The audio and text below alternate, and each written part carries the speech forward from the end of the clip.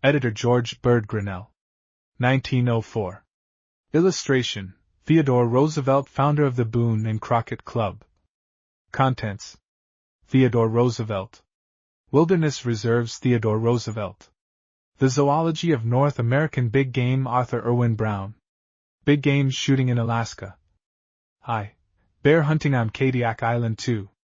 Bear Hunting on the Alaska Peninsula 3. My Big Bear of Shuak 4. The White Sheep of Kenai Peninsula. V. Hunting the Giant Moose, James H. Kidder. The Kadiak Bear and His Home, W. Lord Smith. The Mountain Sheep and Its Range, George Bird Grinnell. Preservation of the Wild Animals of North America, Henry Fairfield Osborne. Distribution of the Moose, Madison Grant. The Creating of Game Refuges, Alden Sampson. Temiskaming Moose, Paul J. Dashiell. 2 trophies from India, John H. Prentice. Big Game Refuges.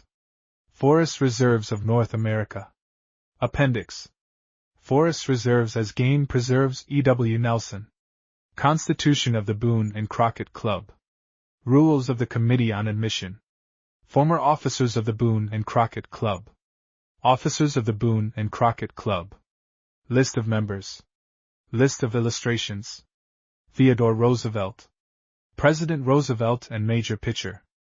Tourists and Bears. John. Prongbucks. Mountain Sheep. Deer on the Parade Ground. Whiskey Jacks.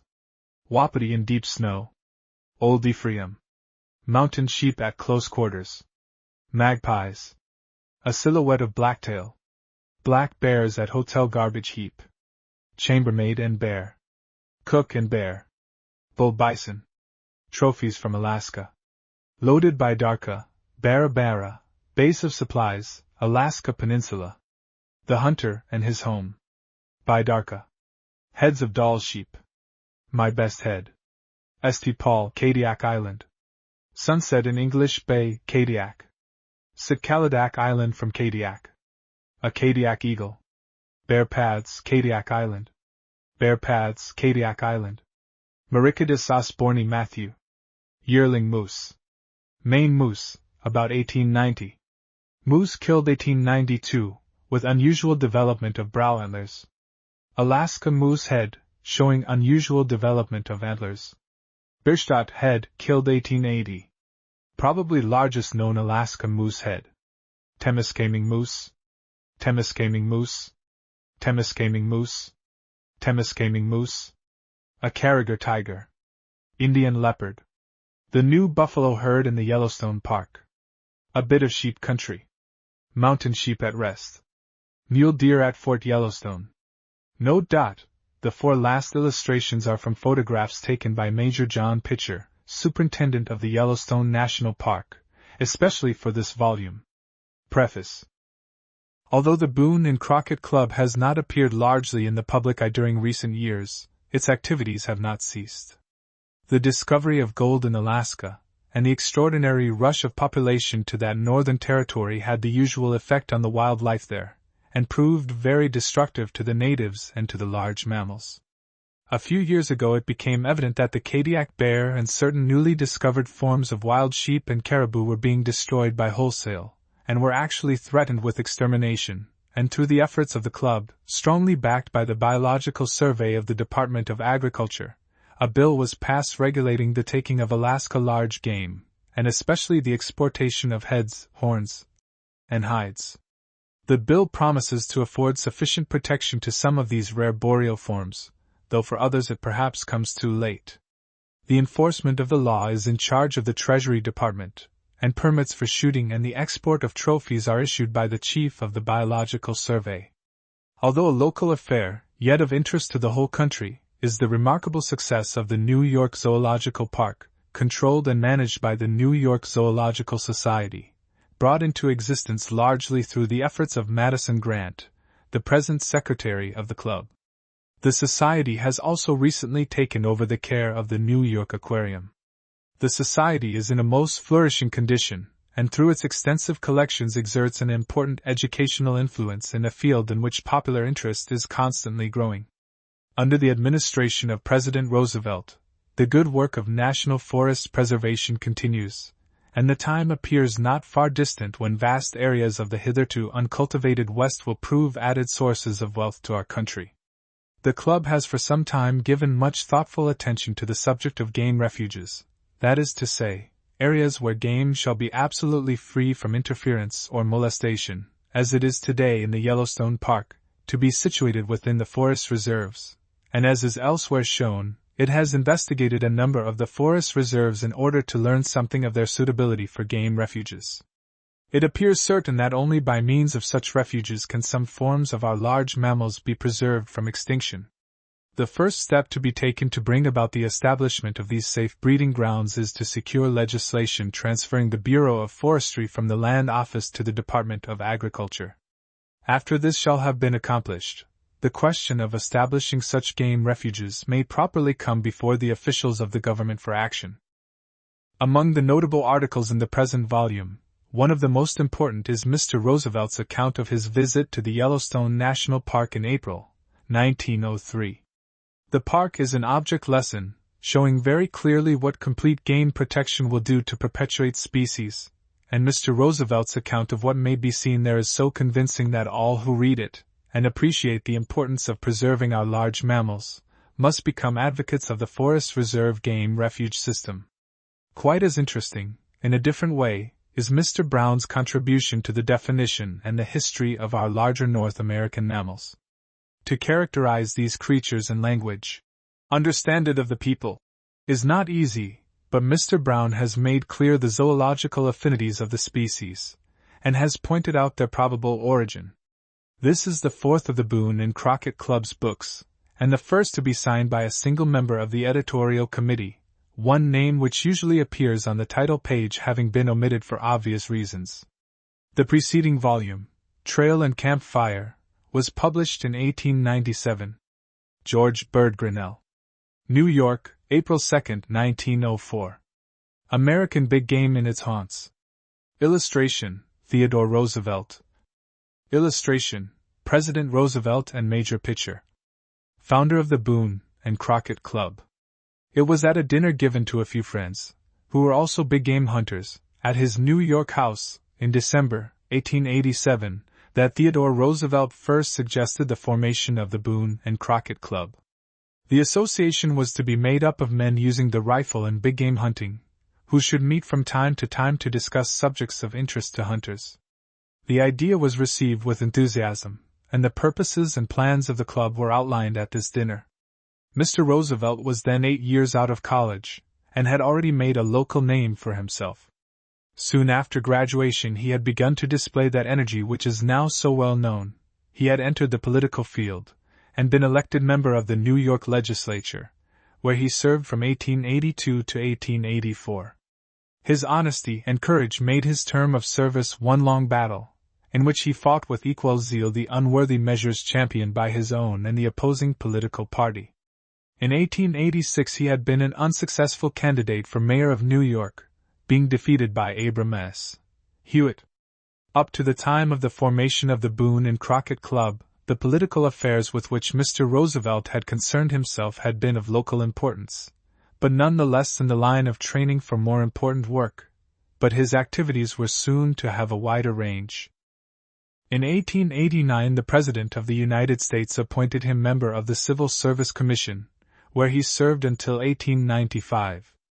In 1895 he was appointed one of the Board of Police Commissioners of New York City, and became President of the Board, serving here until 1897. In 1897 he was appointed Assistant Secretary of the Navy, and served for about a year, resigning in 1898 to raise the 1st United States Volunteer Cavalry. The service done by the regiment, popularly called Roosevelt's Rough Riders, is sufficiently well known, and Mr. Roosevelt was promoted to a colonelcy for conspicuous gallantry at the Battle of Las Guasimas. At the close of the war with Spain, Mr. Roosevelt became candidate for governor of New York. He was elected, and served until December 31, 1900. In that year he was elected Vice President of the United States on the ticket with Mr. McKinley, and on the death of Mr. McKinley, succeeded to the presidential chair. Of the presidents of the United States not a few have been sportsmen, and sportsmen of the best type. The love of Washington for gun and dog, his interest in fisheries, and especially his fondness for horse and hound, in the chase of the red fox, have furnished the theme for many a writer, and recently Mr. Cleveland and Mr. Harrison have been more or less celebrated in the newspapers, Mr. Harrison as a gunner, and Mr. Cleveland for his angling, as well as his duck-shooting proclivities. It is not too much to say, however, that the chair of the chief magistrate has never been occupied by a sportsman whose range of interests was so wide, and so actively manifested, as in the case of Mr. Roosevelt. It is true that Mr. Harrison, Mr. Cleveland, and Mr. McKinley did much in the way of setting aside forest reservations, but chiefly from economic motives, because they believed that the forests should be preserved, both for the timber that they might yield, if wisely exploited, and for their value as storage reservoirs for the waters of our rivers. The view taken by Mr. Roosevelt is quite different. To him the economics of the case appeal with the same force that they might have for any hard-headed, common-sense business American. But beyond this, and perhaps, if the secrets of his heart were known, more than this, Mr. Roosevelt is influenced by a love of nature, which, though considered sentimental by some, is, in fact, nothing more than a far-sightedness, which looks toward the health, happiness, and general well-being of the American race for the future. As a boy, Mr. Roosevelt was fortunate in having a strong love for nature and for outdoor life, and, as in the case of so many boys, this love took the form of an interest in birds, which found its outlet in studying and collecting them. He published, in 1877, a list of the summer birds of the Adirondacks, in Franklin County, New York, and also did more or less collecting of birds on Long Island. The result of all this was the acquiring of some knowledge of the birds of eastern North America, and what was far more important, a knowledge of how to observe, and an appreciation of the fact that observations, to be of any scientific value, must be definite and precise.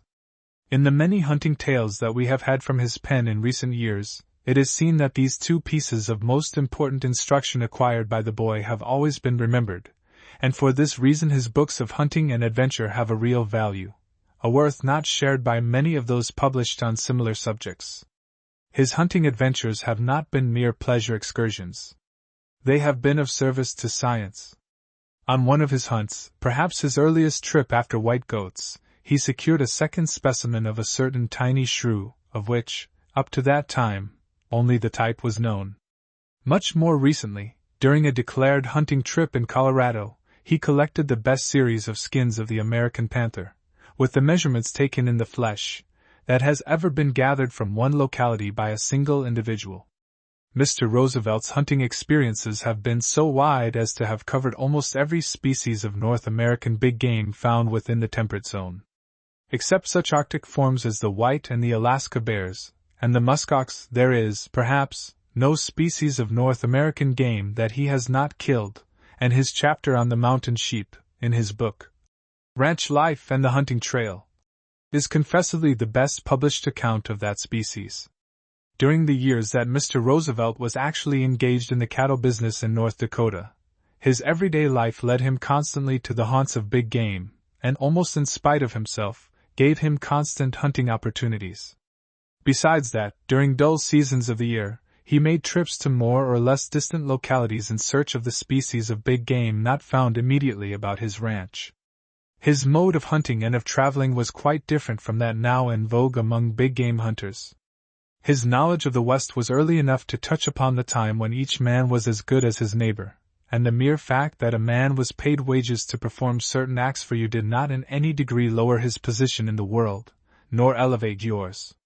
In those days, if one started out with a companion, hired or otherwise, to go to a certain place, or to do a certain piece of work, each man was expected to perform his share of the labor.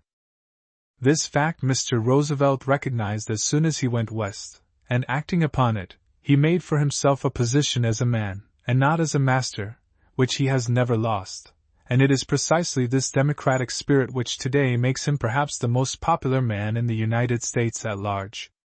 Starting off, then, on some trip of several hundred miles, with a companion who might be guide, helper, cook, packer, or what not, sometimes efficient, and the best companion that could be desired, at others, perhaps, hopelessly lazy and worthless, and even with a stock of liquor cached somewhere in the packs, Mr. Roosevelt helped to pack the horses, to bring the wood, to carry the water, to cook the food, to wrangle the stock, and generally to do the work of the camp, or of the trail, so long as any of it remained undone. His energy was indefatigable, and usually he infected his companion with his own enthusiasm and industry, though at times he might have with him a man whom nothing could move. It is largely to this energy and this determination that he owes the good fortune that has usually attended his hunting trips. As the years have gone on, fortunes have changed, and as duties of one kind and another have more and more pressed upon him, Mr. Roosevelt has done less and less hunting, yet his love for outdoor life is as keen as ever, and as Vice President of the United States, he made his well-remembered trip to Colorado after mountain lions, while more recently he hunted black bears in the Mississippi Valley, and still more lately killed a wild boar in the Austin Corbin Park in New Hampshire. Mr. Roosevelt's accession to the presidential chair has been a great thing for good sportsmanship in this country. Measures pertaining to game and forest protection, and matters of sport generally, always have had, and always will have, his cordial approval and cooperation. He is heartily in favor of the forest reserves, and of the project for establishing, within these reserves, game refuges, where no hunting whatever shall be permitted. Aside from his love for nature, and his wish to have certain limited areas remain in their natural condition, absolutely untouched by the axe of the lumberman, and unimproved by the work of the forester, is that broader sentiment in behalf of humanity in the United States, which has led him to declare that such refuges should be established for the benefit of the man of moderate means and the poor man, whose opportunities to hunt and to see game are few and far between. In a public speech he has said, in substance, that the rich and the well-to-do could take care of themselves, buying land, fencing it, and establishing parks and preserves of their own, where they might look upon and take pleasure in their own game, but that such a course was not within the power of the poor man, and that therefore the government might fitly intervene and establish refuges, such as indicated, for the benefit and the pleasure of the whole people. In April 1903, the President made a trip to the Yellowstone Park, and there had an opportunity to see wild game in such a forest refuge, living free and without fear of molestation. Long before this Mr. Roosevelt had expressed his approval of the plan, but his own eyes had never before seen precisely the results accomplished by such a refuge. In 1903 he was able to contrast conditions in the Yellowstone Park with those of former years when he had passed through it, and had hunted on its borders, and what he saw then more than ever confirmed his previous conclusions. Although politics have taken up a large share of Mr. Roosevelt's life, they represent only one of his many sides.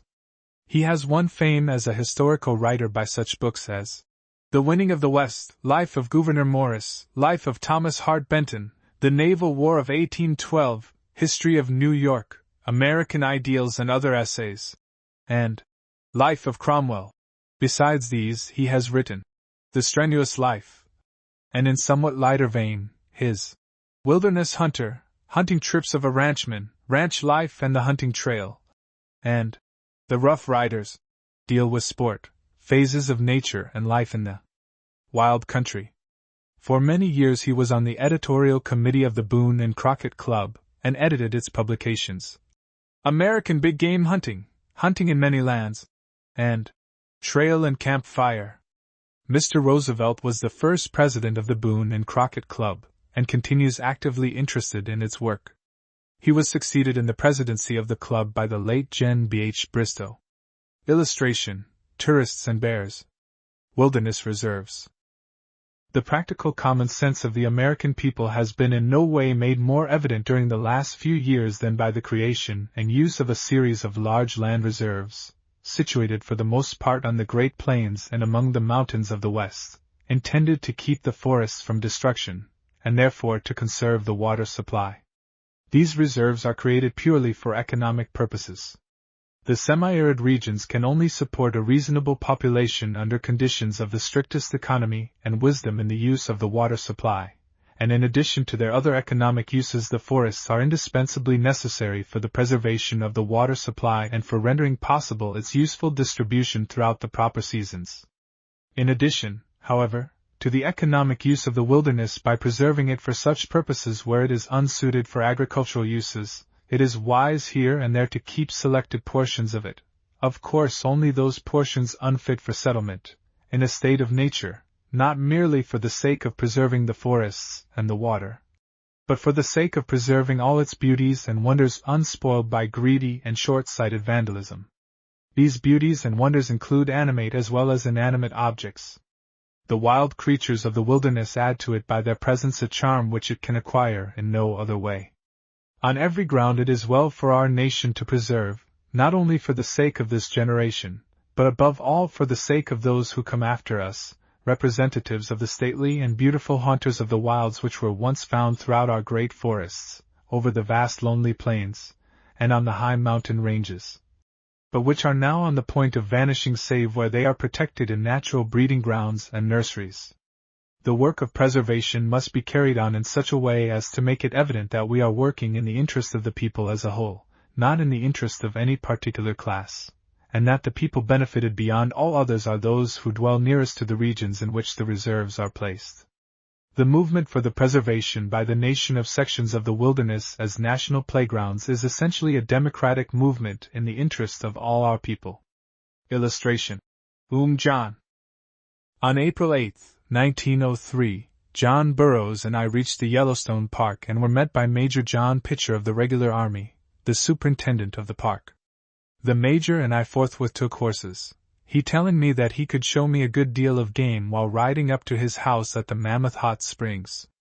Hardly had we left the little town of Gardiner, and gotten within the limits of the park before we saw prongbuck. There was a band of at least 100 feeding some distance from the road. We rode leisurely toward them. They were tame compared to their kindred in unprotected places. That is, it was easy to ride within fair rifle range of them. But they were not familiar in the sense that we afterwards found the bighorn and the deer to be familiar. During the 2 hours following my entry into the park we rode around the plains and lower slopes of the foothills in the neighborhood of the mouth of the Gardiner, and we saw several hundred, probably 1,000 all told, of these antelope. Major Pitcher informed me that all the pronghorns in the park wintered in this neighborhood. Toward the end of April, or the 1st of May, they migrate back to their summering homes in the open valleys along the Yellowstone, and in the plains south of the Golden Gate. While migrating they go over the mountains and through forests if occasion demands. Although there are plenty of coyotes in the park there are no big wolves, and save for very infrequent poachers the only enemy of the antelope, as indeed the only enemy of all the game, is the cougar. Cougars, known in the park as elsewhere through the West as mountain lions, are plentiful, having increased in numbers of recent years. Except in the neighborhood of the Gardiner River, that is within a few miles of Mammoth Hot Springs, I found them feeding on elk, which in the park far outnumber all other game put together, being so numerous that the ravages of the cougars are of no real damage to the herds. But in the neighborhood of the Mammoth Hot Springs the cougars are noxious because of the antelope, mountain sheep and deer which they kill, and the superintendent has imported some hounds with which to hunt them. These hounds are managed by Buffalo Jones, a famous old plainsman, who is now in the park taking care of the buffalo. On this first day of my visit to the park I came across the carcasses of a deer and of an antelope which the cougars had killed. On the Great Plains cougars rarely get antelope, but here the country is broken so that the big cats can make their stalks under favorable circumstances. To deer and mountain sheep the cougar is a most dangerous enemy, much more so than the wolf. Illustration, prongbucks. The antelope we saw were usually in bands of from 20 to 150, and they traveled strung out almost in single file, though those in the rear would sometimes bunch up. I did not try to stalk them, but got as near them as I could on horseback. The closest approach I was able to make was to within about 80 yards on two which were by themselves, I think a doe and a last year's fawn. As I was riding up to them, although they looked suspiciously at me, one actually lay down. When I was passing them at about 80 yards distance the big one became nervous, gave a sudden jump, and away the two went at full speed. Why the prone bucks were so comparatively shy I do not know, for right on the ground with them we came upon deer, and, in the immediate neighborhood, mountain sheep, which were absurdly tame. The mountain sheep were 19 in number, for the most part does and yearlings with a couple of 3-year-old rams, But not a single big fellow, for the big fellows at this season are off by themselves, singly or in little bunches, high up in the mountains. The band I saw was tame to a degree matched by but few domestic animals. They were feeding on the brink of a steep washout at the upper edge of one of the benches on the mountainside just below where the abrupt slope began. They were alongside a little gully with sheer walls. I rode my horse to within 40 yards of them, one of them occasionally looking up and at once continuing to feed. Then they moved slowly off and leisurely crossed the gully to the other side. I dismounted, walked around the head of the gully, and moving cautiously, but in plain sight, came closer and closer until I was within 20 yards, where I sat down on a stone and spent certainly 20 minutes looking at them. They paid hardly any attention whatever to my presence, certainly no more than well-treated domestic creatures would pay. One of the rams rose on his hind legs, leaning his forehoofs against a little pine tree, and browsed the ends of the budding branches. The others grazed on the short grass and herbage or lay down and rested, two of the yearlings several times playfully butting at one another. Now and then one would glance in my direction without the slightest sign of fear, barely even of curiosity. I have no question whatever but that with a little patience this particular band could be made to feed out of a man's hand. Major Pitcher intends during the coming winter to feed them alfalfa, for game animals of several kinds have become so plentiful in the neighborhood of the hot springs, and the Major has grown so interested in them, that he wishes to do something toward feeding them during the severe winter. After I had looked at the sheep to my heart's content, I walked back to my horse, my departure arousing as little interest as my advent. Illustration: Mountain sheep. Soon after leaving them we began to come across black-tailed deer, singly, in twos and threes, and in small bunches of a dozen or so. They were almost as tame as the mountain sheep, but not quite. That is, they always looked alertly at me, and though if I stayed still they would graze, they kept a watch over my movements and usually moved slowly off when I got within less than 40 yards of them. Up to that distance, whether on foot or on horseback, they paid but little heed to me, and on several occasions they allowed me to come much closer. Like the bighorn, the blacktails at this time were grazing, not browsing, but I occasionally saw them nibble some willow buds. During the winter they had been browsing. As we got close to the hot springs we came across several whitetail in an open, marshy meadow. They were not quite as tame as the blacktail, although without any difficulty I walked up to within 50 yards of them. Handsome though the blacktail is, the whitetail is the most beautiful of all deer when in motion, because of the springy, bounding grace of its trot and canter, and the way it carries its head and white flag aloft. Before reaching the Mammoth Hot Springs we also saw a number of ducks in the little pools and on the Gardiner. Some of them were rather shy. Others, probably those which, as Major Pitcher informed me, had spent the winter there, were as tame as barnyard fowls. Illustration: Deer on the parade ground. Just before reaching the post the Major took me into the big field where Buffalo Jones had some Texas and Flathead Lake buffalo, bulls and cows, which he was tending with solicitous care. The original stock of buffalo in the park have now been reduced to 15 or 20 individuals, and the intention is to try to mix them with the score of buffalo which have been purchased out of the Flathead Lake and Texas Panhandle herds. The buffalo were put within a wire fence, which, when it was built, was found to have included both blacktail and white-tailed deer. A bull elk was also put in with them at one time, he having met with some accident which made the Major and Buffalo Jones bring him in to doctor him. When he recovered his health he became very cross. Not only would he attack men, but also buffalo, even the old and surly master bull, thumping them savagely with his antlers if they did anything to which he objected. When I reached the post and dismounted at the Major's house, I supposed my experiences with wild beasts for the day were ended, but this was an error. The quarters of the officers and men in the various hotel buildings, stables, residences of the civilian officials, etc., almost completely surround the big parade ground at the post, near the middle of which stands the flagpole, while the gun used for morning and evening salutes is well off to one side. There are large gaps between some of the buildings, and Major Pitcher informed me that throughout the winter he had been leaving alfalfa on the parade grounds, and that numbers of black-tailed deer had been in the habit of visiting it every day, sometimes as many as 70 being on the parade ground at once. As springtime came on, the numbers diminished. However, in mid-afternoon, while I was writing in my room in Major Pitcher's house, on looking out of the window I saw 5 deer on the parade ground. They were as tame as so many Alderney cows, and when I walked out I got up to within 20 yards of them without any difficulty. It was most amusing to see them as the time approached for the sunset gun to be fired. The notes of the trumpeter attracted their attention at once. They all looked at him eagerly. One then resumed feeding, and paid no attention whatever either to the bugle, the gun, or the flag. The other 4, however, watched the preparations for firing the gun with an intent gaze, and at the sound of the report gave 2 or 3 jumps, then instantly wheeling, looked up at the flag as it came down. This they seemed to regard as something rather more suspicious than the gun, and they remained very much on the alert until the ceremony was over. Once it was finished, they resumed feeding as if nothing had happened. Before it was dark they trotted away from the parade ground back to the mountains. The next day we rode off to the Yellowstone River, camping some miles below Cottonwood Creek. It was a very pleasant camp. Major Pitcher, an old friend, had a first-class pack train, so that we were as comfortable as possible, and on such a trip there could be no pleasanter or more interesting companion than John Burroughs.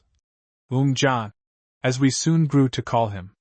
Where our tents were pitched the bottom of the valley was narrow, the mountains rising steep and cliff-broken on either side.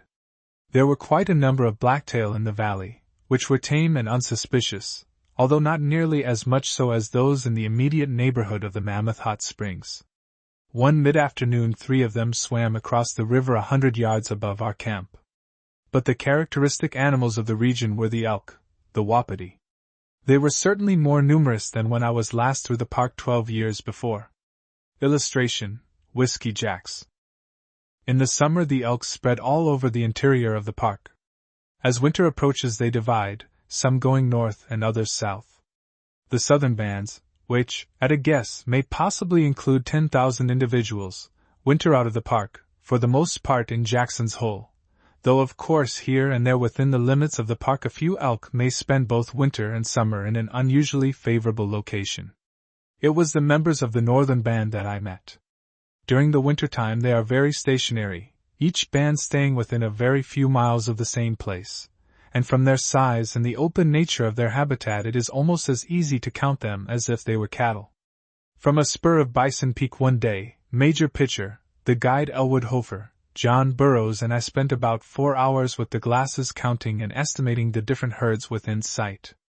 After most careful work and cautious reduction of estimates in each case to the minimum the truth would permit, we reckoned 3,000 head of elk, all lying or feeding and all in sight at the same time. An estimate of some 15,000 for the number of elk in these northern bands cannot be far wrong. These bands do not go out of the park at all, but winter just within its northern boundary. At the time when we saw them, the snow had vanished from the bottom of the valleys and the lower slopes of the mountains, but grew into continuous sheets further up their sides. The elk were for the most part found up on the snow slopes, occasionally singly or in small gangs, more often in bands of from 50 to a couple of hundred. The larger bulls were highest up the mountains and generally in small troops by themselves, although occasionally 1 or 2 would be found associating with a big herd of cows, yearlings, and 2-year-olds. Many of the bulls had shed their antlers, many had not. During the winter the elk had evidently done much browsing, but at this time they were grazing almost exclusively, and seemed by preference to seek out the patches of old grass which were last left bare by the retreating snow. The bands moved about very little, and if one were seen one day it was generally possible to find it within a few hundred yards of the same spot the next day, and certainly not more than a mile or 2 off. There were severe frosts at night, and occasionally light flurries of snow, but the hardy beasts evidently cared nothing for any but heavy storms, and seemed to prefer to lie in the snow rather than upon the open ground. They fed at irregular hours throughout the day, just like cattle. One band might be lying down while another was feeding. While traveling they usually went almost in single file. Evidently the winter had weakened them, and they were not in condition for running, for on the 1 or 2 occasions when I wanted to see them close up I ran right into them on horseback, both on level plains and going uphill along the sides of rather steep mountains. One band in particular I practically rounded up for John Burroughs, finally getting them to stand in a huddle, while he and I sat on our horses less than 50 yards off. After they had run a little distance, they opened their mouths wide and showed evident signs of distress. Illustration: Wapiti in deep snow. We came across a good many carcasses. 2, a bull and a cow, had died from scab. Over half the remainder had evidently perished from cold or starvation. The others, including a bull, 3 cows and a score of yearlings, had been killed by cougars. In the park the cougar is at present their only animal foe. The cougars were preying on nothing but elk in the Yellowstone Valley, and kept hanging about the neighborhood of the big bands. Evidently they usually selected some outlying yearling, stalked it as it lay or as it fed, and seized it by the head and throat. The bull which they killed was in a little open valley by himself, many miles from any other elk. The cougar which killed it, judging from its tracks, was a very large male. As the elk were evidently rather too numerous for the feed, I do not think the cougars were doing any damage. Illustration: Old Ephraim. Coyotes are plentiful, but the elk evidently have no dread of them. One day I crawled up to within 50 yards of a band of elk lying down. A coyote was walking about among them, and beyond an occasional look they paid no heed to him. He did not venture to go within 15 or 20 paces of any one of them. In fact, except the cougar, I saw but one living thing attempt to molest the elk. This was a golden eagle. We saw several of these great birds. On one occasion we had ridden out to the foot of a great sloping mountainside, dotted over with bands and strings of elk amounting in the aggregate probably to 1,000 head. Most of the bands were above the snow line, some appearing away back toward the ridge crests, and looking as small as mice. There was one band well below the snow line, and toward this we rode.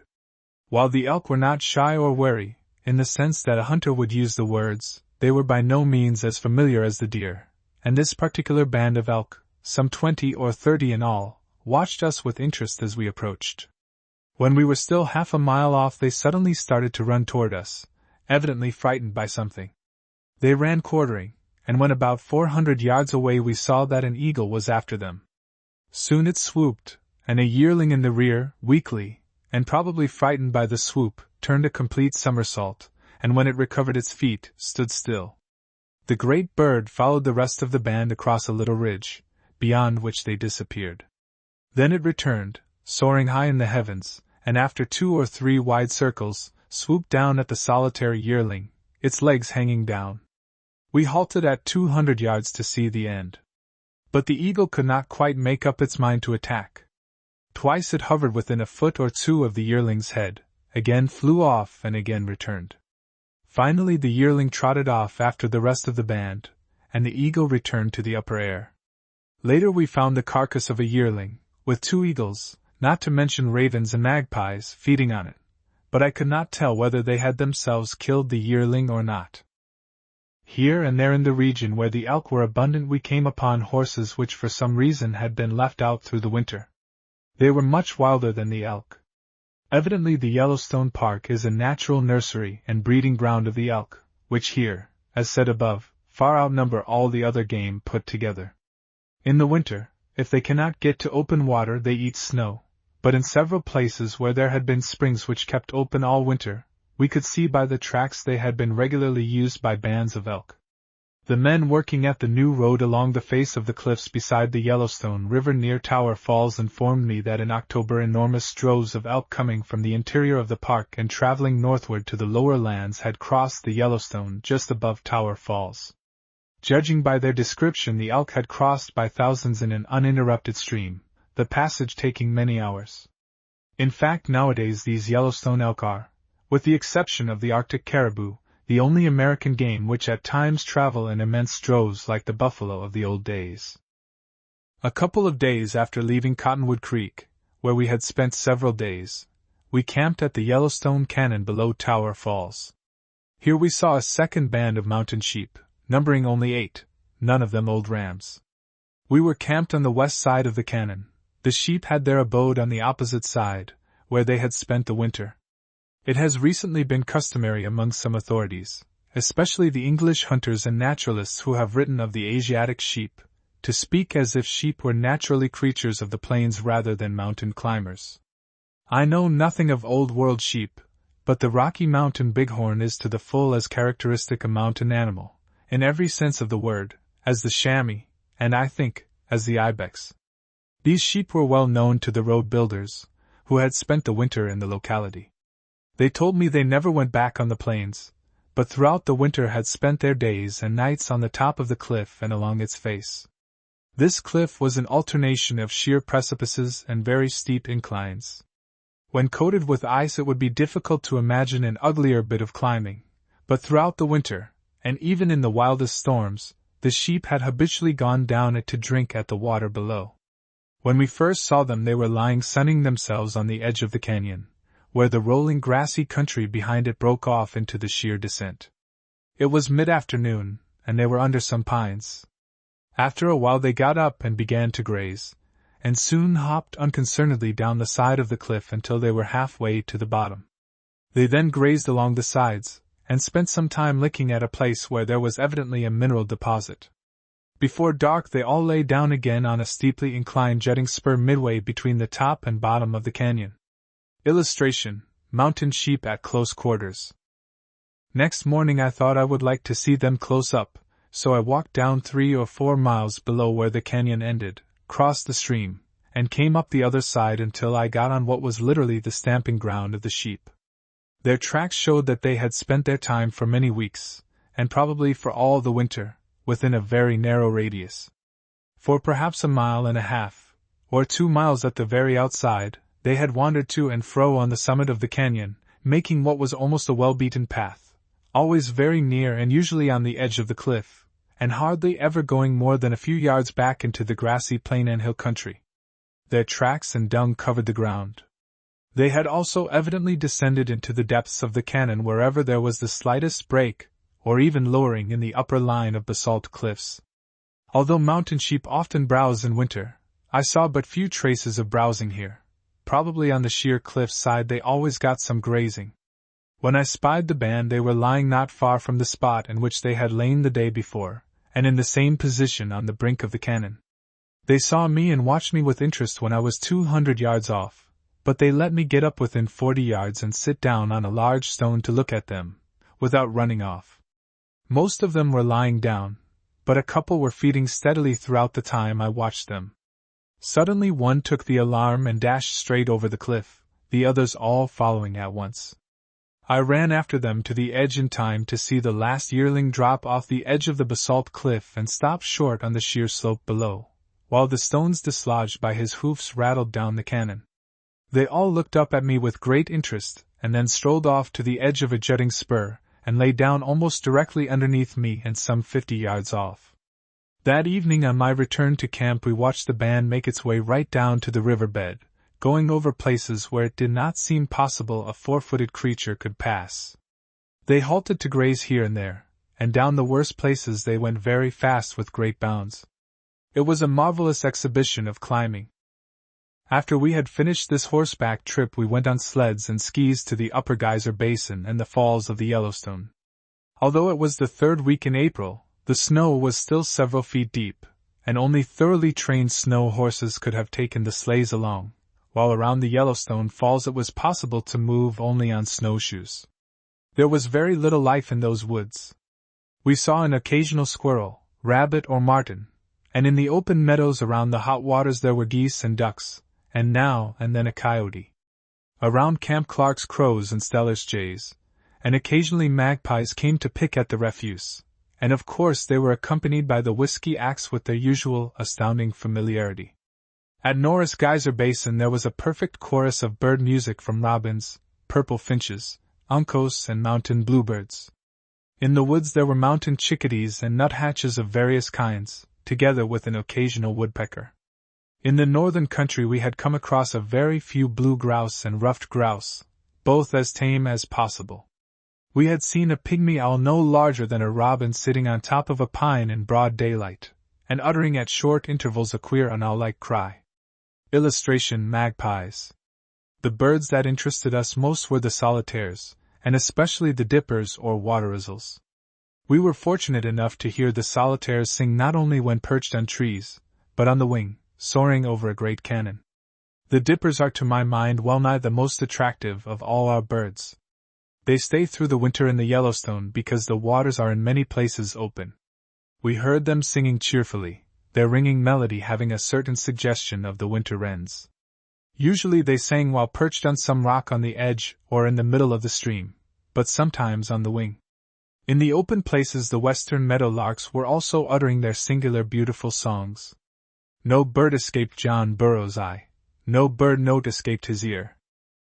On the last day of my stay it was arranged that I should ride down from Mammoth Hot Springs to the town of Gardiner, just outside the park limits, and there make an address at the laying of the cornerstone of the arch by which the main road is to enter the park. Some 3,000 people had gathered to attend the ceremonies. A little over a mile from Gardiner we came down out of the hills to the flat plain. From the hills we could see the crowd gathered around the arch waiting for me to come. We put spurs to our horses and cantered rapidly toward the appointed place, and on the way we passed within 40 yards of a score of blacktails, which merely moved to one side and looked at us, and within 100 yards of half a dozen antelope. To any lover of nature it could not help being a delightful thing to see the wild and timid creatures of the wilderness rendered so tame, and their tameness in the immediate neighborhood of Gardiner, on the very edge of the park, spoke volumes for the patriotic good sense of the citizens of Montana. Major Pitcher informed me that both the Montana and Wyoming people were cooperating with him in zealous fashion to preserve the game and put a stop to poaching. For their attitude in this regard they deserve the cordial thanks of all Americans interested in these great popular playgrounds, where bits of the old wilderness scenery and the old wilderness life are to be kept unspoiled for the benefit of our children's children. Eastern people, and especially Eastern sportsmen, need to keep steadily in mind the fact that the Westerners who live in the neighborhood of the forest preserves are the men who in the last resort will determine whether or not these preserves are to be permanent. They cannot in the long run be kept as forest and game reservations unless the settlers roundabout believe in them and heartily support them, and the rights of these settlers must be carefully safeguarded, and they must be shown that the movement is really in their interest. The Eastern sportsman who fails to recognize these facts can do little but harm by advocacy of forest reserves. Illustration: a silhouette of blacktail. It was in the interior of the park, at the hotels beside the lake, the falls, and the various geyser basins, that we would have seen the bears had the season been late enough, but unfortunately the bears were still for the most part hibernating. We saw 2 or 3 tracks, and found one place where a bear had been feeding on a dead elk, but the animals themselves had not yet begun to come about the hotels. Nor were the hotels open. No visitors had previously entered the park in the winter or early spring, the scouts and other employees being the only ones who occasionally traverse it. I was sorry not to see the bears, for the effect of protection upon bear life in the Yellowstone has been one of the phenomena of natural history. Not only have they grown to realize that they are safe, but, being natural scavengers and fowl feeders, they have come to recognize the garbage heaps of the hotels as their special sources of food supply. Throughout the summer months they come to all the hotels in numbers, usually appearing in the late afternoon or evening, and they have become as indifferent to the presence of men as the deer themselves, some of them very much more indifferent. They have now taken their place among the recognized sights of the park, and the tourists are nearly as much interested in them as in the geysers. Illustration: black bears at hotel garbage heap. It was amusing to read the proclamations addressed to the tourists by the park management, in which they were solemnly warned that the bears were really wild animals, and that they must on no account be either fed or teased. It is curious to think that the descendants of the great grizzlies which were the dread of the early explorers and hunters should now be semi-domesticated creatures, boldly hanging around crowded hotels for the sake of what they can pick up, and quite harmless so long as any reasonable precaution is exercised. They are much safer, for instance, than any ordinary bull or stallion, or even ram, and in fact, there is no danger from them at all unless they are encouraged to grow too familiar or are in some way molested.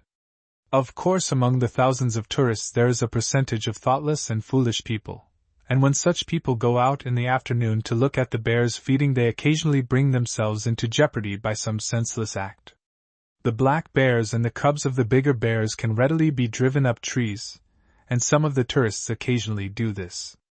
Most of the animals never think of resenting it, but now and then one is run across which has its feelings ruffled by the performance. In the summer of 1902 the result proved disastrous to a too inquisitive tourist. He was traveling with his wife, and at one of the hotels they went out toward the garbage pile to see the bears feeding. The only bear in sight was a large she, which, as it turned out, was in a bad temper because another party of tourists a few minutes before had been chasing her cubs up a tree. The man left his wife and walked toward the bear to see how close he could get. When he was some distance off she charged him, whereupon he bolted back toward his wife. The bear overtook him, knocked him down, and bit him severely. But the man's wife, without hesitation, attacked the bear with that thoroughly feminine weapon, an umbrella, and frightened her off. The man spent several weeks in the park hospital before he recovered. Perhaps the following telegram sent by the manager of the Lake Hotel to Major Pitcher illustrates with sufficient clearness the mutual relations of the bears, the tourists, and the guardians of the public weal in the park. The original was sent me by Major Pitcher. It runs: Lake, July 27, 03. Major Pitcher, Yellowstone. As many as 17 bears in an evening appear on my garbage dump. Tonight 8 or 10. Campers and people not of my hotel throw things at them to make them run away. I cannot, unless they're personally, control this. Do you think you could detail a trooper to be there every evening from say 6 o'clock until dark and make people remain behind danger line laid out by Ward and Jones? Otherwise I fear some accident. The arrest of 1 or 2 of these campers might help. My own guests do pretty well as they are told. James Barton Key. 9 a.m. Major Pitcher issued the order as requested. Illustration: Chambermaid and Bear. At times the bears get so bold that they take to making inroads on the kitchen. One completely terrorized a Chinese cook. It would drive him off and then feast upon whatever was left behind. When a bear begins to act in this way or to show surliness, it is sometimes necessary to shoot it. Other bears are tamed until they will feed out of the hand, and will come at once if called. Not only have some of the soldiers and scouts tamed bears in this fashion, but occasionally a chambermaid or waiter girl at one of the hotels has thus developed a bear as a pet. The accompanying photographs not only show bears very close up, with men standing by within a few yards of them, but they also show one bear being fed from the piazza by a cook, and another standing beside a particular friend, a chambermaid in one of the hotels. In these photographs it will be seen that some are grizzlies and some black bears. This whole episode of bear life in the Yellowstone is so extraordinary that it will be well worth while for any man who has the right powers and enough time to make a complete study of the life and history of the Yellowstone bears. Indeed, nothing better could be done by someone of our outdoor fauna naturalists than to spend at least a year in the Yellowstone, and to study the life habits of all the wild creatures therein. A man able to do this, and to write down accurately and interestingly what he had seen, would make a contribution of permanent value to our nature literature. In May, after leaving the Yellowstone, I visited the Grand Canyon of the Colorado, and spent 3 days camping in the Yosemite Park with John Muir. It is hard to make comparisons among different kinds of scenery, all of them very grand and very beautiful. Yet personally to me the Grand Canyon of the Colorado, strange and desolate, terrible and awful in its sublimity, stands alone and unequaled. I very earnestly wish that Congress would make it a national park, and I am sure that such course would meet the approbation of the people of Arizona. As to the Yosemite Valley, if the people of California desire it, as many of them certainly do, it also should be taken by the national government to be kept as a national park, just as the surrounding country, including some of the groves of giant trees, is now kept. Illustration: Cook and Bear. John Muir and I, with 2 packers and 3 pack mules, spent a delightful 3 days in the Yosemite. The first night was clear, and we lay in the open on beds of soft fir boughs among the giant sequoias. It was like lying in a great and solemn cathedral, far vaster and more beautiful than any built by hand of man. Just at nightfall I heard, among other birds, thrushes which I think were Rocky Mountain hermits, the appropriate choir for such a place of worship. Next day we went by trail through the woods, seeing some deer, which were not wild, as well as mountain quail and blue grouse. In the afternoon we struck snow, and had considerable difficulty in breaking our own trails. A snow storm came on toward evening, but we kept warm and comfortable in a grove of the splendid silver firs, rightly named Magnificent, near the brink of the wonderful Yosemite Valley. Next day we clambered down into it, and at nightfall camped in its bottom, facing the giant cliffs over which the waterfalls thundered. Surely our people do not understand even yet the rich heritage that is theirs. There can be nothing in the world more beautiful than the Yosemite, its groves of giant sequoias and redwoods, the canyon of the Colorado, the canyon of the Yellowstone, the Three Tetons, and the representatives of the people should see to it that they are preserved for the people forever, with their majestic beauty all unmarred. Theodore Roosevelt. The Zoology of North American Big Game.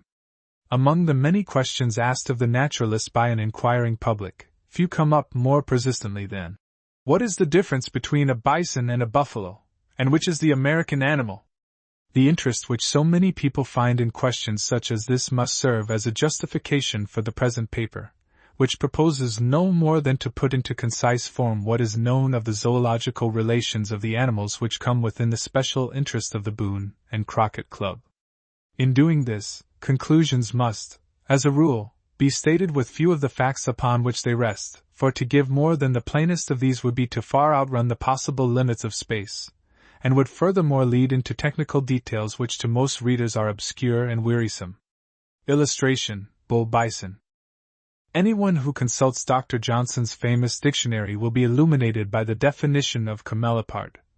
An Abyssinian animal taller than an elephant, but not so thick.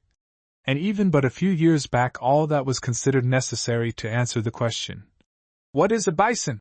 was to state that it is a wild ox with a shaggy mane and a hump on its shoulders, and the thing was done.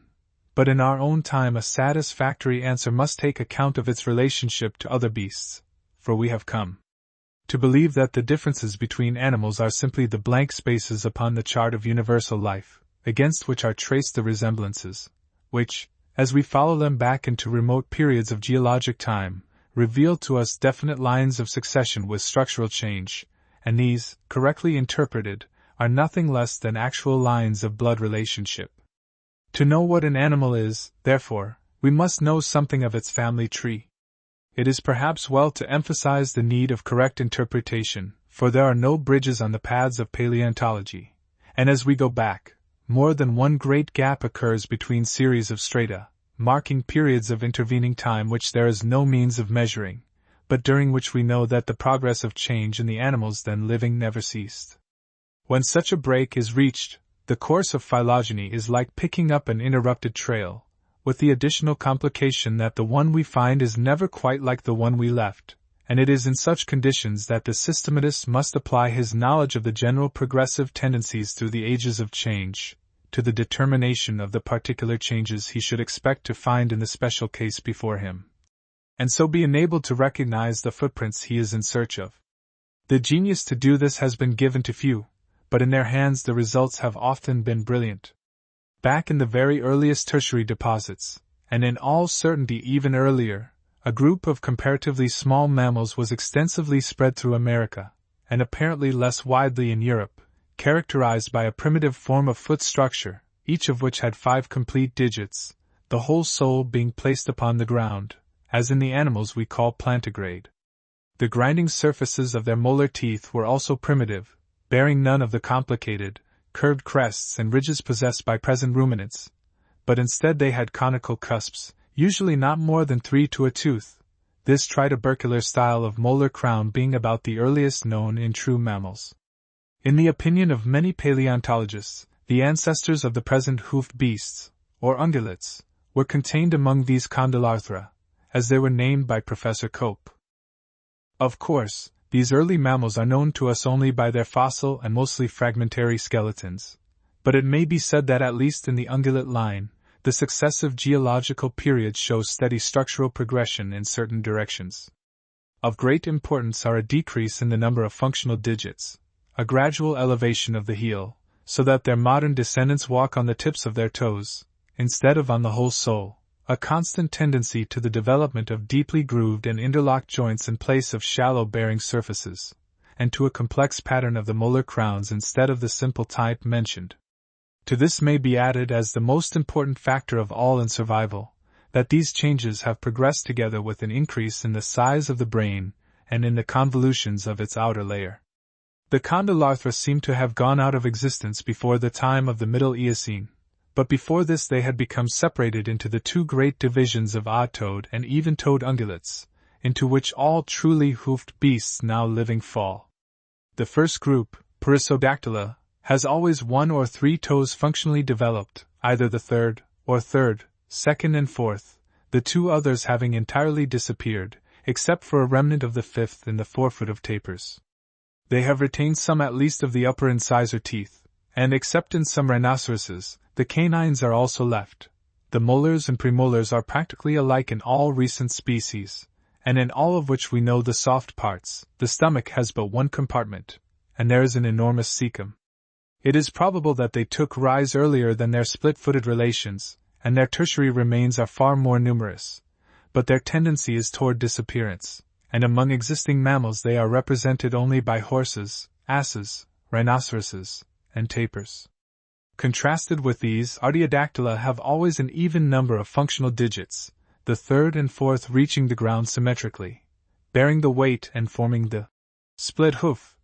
The second and fifth remain, in most cases, as mere vestiges, showing externally as the accessory hoofs or dewclaws. In the hippopotamus alone they are fully developed, and the animal has a four-toed foot. In deer and bovine animals the incisors and frequently the canines have disappeared from the upper jaw, and the molars are unlike the premolars in having two lobes instead of one.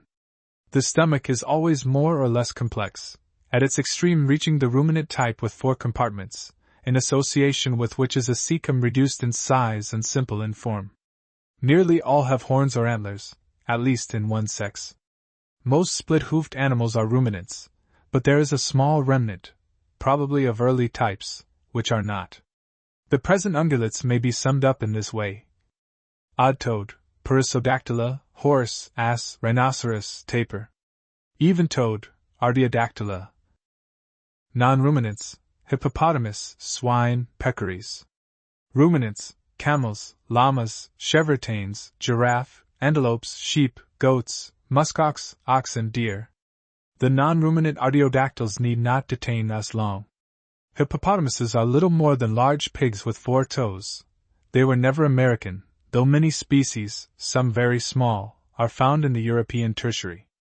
The two existing species are African. In the Western Hemisphere swine are represented by the peccaries, differing from them chiefly in having 6 less teeth, 1 less accessory toe on the hind foot, and in a stomach of more complex character. Peccaries also have the metapodio bones supporting the 2 functional digits fused together at their upper ends, forming an imperfect cannon bone, which is a characteristic of practically all the ruminants, but of no other hoofed beasts. One species only enters the United States along the Mexican border. All non-ruminant ungulates have from 4 to 6 incisors in the upper jaw. The canines are present, and sometimes, as in the warthogs, reach an extraordinary size. Coming now to the ruminants, all digits except the 3rd and 4th have disappeared from camels and llamas, and the nails on these are limited to their upper surface without forming a hoof, the underside being a broad pad, upon which they tread. No camel-like beasts have inhabited North America since the Pliocene age. Chevrotains, or muise deer, Tragulidae, are not deer in any true sense, as they have but 3 compartments to the stomach. Antlers are absent, and in their place large and protruding canine teeth are developed in the upper jaw, and the lateral metacarpal bones are complete throughout their length, instead of being represented by a mere remnant. They are the smallest of ungulates, and inhabit only portions of the Indo-Malayan region. Camels also have upper canines, and the upper incisors as well. The giraffe is separated from all living ungulates by the primitive character of its so-called horns, which are not horns in the usual sense, but simply bony prominences of the skull covered with hair. Some of the earliest deer-like animals seem to have had simple or slightly branched antlers which were not shed, and which there is reason to believe were also hairy, and in these, as well as in other characters, giraffes and the early deer may not have been far apart. The okapi Sir Harry Johnston's late discovery in the Uganda forests seems to have come from the same ancestral stock, but the giraffe has no other existing relatives. The true deer, to which we shall return, are readily enough distinguished from the ox tribe and its allies by their solid and more or less branched antlers, usually confined to males, and periodically shed. So, through this rapid survey, we have dropped out of the hoofed beasts all but the bovines and their near allies, and are thus far advanced toward our definition of a bison, but from this point we shall not find it easy to draw sharp distinctions, for while the bovidae, as a whole, are well enough distinguished from all other animals, their characteristics are so much mixed among themselves that it is hardly possible to find any one or more striking features peculiar to one group, and for most of them recourse must be had to associations of a number of lesser characters. Oxen, antelopes, sheep and goats agree in having hollow horns of material similar to that of which hair and nails are formed, permanently fixed upon the skull in all but one species. None of them have more than the 2 middle digits functionally developed, one on each side of the axis of the leg. None have the lower ends remaining of the metapodial bones belonging to the 2 accessory digits. And none have either incisor or canine teeth in the upper jaw. From animals so constructed we may first take out goats and sheep, in which the female horns are much smaller than those of males, and in some species are even absent. In nearly all of them the horns are noticeably compressed in section, either triangular or subtriangular near the base, and are directed sometimes outwardly from the head with a circular sweep, at others with a backward curve, often spirally. The muzzle is always hairy. There is no small accessory column on the inner side of the upper molars, found always in oxen and in some antelopes. The tail is short, and scent glands are present between the digits of some or all the feet. Now, as to the perplexing animals popularly known as antelopes. No definition could be framed which would include them all in one group, for every subordinate character seems to be present in some and absent in others, so that the most that can be done with this vast assemblage is to arrange its contents in series of genera, which may or may not be called subfamilies, but which probably correspond in some degree to their real affinities. We can only say of any one of them that it is an antelope because it is not a sheep, nor a goat, nor an ox. They concern us here only to be eliminated, for they are not American, our prongbuck having a subfamily all to itself, as we shall see later, and the so-called white goat being usually regarded as either goat nor truly antelope. Within the limits of the real bovine animals, for quite distinct types may be made out, chiefly by the position of the horns upon the skull and by the shape of the horns themselves. There are also differences in the relations of the nasal and premaxillary bones, the development of the neural spines of the vertebrae, and the hairy covering of the body. In the genus Bos the horns are placed high up on the vertex of the skull, which forms a marked transverse ridge from which the hinder portion falls sharply away. The horns are nearly circular in section and almost smooth. Usually they curve outward, then upward and often inward at the tip. The premaxillaries are long and generally reach to the nasals, and the anterior dorsal vertebrae are without sharply elongated spines, so that the line of the back is nearly straight. These, the true oxen, as they are sometimes termed, now exist only in domesticated breeds of cattle.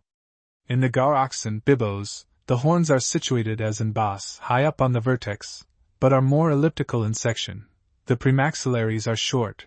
The dorsal vertebrae, from the 3rd to the 11th, bear elongated spines which produce a hump reaching nearly to the middle of the back. The tail is shorter, and the hair is short all over the body.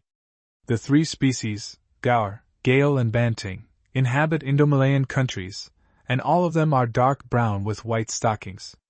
The buffaloes, Burbulus, are large and clumsy animals with horns more or less compressed or flattened at their bases, set low down on the vertex, which does not show the high transverse ridge of true oxen and gaurs. In old bulls of the African species the horns meet at their base and completely cover the forehead. In the Arni of India they are enormously long. The dorsal spines are not much elongated, and there is no distinct hump. The premaxilli are long enough to reach the nasals. Hair is scanty all over the body, and old animals are almost wholly bare. The small and interesting Anoa of Celebes, and the Tamarau of Mindoro, are nearly related in all important respects to the Indian buffalo, and the Carabao, used for draft and burden in the Philippines, belongs to a long domesticated race of the same animal. Finally, in the genus bison the horns are below the vertex as in buffaloes, but are set far apart at the base, which is cylindrical. They are short and their curve is forward, upward and inward. The anterior dorsal and the last cervical vertebrae have long spines which bear a distinct hump on the shoulders. The premaxilla are short and never reach the nasals. There are 14, or occasionally 15, pairs of ribs. All other oxen having but 13, and there is a heavy mane about the neck and shoulders. The yak of Central Asia is very bison-like in some respects, but in others departs in the direction of oxen. So at last, group by group, we have gone through the ungulates, and the bisons alone are left, and as the American animal has short, incurved horns, set low down on the skull and far apart at the base, premaxillaries falling short of the nasals, the last cervical and the anterior dorsal vertebrae with spines, 14 pairs of ribs, and a mane covering the shoulders, we conclude that it is a bison. And as the same characteristics with minor variations are shown by the European species, often, but wrongly called aurochs, we say that these two alone of existing bovidae are bisons, with the yak as a somewhat questionable relative. In all essential respects the two bisons are very similar, but minute comparison shows that the European species, Bison bonaesus, has a wider and flatter forehead, bearing longer and more slender horns, and all the other distinctive features are less pronounced. In the American species, bison, the pelvis is less elevated, producing the characteristic slope of the hindquarters. It is a coincidence that the two regions originally inhabited by the bisons are those in which the white races of men have to the greatest extent thrown their restless energies into the struggle for existence, with the result that extinction to nearly the same degree has overtaken these two near cousins among oxen. A few wild members of the European species still exist in the Caucasus, as a few of the American are left in British America, but elsewhere both exist only under protection. The carefully kept statistics of the Bilowitsa herd in Grodno, western Russia, which includes nearly all but the few wild ones, shows that between 1833 and 1857 they increased in number from 768 to 1,898, but from this maximum the decrease has been constant, with trifling halts, until in 1892 less than 500 were left. So that even if the Peace River bison are counted with the remnant of the American species, it is probable that the survivors of each race are about equal in number. It is true that the number of our own species has lately been placed as high as 1,000, but even if these figures are correct, the seeds of decay from internal causes, such as inbreeding and the degeneration of restraint, are already sown, and the inevitable end of the race is not far off. The Peace River, or woodland, bison has lately been separated as a subspecies B. Bison athabasci, distinguished from the southern and better known form by superior size, a wider forehead, longer, more slender and incurved horns, and by a thicker and softer coat, which is also darker in color. Now, it is an interesting fact that a fossil bison skull from the lower Pliocene of India resembles the present European species, and in later geological times very similar bisons closely allied to each other, if not identical, inhabited all northern regions, including America. These were large animals with wide skulls, and there is little doubt that from this circumpolar form came both of the bisons now inhabiting Europe and America. Out of some half-dozen fossil bison which have been described from America, none earlier than the latest tertiary, bison latifrons from the Pleistocene seems likely to have been the immediate ancestor of recent American species, and as the one skull of the woodland bison which has been examined resembles both latifrons and the European species more than the plains species does, it seems probable that these two more nearly represent the primitive bison, of which the former inhabitant of the prairies is a more modified descendant.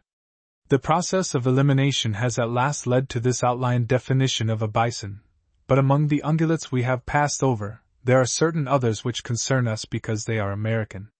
Sheep and goats agree together and differ from oxen in being usually of smaller size. The tail is shorter, the horns of females are much smaller than those of males, they lack the accessory column on the inner side of the upper molars, and the cannon bone is longer and more slender. But when it comes to a comparison of the one with the other, it is by no means always easy to tell the difference. It is true that the early Greeks seem to have had a rough and ready rule under which mistakes were not easy, for Aristotle tells us, Alcmaeon is mistaken when he says that goats breathe through their ears. But the severely practical methods of our own day leave us little but some very minute points of difference. One of the best of these lies in the shape of the basi-occipital bone, but naturally this can be observed only in the prepared skull. The terms often employed to denote difference in the horns can have only a general application, for they break down in certain species in which the two groups approach each other. The following table expresses some fairly definite points of separation. Sheep bovis. Goat capra. 1. Muzzle hairy except between 1. Muzzle entirely hairy, and just above the nostrils. 2. Interdigital glands on all 2. Interdigital glands when the feet. Present, only on 4 feet. 3. Suborbital gland and pit 3. Suborbital gland and pit usually present. Never present. 4. No beard nor caprine 4. Male with a beard and smell in male. Caprine smell. 5. Horns with coarse transverse 5.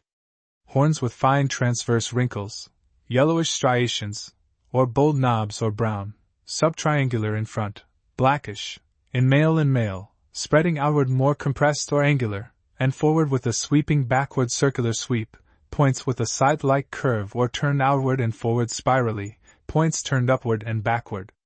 These features are distinctive as between most sheep and most goats, but the Barbary wild sheep, Ovis trigelaphus, has no suborbital gland or pit, a goat-like peculiarity which it shares with the Himalayan barrel, Ovis nahura, in which the horns resemble closely those of a goat from the eastern Caucasus called ter, Capra cylindricornis, which for its part has the horns somewhat sheep-like and a very small beard. This same barrel has the goat-like habit of raising itself upon its hind legs before butting. Both groups are a comparatively late development of the bovine stock, as they do not certainly appear before the Upper Pliocene of Europe and Asia, and even at a later date their remains are not plentiful. Goats appear to have been rather the earlier, but are entirely absent from America. The number of distinct species of sheep in our fauna is a matter of too much uncertainty to be treated with any sort of authority at this time. Most of us grew up in the belief that there was but one, the well-known mountain sheep, Ovis canadensis, but 7 new species and subspecies have been produced from the systematic mill within recent years, 6 of them since 1897. It is no part of the purpose of the present paper to dwell upon much vexed questions of specific distinctness, and it will only be pointed out here that the ultimate validity of most of these supposed forms will depend chiefly upon the exactness of the conception of species which will replace among zoologists the vague ideas of the present time. Whatever the conclusion may be, it seems probable that some degree of distinction will be accorded to, at least, 1 or 2 Alaskan forms. As sheep probably came into America from Asia during the Pleistocene, at a time when Bering Strait was closed by land, it might be expected that those now found here would show relationship to the Kamtschatkan species, Ovis navicola, and such is indeed the case, while furthermore, in the small size of the suborbital gland and pit, and in comparative smoothness of the horns, both species approach the barrel of Thibet and India, which in these respects is goat-like. When one considers the poverty of the New World in bovine ruminants, it seems strange that 3 such anomalous forms should have fallen to its share as the pronghorn, the white goat, and the muskox, of none of which have we the complete history, 2 of the number being entirely isolated species, sometimes regarded as the types of separate families. The pronghorn is a curious compound. It resembles sheep in the minute structure of its hair, in its hairy muzzle, and in having interdigital glands on all its feet. Like goats, it has no suborbital gland nor distinct pit. Like the chamois, it has a gland below and behind the ear, the secretion of which has a caprine odor. It has also glands on the rump. It is like the giraffe in total absence of the accessory hoofs, even to the metapodials which support them. It differs from all hollow-horned ungulates in having deciduous horns with a fork or anterior branch. There is not the least similarity, however, between these horns and the bony deciduous antlers of deer, for, like those of all bovines, they are composed of agglutinated hairs, set on a bony core projecting from the frontal region of the skull. It is well known that these horn sheaths are at times shed and reproduced, but the exact regularity with which the process takes place is by no means certain, although such direct evidence as there is goes to prove that it occurs annually in the autumn. Prongbucks have shed on 8 occasions in the Zoological Gardens at Philadelphia, 5 times by the same animal, which reached the gardens in October, 1899, and has shed each year early in November, the last time on October 22, 1903-1, and the writer has seen one fine head killed about November 5 in a wild state, on which the horn sheaths were loose and ready to drop off. Footnote 1. It is interesting to note that the first pair shed measured 7¼ inches on the anterior curve, the second pair 9½, and the last 3 11 inches each. The largest horns ever measured by the writer were those of a buck killed late in November, 1892, near Marathon, Texas, and were 15¾ inches in vertical height and 21 along the curve. But few of these delicate animals have lived long enough in captivity to permit study of the same individual through a course of years, and the scarcity of observations made upon them in a wild state is remarkable.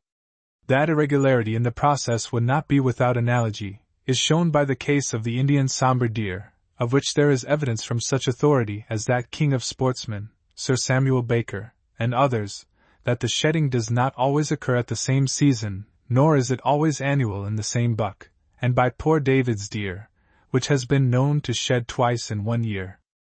When resemblances such as those of the pronghorn are so promiscuously distributed, the task of fixing their values and estimating affinities is not a light one, and in fact the most rational conclusion which we may draw from them is that they point back to a distant and generalized ancestor, who possessed them all, but that in the distribution of his physical estate, so to speak, these heirlooms have not come down alike to all descendants.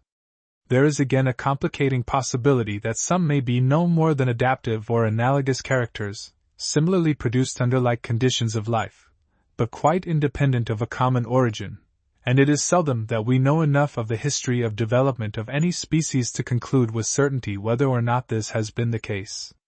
At all events, the prongbuck is quite alone in the world at present, and we know no fossils which unmistakably point to it, although it has been supposed that some of the later Miocene species of Cosrix, small deer-like animals with non-deciduous horns, probably covered with hair, and molars of somewhat bovine type, may have been ancestral to it, but this is little more than a speculation. What is certain is that Antilocapra is now a completely isolated form, fully entitled to rank as a family all by itself. In the muskox, Ovibos moschatus, or sheepox, as the generic name given by Blainville has it, we meet with another strange and lonely form which has contributed its full share to the problems of systematic zoology. Its remote and inaccessible range has greatly retarded knowledge of its structure, and it is only within the last 3 years that acquaintance has been made with its soft anatomy, and at the same time with a maze of resemblances and differences toward other ruminants, that perhaps more than equals the irregularities of the prongbuck. But unlike that species, there is in the muskox no extreme modification, such as a deciduous horn, to separate it distinctly from the rest of the family. A recapitulation of these differences would be too minutely technical for insertion here, and it must be enough to say that while it cannot be assigned to either group, yet in the distribution of hair on the muzzle, in the presence of a small suborbital gland, in shortness of tail and the light color of its horns, it is sheep-like. In the absence of interdigital glands, the shortness and stoutness of its cannon bones, and in the presence of a small accessory inner column on the upper molars, it is bovine. But in the coarse longitudinal striation of the bases of its horns it differs from both. The shape of the horns is also peculiar. Curving outward, downward and then sharply upward, with broad, flattened bases meeting in the middle line, their outlines are not unlike those of old bulls of the African buffalo. At the present time the muskox inhabits only Arctic America, from Greenland westward nearly to the Mackenzie River, but its range was formerly circumpolar, and in Pleistocene times it inhabited Europe as far south as Germany and France. The muskox of Greenland has lately been set aside as a distinct species. The most we can say is that Ovibos is a unique form, standing perhaps somewhere between oxen and sheep, and descended from an ancient ruminant type through an ancestry of which we know nothing, for the only fossil remains which are at all distinguishable from the existing genus, are yet closely similar to it, and are no older than the Pleistocene of the central United States. In earlier periods its history is a blank about which it is useless to speculate. The last of our three anomalies, the white, or mountain goat, Oreamnos montanus, is not as completely orphaned as the other two, for it seems quite surely to be connected with a small and peculiar series consisting of the European chamois and several species of Nemoritis inhabiting eastern Asia and Sumatra. These are often called mountain antelopes, or goat antelopes. So little is yet known of the soft anatomy of the white goat that we are much in the dark as to its minute resemblances, but its glandular system is certainly suggestive of the chamois, and many of its attitudes are strikingly similar. In all the points in which it approaches goats it is like some, at least, among antelopes, while in the elongated spines of the anterior dorsal vertebrae, which support the hump, and in extreme shortness of the cannon bone, it is far from goat-like. The goat idea, indeed, has little more foundation than the suggestive resemblance of the profile with its caprine beard. It is truly no goat at all, and should more properly be regarded as an aberrant antelope, if anything could be justly termed aberrant, in an aggregation of animals, hardly any two of which agree in all respects of structure. No American fossils seem to point to Oreamnos, and as Nemoritis extends to Japan and eastern Siberia, it is probable that it was an Asiatic immigrant, not earlier than the Pleistocene. From this intricate genealogical tangle one turns with relief to the deer family, where the course of development lies reasonably plain. If the rank of animals in the aristocracy of nature were to be fixed by the remoteness of the period to which we know their ancestors, the deer would outrank their bovine cousins by a full half of the Miocene period, and the study of fossils onward from this early beginning presents few clearer lines of evidence supporting modern theories respecting the development of species than is shown in the increasing size and complexity of the antlers in succeeding geological ages, from the simple fork of the Middle Miocene to those with 3 prongs of the Late Miocene, the 4-pronged of the Pliocene, and finally to the many branched shapes of the Pleistocene and the present age. Now it is further true that each one of these types is represented today in the mature antlers of existing deer, from the small South American species with a simple spike, up to the wapiti and red deer carrying 6 or 8 points. And still more significant is it that the whole story is recapitulated in the growth of each individual of the higher races. The earliest cervine animals known seem to have had no antlers at all, a stage to which the fawn of the year corresponds, the subsequent normal addition in the life history of a tine for each year of growth until the mature antler is reached, answering with exactness to the stages of advance shown in the development history of the race. A year of individual life is the symbol of a geological period of progression. This is a marvelous record, of which we may say, paraphrasing with Huxley the well-known saying of Voltaire, "If it had not already existed, evolution must have been invented to explain." The least technical, and for the present purpose the most useful of the characters distinguishing existing deer from all of the bovine stock, lies in the antlers, which are solid, of bony substance, and are annually shed. They are present in the males of all species except the Chinese water deer, and the very divergent musk deer, which probably should not be regarded as a deer at all. They are normally absent from all females except those of the genus Rangifer. Most deer have canine teeth in the upper jaw, though they are absent in the moose, in the distinctively American type and a few others. The clean skull always shows a large vacuity in the outer wall in front of the orbit, which prevents the lacrimal bone from reaching the nasals. No deer has a gall bladder. There are many other distinctions, but as all have exceptions they are of value only in combinations. The earliest known deer, belonging to the genus Dremotherium, or Amphitragulus, from the Middle Tertiary of France, were of small size and had 4 toes, canine teeth and no antlers. Their successors seem to have borne simple forked antlers or horns, probably covered with hair, and permanently fixed on the skull. Very similar animals existed in contemporaneous and later deposits in North America. From this point the course of progress is tolerably clear as to deer in general, although we are not sure of all the intermediate details, for it must not be forgotten that a series of types exhibiting progressive modifications in each succeeding geological period is quite as conclusive in pointing out the genealogy of an existing group as if we knew each individual term in the ancestral series of each of its members. Thus we do not yet know whether the peculiar antler of the distinctively American deer, of the genus Mazama, is derived from an American source or took its origin in the Old World, for the fossil antlers known as Anaglochus, from the Pliocene of Europe, are quite suggestive of the Mazama style, but as nothing is known of the other skeletal details of Anaglochus, any such connection must at present be purely speculative, but the element of doubt in this special case in no way disturbs the certainty of the general conclusion that all our present Cervidae have come through distinct stages in the successive periods, from the simple types of the Middle Tertiary. The family is undoubtedly of Old World origin, and for the most part belongs to the Northern Hemisphere, South America being the only continental area in which they are found south of the equator.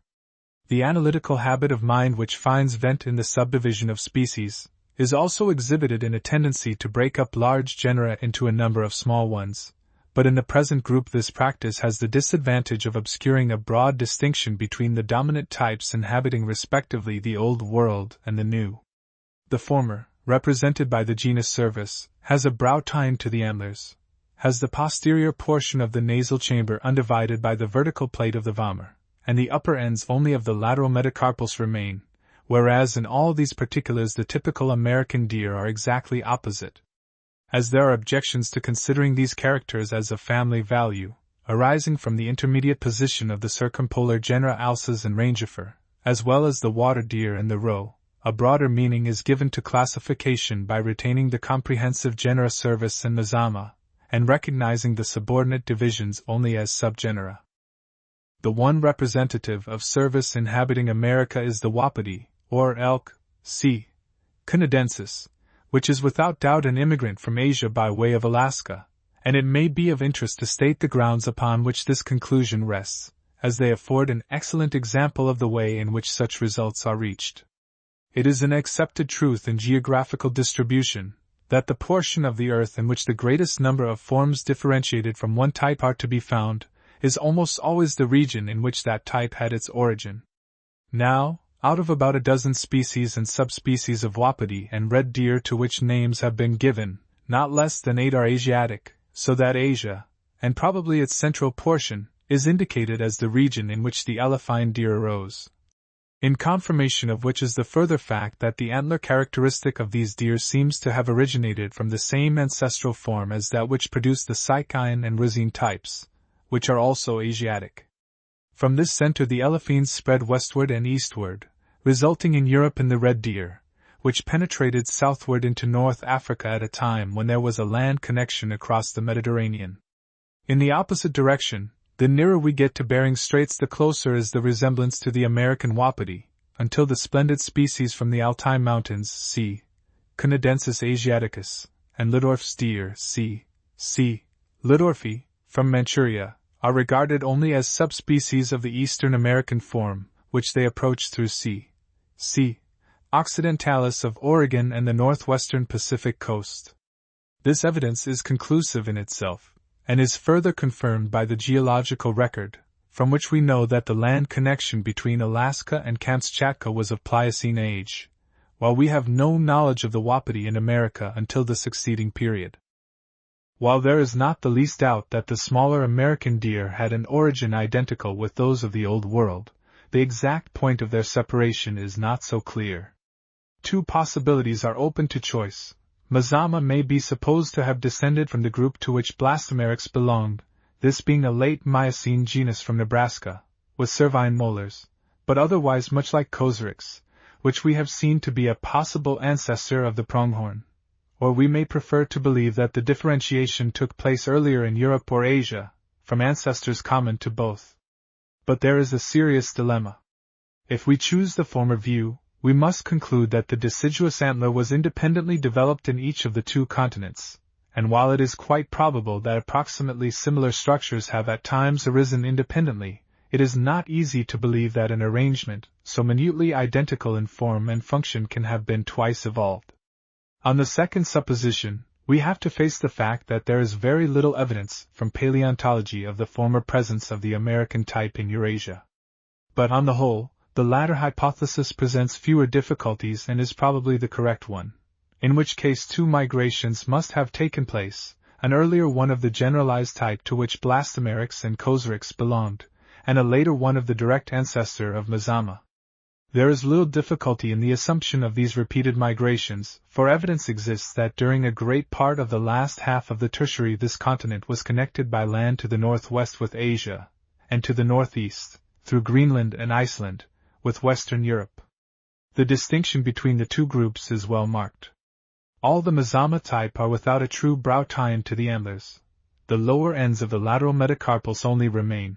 The vertical plate of the vomer extends downward and completely separates the hind part of the nasal chamber into two compartments, and with hardly an exception they have a large gland on the inside of the tarsus, or heel.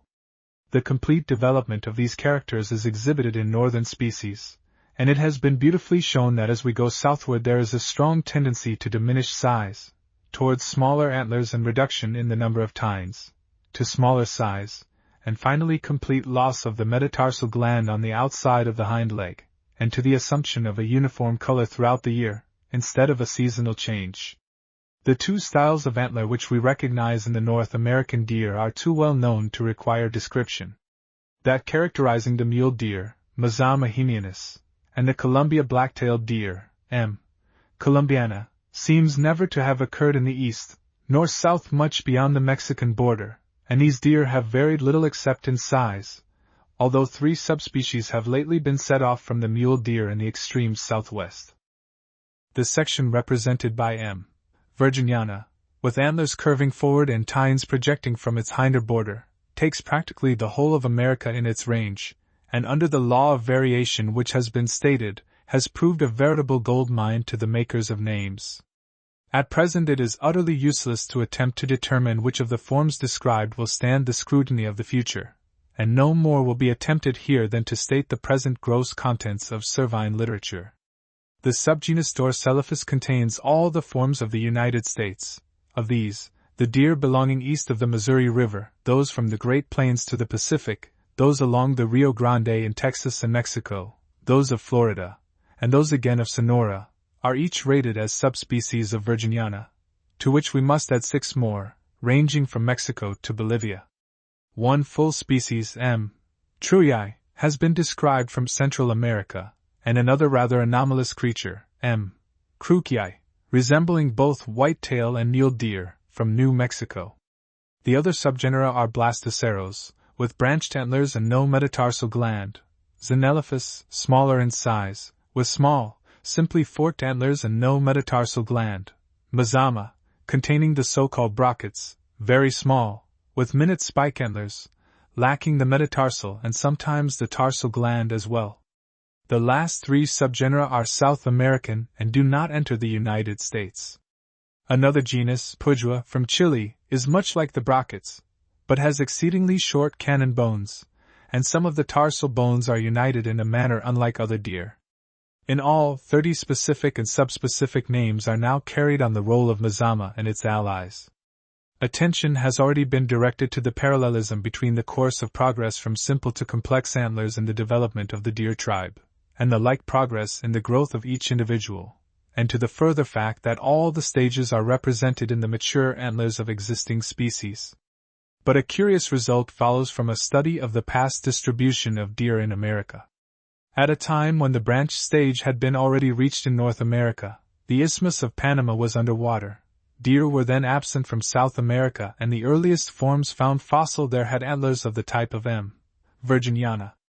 The small species with simple antlers only made their appearance in later periods, and it follows that they are descended from those of complex type. This third parallel series, therefore, instead of being direct as are the other 2, is reversed, and the degeneration of the antler, which we have seen taking place in the southern deer, has followed backward on the line of previous advance, or, in biological language, appears to be a true case of retrogressive evolution, representing the fossil series, as it were, in a mirror. The reindeer caribou type, of the genus Rangifer, agrees with American deer in having the vertical plate of the vomer complete, and in having the lower ends of the lateral metacarpals remaining, but like cervus, it has a brow tine to the antlers. Of its early history we know nothing, for the only related forms which have yet come to light are of no great antiquity, being confined to the Pleistocene of Europe as far south as France, and are not distinguishable from existing species. Until recently it has been supposed that one species was found in northern Europe and Asia, and two others, a northern and a southern, in North America, but lately the last two have been subdivided, and the present practice is to regard the Scandinavian reindeer, Reindeer ferturandus, as the type, with 8 or 9 other species or subspecies, consisting of the two longest known American forms, the northern, or barren-ground caribou R. arcticus, the southern, or woodland R. caribou. The three inhabiting respectively Spitzbergen, Greenland and Newfoundland, and still more lately 4 more from British Columbia and Alaska. The differences between these are not very profound, but they seem on the whole to represent two types: the barren ground, small of size, with long, slender antlers but little palmate, and the woodland, larger, with shorter and more massive antlers, usually with broad palms. There is some reason to believe that both these types lived in Europe during the interglacial period, the first named being probably the earlier and confined to Western Europe, while the other extended into Asia. The present reindeer of Greenland and Spitzbergen seem to agree most closely with the barren ground, while the southern forms are nearest to the woodland, and these are said to also resemble the reindeer of Siberia. It is, therefore, not an improbable conjecture that there were 2 migrations into America, one of the barren ground type from Western Europe, by way of the Spitzbergen land connection, and the other of the woodland, from Siberia, by way of Alaska. Little more can be said, perhaps even less, of the other circumpolar genus, Alces, known in America as moose, and across the Atlantic as elk. It also is of mixed character in relation to the 2 great divisions we have had in mind, but in a different way from reindeer. Like American deer, it has the lower ends of the lateral metacarpals remaining, and the antlers are without a brow tine, but like cervus it has an incomplete vomor, and unlike deer in general, the antlers are set laterally on the frontal bone, instead of more or less vertically, and the nasal bones are excessively short. The animal of northern Europe and Asia is usually considered to be distinct from the American, and lately the Alaskan moose has been christened Alces gigas, marked by greater size, relatively more massive skull, and huge antlers. Of the antecedents of Alces, as in the case of the reindeer, we are ignorant. The earlier Pleistocene of Europe has yielded nearly related fossils, too, and a peculiar and probably rather later form comes from New Jersey and Kentucky. This last in some respects suggests a resemblance to the wapiti, but it is unlikely that the similarity is more than superficial, and as moose not distinguishable from the existing species are found in the same formation, it is improbable that cervuses bore to aces anything more than a collateral relationship. Footnote 2. The huge fossil known as Irish elk is really a fallow deer and in no way nearly related to the moose. Even to an uncritical eye, the differences between ungulates and carnivores of today are many and obvious, but as we trace them back into the past we follow on converging lines, and in our search for the prototypes of the carnivora we are led to the Creodonta, contemporary with Condylarthra, which we have seen giving origin to hoofed beasts, but outlasting them into the succeeding age. These 2 groups of generalized mammals approached each other so nearly in structure that it is even doubtful to which of them certain outlying fossils should be referred, and the assumption is quite justified that they had a common ancestor in the preceding period, of which no record is yet known. The most evident points in which carnivora differ from ungulata are their possession of at least 4 and frequently 5 digits, which always bear claws and never hoofs. All but the sea otter have 6 small incisor teeth in each jaw. The canines are large. The molars never show flattened, curved crests after the ruminant pattern, but are more or less tubercular, and one tooth in the hinder part of each jaw becomes blade-like, for shearing off lumps of flesh. This tooth is called the sectorial, or carnassial. Existing carnivores are conveniently divided into 3 sections: Arctoidea, bears, raccoons, otters, skunks, weasels, etc. Conoidea, dogs, wolves and foxes; Eluroidea, cats, civets, ichneumons and hyenas. It is highly probable that these three chief types have descended in as many distinct lines from the Creodonta, and that they were differentiated as early as the Middle Eocene, but their exact degree of affinity is uncertain. Bears and dogs are certainly closer together than either of them are to cats, and it is questionable if otters and weasels, the Mustelidae, as they are termed, and raccoons are really near of kin to bears. Seals are often regarded as belonging to this order, but their relation to the rest of the carnivores is very doubtful. Many of their characters are suggestive of Arctoidea, but it is an open question if their ancestors were bear or otter-like animals which took to an aquatic life, or whether they may not have had a long and independent descent. At all events, doubt is cast upon the proposition that they are descended from anything nearly like present landforms by the fact that seals of already high development are known as early as the later Miocene. The difficulty so constantly met with in attempting to state concisely the details of classification is well shown in this order, for its subdivisions rest less upon a few well-defined characters than upon complex associations of a number of lesser and more obscure ones, a recapitulation of which would be tedious beyond the endurance of all but practiced anatomists. For the present purposes it must be enough to say that bears and dogs have 42 teeth in the complete set, of which 4 on each side above and below are premolars, and 2 above, with 3 below, are molars. But these teeth in bears have flatter crowns and more rounded tubercles than those of dogs, and the sectorial teeth are much less blade-like, this style of tooth being better adapted to their omnivorous food habits. Bears, furthermore, have 5 digits on each foot and are plantigrade, while dogs have but 4 toes behind and are digitigrade. These differences are less marked in some of the smaller arctids, which may have as few as 32 teeth, and come very near to dogs in the extent of the digital surface which rests upon the ground in walking. In distinction from these, Eluroidea never have more than 2 true molars below, and the cusps of their teeth are much more sharply edged, reaching in the sectorials the extreme of scissor-like specialization. In all of them the claws are more or less retractile, and they walk on the ends of their fingers and toes. Cats are distinguished from the remainder of this section by the shortness of the skull, and reduction of the teeth to 30, there being but 1 true molar on each side, that of the upper jaw being so minute that it is probably getting ready to disappear. Civets, genets, and ichneumons are small as compared with most cats. They are fairly well distinguished by skull and tooth characters. Their claws are never fully retractile, and many have scent glands, as in the civets. No member of this family is American. Hyenas have the same dental formula as cats, but their teeth are enormously strong and massive, in relation to their function of crushing bone. No carnivore has teeth so admirably adapted to a diet of flesh as the cat, and in fact, it may be doubted if among all mammals, it has a superior and structural fitness to its life habits in general. The Felidae are an exceedingly uniform group, although they do present minor differences. Thus, some species have the orbits completely encircled by bone, while in most of them these are more or less widely open behind.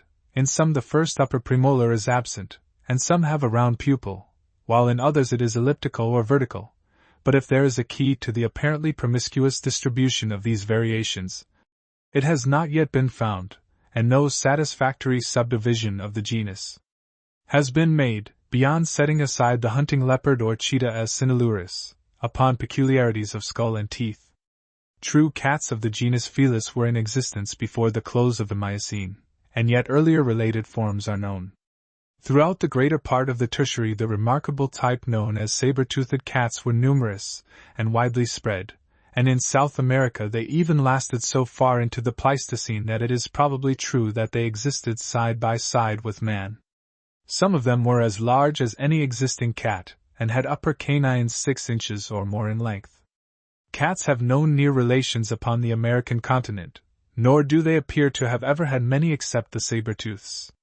Of present species some 50 are known, inhabiting all of the greater geographical areas except Australia. They are tropical and heat-loving, but the short-tailed lynxes are northern, while both the tiger and leopard in Asia, and puma in America, range into subarctic temperatures, and it is a curious anomaly that while Siberian tigers have gained the protection of a long, warm coat of hair, pumas from British America differ very little in this respect from those of warm regions. No other cat has so extensive a range as Felis concolor and its close allies, variously known as puma, cougar and mountain lion, which extends from the Atlantic to the Pacific, and from latitude 55 or 60 north, to the extreme southern end of the continent. As far as is known, it is a recent development, for no very similar remains appear previous to post-tertiary deposits. Bears of the genus Ursus are of no great antiquity in a geological sense, for we have no knowledge of them earlier than the Pliocene of Europe, and even later in America, but fossils becoming gradually less bear-like and approximating toward the early type from which dogs also probably sprung, go back to the early tertiary creodonts. Cats, as we have seen, are chiefly tropical, while bears, with two exceptions, are northern, one species inhabiting the Chilean Andes, while the brown bear of Europe extends into North Africa as far as the Atlas Mountains. The family Procyon contains the existing species which appear to be nearest of kin to bears. These are all small and consist of the well-known raccoon, the coatis, the ring-tailed bay cerus and the kinkajou, all differing from bears in varying details of tooth and other structures. The curious little panda, Elurus fulgens, from the Himalayas, is very suggestive of raccoons, and as forms belonging to this genus inhabited England in Pliocene times, it is possible that we have pointed out to us here the origin of this, at present, strictly American family. But, on the other hand, evidence is not wanting that they have always been native to the soil and came from a dog-like stock. As we have already seen, bears have the same dental formula as dogs, but as they are less carnivorous, their grinders have flatter surfaces and the sectorials are less sharp. In fact, they have very little of the true sectorial character. It is unusual to find a full set of teeth in adult bears, as some of the premolars invariably drop out. It is fully as true of bears as of any other group of large mammals, that our views as to specific distinction are based upon data at present utterly inadequate, for all the zoological museums of the world do not contain sufficient material for exhaustive study and comparison. The present writer has examined many of these collections and has no hesitation in admitting that his ideas upon the subject are much less definite than they were 10 years ago. It does appear, though, that in North America 4 quite distinct types can be made out. First of these is the circumpolar species, Ursus maritimus, the white or polar bear, which most of us grew up to regard as the very incarnation of tenacious ferocity, but which, as it appears from the recitals of late Arctic explorers, dies easily to a single shot, and does not seem to afford much better sport than so much rabbit shooting. The others are the great Kadiak bear, U. Middendorfi, the grizzly, U. horribilis, and the black or true American bear, U. americanus. The extent to which the last 3 may be subdivided remains uncertain, but the barren-ground bear, U. richardsoni, is surely a valid species of the grizzly type. The grizzlies and the big Alaska bears approach more nearly than Americanus to the widespread brown bear, U. arctos, of Europe and Asia, and the hypothesis is reasonable that they originated from that form or its immediate ancestors, in which case we have the interesting series of parallel modifications exhibited in the 2 continents, for the large bear of Kamchatka approaches very nearly to those of Alaska, while further to the south in America, where the conditions of life more nearly resemble those surrounding Arctos, these bears have in the grizzlies retained more of their original form. Whether or not the large Pleistocene cave bear, U. spilius, was a lineal ancestor is questionable, for in its later period, at least, it was contemporary with the existing European species. The black bear, with its litter brother of brown color, seems to be a genuine product of the New World. Many differential characters have been pointed out in the skulls and teeth of bears, and to a less extent, in the claws. But while these undoubtedly exist, the conclusions to be drawn from them are uncertain, for the skulls of bears change greatly with age, and the constancy of these variations, with the values which they should hold in classification, we do not yet know. It is not improbable that the reader may leave this brief survey with the feeling that its admissions of ignorance exceed its affirmations of certainty, and such is indeed the case, for the law of scientific validity forbids the statement as fact, of that concerning which the least element of doubt remains. But the real advance of zoological knowledge must not thereby be discredited, for it is due to those who have contributed to it to remember that little more than a generation ago these problems of life seemed wrapped in hopeless obscurity, and the methods of investigation which have led to practically all our present gains were then but newborn, and with every passing year doubts are dispelled, and theories turned into truths. There was no break in physical evolution when mental processes began, nor will there be in the evolution of knowledge as long as they continue to exist. Arthur Irwin Brown. Illustration, Trophies from Alaska. Big game shooting in Alaska. Bear hunting on Kadiak Island. Early in April, 1900, I made my first journey to Alaska for the purpose of searching out for myself the best big game shooting grounds which were to be found in that territory. Few people who have not traveled in that country have any idea of its vastness. Away from the beaten paths, much of its 700,000 square miles is practically unknown, except to the wandering prospector and the Indian hunter. Therefore, since I could obtain but little definite information as to just where to go for the best shooting, I determined to make the primary object of my journey to locate the big game districts of southern and western Alaska. My first 2 months were spent in the country adjacent to Fort Wrangell. Here one may expect to find black bear, brown bear, goats, and on almost all of the islands along the coast great numbers of the small Sitka deer, while grizzlies these are the black, the grizzly, and the glacier or blue bear. 3. It is claimed that this last species has never fallen to a white man's rifle. It is found on the glaciers from the Lynn Canal to the northern range of the St. Elias Alps, and, as its name implies, is of a bluish color. I should judge from the skins I have seen that in size it is rather smaller than the black bear. What it lives upon in its range of eternal ice and snow is entirely a subject of surmise. Footnote 3. The polar bear is only found on the coast, and never below 61 degrees. It is only found at this latitude when carried down on the ice in Bering Sea. Illustration, The Hunter and His Game. Of all the varieties of brown bears, the one which has probably attracted most attention is the large bear of the Kadiak Islands. Before starting upon my journey I had communicated with Dr. Merriam, chief of the Biological Survey, at Washington, and had learned from him all that he could tell me of this great bear. Mr. Harriman, while on his expedition to the Alaskan coast in 1899, had by great luck shot a specimen, and in the second volume of Big Game Shooting, in the Badminton Library, Mr. Clive Phillips Woolley writes of the largest grizzly of which he has any trustworthy information as being shot on Kadiak Island by a Mr. J.C. Tolman. These were the only authentic records I could find of bears of this species which had fallen to the rifle of an amateur sportsman. After spending 2 months in southern Alaska, I determined to visit the Kadiak Islands in pursuit of this bear.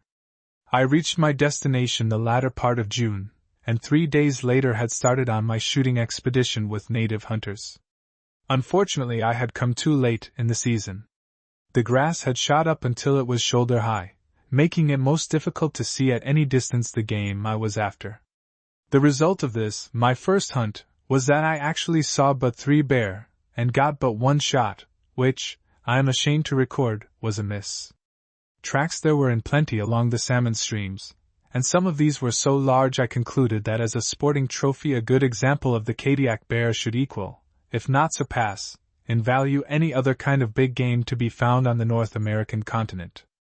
This opinion received confirmation later when I saw the size of the skins brought in by the natives to the 2 trading companies. As I sailed away from Kadiak that fall morning I determined that my hunt was not really over, but only interrupted by the long northern winter, and that the next spring would find me once more in pursuit of this great bear. It was not only with the hope of shooting a Kadiak bear that I decided to make this second expedition, but I had become greatly interested in the big brute, and although no naturalist myself, it was now to be my aim to bring back to the scientists at Washington as much definite material about him as possible. Therefore the objects of my second trip were: firstly, to obtain a specimen of bear from the island of Kadiak; secondly, to obtain specimens of the bears found on the Alaska Peninsula; and lastly, to obtain, if possible, a specimen of bear from one of the other islands of the Kadiak group. With such material I hoped that it could at least be decided definitely if all the bears of the Kadiak Islands are of one species. if all the bears on the Alaska Peninsula are of one species, and also if the Kodiak bear is found on the mainland, for there are unquestionably many points of similarity between the bears of the Kodiak Islands and those of the Alaska Peninsula. It was also my plan, if I was successful in all these objects, to spend the fall on the Kenai Peninsula in pursuit of the white sheep and the moose. Generally I have made it a point to go alone on all big game shooting trips, but on this journey I was fortunate in having as companion an old college friend, Robert P. Blake. My experience of the year before was of value in getting our outfit together. At almost all points in Alaska most of the necessary provisions can be bought, but I should rather advise one to take all but the commonest necessities with him, for frequently the stocks at the various trading posts run low. For this reason we took with us from Seattle sufficient provisions to last us 6 months, and from time to time, as necessity demanded, added to our stores. As the rain falls almost daily in much of the coast country, we made it a point to supply ourselves liberally with rubber boots and rainproof clothing. On the 6th of March, 1901, we sailed from Seattle on one of the monthly steamers, and arrived at Kodiak 11 days later. I shall not attempt to describe this beautiful island, but shall merely say that Kodiak is justly termed the Garden Spot of Alaska. It has numerous deep bays which cut into the land many miles. These bays in turn have arms which branch out in all directions, and the country adjacent to these latter is the natives' favorite hunting ground for bear.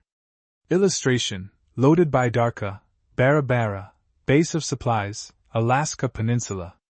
In skin canoes, by Darkas, the Aleuts, paddling along the shore, keep a sharp lookout on the nearby hillsides, where the bears feed upon the young and tender grass. It was our plan to choose the most likely one of these big bays as our shooting grounds, and hunt from a baidarka, according to local custom.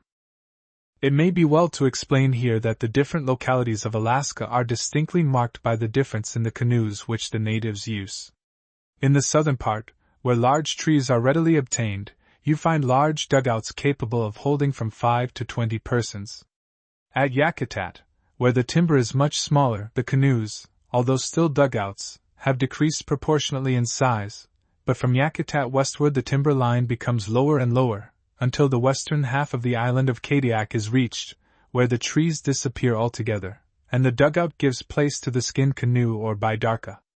I have never seen them east of Prince William Sound, but from this point on to the west they are in universal use among the Aleuts, a most interesting race of people, and a most wonderful boat.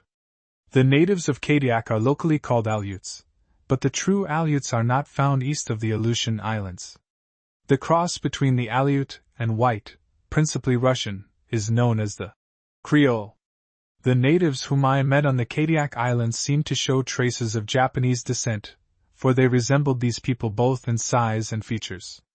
I found them of docile disposition, remarkable hunters and weather prophets, and most expert in handling their wonderful canoes, with which I always associate them. The baidarka is made with a light frame of some strong elastic wood, covered with seal or sea lion skin. Not a nail is used in making the frame, but all the various parts are tied firmly together with sinew or stout twine. This allows a slight give, for the baidarka is expected to yield to every wave, and in this lies its strength. There may be 1, 2, or 3 round hatches, according to the size of the boat. In these the occupants kneel, and sitting on their heels, ply their sharp-pointed paddles, all paddling at the same time on the same side, and then all changing in unison to the other side at the will of the bowman, who sets a rapid stroke.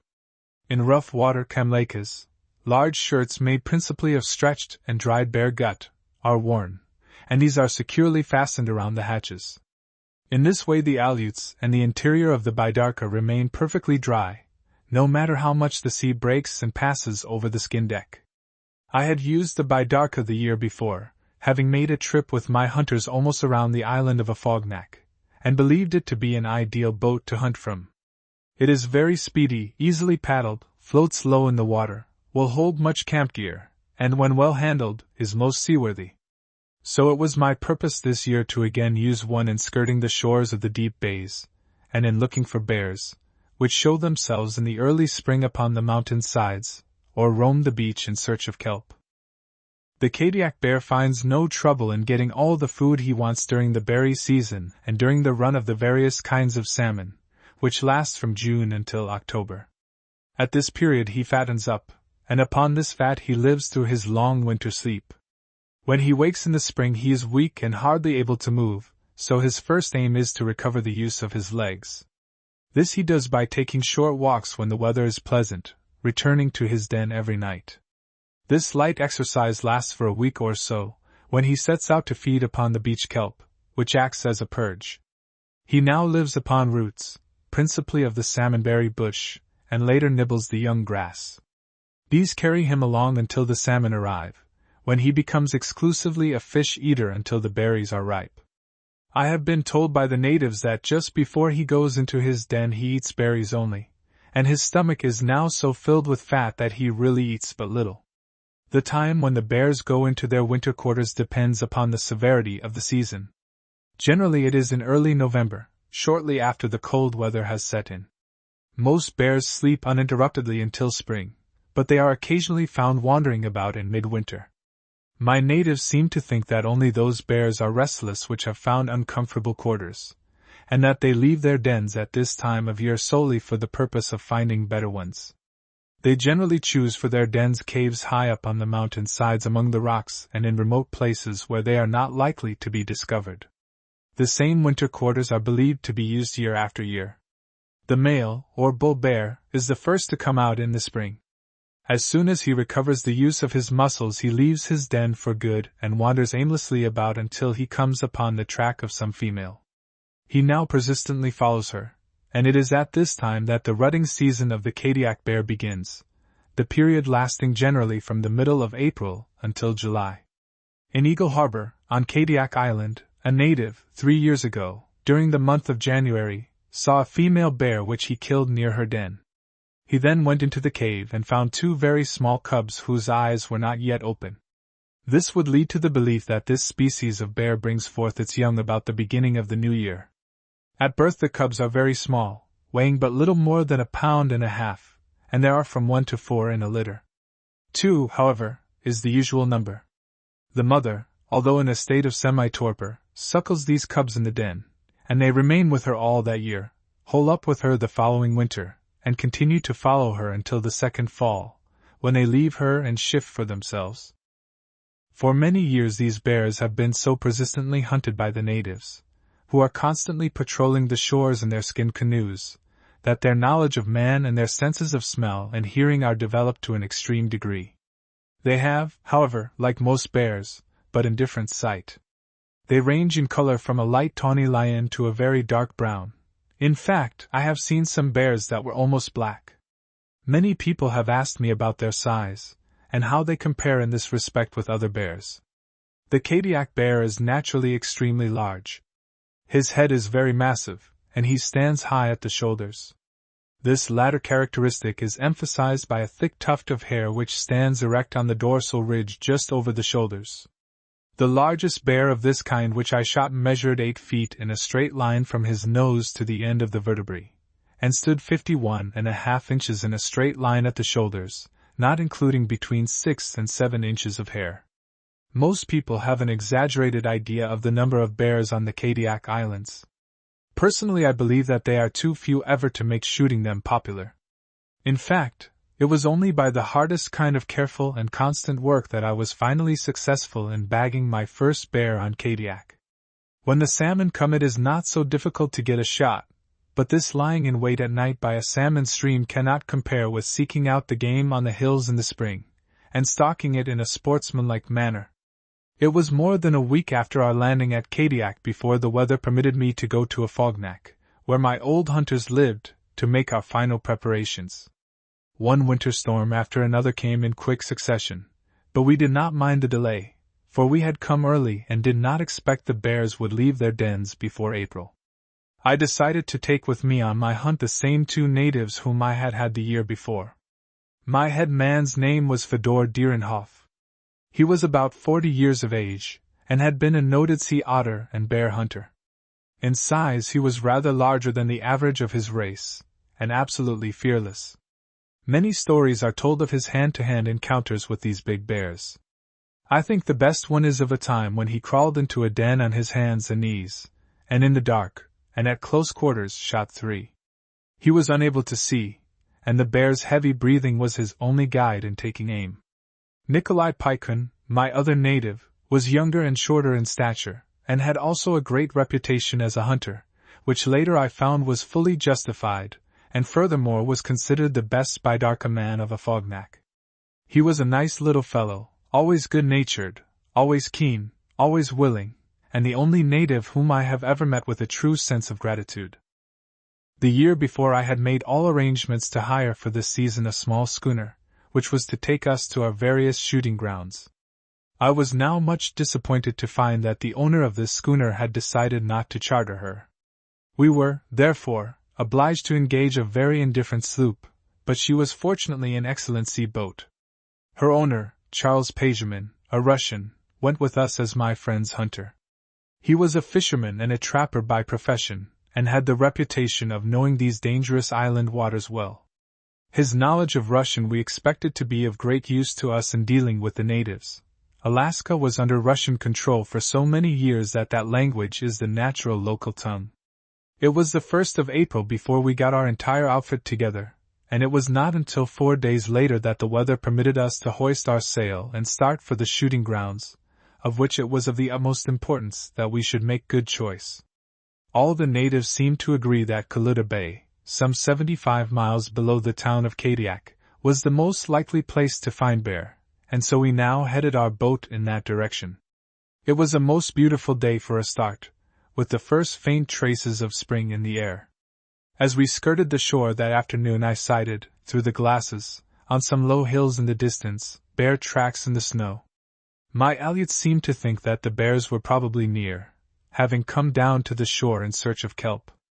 It promised a pretty fair chance for a shot, but there was exceedingly bad water about, and no harbor for the sloop to lie, so Pageman and my natives advised me not to make the attempt. As one should take no chances with Alaskan waters, I felt that this was wise, and we reluctantly passed on. The next forenoon we put into a large bay, Eagle Harbor, to pick up a local hunter who was to accompany us to Kaluta Bay, for both my Aleuts and the Russian were unacquainted with this locality. Ignati Chaushpak, the native whose services we secured, was quite a character, a man of much importance among the Aleuts of this district, and one who had a thorough knowledge of the country chosen as a hunting ground. We expected to remain at Eagle Harbor only part of the day, but unfortunately were stormbound here for a week. Several times we attempted to leave, but each time had to put back, fearing that the heavy seas we encountered outside would crush in the Baidarka, which was carried lashed to the sloop's deck. It was not until early on the morning of April 12th, just as the sun was topping the mountains, that we finally reached Kaluta Bay. Our hunting grounds now stretched before us as far as the eye could see. We had by this time passed the tree area, and it was only here and there in isolated spots that stunted cottonwoods bordered the salmon streams and scattered patches of alders dotted the mountain sides. In many places the land rolled gradually back from the shore until the mountain bases were reached, while in other parts giant cliffs rose directly from the water's edge, but with the glasses one could generally command a grand view of this great irregular bay, with its long arms cutting into the island in all directions. We made our permanent camp in a large barabara, a form of house so often seen in western Alaska that it deserves a brief description. It is a small, dome-shaped hut, with a frame generally made of driftwood, and thatched with sods and the rank grass of the country. It has no windows, but a large hole in the roof permits light to enter and serves also as an outlet for the smoke from the fire, which is built on a rough hearth in the middle of the barabara. These huts, their doors never locked, offer shelter to anyone, and are frequently found in the most remote places. The one which we now occupied was quite large, with ample space to stow away our various belongings, and we made ourselves most comfortable, while our Aleuts occupied the small banya, or Russian bathhouse, which is also generally found by the side of the barabara. This was to be the base of supplies from which my friend and I were to hunt in different directions. The morning after reaching our shooting grounds I started with one of my natives and the local hunter in the Baidarka to get the lay of the land. Blake and I agreed that it was wise to divide up the country, both because we could thus cover a much greater territory, and our modes of hunting differed materially. Although at the time I believed from what I had heard that Pageman was an excellent man, I preferred to hunt in a more careful manner, as is the native custom, in which I had had some experience the year before. I firmly believe that had Pageman hunted as carefully as my Aleuts did, my friend would have been more successful. We spent our first day skirting the shores of the entire bay, paddling up to its very head. Ignati pointed out to Fedor all the most likely places, and explained the local eccentricities of the various winds, a knowledge of these being of the first importance in bear hunting. I was much pleased with the looks of the country, but at the same time was disappointed to find that in the inner bays there was no trace of spring, and that the snow lay deep even on the shores down to the high water mark. Not a bear's track was to be seen, and it was evident that we were on the grounds ahead of time. We stopped for tea and lunch about noon at the head of the bay. Nearby a long and narrow arm of water extended inland some 3 miles, and it was the country lying adjacent to this and to the head of the bay that I decided to choose as my hunting grounds. We had a hard time to reach camp that night, for a severe storm suddenly burst upon us, and a fierce wind soon swept down from the hills, kicking up a heavy sea which continually swept over the Bidarka's deck, and without Kamlaka's on we surely should have swamped. It grew bitterly cold, and a blinding snowstorm made it impossible to see any distance ahead, but Ignati knew these waters well, and safely, but half frozen, we reached the main camp just at dark. Next day the storm continued, and it was impossible to venture out. My friend and I passed the time playing piquet, and listening to our natives, who talked earnestly together, going over many of their strange and thrilling hunting experiences. We understood but little Russian and Aleut, yet their expressive gestures made it quite possible to catch the drift of what was being said. It seemed that Ignati had had a brother killed a few years ago, while bear hunting in the small bay which lies between Eagle Harbor and Kaluta Bay. The man came upon a bear, which he shot and badly wounded. Accompanied by a friend he followed up the blood trail, which led into a thick patch of alders. Suddenly he came upon a large unwounded male bear which charged him unprovoked, and at such close quarters that he was unable to defend himself. Before his companion, who was but a short distance away, could reach him, he was killed. The bear frightfully mangled the body, holding it down with his feet and using his teeth to tear it apart. Ignati at once started out to avenge his brother, and killed in quick succession 6 bears, allowing their bodies to remain as a warning to the other bears, not even removing their skins. During the past few years 3 men while hunting have been killed by bears in the same vicinity as Ignati's brother, 2 instantly, and 1 living but a short time. I think it is from these accidents that the natives in this region have a superstitious dread of a long-tailed bear, which they declare roams the hills between Eagle Harbor and Kaluta Bay. The storm which began on the 13th continued until the 17th, and this was but one of a series. Winter seemed to come back in all its fury, and I believe that whatever bears had left their winter dens went back to them for another sleep. It was not until the middle of May that the snow began to disappear, and spring with its green grass came. All this time I was camped with my natives at the head of the bay, some 15 miles from our base of supplies. On the 23rd of April we first sighted tracks, but it was not until May 15th that I finally succeeded in bagging my first bear. The tracks in the snow indicated that the bears began again to come out of their winter dens the last week in April, and should one wish to make a spring hunt on the Kadiak Islands, the 1st of May would, I should judge, be a good time to arrive at the shooting grounds. When the wind was favorable, our mode of hunting was to leave camp before daylight, and paddle in our bidarka up to the head of one of these long bays, and leaving our canoe here, trudge over the snow to some commanding elevation, where we constantly used the glasses upon the surrounding hillsides, hoping to see bear.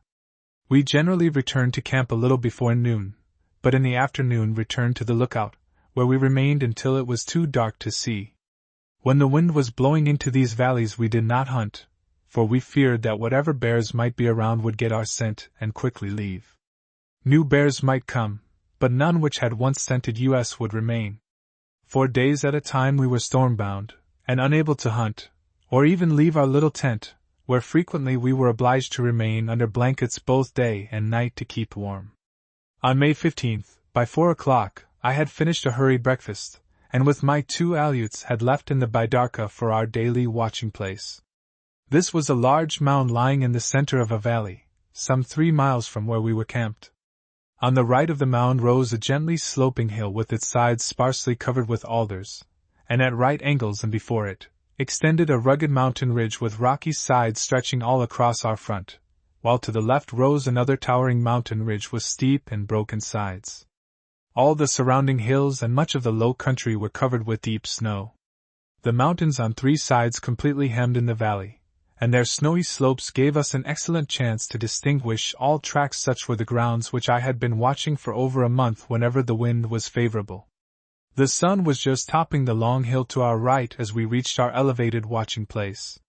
The glasses were at once in use, and soon an exclamation from one of my natives told me that new tracks were seen. There they were, 2 long unbroken lines leading down from the mountain on our right, across the valley, and up and out of sight over the ridge to our left. It seemed as if 2 bears had simply wandered across our front, and crossed over the range of mountains into the bay beyond. As soon as my hunters saw these tracks they turned to me, and, with every confidence, said, "I guess catch." Now, it must be remembered that these tracks led completely over the mountains to our left, and it was the most beautiful bit of hunting on the part of my natives to know that these bears would turn and swing back into the valley ahead. To follow the tracks, which were well up in the heart of our shooting grounds, would give our wind to all the bears that might be lurking there, and this my hunters knew perfectly well. Yet they never hesitated for one moment, but started ahead with every confidence. We threaded our way through a mass of thick alders to the head of the valley, and then climbing a steep mountain took our stand on a rocky ridge which commanded a wide view ahead and to our left in the direction in which the tracks led. We had only been in our new position half an hour when Nikolai, my head hunter, gripped my arm and pointed high up on the mountain in the direction in which we had been watching. There I made out a small black speck, which to the naked eye appeared but a bit of dark rock protruding through the snow. Taking the glasses I made out a large bear slowly floundering ahead, and evidently coming downward. His coat seemed very dark against the white background, and he was unquestionably a bull of great size. Shortly after I had the satisfaction of seeing a second bear, which the first was evidently following. This was, without doubt, a female, by no means so large as the first, and much lighter in color. The smaller bear was apparently hungry, and it was interesting to watch her dig through the snow in search of food. Soon she headed down the mountain side, paying absolutely no attention to the big male, which slowly followed some distance in the rear. Shortly she reached a rocky cliff which it seemed impossible that such a clumsy animal could descend, and I almost despaired of her making the attempt, but without a pause she wound in and out, seemingly traversing the steepest and most difficult places in the easiest manner, and headed for the valley below. When the bull reached this cliff we lost sight of him, nor could we locate him again with even the most careful use of the glasses. He had evidently chosen this secure retreat to lie up in for the rest of the day. If I could have killed the female without alarming him, and then waited on her trail, I should undoubtedly have got another shot, as he followed her after his rest. It was 8 o'clock when we first located the bears, and for nearly 3 hours I had a chance to watch one or both of them through powerful glasses. The sun had come up clear and strong, melting the crust upon the snow, so that as soon as the female bear reached the steep mountain side her downward path was not an easy one. At each step she would sink up to her belly, and at times would slip and fall, turning somersault after somersault. Now and again she would be buried in the snow so deep that it seemed impossible for her to go either ahead or backward. Then she would roll over on her back, and loosening her hold on the steep hillside, would come tumbling and slipping down, turning over and over, sideways and endways, until she caught herself by spreading out all 4 legs. In this way she came with each step and turned nearer and nearer. Finally she reached an open patch on the hillside, where she began to feed, digging up the roots of the salmonberry bushes at the edge of the snow. If now I lost sight of her for a short time, it was very difficult to pick her up again even with the glasses, so perfectly did the light tawny yellows and browns of her coat blend in with the dead grass of the place on which she was feeding. The wind had been blowing in our favor all the morning, and for once continued true and steady. But how closely we watched the clouds, to see that no change in its direction threatened us. We waited until the bear had left the snow and was quietly feeding before we made a move, and then we slowly worked ahead and downward, taking up a new position on a small ridge which was well to leeward, but still on the opposite side of the valley from the bear. She seemed in an excellent position for a stalk, and had I been alone I should have tried it. But the alley mode of hunting is to study the direction in which your game is working, and then take up a position which it will naturally approach. Taking our stand, we waited, watching with much interest the great ungainly creature as she kept nibbling the young grass and digging up roots. At times she would seem to be heading in our direction, and then again would turn and slowly feed away. Suddenly something seemed to alarm her, for she made a dash of some 50 yards down the valley, and then, seeming to recover her composure, began to feed again, all the while working nearer and nearer. The bear was now well down in the bottom of the valley, which was at this point covered with alders and intersected by a small stream. There were open patches in the underbrush, and it was my intention to shoot when she passed through one of these, for the ground was covered with over a foot of snow, which would offer a very tempting background. While all this was passing quickly through my mind, she suddenly made another bolt down the valley, and when directly opposite our position, turned at right angles, crossed the brook, and came straight through the alders into the open, not 80 yards away from us. As she made her appearance I could not help being greatly impressed by the massive head and high shoulders on which stood the pronounced tuft of hair. I had most carefully seen to my sights long before, for I knew how much would probably depend on my first shot. It surely seemed as if fortune was with me that day, as at last I had a fair chance at the game I had come so far to seek. Aiming with the greatest care for the lungs and heart, I slowly pressed the trigger. The bear gave a deep, angry growl, and bit for the wound, which told me my bullet was well placed, but she kept her feet and made a dash for the thicket. I was well above, and so commanded a fairly clear view as she crashed through the leafless alders. Twice more I fired, and each time with the most careful aim. At the last shot she dropped with an angry moan. My hunters shook my hand, and their faces told me how glad they were at my final success after so many long weeks of persistent work. Including the time spent last year and this year, this bear represented 87 days of actual hunting. Footnote 4. When a bullet strikes a Kodiak bear, he will always bite for the wound and utter a deep and angry growl, whereas of the 11 bears which my friend and I shot on the Alaska Peninsula, although they, too, bit for the wound, not one uttered a sound. I at once started down to look at the bear, when out upon the mountain opposite the bull was seen. He had heard the shots and was now once more but a moving black speck on the snow, but it will always be a mystery to me how he could have heard the 3 reports of my small-bore rifle so far away and against a strong wind. My natives suggested that the shots must have echoed, and in this I think they were right, but even then it shows how abnormally the sense of hearing has been developed in these bears. I was sorry to find that the small-bore rifle did not give as great a shock as I had expected, for my first 2 bullets had gone through the bear's lungs and heart without knocking her off her feet. The bear was a female, as we had supposed, but judging from what my natives said, only of medium size. She measured 6 feet 4 inches in a straight line between the nose and the end of the vertebrae, and 44 5/8 inches at the shoulders. The fur was in prime condition, and of an average length of 4.5 inches, but over the shoulders the mane was 2 inches longer. Unfortunately, as in many of the spring skins, there was a large patch over the rump apparently much rubbed. The general belief is that these worn patches are made by the bears sliding downhill on their haunches on the snow, but my natives have a theory that this is caused by the bear's pelt freezing to their dens and being torn off when they wake from their winter's sleep. Although this female was not large for a Kodiak bear, as was proved by one I shot later in the season, I was much pleased with my final success, and our camp that night was quite a merry one. Shortly after killing this bear, Blake and I returned to the trading post at Wood Island to prepare for a new hunt, this time to the Alaska Peninsula. 2. Bear hunting on the Alaska Peninsula. The year before I had chanced to meet an old pilot who had the reputation of knowing every nook and corner of the Alaskan coast. He told me several times of the great numbers of bears that he had often seen in a certain bay on the Alaska Peninsula, and advised me most strongly to try this place. We now determined to visit this bay in a good-sized schooner we had chartered from the North American Commercial Company. There were numerous delays in getting started, but finally, on May 31st, we set sail, and in 2 days were landed at our new shooting grounds. Rarely in modern days does it fall to the lot of amateurs to meet with better sport than we had for the next month. The schooner landed us with our natives, 2 bidarkas, and all our provisions, near the mouth of the harbor.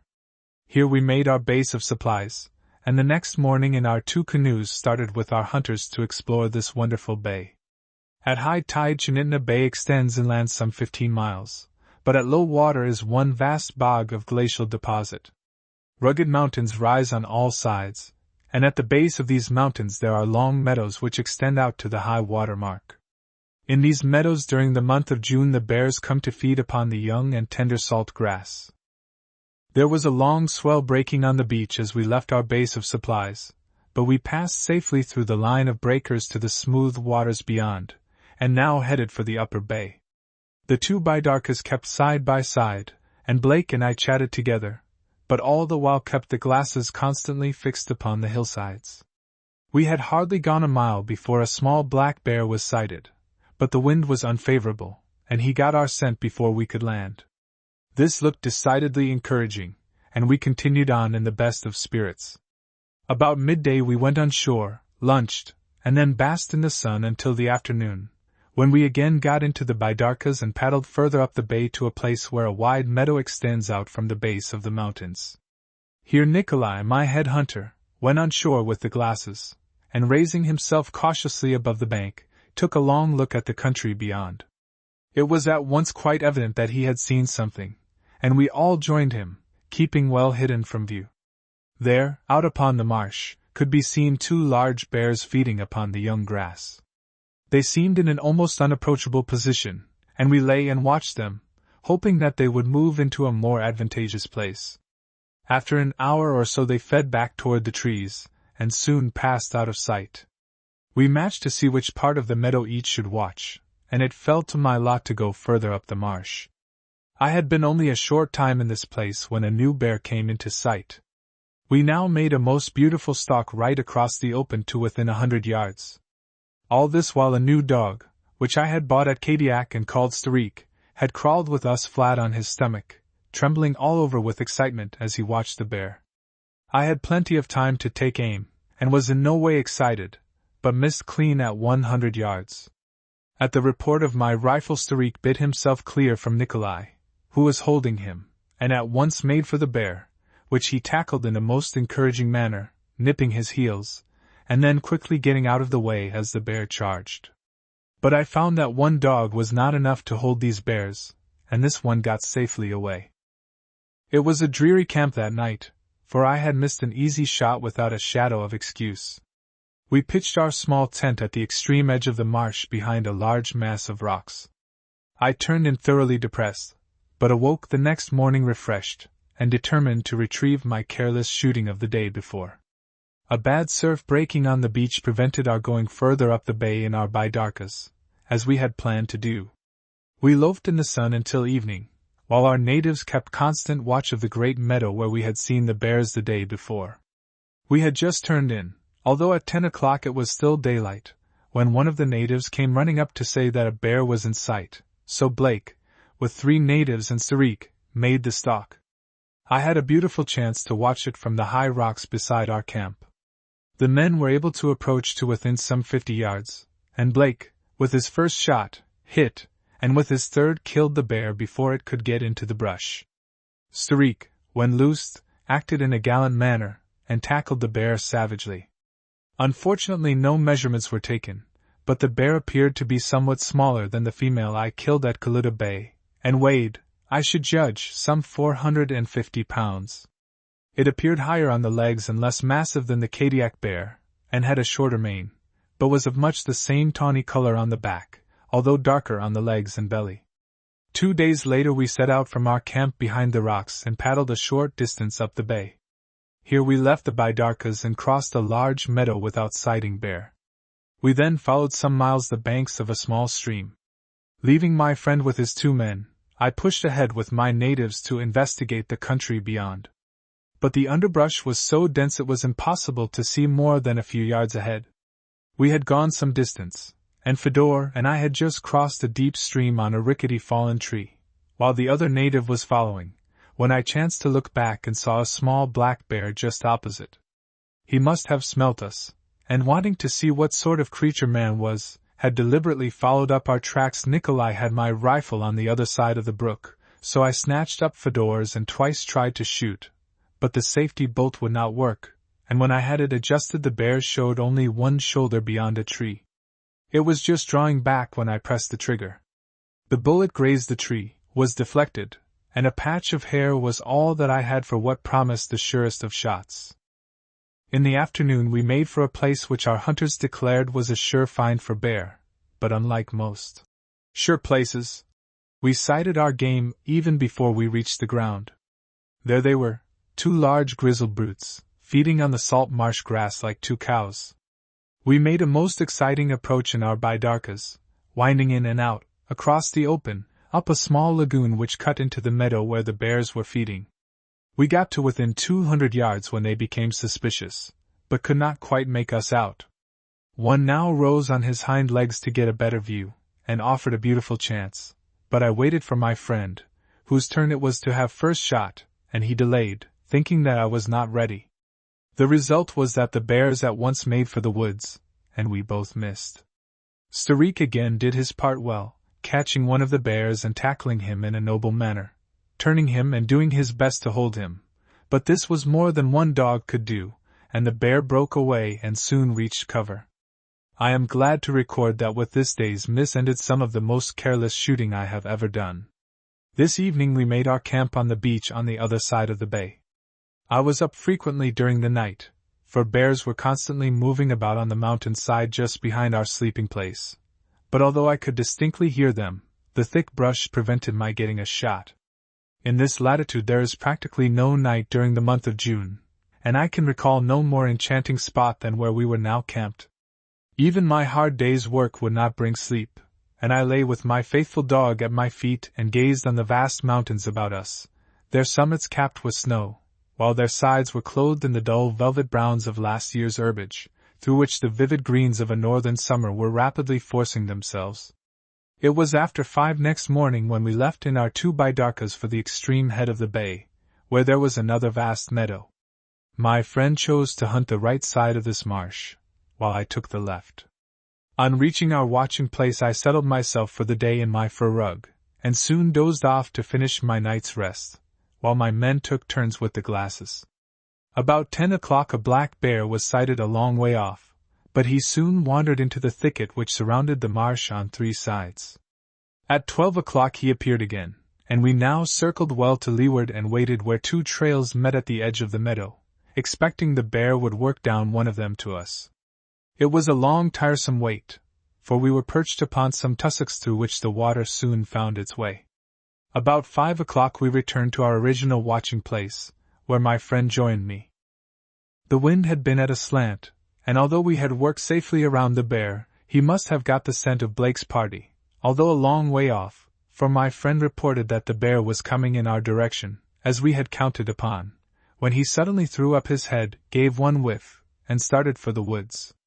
On Friday morning, June 7th, we made a 3 o'clock start from where we had passed the night on the beach.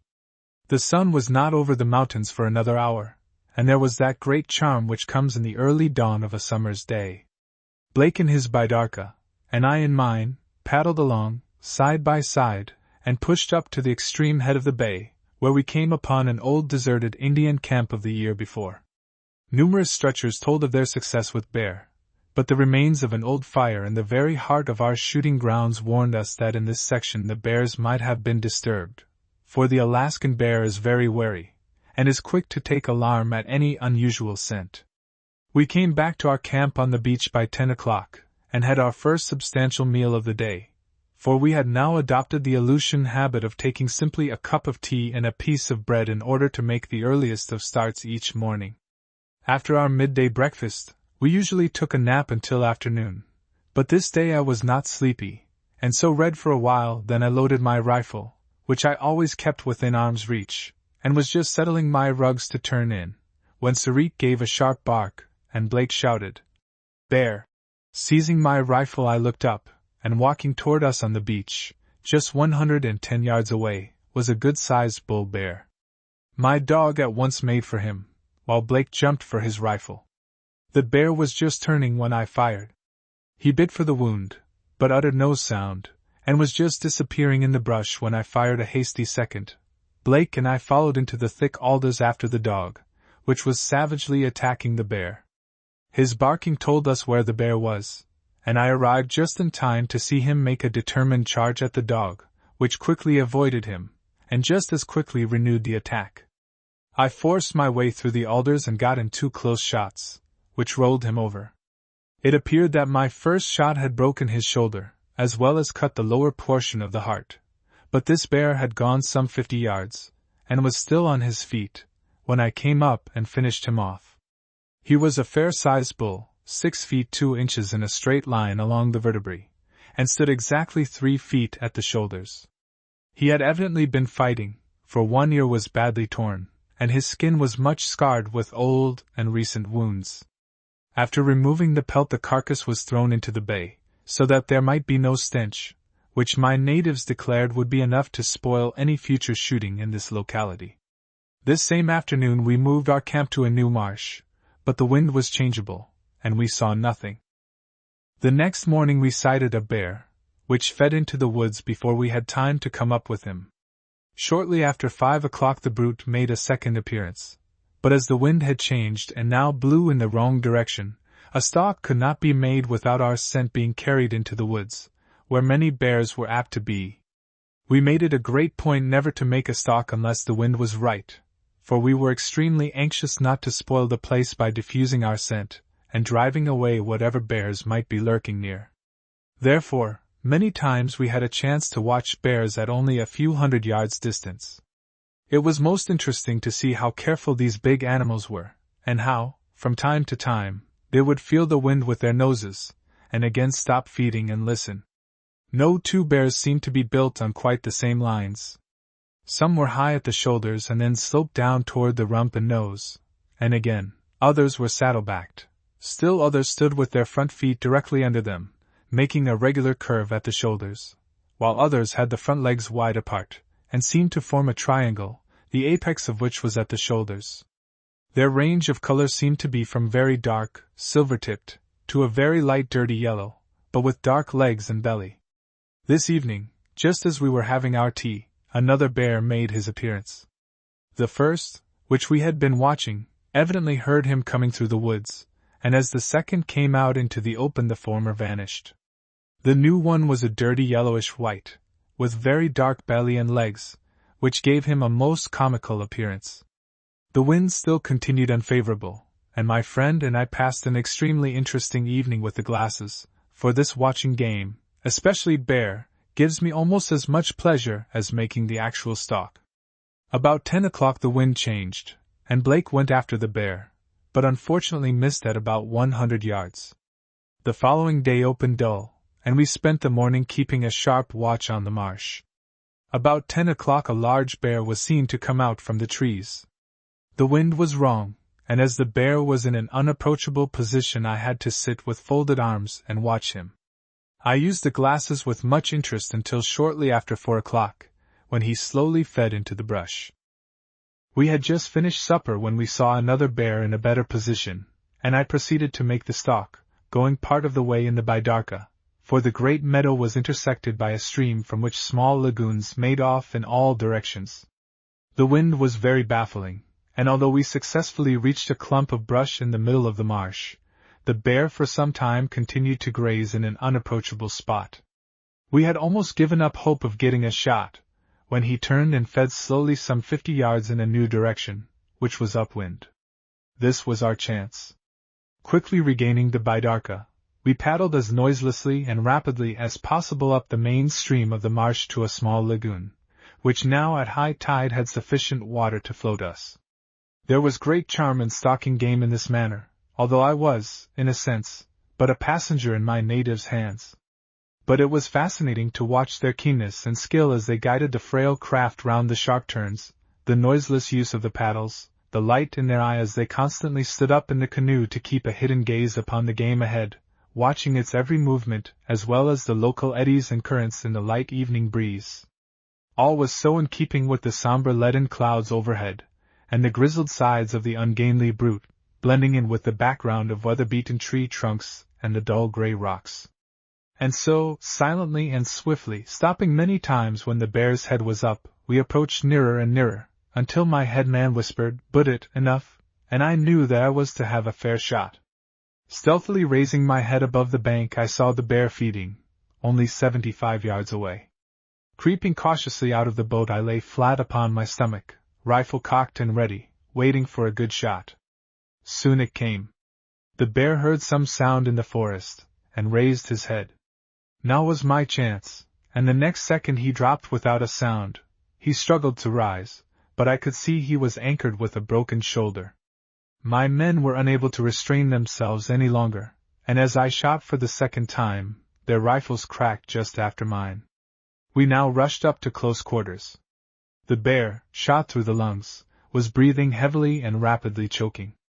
Suddenly I heard a yap, and then, out over the marsh, came Starik at full speed. I had left him with my friend, as we thought we might have to do some delicate stalking across the open. He had sighted the bear, and watched our approach all a tremble, and at the report of my rifle there was no holding him. Over the ground he came in great bounds, and arrived just in time to give the bear a couple of shakes before he breathed his last.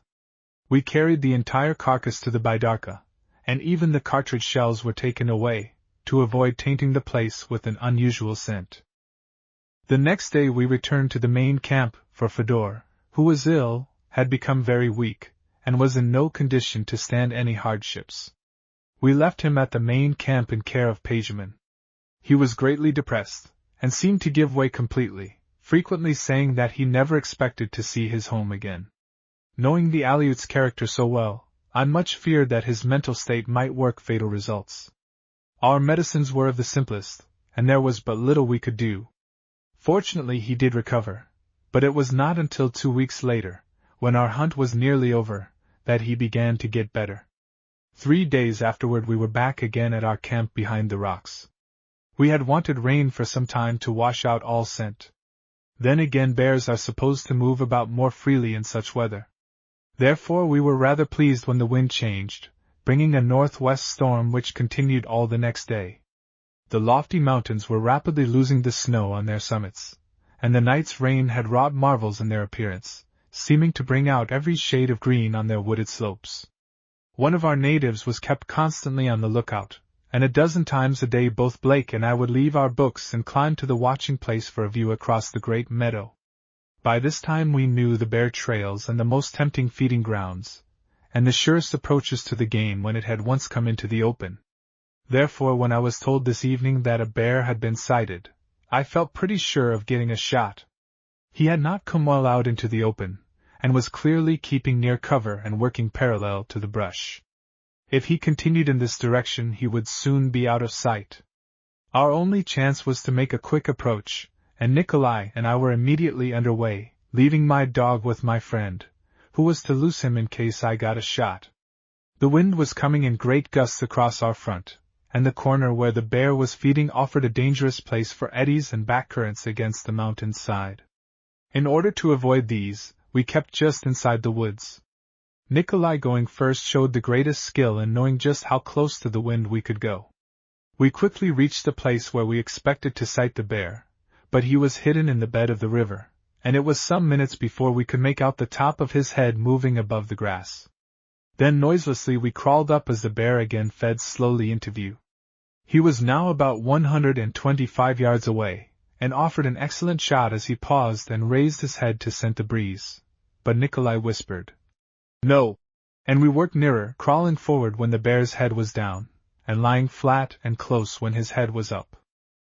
It is curious to note that often when game is being stalked it becomes suspicious, although it cannot smell, hear, or see the stalker. Instinct, perhaps, call it what you will. And now this bear turned and began moving slowly toward cover.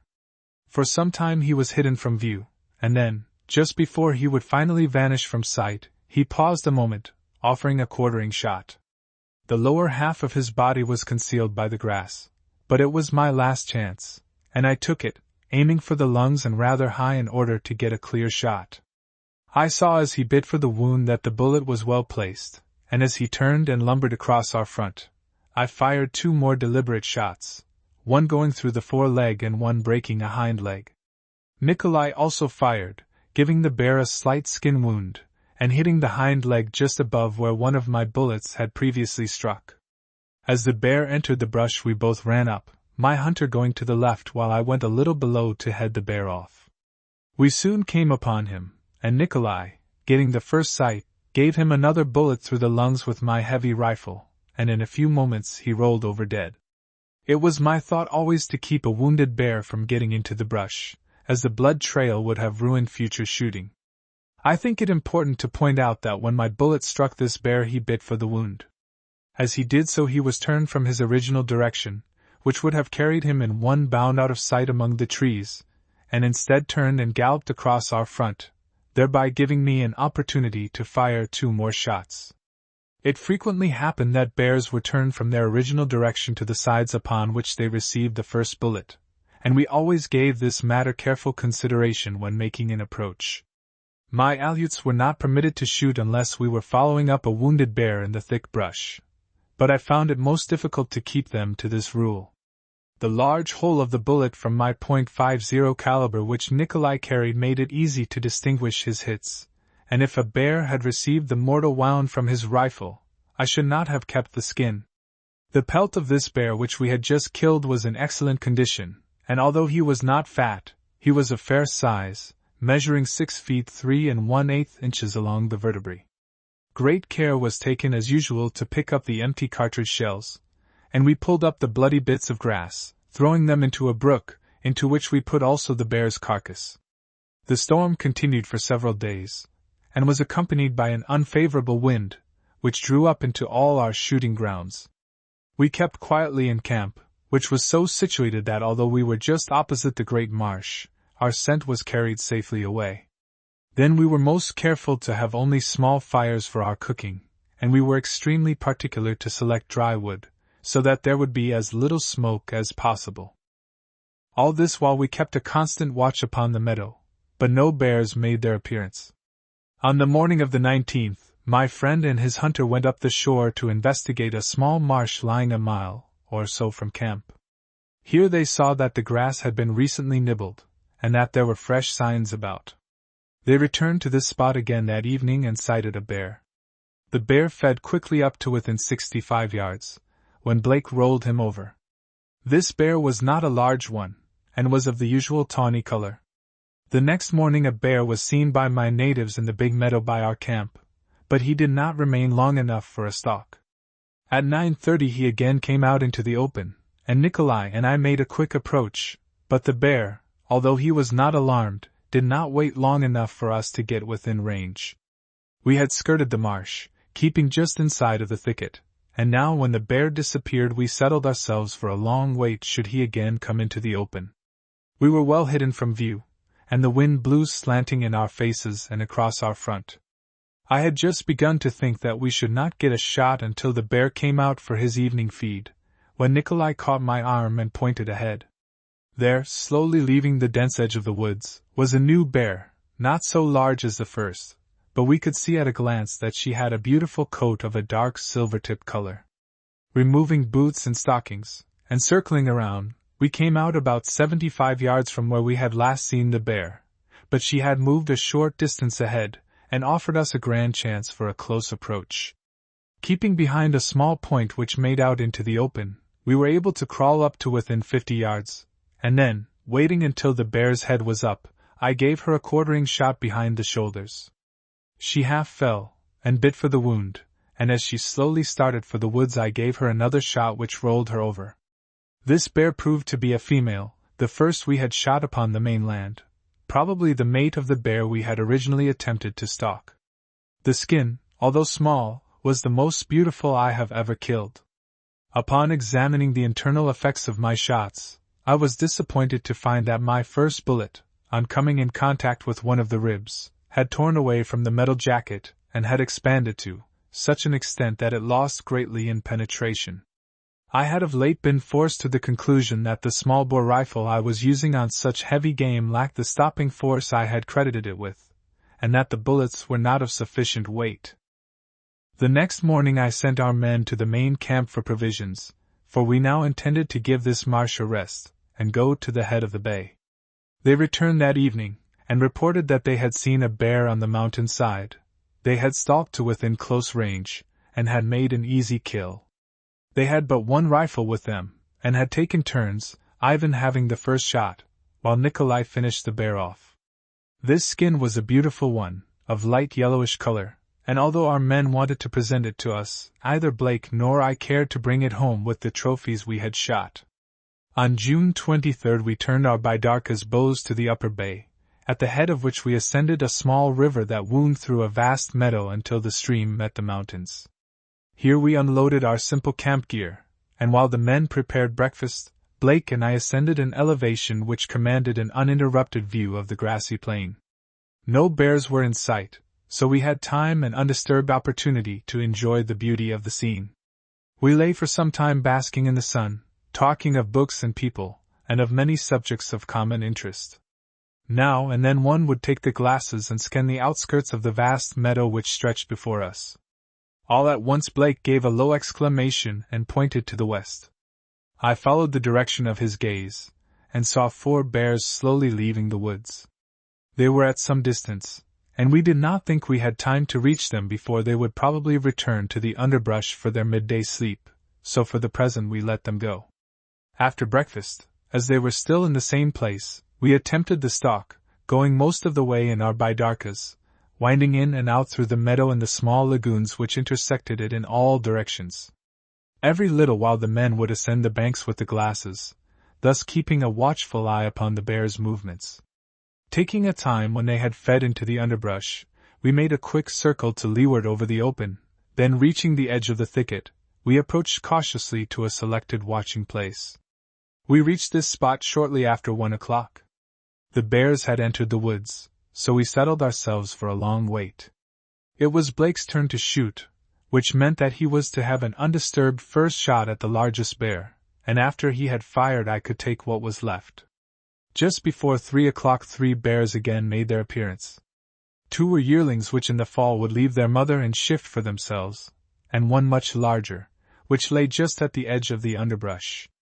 Had these yearlings not been with the mother she would not have come out so early in the afternoon, and, as it was, she kept in the shadow of the alders, while the 2 smaller ones fed out some distance from the woods. We now removed our boots, and with Starik well in hand, for he smelt the bears and was tugging hard on his collar, noiselessly skirted the woods, keeping some tall grass between the bears and ourselves. In this way we approached to within 100 yards. Twice one of the smaller animals rose on his hind legs and looked in our direction, but the wind was favorable, and we were well concealed, so they did not take alarm. My friend decided to shoot the mother, while I was to reserve my fire until after his shot. I expected that at the report of his rifle the bear I had chosen would pause a moment in surprise, and thus offer a good standing shot. As my friend's rifle cracked, the bear I had selected made a sudden dash for the woods, and I had to take him on the run. At my first shot he turned a complete somersault, and then, quickly springing up, again made a dash for cover. I fired a second time, and rolled him over for good and all. Starik was instantly slipped, and made at once for my bear. By the time we had run up he was shaking and biting his hindquarters in a most approved style. We at once put him after the larger bear, which Blake had wounded, and his bark in the thick alders told us he had located her. We all followed in and found that the bear, although down, was still alive. Blake gave her a final shot through the lungs. The 3rd bear got away, but I believe it was wounded by Nikolai. The one that Blake had killed was the largest female we got on the peninsula, measuring 6 feet 6.5 inches along the vertebrae. It is interesting to note that the two yearlings differed greatly in color. One was a grizzled brown, like the mother, while the other was very much lighter, of a light dirty yellowish color. We had watched these bears for some hours in the morning, and I feel positive that the mother had no cubs of this spring with her, yet on examination milk was found in her breasts. My natives told me that frequently yearling cubs continue to suckle, and surely we had positive proof of this with the large female bear. On our way back to camp that night we saw 2 more bears on the other side of the marsh, but they did not stay in the open sufficiently long to allow us to come up. The mosquitoes had by this time become almost unbearable, and it was late before they permitted us to get to sleep. About 3 a.m. it began to rain, but I was so tired that I slept on, although my pillow and blankets were soon well soaked. As the rain continued, we finally put up our small tent, but everything had become thoroughly wet, and we passed a most uncomfortable day. In the afternoon a black bear appeared not far from our camping place. My friend went after this with his hunter, who made a most wonderful stalk. The bear was in an almost unapproachable position, and the 2 men appeared to be going directly downwind, but Ivan insisted that there was a slight eddy in the breeze, and in this he must have been correct, for he brought Blake up to within 60 yards, when my friend killed the bear with a bullet through the brain. I think it is interesting to note that our shooting grounds were the extreme western range of the black bear. A few years ago they were not found in this locality, but it is quite evident that they are each year working further and further to the westward. The next day the heavy rain still continued. The meadow was now one vast bog, and the small lagoons were swollen into deep and rapid streams. Everything was wet, and we passed an uncomfortable day. Our 2 hunters were camped about 50 yards off under a big rock, and I think must have had a pretty hard time of it, but all the while they kept a sharp lookout. About 1 o'clock the men reported that a large bear had been seen some distance off, but that it had remained in sight only a short time. We expected this bear would again make his appearance in the afternoon, and in this surmise we were correct, for he came out into the open 3 hours later, when Nikolai and I with Starik made the stalk. We circled well to leeward, fording the many rapid streams with great difficulty. The rain had melted the snow on the hills, and we frequently had to wade almost up to our shoulders in this icy water. In crossing one of the lagoons Starik was carried under some fallen trees, and for a while I very much feared that my dog would be drowned. The same thing almost happened to myself, for the swift current twice carried me off my feet. The bear had fed well into the open, and it was impossible, even by the most careful stalking, to get nearer than a small patch of tall grass about 175 yards away. I put up my rifle to shoot, but found that the front sight was most unsteady, for I was wet to the skin and shaking all over with cold. Half expecting to miss, I pressed the trigger, and was not greatly surprised to see my bullet splash in the marsh just over the bear's head. He saw the bullet strike on the other side, and now came in our direction, but Starik, breaking loose from Nikolai, turned him. He now raced across our front at about 125 yards, with the dog in close pursuit. This gave me an excellent chance, and I fired 3 more shots. At my last I saw the bear bite for his shoulder, showing that my bullet was well placed. He continued to dash ahead, when Nikolai fired, also hitting him in the shoulder with the heavy rifle. He dropped, but gamely tried to rise and face Starik, who savagely attacked his quarters. Nikolai now fired again, his bullet going in at the chest, raking him the entire length, and lodging under the skin at the hind knee joint. Unfortunately this bear fell in so much water that it was impossible to take any other accurate measurement than the one along his back.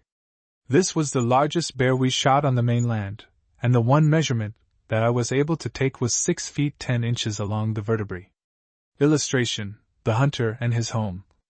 On examining the internal effects of his wounds, I found that my bullet had struck the shoulder blade and penetrated one lung, but had gone to pieces on coming in contact with the bone.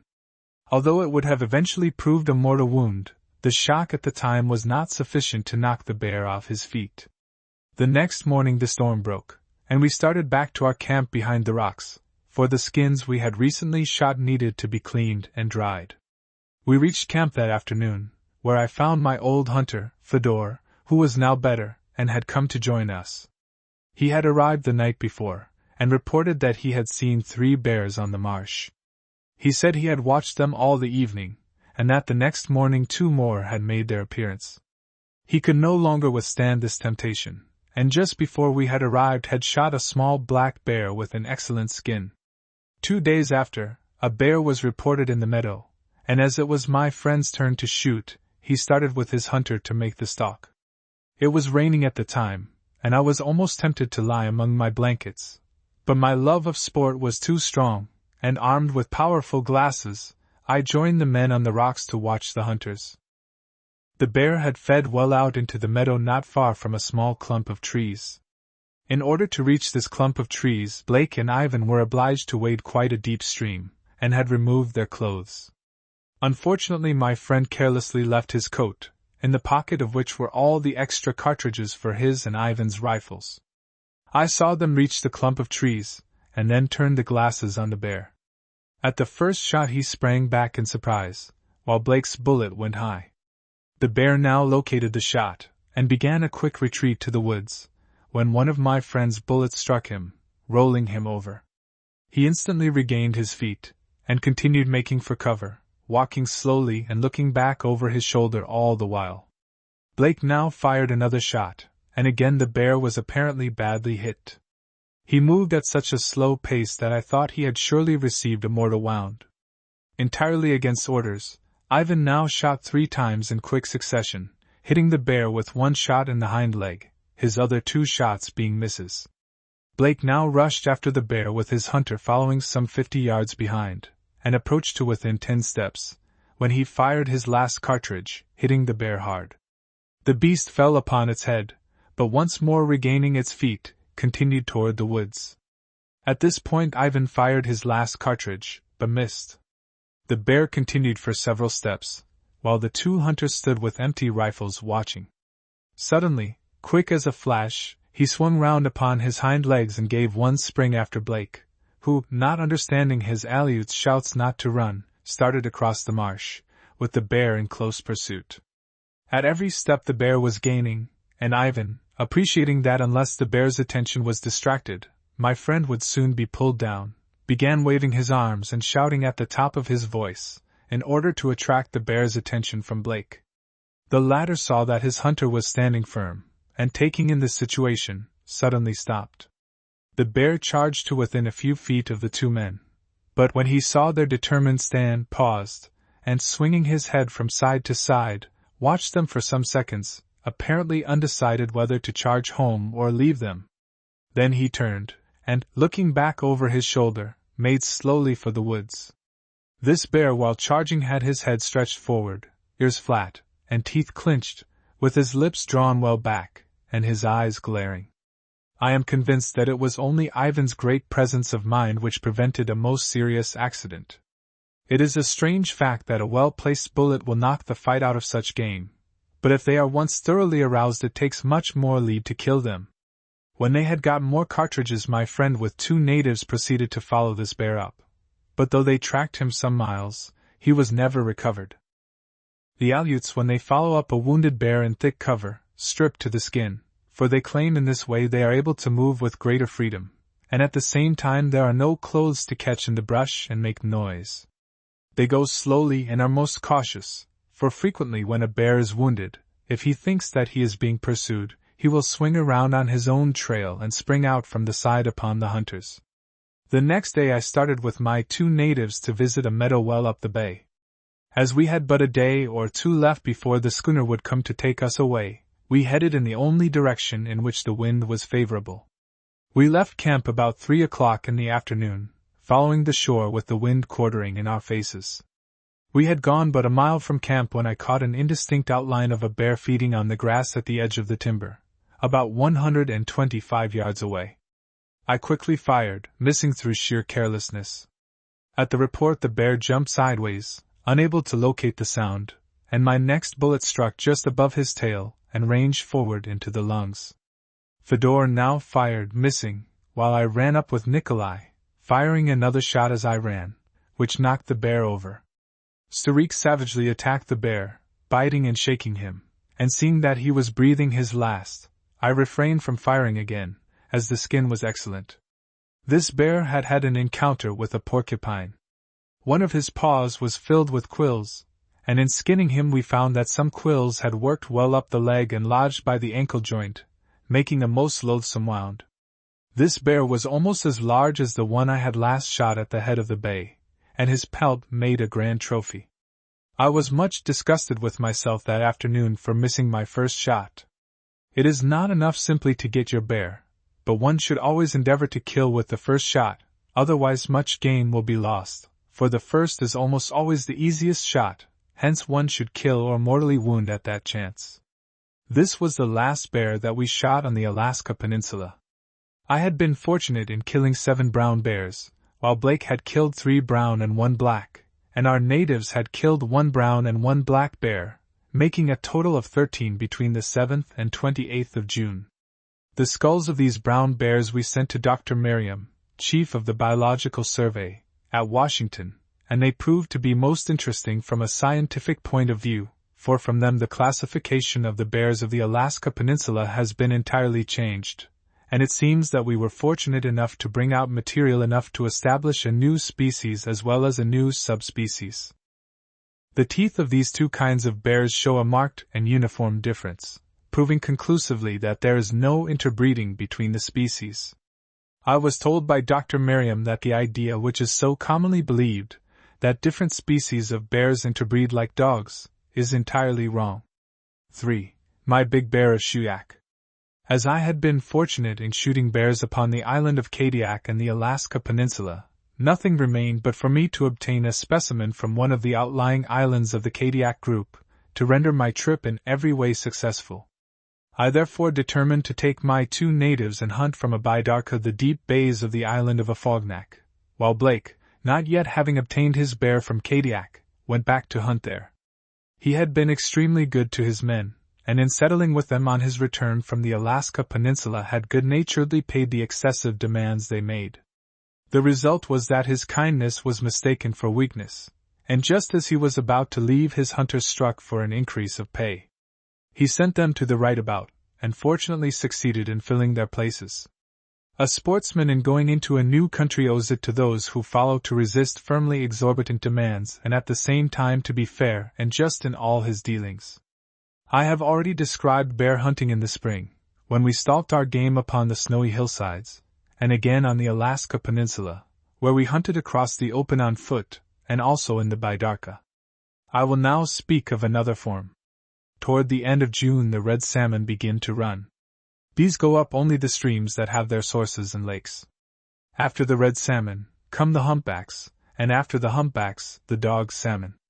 Both of these latter in great numbers force their way up all the streams, and are the favorite food of the bears, which come down from the mountains by deep, well-defined trails to catch the fish in the shallow streams. When the salmon have begun to run, the only practical way of hunting these bears is by watching some likely spot on the bank of a stream. Early in July Blake and I parted, intending to meet again 2 weeks later.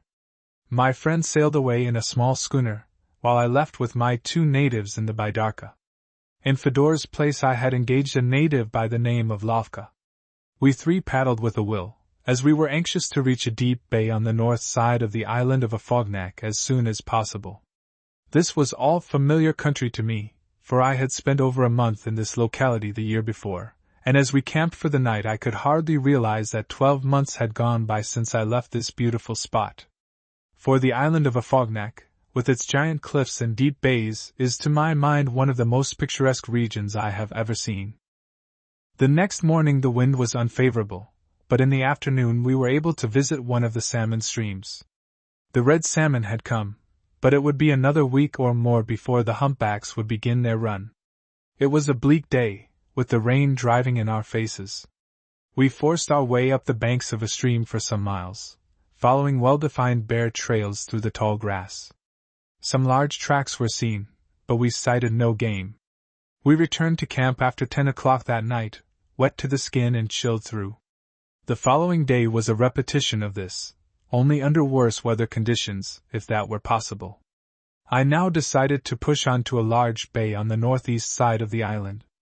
This is locally known as Seal Bay, and is supposed to be without question the best hunting ground on Afognak. Unfortunately, a heavy wind detained us in Paramanoff Bay for 2 days. The morning after the storm broke, we made a 4 o'clock start. There was a strong favoring breeze, and we made a sail of one of the blankets. The bidarka fairly flew, but it was rather ticklish work, as the sea was quite rough. Early that afternoon we turned into the narrow straits which lie between the islands of Afognak and Shuyak. Shuyak is uninhabited, but some natives have hunting barabaras there. Formerly this island contained great numbers of silver-gray foxes. A few years ago some white trappers visited it and put out poison. The result was the extermination of all the foxes upon the island, for not only the foxes that ate the poison died, but the others which ate the poisoned carcasses. The hunters obtained but one skin, as the foxes died in their holes or in the woods, and were not found until their pelts were spoiled. This is a fair example of the great need for Alaskan game laws. At the present time Shuyak is rich in bear and in land otter, and I can imagine no better place for a national game preserve. It has lakes and salmon streams, and would be an ideal place to stock. The straits between Shuyak and Afognak are extremely dangerous, for the great tides from Cook Inlet draw through this narrow passage. My nerve was tested a bit as the bidarka swept by the shore, for had it once got well started we should have been drawn into the rapids and then into a long line of angry breakers beyond. At one point it seemed as if we were heading right into these dangerous waters, and then abruptly turning at a sharp angle, we glided around a point into a shallow bay. Circling this shore we successfully passed inside the line of breakers and soon met the long ground swell of the Pacific, while Seal Bay stretched for many miles inland on the other side. It had been a long day, but as the wind was favorable we stopped only for a cup of tea and then pushed on to the very head of the bay. Here, at the mouth of a salmon stream, we came upon many fresh bear tracks, and passed the night watching. As we had seen nothing by 4 o'clock in the morning, we cautiously withdrew, and, going some distance down the shore, camped in an old hunting barabara. It had been rather a long stretch, when one considers that we had breakfasted a little over 24 hours before. Watching a salmon stream by night is pure sport, but it is the only kind of hunting that one can do at this time of the year. I slept until 7 o'clock, when the men called me, and after a cup of tea we started for the salmon stream, which we followed up beyond where we had watched it the night previous. We were very careful to wade so as not to give our scent to any bears which might approach the stream from below. There were many tracks and deep, well-used trails leading in all directions, while every few yards we came upon places where the tall grass was trampled down, showing where bears had been fishing. These bear trails are quite a feature of the Alaskan country, and some of them are 2 feet wide and over a foot deep, showing that they have been in constant use for many years. That night we heard a bear pass within 10 yards of us, but could not see it. We returned to camp next morning at 5 o'clock, and I wrote up my journal, for this night work is extremely confusing, and one completely loses track of the days unless careful. My men came to me after their midday sleep with very cheerful countenances, and assured me that there was no doubt but that I should surely soon meet with success, for the palm of Nikolai's hand had been itching, and he had dreamed of blood and a big dog fighting, while Lofka's eyelid trembled. My hunters told me in all seriousness that these signs never failed. In the afternoon we decided to watch a new place. We carried the bidarka up a small stream and launched it in quite a large and picturesque lake. We slowly paddled along the shores and watched near the mouths of several salmon streams. By 12 o'clock we had not even seen a track, so I decided to return to camp and get some much-needed sleep. The natives were to call me early the next morning, for I had decided to return to Paramanoff Bay. I think this was the only time in my hunting life that I was deliberately lazy, but, although my natives called me several times, I slept right on until 9 o'clock. I was strongly tempted when we got under way to start back by continuing around the island of Afognak, but Nikolai was anxious to have me give Paramanoff Bay another trial. He thought the run of the humpback salmon might have begun since we left, and if this was so, we were likely to find some large bears near the streams we had watched the week before. I had great confidence in his judgment, and therefore decided to retrace our steps. We made a start about 10 o'clock, but after a couple of hours paddling, when we had met a fair tide to help us on, I lit my pipe and allowed my men to do all the work, while I lay back among my rugs half dreaming in the charm of my surroundings. Myriads of gulls flew overhead, uttering their shrill cries, while now and then the black oyster-catchers with their long red bills would circle swiftly around the bidarka, filling the air with their sharp whistles, and seemingly much annoyed at our intrusion. Many different kinds of ducks rose before us, and the ever-present eagles watched us from the lofty rocks. We soon turned the rugged headland and were once more in the swift tide of Shuak Straits, where the water boiled and eddied about us as we sped quickly on. Nikolai now pointed out one of his favorite hunting grounds for seals, and asked if he might not try for one, so we turned into a big bay, and he soon had the glasses in use. He at once sighted several lying on some rocks, and we had just started in their direction when Nikolai suddenly stopped paddling, again seized the glasses, and looked excitedly across the straits to the Shuak shore. Following the direction of his gaze, I saw upon the beach a black speck which my native at once pronounced to be a bear. He was nosing around among some seaweed and turning over the rocks in search of food. Each one of us now put all his strength into every stroke in order to reach the other side before the bear could wander off. We cautiously landed behind some big rocks, and quickly removing our boots, my hunter and I were soon on shore and noiselessly peering through the brush to the place where we had last seen the bear, but he had disappeared. The wind was favorable, and we knew that he had not been alarmed. It took us some time to hit off his trail, for he had wandered in all directions before leaving this place, but after it was once found, his footprints in the thick moss made tracking easy, and we moved rapidly on. We had not expected a long stalk, and our feet were badly punished by the devil clubs which were here most abundant. We could see by the tracks that the bear had not been alarmed, and knew that we should soon come up with him. After a mile or so the trail led in the direction of a low marsh where the coastline makes a big bend inward, so apparently we had crossed a long point into a bay beyond. I at once felt sure that the bear was near, having probably come to this beach to feed, and as Nikolai looked at me and smiled I knew he, too, felt that we were on a warm trail. We had just begun to descend toward the shore when I thought I heard a slight noise ahead. Keeping my eyes fixed in that direction, I whispered to Nikolai, who was standing a few feet in front of me, intently peering to the right. Suddenly I caught just a glimpse of a tawny, brownish bit of color through the brush a short distance ahead. Quickly raising my rifle I had just a chance for a snap shot, and the next instant a large hare made a dash through some thick underbrush. It was but an indistinct glimpse which I had had, and before I could throw another cartridge into the barrel of my rifle the bear was out of sight. Keeping my eyes moving at about the rate of speed I judged he was going, I fired again through the trees, and at once a deep and angry growl told me that my bullet had gone home. Then we raced ahead, my hunter going to the left while I entered the thick brush into which the bear had disappeared. I had gone but a short distance when I heard Nikolai shoot 3 times in rapid succession, and as quickly as I could break through I hurried in his direction. It seemed that as we separated, Nikolai had at once caught sight of the bear slowly making away. He immediately fired but missed. At the report of his rifle the bear turned and came toward him, but was too badly wounded by my first 2 shots to be dangerous. At close range Nikolai fired 2 more shots, and it was at this moment that I joined him. The bear was down, but trying hard to get upon his feet, and evidently in an angry mood, so I ran up close and gave him another shot, which again knocked him over. Now for the first time I had a good view of the bear, which proved to be a very large one.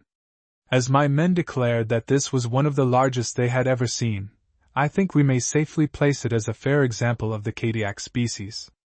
Unfortunately I had no scales with me, and could not, therefore, take its weight, but the 3 of us were unable to budge either end from the ground, and after removing the pelt the carcass appeared to be as large as a fair-sized ox. We had much difficulty in skinning him, for he fell on his face, and it took us some half-hour even to turn him over. We were only able to do this by using his legs as levers. It required over 2 hours to remove the pelt.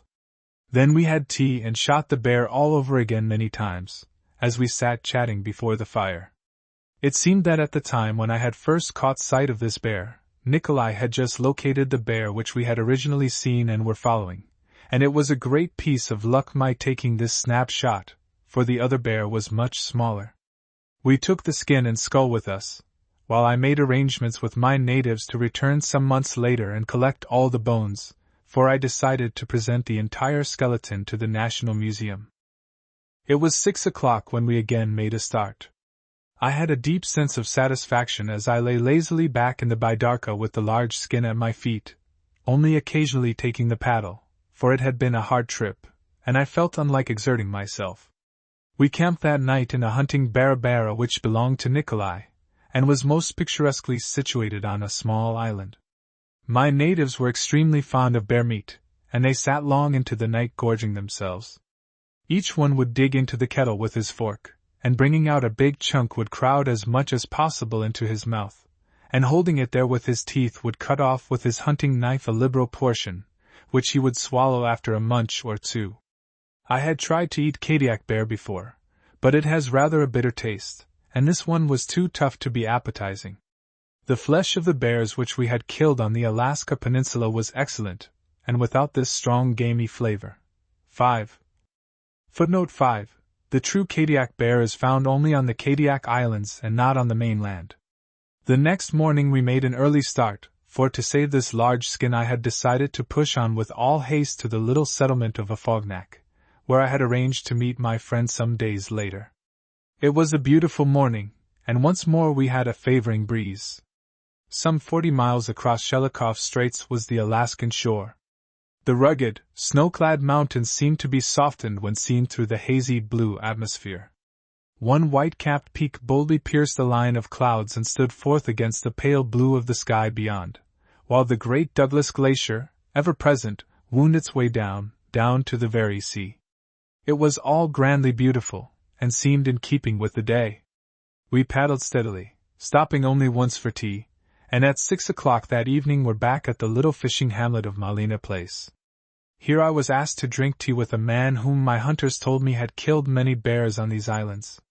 This man said that at times there were no bears on Shuyak, and that again they were there in great numbers, showing that they freely swim from Afognak across the straits, which, at the narrowest point, are some 3 miles wide.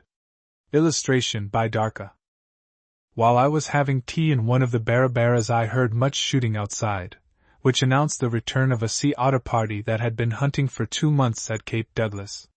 It was a beautiful sight, this fleet of 20-odd bidarkas, the paddles all rising and falling in perfect time, and changing sides without a break. There is nothing more graceful than one of these canoes when handled by expert Aleuts. These natives had already come 40 miles that day, and were now going to stop only long enough for tea, and then push on to the little settlement of Afognak Place, some 25 miles away, where most of them lived. In one of the canoes I saw a small chap of 13 years. He was the chief's son, and already an expert in hunting and in handling the bidarka.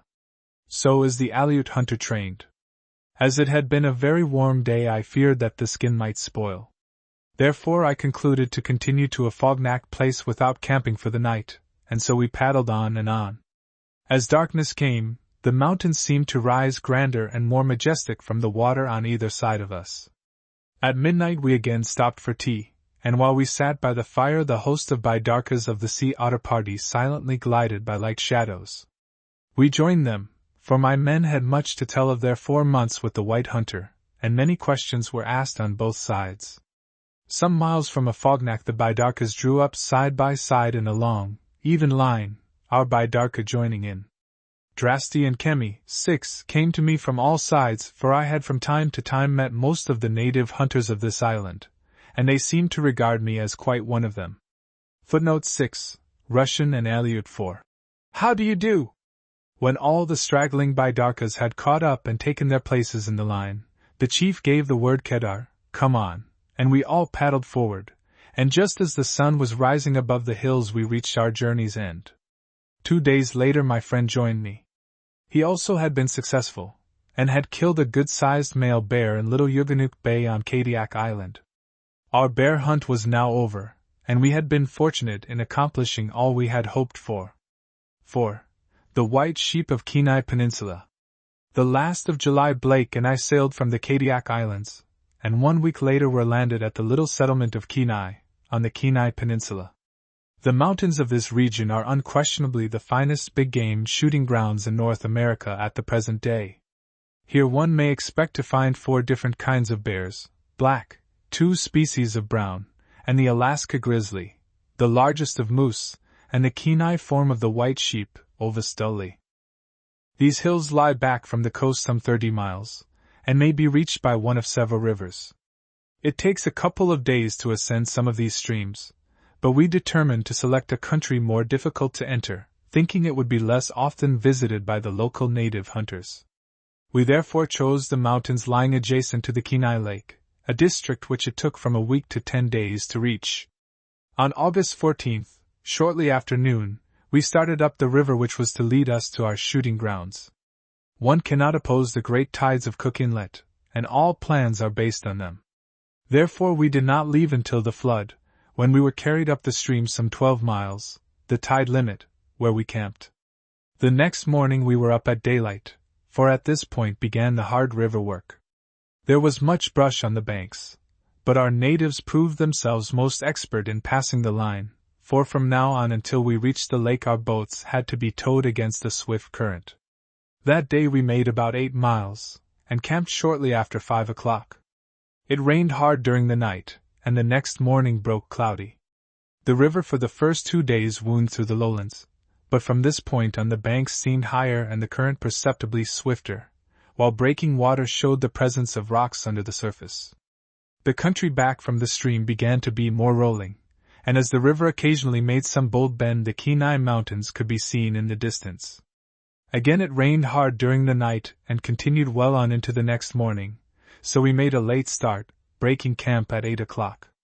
Spruce, alders, willows, and birch were the trees growing along the banks, and we now passed through the country where the moose range during the summer months. Already the days had become perceptibly shorter, and there was also a feeling of fall in the air, for summer is not long in this latitude. At this point in the river we encountered bad water, and all hands were constantly wet, while the natives were in the glacial stream up to their waists for hours at a time. Therefore we made but little progress. That night there was a heavy frost, and the next morning dawned bright and clear. The day was a repetition of the day before, and the natives were again obliged to wade with the tow line most of the way. But they were a good-natured lot, and seemed to take their wetting as a matter of course. About 10 o'clock the next morning we reached the Kenai Rapids, where the stream narrows and the water is extremely bad, for the current is very swift and the channel full of rocks. We navigated this place safely and came out into the smooth water beyond. Here we had tea and a good rest, for we felt that the hardest part of this tiresome journey was over.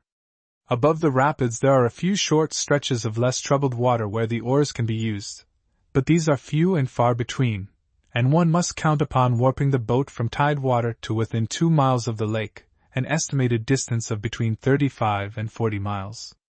We had hardly got started the following day before it began to rain heavily. We were soon wet to the skin and thoroughly chilled, but we kept on until late in the afternoon, when we camped in a small Indian cabin some 3 miles from the lake. It stormed hard during the night with such heavy wind that we much feared that we should be unable to cross the lake the next day. In the morning, however, the wind had gone down, and we made an early start. Just before reaching the mouth of the river we sighted game for the first time. A cow moose with her calf were seen on the bank. They stood idly watching our boats for a short time, and then slowly ambled off into the brush. Occasionally, as the river had made some big bend, we had been able to sight the mountains which were to be our shooting grounds. Day by day they had grown nearer and nearer, and finally, after 1 week of this toilsome travel, we glided from the river to the crescent-shaped lake, and they now rose close before us. This range of hills with their rough and broken sides compares favorably in grandeur with the finest of Alaskan scenery. Halfway up their slopes was a well-defined timber line, and then came the stunted vegetation which the autumn frost had softened into velvet browns in deep contrast to the occasional berry patches now tinged a brilliant crimson, and beyond, the great bleak, open tablelands of thick moss sloped gently upward to the mountain bases, and above all, the lofty peaks of dull gray rock towered in graceful curves until lost in the mist. Great banks of snow lay in many of the highest passes, and over all the landscape the sun shone faintly through leaden and somber storm clouds. Such was my first near view of the Kenai Mountains, and, as I learned to know them better, they seemed to grow more awe-inspiring and beautiful.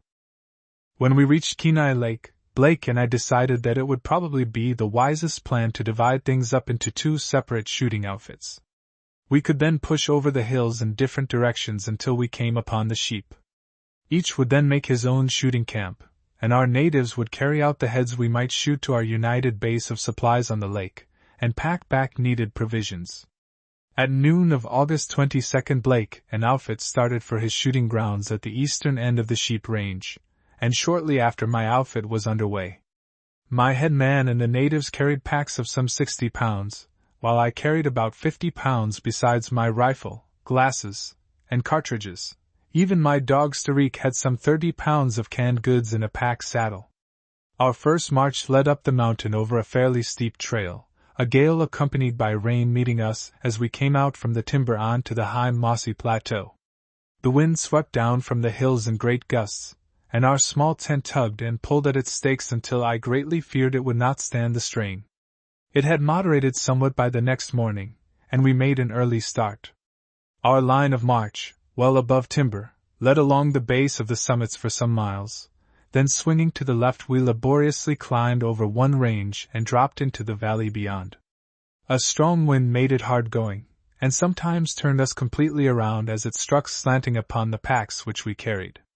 During the day sheep were seen in the distance, but we did not stop, for we were anxious to reach before dark a place where Hunter, my head man, had usually made his hill camp. It must be remembered that at such an altitude there is very little fuel, and that good camping places are few and far between. The next morning we were up early, intending to take our first hunt, but the small Kili River, on which we were now located, was much swollen by the heavy rains, and could not be crossed.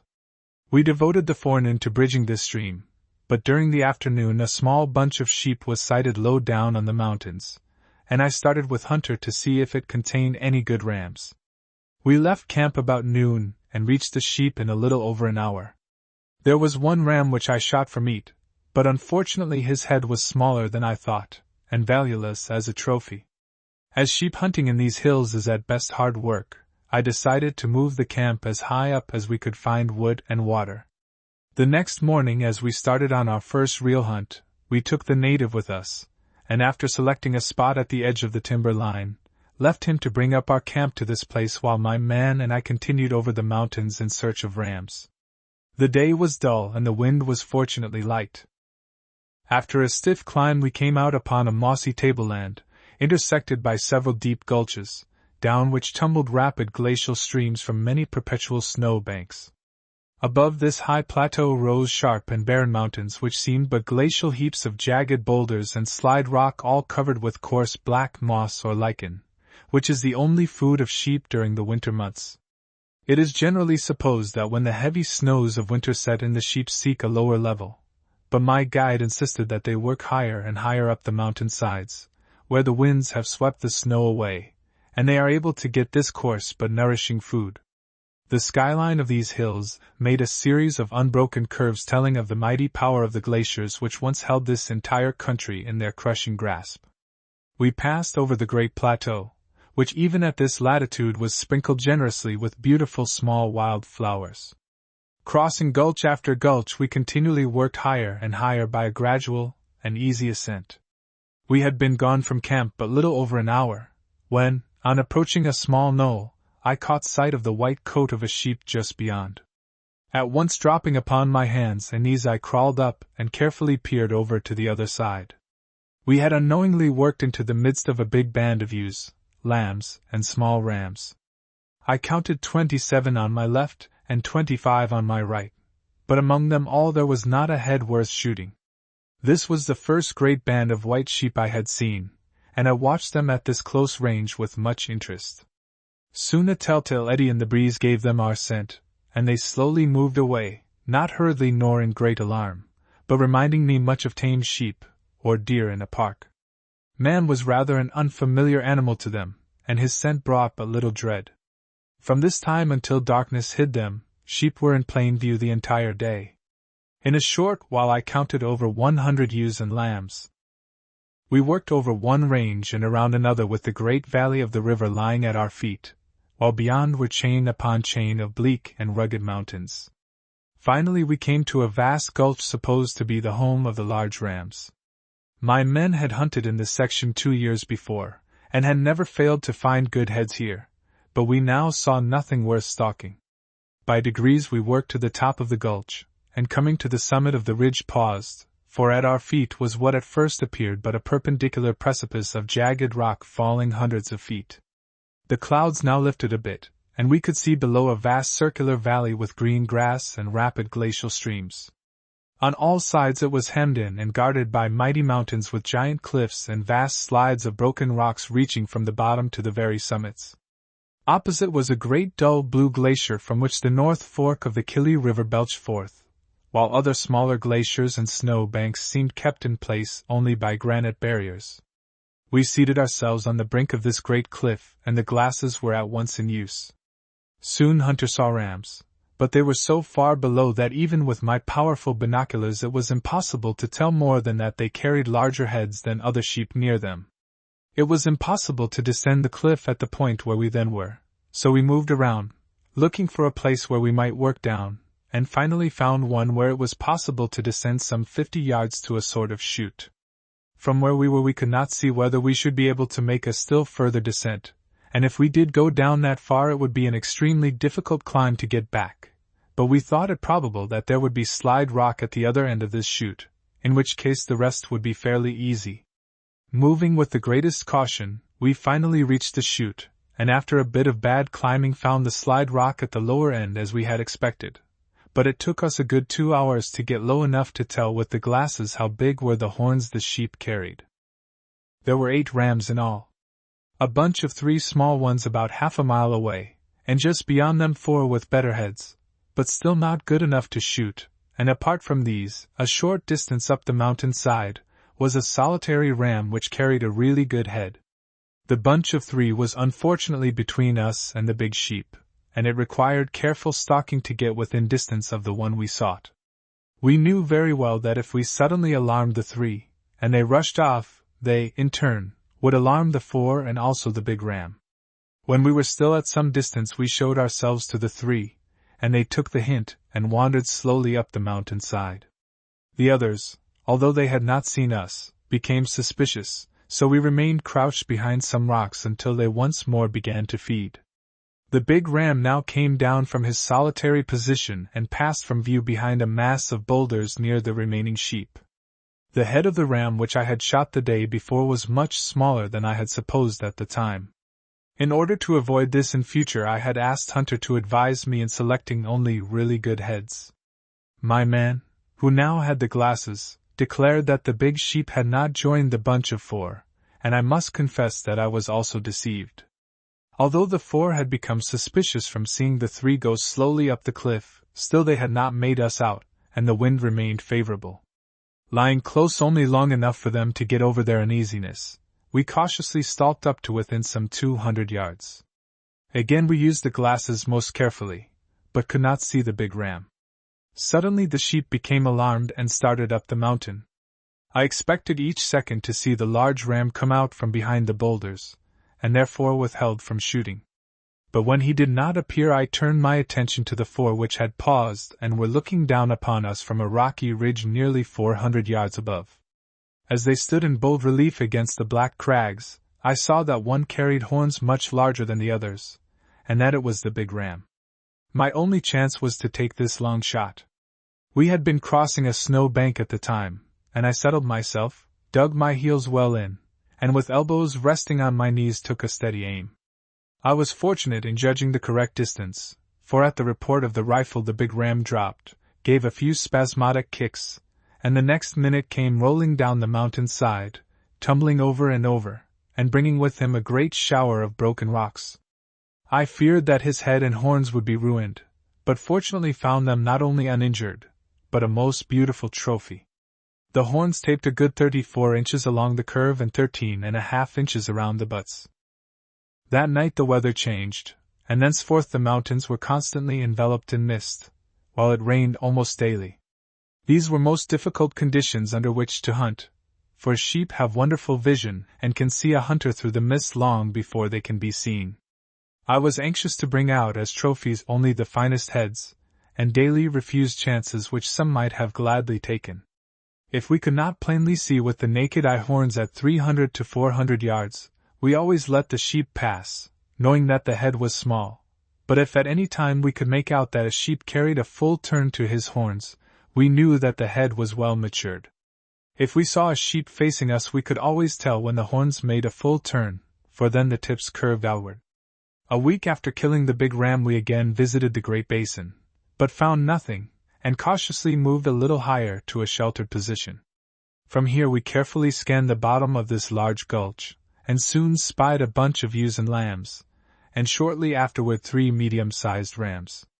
When we first saw them one had become suspicious and was looking intently in our direction, so we crouched low against the rocks, keeping perfectly still until they once more began to feed. When they had gradually worked over a slight knoll we made a quick approach, cautiously stalking up to the ridge over which the sheep had gone. I had expected to get a fair shot at 200 yards or under, but when I peered over nothing was in sight. I concluded they had not gone up the mountainside, for their white coats against the black rocks would have rendered them easily seen. I, therefore, started to walk boldly in the direction in which we had seen them go, thinking they had probably taken shelter from the gale behind some rocks. I had only gone some paces when we located them standing on a snow patch which had made them indistinguishable. I sat down and tried to shoot from my knees, but the wind was coming in such fierce gusts that I could not hold my rifle steady, so I ran as hard as I could in their direction, looking hastily about for some rock which would offer shelter. The sheep made up the mountain side for some 300 yards, when they paused to look back. I had by this time found a sheltered position behind a large boulder, and soon had one of the rams wounded, but although I fired several shots I seemed unable to knock him off his feet. Fearing that I might lose him after all, I aimed for the second ram, which was now on the move some distance further up the mountain, and at my second shot he stopped. Climbing up to within 150 yards I found that both the sheep were badly wounded, and were unable to go further, so I finished them off.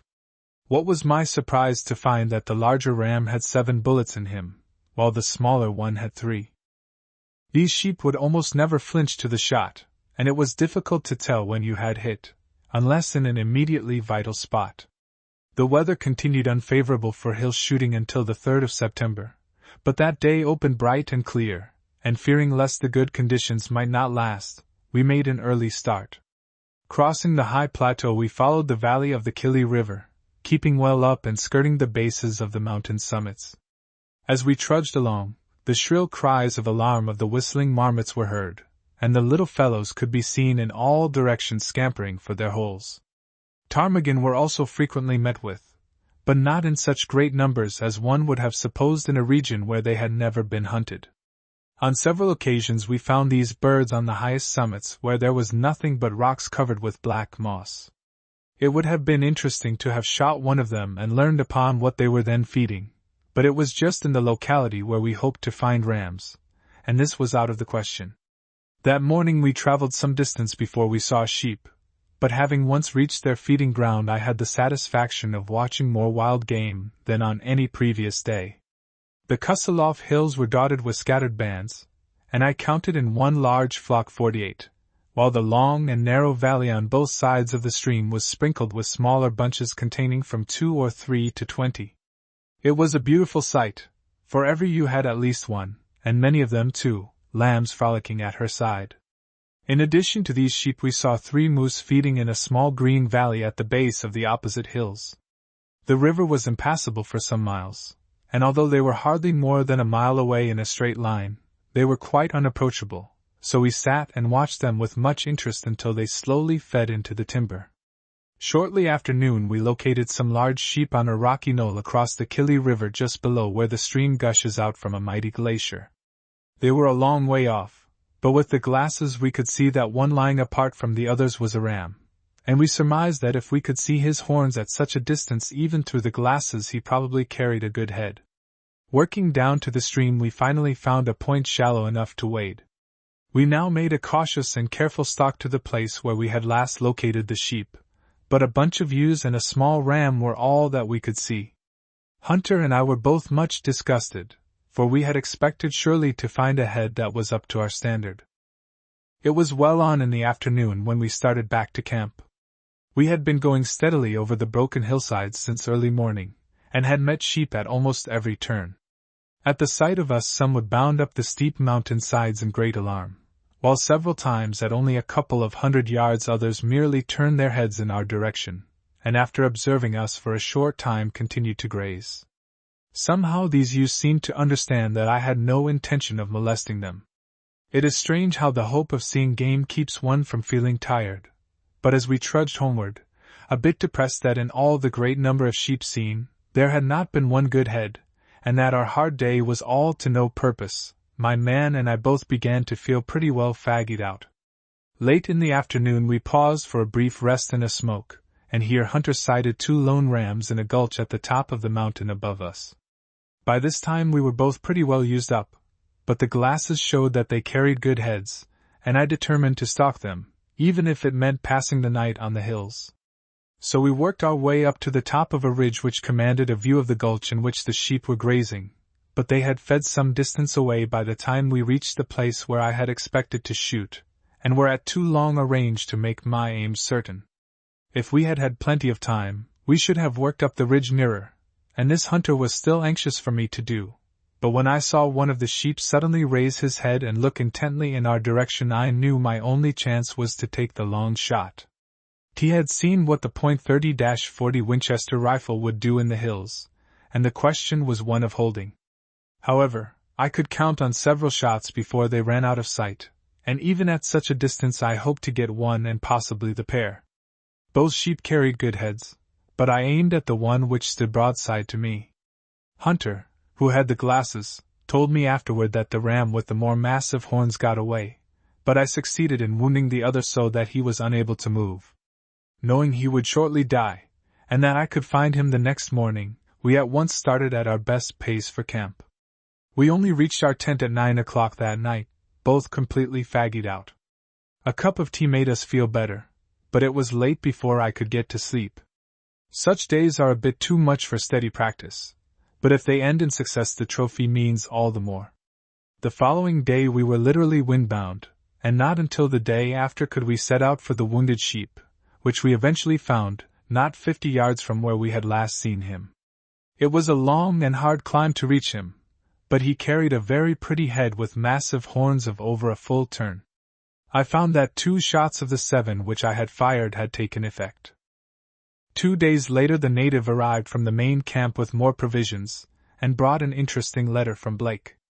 It seemed that some Englishmen who had been hunting in these hills just before us had driven the big rams to the other end of the range, where my friend had been most fortunate in finding them. He strongly advised my leaving my present camp and coming to the country which he had just left, having got 6 excellent heads.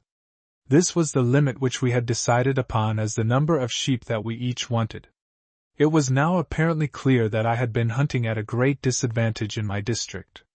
On receiving Blake's letter I at once determined to retrace my steps to the main camp, go to the head of the lake and follow up the trail which he had laid out upon the mountains.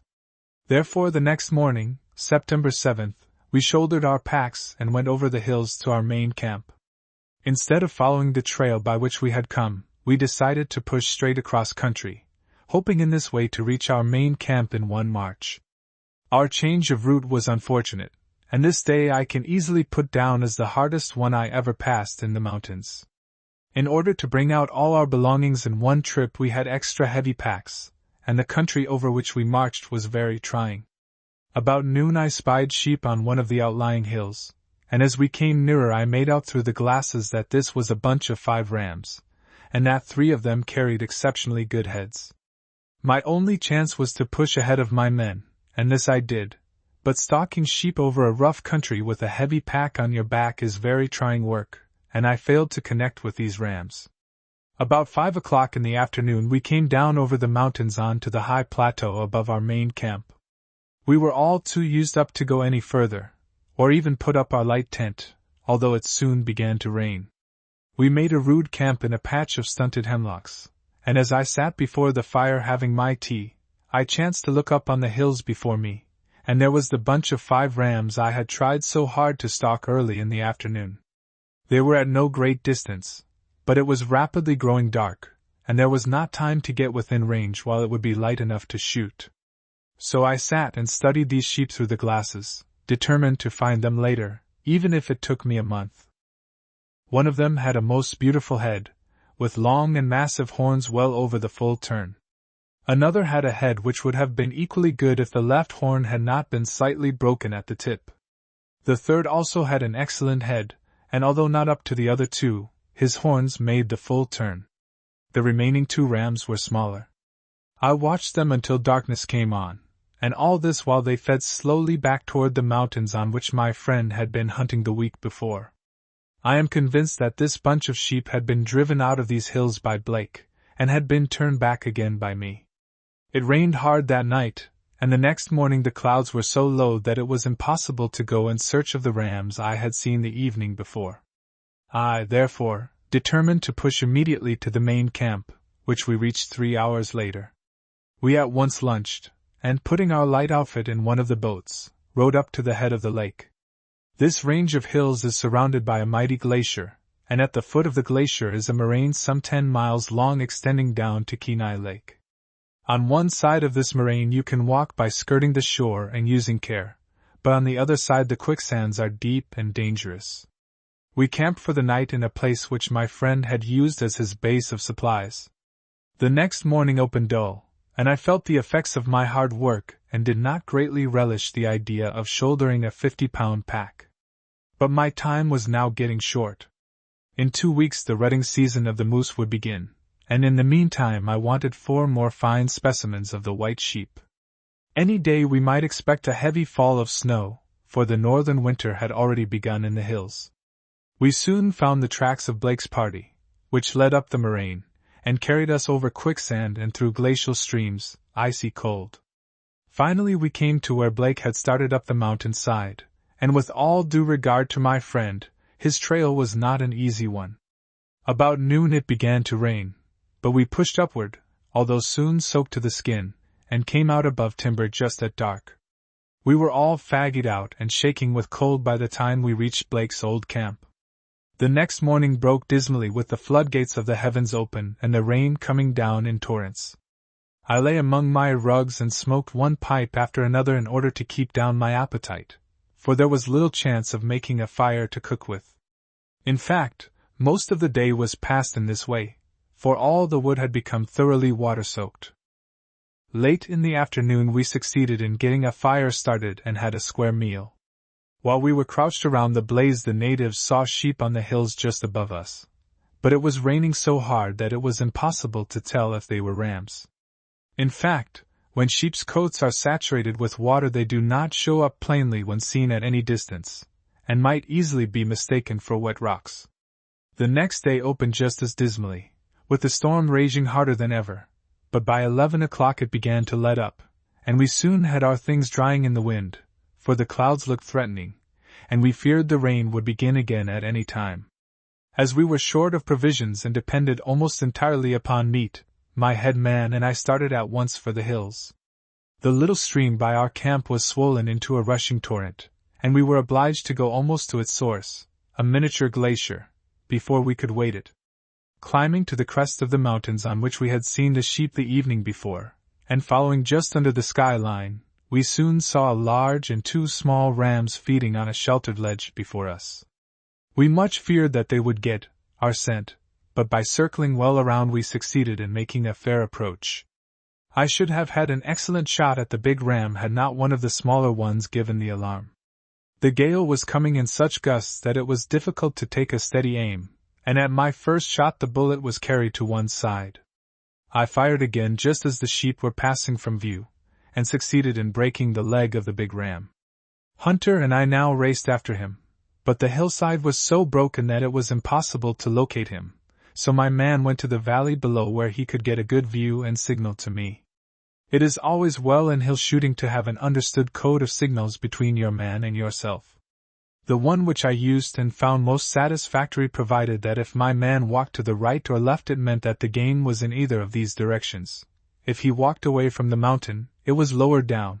If he approached the mountain, it was higher up. As Hunter, after reaching the valley and taking a look with the glasses, began to walk away, I knew that the sheep was below me, and I suddenly came close upon the three, which had taken shelter from the gale behind a large rock. Very frequently sheep will remain behind with a wounded companion, especially is this so when it is a large ram. Now, unfortunately, one of the smaller rams got between me and the big one, and as I did not want to kill the little fellow, the big ram was soon out of range. But he was too badly wounded to go far over such grounds, and I soon stalked up near, when I fired, breaking another leg, and then ran up and finished him off. This ram carried a very pretty head, 13.5 inches around the butts and 36.25 inches along the curve, but unfortunately the left horn was slightly broken at the tip. It was undoubtedly an old sheep, as his teeth, worn to the gums, and the 10 rings around his horns indicated. When a ram's constitution has been undermined by the rutting season, the horns cease to grow, nor do they begin again until the spring of the year with its green vegetation brings nourishing food, and this is the cause of the rings, which, therefore, indicate the number of winters old a sheep is. This was my headman's theory, and is, I believe, a correct one, for in the smaller heads which I have examined these rings coincided with the age of the sheep as told by the teeth. Up to 5 years, the age of a sheep can always be determined by the incisor teeth. A yearling has but 2 permanent incisors, a 2-year-old 4, a 3-year-old 6, and a 4-year-old, or over 8 teeth, or a full set. Illustration: heads of Dall's sheep, the horns above are of the stone sheep. It was unpleasantly cold upon the mountains this day, and as no other sheep could be seen, we returned to camp by 5 o'clock. This was the easiest day's shooting that I had had. As we sat by the campfire that evening, 4 sheep were seen on the hills above us, 2 of which I recognized as the small rams that had been with the one I had just killed. We felt quite certain that these were the bunch of 5 rams which we had seen when we were packing out from our first hill camp. In fact, this was the only good band of rams which I saw during the entire hunt. If these were the same sheep, the 2 newcomers carried good heads, for, as previously stated, I had studied this lot carefully through the glasses. The next day, the 13th and Friday, opened dismally enough, but by the time we had finished breakfast the mountains were clear of clouds and there was no wind to mar one's shooting. Such conditions were to be taken advantage of, and Hunter and I were soon working up the ridge well to leeward of the place where we had seen the sheep the night before. Reaching the crest we scanned the grounds on all sides, and also the rugged mountain tops about us. The white coats of these sheep against the dark background of black moss-covered rocks rendered them easily seen, but we now failed to sight any even on the distant hills. Therefore we pushed ahead, going stealthily upwind and keeping a careful watch on all sides. We crossed over the ridge and worked our way just below the skyline on the other side of the mountain from our camp, never supposing that the sheep would work back, for they had seen our campfire on the night before. We traveled nearly to the end of the ridge, and were just about to cross and work down to a sheltered place where we expected to find our game, when Hunter chanced to look back, and instantly motioned me to drop out of sight. While we had been working around one side of the summit, the sheep had been working back on the other side, and we had passed them with the mountain ridge between. Fortunately they were all feeding with their heads away, or they must have seen us as we came out on the skyline. My man had the glasses and assured me that there were 2 excellent heads. We now felt quite certain that these were the sheep we knew so well. We cautiously dropped out of sight and worked back, keeping the mountain ridge between us. We were well above and had a favorable wind and the entire day before us. It was the first and only time upon these hills that the conditions had all been favorable for a fair stalk and good shooting. Hunter did his part well, and brought me up to within 125 yards of the rams, which were almost directly below us. They had stopped feeding and were lying down. Only one of the smaller sheep was visible, and my man advised me to take a shot at him, and then take the 2 large ones as they showed themselves. Aiming low, I fired, and then as one of the big rams jumped up I fired again, killing him instantly. The smaller one that I had first shot at went to the left, while the one remaining large ram and the second smaller one went to the right. The latter were instantly hidden from view, for the mountain side was very rough and broken and covered with large slide rock. I raced in the same direction, knowing well that they would work uphill. But hurrying over such ground is rather dangerous work. Soon the two sheep came into view, offering a pretty quartering shot at a little under 100 yards. The old ram fell to my first bullet, and I allowed the smaller one to go and grow up, and I hope offer good sport to some persevering sportsman 5 years hence. While Hunter climbed down and skinned out the heads, I turned in pursuit of the one which I had first fired at, for we both thought he had been hit, having seen hair fly. I soon located him in the distance, but he showed no signs of a bad wound, and as his head was small I was truly glad that my shot had only grazed him. Both the rams which I killed carried excellent heads with unbroken points, and we were safely back in camp with the trophies shortly after 2 o'clock that afternoon, an easy and a pleasant day. The larger ram measured 13¼ inches around the base of the horns, and 37 7/8 inches along the outer curves. These were the longest horns of the Ovis dully that I killed. The other ram measured 13 inches around the horns and 34½ inches along the outer curve. Illustration: my best head. While we were having tea that afternoon, we chanced to look up on the hills, and there, near the crest of the ridge, was one of the small rams from the bunch we had stalked that morning. He offered a very easy chance had I wanted his head. It is worthy of note that these sheep seemed to have no fear of the smell of blood or dead comrades, and on several occasions I have observed them near the carcass of some ram which I had shot. The next day opened perceptibly cooler, and the angry clouds overhead told us to beware of a coming storm. As I now had 7 heads, 5 of which were very handsome trophies, I concluded to take Hunter's advice and leave the high hills. Our sheep shooting for the year was now practically over. Had the weather been fine it would have been an ideal trip, but with the exception of the 3rd and 13th of September every day passed upon the mountains was not only disagreeable, but with conditions so unfavorable that it had been almost impossible to stalk our game properly. For when I had been once wet to the skin the cold wind from the glaciers soon chilled me to such a degree that I was unable to remain quietly in one place, and allowed the game to get in a favorable position for a stalk.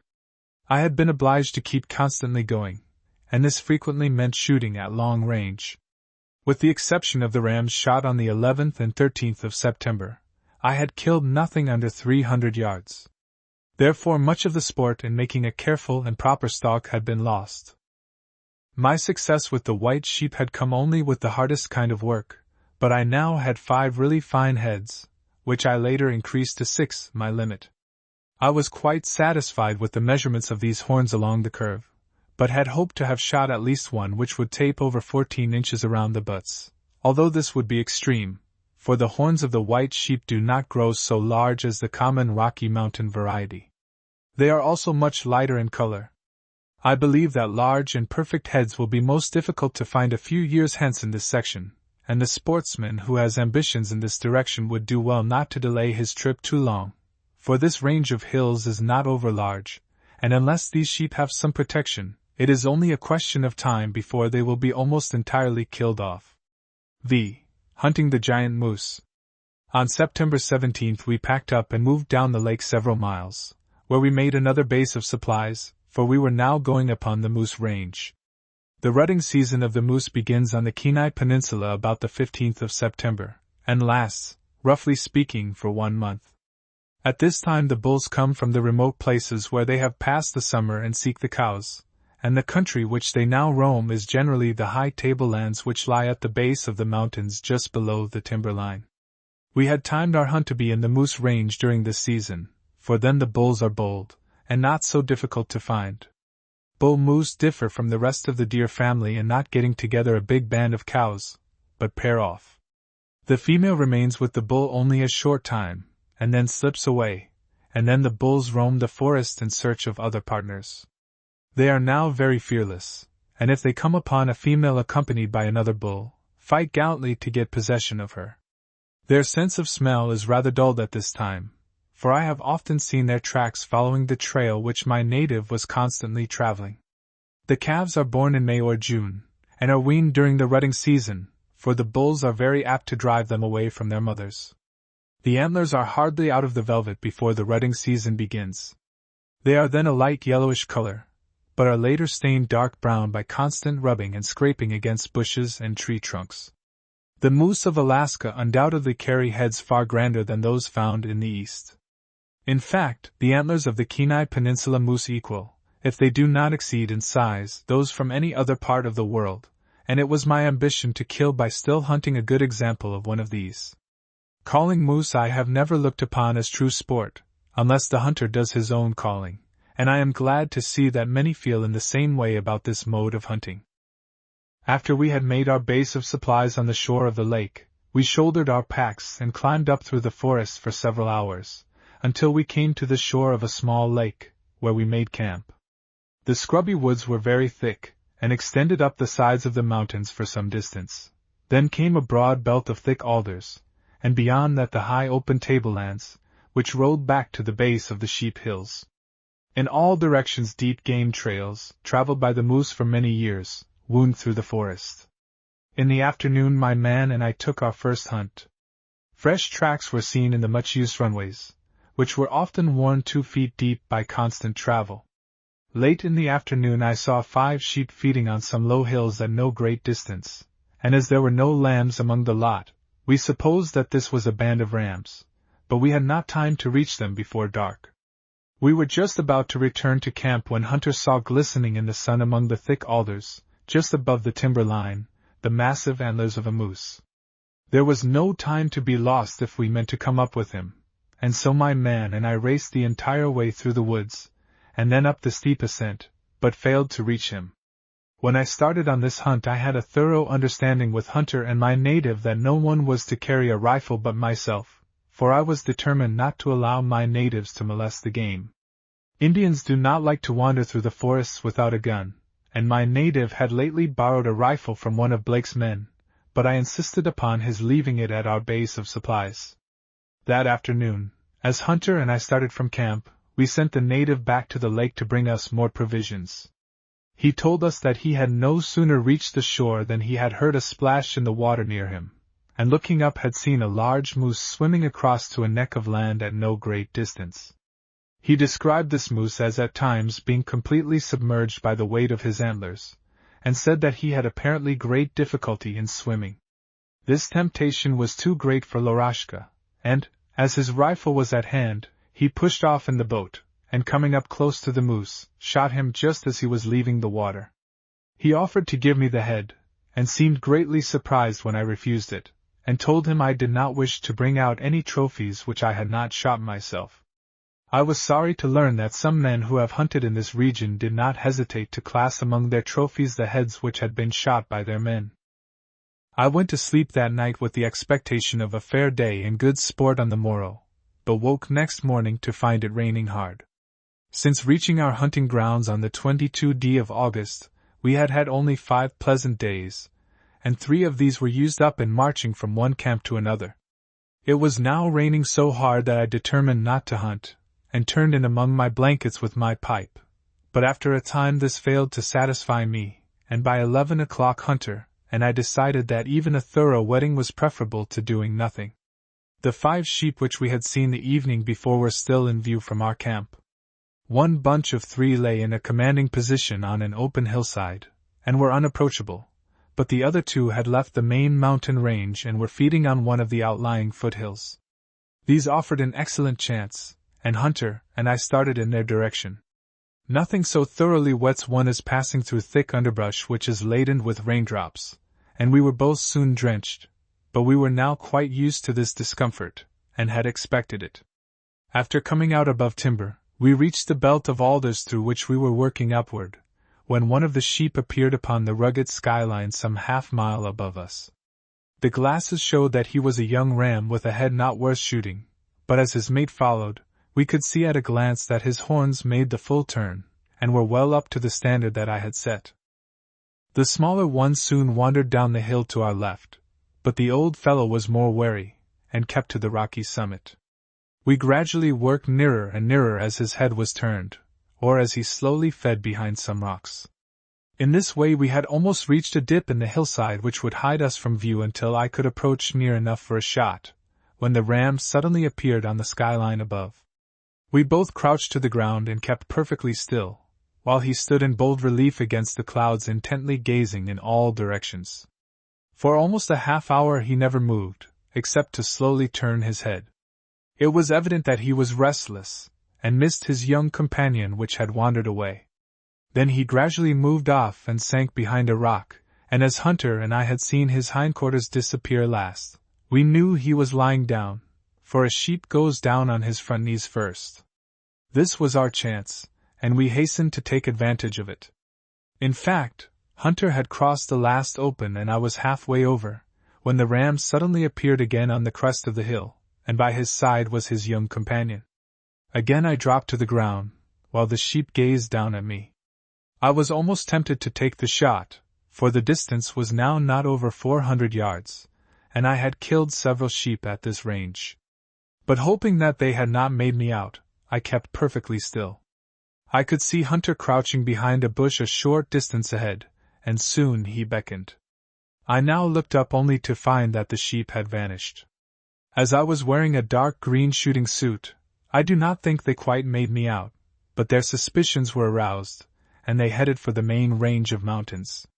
In order to reach this they would be obliged to cross nearly half a mile of open tableland. We hastened after them, and soon saw the rams, as we had expected, heading for the other hills. We yet hoped to stalk them when they had reached the level, for they had not been greatly alarmed, and were going leisurely along, now and again stopping to munch some of their favorite black moss from the rocks. On reaching the last hill they seemed to change their minds, for after gazing in all directions they lay down in an absolutely unapproachable position. Hunter and I were caught on a bald hillside exposed to a biting north wind, with no chance of a nearer approach without being seen. Finally, as a last resort, we determined upon a drive. While I lay perfectly still, Hunter advanced boldly across the open in a big circle, getting between the hill and the main range. When the ram's attention was fixed on him, I cautiously worked back and around, taking up a position which commanded the ridge over which the sheep had just gone. When Hunter had got between them and the other mountains, he began to approach. The rams now sprang to their feet, and evidently fully realized their dangerous position. They came, as we had expected, to the other end of the range from where I had taken my stand, but seemed reluctant to go back further on the isolated foothills. It was too far for an accurate shot, and I waited, hoping for a better chance. As Hunter now worked up over the summit, the sheep broke back below him, and in another second would have had a clear field across the flat to the main range.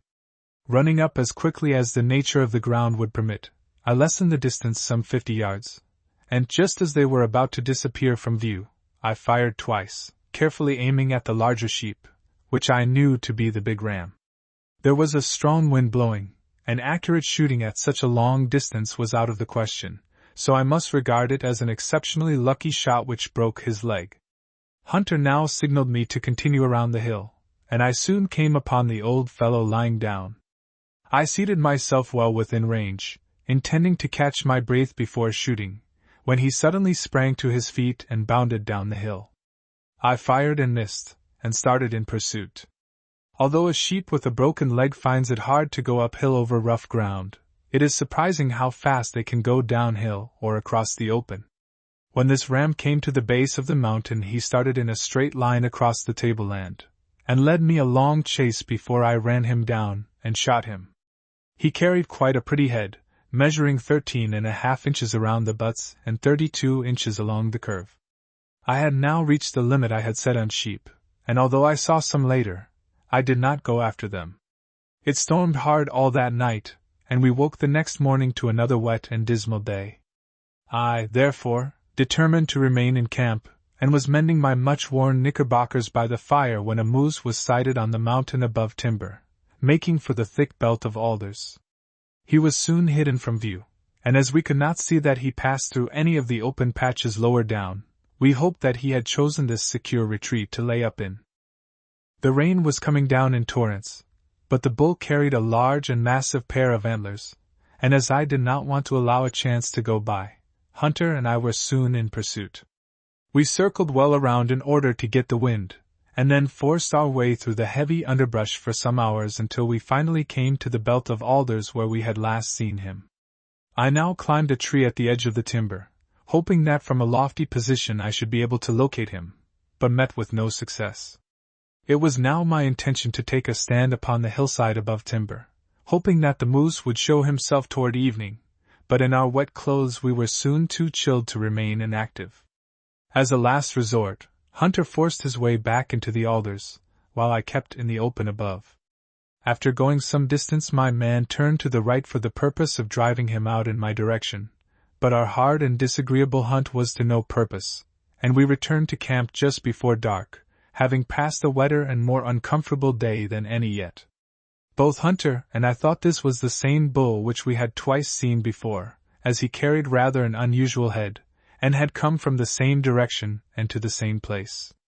The next day it rained even harder, and the clouds were so low that we could not see the mountain side, and therefore had no temptation to leave camp. My patience was by this time nearly exhausted, for the continual rain was very depressing, and detracted much from the pleasure of being in such a grand game country.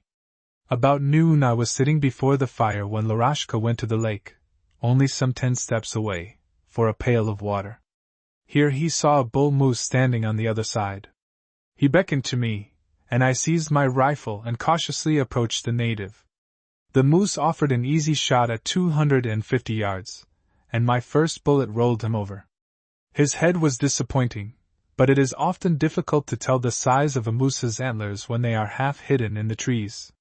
We woke next morning to the usual dismal surroundings, and remained in camp all that day. Late that afternoon the fog lifted, and we saw the same large moose in his accustomed place among the alders, but it was too late in the day to try for him. That night the wind veered to the west, and just as I was about to turn in, the rain stopped, and a few stars shone faintly in the heavens. The weather had been so constantly bad that even these signs failed to cheer me, and I had decided that we would break camp the next day no matter what the conditions might be. But the morning, September 22nd, opened bright and clear, with the first good frost in 2 weeks. We were most anxious for a cold snap, for the leaves were still thick upon the trees, which made it next to impossible to see game in the woods at any distance. After breakfast we shouldered our packs and were soon on the march, expecting to reach our permanent quarters in the Moose Range before noon, and have the afternoon to hunt. Bright days had been so rare with us that we meant to make the most of this one. The heavy rains had flooded the woods, and the deep worn game trails that we followed were half full of water, while the open meadows and tundra that we occasionally crossed were but little better than miniature lakes. We had made about half of our march, and my pack had just begun to grow doubly heavy from constant floundering around in the mire, when we came out into a long and narrow meadow. There were a few dwarf spruce at our end, but the rest of the small opening was free of underbrush. Hunter was leading and I was close behind with Starik at heel, while the native was a few steps further back. I had noticed my dog a short time before sniffing the air, and was therefore keeping a constant watch on all sides, hoping that we might come upon game, but little expecting it, when suddenly I caught sight of a large bull moose standing in the middle of the opening. He was about 300 yards away, and almost directly downwind. I do not see how he could have failed to get our scent, and he must have been indifferent to us rather than alarmed. My first thought was of Starik. I knew that he would break at the sight of game, and realized for the 100th time my mistake in bringing a bear dog into the Moose Range. Quickly giving him to the native to hold, I dropped my pack and was instantly working my way toward the moose. I had got to within rather less than 200 yards when I saw the moose turn his head and look in my direction. A nearer approach was impossible, so I gave him at once 2 shots, and at the second he fell. My dog, having bitten himself free from the native, made for the moose, and savagely attacked his haunches. Seeing that the bull was trying to regain his feet, I gave him another shot, and running up drove off the dog. Now, for the first time, I had a good chance to see my trophy. I knew that it was a good head, but hardly expected such large and massive antlers. They were malformed and turned in, or the spread would have been considerably larger, but even then they went over 60 inches, with 44 well-defined points. I am quite sure that this was the same bull that we had seen so often among the alders, and which I had twice before unsuccessfully stalked. Our march was delayed until we skinned out the head, cleaned the scalp, and hung the meat in some nearby trees for future use. It was therefore late that afternoon when we reached our new camp. We now settled ourselves comfortably, for we meant to stay in these quarters for the remainder of the hunt. The next week my friend Blake joined me, and we scoured the country around this camp most diligently, but with no further success. Daily we came upon cows and small bulls, but it seemed as if all the large males had left the neighborhood. Stamp holes and unmistakable signs of the rutting season were found everywhere, but with the most careful hunting I was unable to get another shot. There were a few bull moose in the dense woods, but not a sufficient number to warrant the hope of my getting another head such as I had already shot. At this time of the year moose are such restless animals, and are so constantly on the move that it is not difficult to distinguish their presence. I had now hunted this entire range most thoroughly, and was reluctantly forced to the conclusion that there were not sufficient signs to warrant my remaining another month. I talked the matter over with my friend, and told him that if he cared to wait until the next monthly steamer we could combine our forces and start into a new country which we knew was good.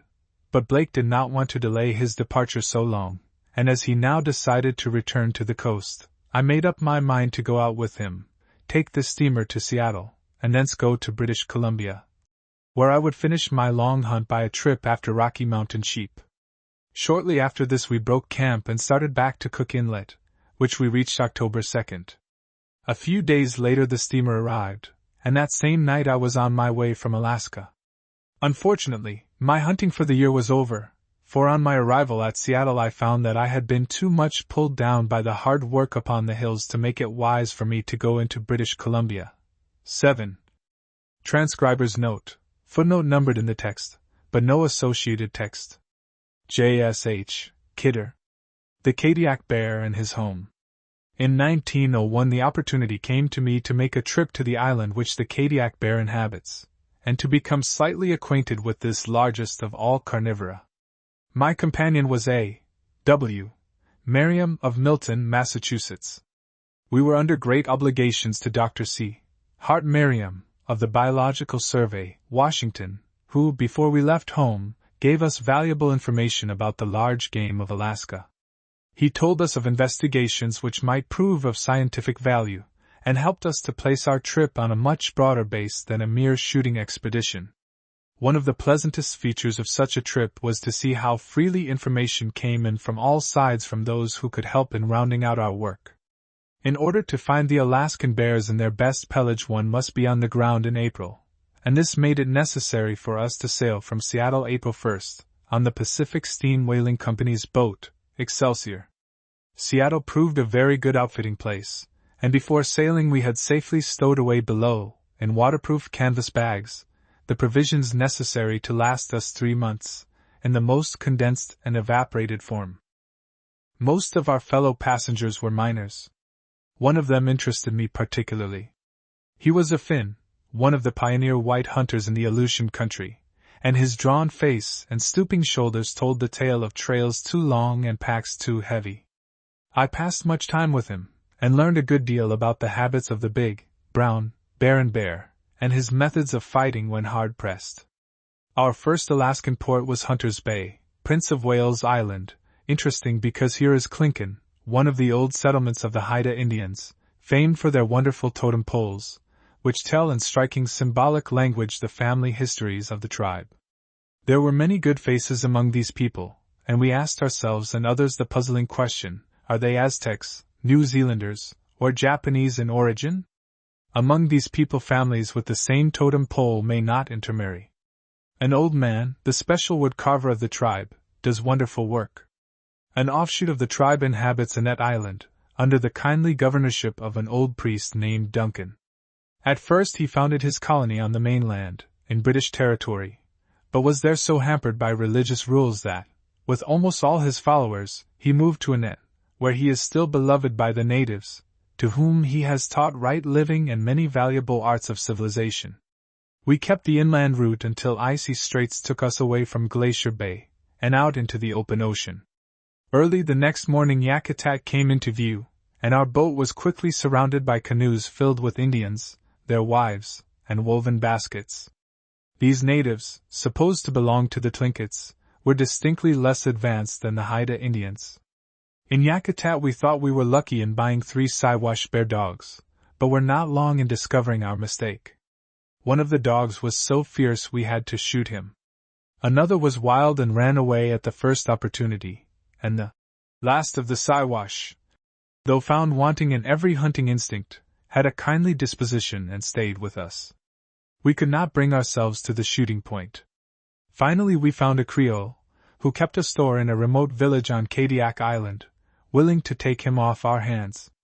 The sight of the massive snow face of Mtst Elias, rising 18,002 feet above the immense stretches of the Malaspina Glacier, called to mind the successful Abruzzi expedition, which reached the top of this mountain a few years ago. Looking at the rough sides of the grand old mountain, more impressive than any snow peak in Europe, one unconsciously plans an attack, as the climbing instinct is aroused. Abruzzi has taken Mtst Elias out of the field of the mountain climber looking for new peaks, but a glance at the map shows us Mt. Logan, 19,000 feet, backing up Mtst Elias from the north, and Mt. McKinley, 20,000 feet, the highest known peak we have, placed nearer the center of the big peninsula. These should now claim the attention of some good mountaineer, with time and money at his command. They demand both. We did not fail to inquire at Yakutat about that rare animal, the blue or St. Elias bear, and were told that 2 or 3 skins were secured every year. I was later much disappointed in being unable to return to this coast early enough in the year to look up this bear, which has never been killed by a white man, and as its skull has never been brought in by the Indians, it remains practically unknown.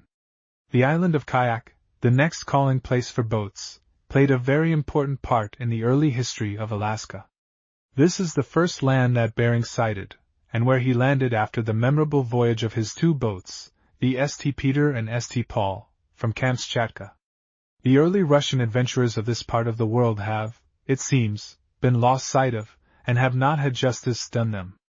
The names of the Dane Bering, the Russians Shelikov and Baranov, should mean to us something more than the name of a sea, strait, or island.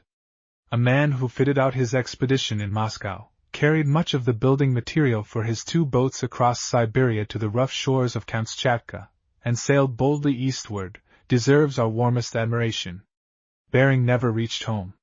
He died on the return voyage, and was buried on the small island of the Commander Group which bears his name. The story of the expedition is one of extreme hardship and of splendid Russian courage. At Orca we were transferred to the Newport, with Captain Moore in command, and, as on the Excelsior, everything was done for our comfort. We looked with envious eyes on Montague Island as we passed it in Prince William Sound, for we were told that the natives avoid fishing and shooting here, claiming that the big Montague brown bear are larger and fiercer than any others. Our boat made a brief call at Homer, in Cook Inlet, one of the starting points for the famous Kenai shooting grounds. This inlet was named for the renowned voyager, who hoped that it would furnish a water passage for him to Hudson's Bay. The trees stop at Cook Inlet, there being only a few on the western shore. To the south the wooded line intersects the Kadiak group of islands, and we find the northeastern part of Kadiak, as well as the whole of Wood and Afognak, except the central portion of the last, well covered with spruce. The absence of forests makes it often possible to see for miles over the country, and explains why the barren grounds of Alaska offer such wonderful opportunities for bear hunting. There are bears all along the southern coast of the peninsula, but in the timber there, as elsewhere, the bears have all the best of it. On leaving Cook Inlet, we kept a southerly course through the gloomy barren islands which mark the eastern boundary of the much-dreaded Shelikov Straits, and early one morning passed Afognak, and made Wood Island Landing, where we were most hospitably received by the North American Fur Company's people. Wood Island, about 1.5 miles from Kadiak, is small and well covered with spruce. It has some 200 people, for the most part natives, and under Russian rule was used for a huge ice-storing plant. Kadiak Island, 100 miles by 30, is thickly studded with mountains, and extremely picturesque, with the white covering of early spring, as we found it, or when green with heavy grass dotted with wild flowers in July. Illustration: St. Paul, Kadiak Island. The Kadiak group looks as if it might have fallen out of Cook Inlet, and one of the native legends tells us that once the Kadiak Islands were so near the Alaskan shore that a mammoth sea otter, while trying to swim through the narrow straits, got wedged between the rocks, and his tremendous struggles to free himself pushed the islands out into their present position. The sea otter and bear have always been most intimately connected with the lives of the Kadiakers, and have exercised a more important influence on their characters than any of their surroundings except the sea. It is no wonder, then, that the natives endowed these animals with a strength and size which easily takes them into the realm of mythology. The sea otter being nearly extinct, the bear is now made to shoulder all the large stories, and strong as he is, this is no light burden. The Kadiak coastline is roughly broken by deep bays, running inland from a half-mile to 15 or 20 miles. Some are broad, others narrow, but all are walled in by serrated, mountainous sides, much resembling the fjords of Norway. The highest peaks are about 4,000 feet. The portions of Kadiak Island uncovered by spruce and the barren lands of the mainland are not absolutely devoid of trees or bushes. Often there is a considerable growth of cottonwood trees along the bottom lands of the streams, and large patches of alder bushes are common, so that when the leaves are well out, one's view of the bottoms and lower hillsides is much obscured. The snowfall must be heavy on the upper reaches of the mountains, as there are great white patches to be seen well into the summer time. The climate is not what one would expect, unless he should look at the map, and note the warm Kurosawa, Japan current, sweeping along the southern Alaskan coast. Zero weather is uncommon, and except for the great rainfall the island is a very comfortable place of existence, because that is the limit reached by most of the people. The few connected with the mission and the two fur companies are necessarily busy people, the latter especially so on steamer days, but a deep, unbroken peacefulness permeates the island and its people. It is a place so apart that outside happenings awaken but little interest, and time is not weighed in the balance. Some of the rare old Kadiak repose seems to have come down to the present people from the time when Lizinski first visited the island and found the natives sitting on their mud houses, or on the shore, gazing into space, with apparent satisfaction. Illustration: Sunset in English Bay, Kadiak. On the other hand, if there is any sailing, fishing or shooting to be done, you will find the Kadiakers keen enough, and in trying situations they will command your respect, and will quite reverse your impression of them, gathered in the village life. The Eskimo inhabitants of the old times are gone, and the population is now made up of Russians, Creoles, part Russian and part Aleut, and a handful of Americans. The natives are good-natured but not prepossessing in looks or cleanly. They live in dwellings kept very hot, and both men and women injure themselves by a moderate indulgence in the banya, a small Turkish bath, often attached to the barabaras, or native huts. It is made like a small barabara, except there is no smoke hole, has a similar frame, is thatched with straw, and can be made airtight. The necessary steam is furnished by pouring water on stones previously heated very hot.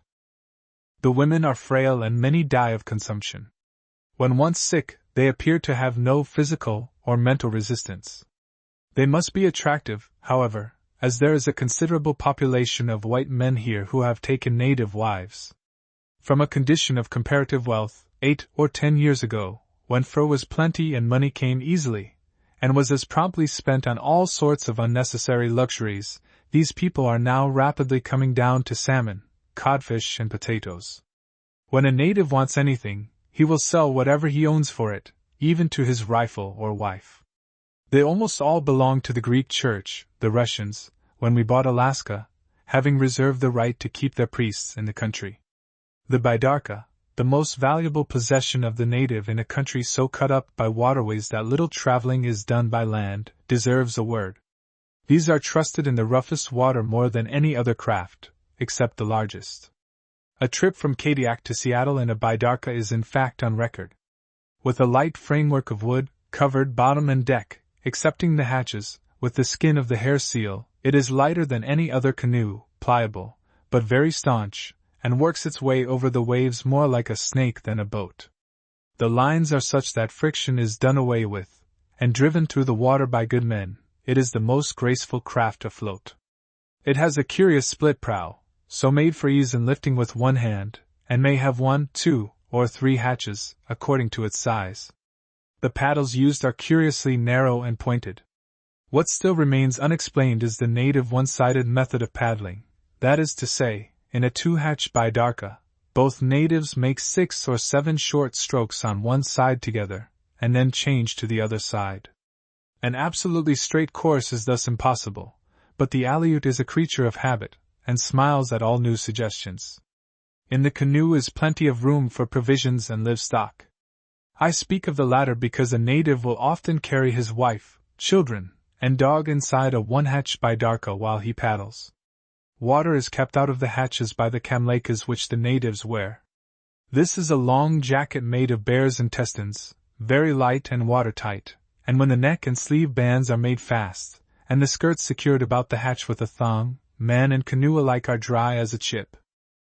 In the early days, Shelikoff's severe rule in Kadiak actively encouraged the hunting instinct, and the first Russian fur post was established at St. Paul, named after one of Bering's boats, the present town of Kadiak, by far the largest village of the island, and situated on the eastern coast, opposite Wood Island. It is said that the Russians, after a few very prosperous years of indiscriminate slaughter, recognized the great importance of carrying on the fur industry in a systematic manner, in order to prevent entire extinction of the game, and divided the lands and waters into large districts. They made laws, with severe penalties attached, and enforced them. Certain districts were hunted and trapped over in certain years. For animals were killed only when in good pelage, and the young were spared. In this way hunted sections always had considerable intervals in which to recover from attacks. A solitary sea otter skin hanging up in the fur company's store, at the end of the season, told us plainer than words that these animals, formerly so plentiful east of Kadiak Island, and along the coast of Cook's Inlet, were almost extinct. 2 of our hunters were famous shots, and they liked to talk of the good old days, when sea otter and bear were plenty. One of them, Ivan, it is claimed, made $3,000 in one day. The amount paid a native is $200 or more for each sea otter pelt. They are much larger than a land otter, a good skin measuring 6 feet in length and 3 feet in width when split and stretched. When fishing is allowed from schooners, the natives leave Kadiak for the grounds early in May. Each schooner carries 30 or 40 bidarkas and twice as many men. Otters are often found at some distance from shore, and can be seen only when the water is quiet. The natives prefer the bow and arrow to the .40-65 Winchesters the company have given them, even claiming that otter are scarce because they have been driven from their old grounds by the noise of firearms. The bows, 4 feet long, are very stout, and strongly reinforced with cords of sinew along the back. The arrows, a little under a yard in length, are tipped with a well-polished piece of whalebone.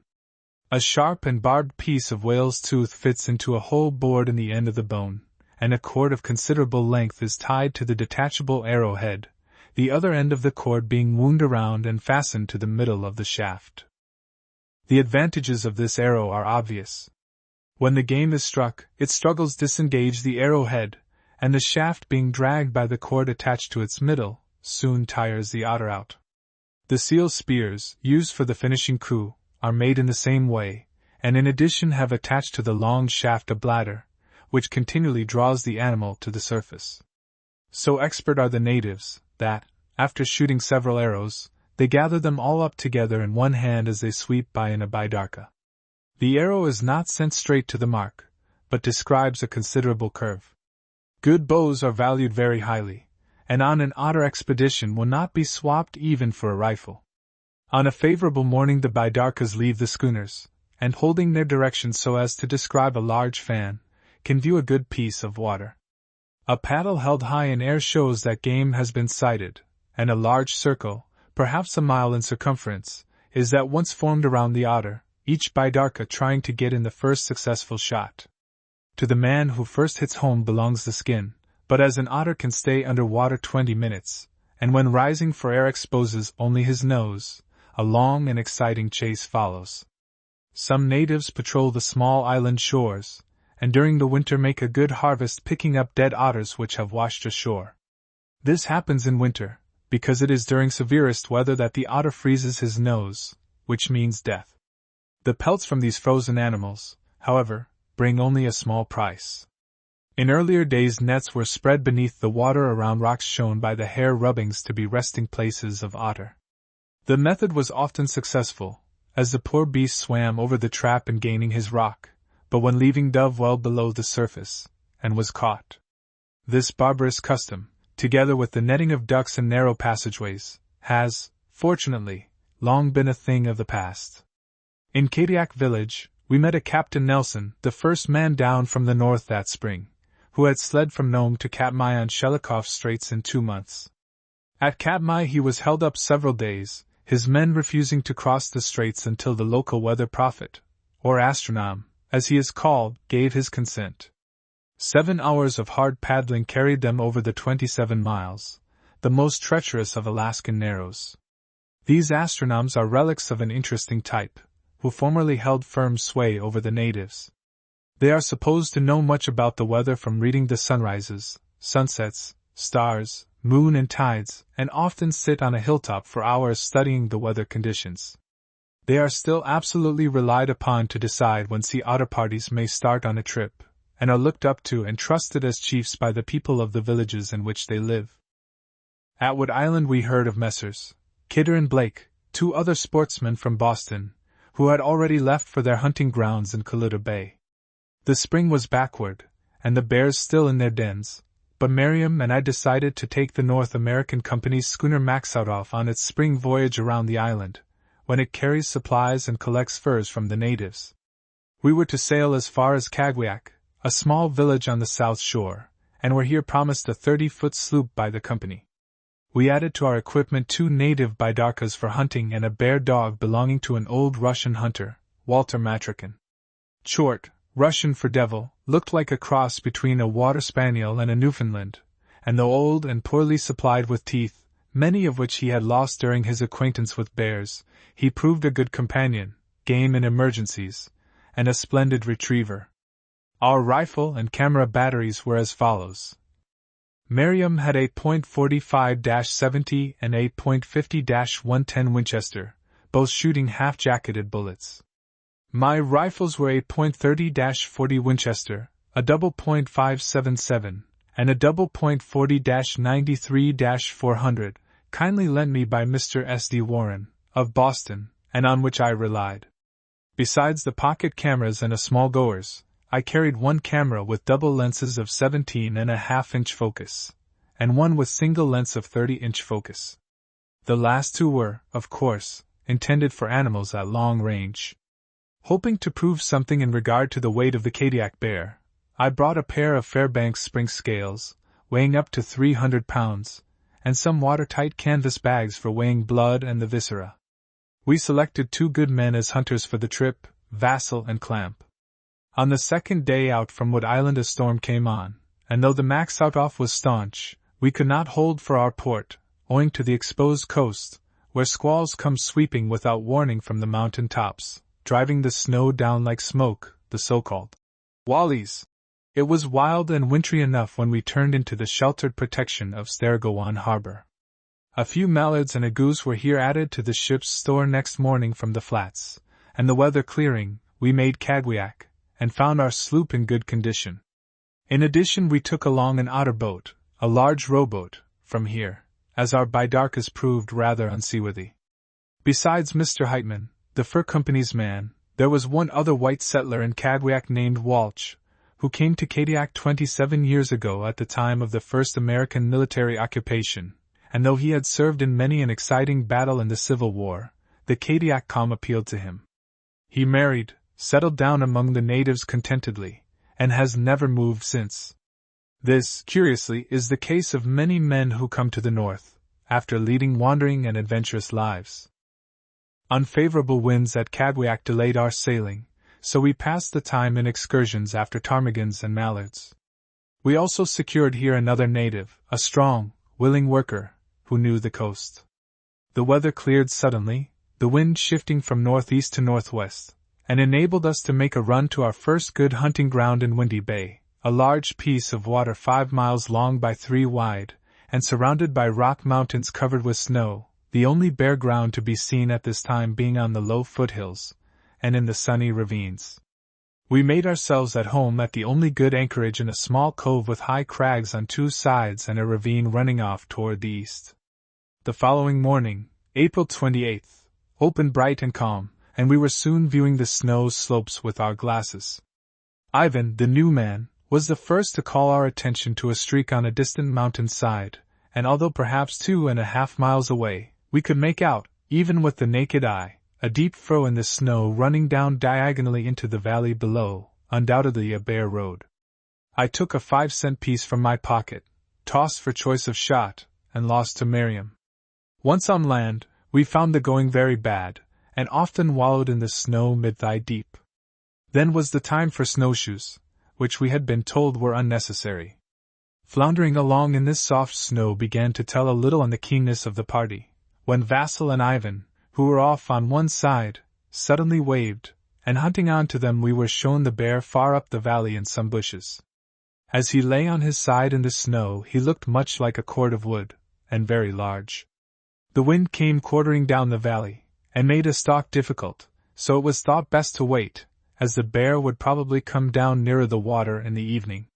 We watched nearly 4 hours, and during that time the bear made perhaps 150 yards in all, crawling, rolling over, lapping his paws, occasionally trying a somersault, and finally landing in a patch of alders.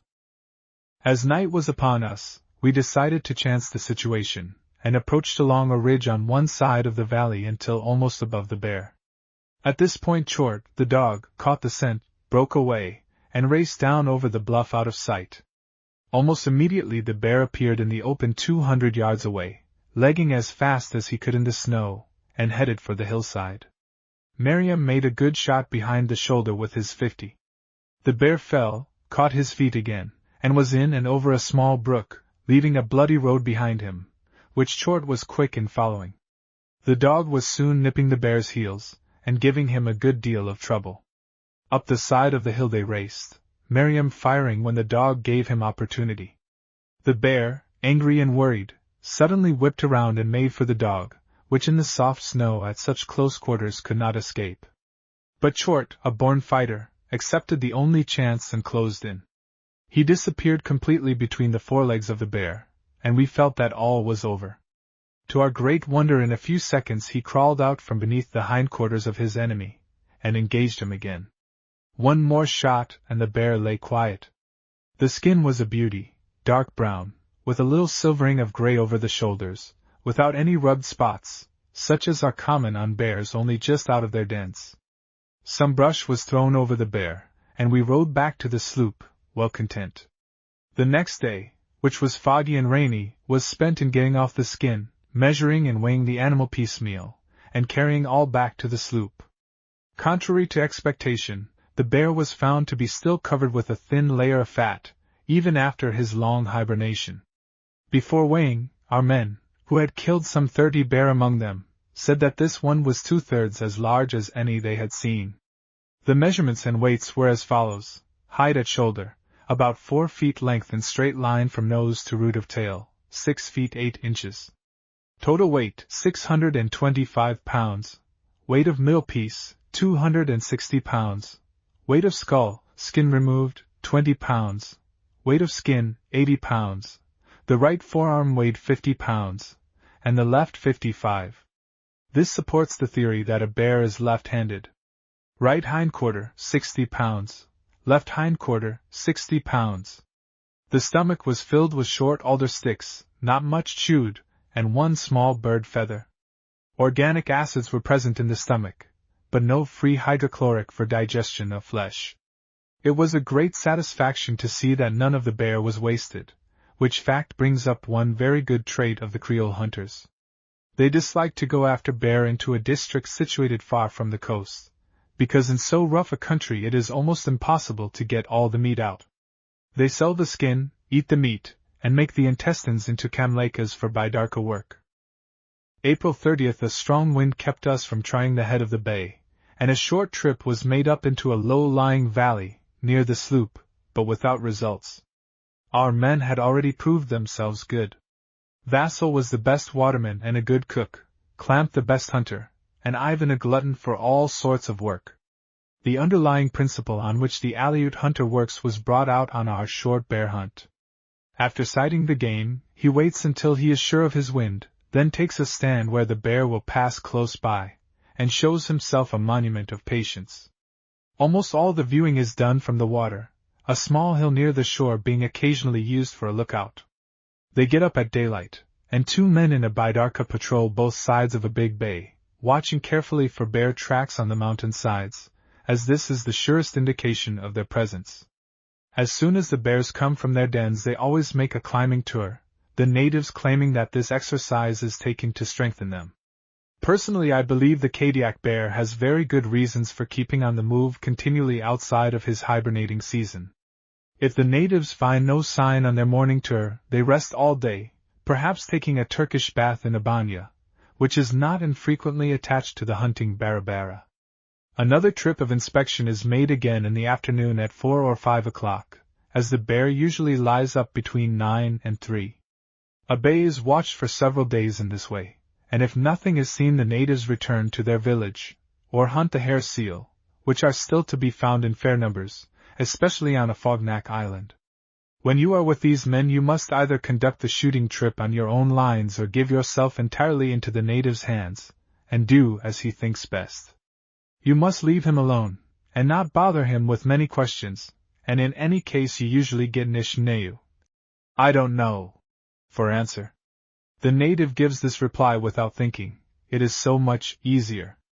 The most you can do is to cheer him on when luck is bad, as he is easily discouraged and becomes homesick. During the bad weather that followed we had plenty of opportunity to use our ingenuity in extracting information from our men on the subject of bear. It seems that the Kadiak bear hibernates, as a rule, from December to April, depending on the season somewhat, and the young are supposed to be born in March in the dens. Although the skins are good in the late fall, they are finest when the bear first comes out in early spring, as it is then that the hide is thinnest and the hair longest. On the other hand, in summer, when the hair is very thin, the hide becomes extremely thick and heavy, this condition changing again as fall comes on. The total amount of epidermis, in other words, does not vary so much as one would suppose, and whether the hide or the hair is responsible for most of the weight depends on the time of year. When the animal leaves his den he finds food scarce, and has to go on the principle that a full stomach is better than an empty one, even if the filling is made of alder twigs. It is not long, however, before green grass begins to sprout along the small streams, low down, and grass and the roots of the salmon berry bushes carry the bear along until the fish run. The running of the salmon varies, and the bears make frequent prospecting trips down the streams in order to be sure to be on hand for the first run, which usually occurs during the latter part of May. During the salmon season the bears have opportunity to fill themselves full every night, and put on a tremendous weight of fat in the late fall, when they become saucy and lazy, and more inclined to show fight. Berries, especially the salmon berry, help out the fish diet in summertime. As soon as salmon becomes their food the pelts deteriorate, but unless living near a red salmon stream, with shallow reaches, the bears do not get much fish diet until the second run early in July, so that fair skins are sometimes obtained even up to June 15th, although by this time the hair is usually much faded in color. The bear makes a zigzag course down the salmon stream from one shallow rapid to another, standing immovable while fishing, and throwing out his catch with the left paw. The numerous fishing beds give a false idea of the number of bear present in a district, as it takes but a few days for a single bear to cover the sides of a stream for a long distance with such places. One finds fish skeletons scattered all along a salmon stream, and it is generally easy to tell whether a bear or eagle has made the kill. An eagle usually carries the whole fish away with him, leaving only scales behind. A bear, on the other hand, eats his fish where he catches him, preferring the belly and back, and usually discarding the skeleton, and always the under jaw. The Finn hunter whom I met on my way north said he had seen an old cow bear when fishing with her cubs, rush salmon in toward the shore and scoop them out for the young. Generally they watch on a low bank, or in the shallow water, while fishing. During the rutting season, supposed to be in June, the female travels ahead, the male bringing up the rear to furnish protection from that quarter. Then if one kills the female, the male gives trouble, often charging on sight. The Finn thought that, as a rule, the cow bear comes on at a gallop and a bull rises on his hind legs when getting in close. When wounded, the bear usually strikes the injured spot, or if it is a cow and cubs, the old one cuffs her young soundly, thinking them the cause of pain.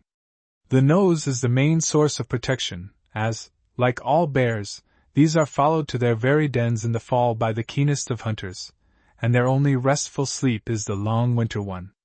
Fortunately, some excellent game laws for Alaska have been passed, and by making a close season for several years, followed by severe restrictions, we may yet hope that the perpetual preservation of this grand brown bear will be assured on the Kadiak group, which, from its situation, fitly offers him, when well guarded, his best chance of making a successful stand against his enemies. Illustration: Sitkalidak Island from Kadiak. The fact that the natives make a profit from the bear skins, and that his flesh furnishes them with food, is not to be considered, as at the present rate of extermination there will soon be no bear left for discussion.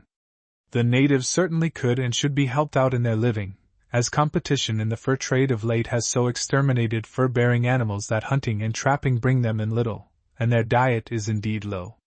One of my hunters during last fall only secured 1 bear, 1 silver-gray fox, and 2 land otter. A good way to help out the food question, and compensate the native for his loss of bear meat, would be to transport a goodly number of Sitka deer to the 3 islands, and allow them to multiply. There has been a Sitka deer on Wood Island for several years, and he has lived through the winters without harm, as his footprints scattered over the island testify. A Fognak and Wood Island are especially suitable for such a purpose, being well wooded and furnishing plenty of winter food for deer and willows, alders and black birch. The clement winters make the plan feasible, and it ought not to be an expensive experiment. Illustration: a Kadiak eagle. We had a very bad time of it on the night of April 30th, which showed me what I had long felt, that the dangers of Kadiak were not centered in the bear, but in the tremendous wind blows and tide rips in its fjords. A strong wind came on from the east, and fairly howled through the ravine opposite our anchorage, catching our little sloop with full force. We could not change our position, as we occupied the only anchorage. Vassal, who had turned in, felt the anchor dragging, and we found ourselves being blown out into the large bay, where we could not have lived for any time in the big seas, and should we continue to drag, our only chance was to try to beach her on a sand shore some half-mile away. When the boat was not dragging, she was wallowing in cross seas, and being hammered by the outer boat, which was difficult to manage. The anchors held firmly, much to our relief, and after a disagreeable night of watching we beat back to our mooring at the head of the little cove. The mountains being covered with fresh snow in the morning, there was nothing to do but eat and sleep. The bear meat improved with age, and hours of boiling rid it of its bitter flavor. The whole cabin, and its occupants, smelled of bear's grease. The thermometer registered 30. On May 2nd, as the wind was unsuitable for bear hunting, we made a photographing trip to a cliff across the bay, where 2 bald-headed eagles had built their nest. Miriam and I had a very interesting stalk with a camera. We landed near the cliff, and the eagles, becoming disturbed, flew away. The men were sent out in the boat, and we kept in hiding until signaled that the birds had quieted down. We gained the top of the cliff, a mere knife edge in places, where we worked our way along, straddling the rock. The birds had selected a splendid place, straight up from the water, where they had built their nest firmly into a bush on the side of the cliff. I stalked the eagle within about 75 feet and caught her with the camera, as she was leaving her nest. The earth forming the center of the nest was frozen, and 3 eggs lay in a little hollow of hay on top.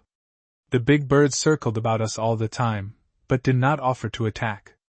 Bald-headed eagles are very common on Kadiak, and are always found about the salmon streams later, during the run, being good fishermen. It seems they, of all the birds here, are the first to lay their eggs, and their young are the last to leave the nest. We secured some eagle eggs on these trips, of which we made several, and found the cliff nests much the easier to approach, as it was very difficult to get above nests built in trees. In connection with the eagle, the magpie should not be forgotten. Of these black and white birds there were many about, and there seemed to be a bond of sympathy between the widely separated species of marauders. Bold enough we knew the smaller bird to be, but to believe that he would actually steal an eagle's fish breakfast from under his very nose one must see the act. The eagle appeared to mind but little, occasionally pecking the thief away when he became offensive. The magpie, on the other hand, seemed to have a warm feeling for his big friend, and once at least we saw him flying about an eagle's nest and warning the old birds of our approach with his harsh cry. One good day among many bad ones showed no more bare signs, so we soaped the seams of the otter boat, which leaked badly, and set sail for Three Saints Bay, named after Shelikoff's ship. This proved to be a narrow piece of water running far inland, with snow-covered mountain sides, and by far the most beautiful fjord on the island.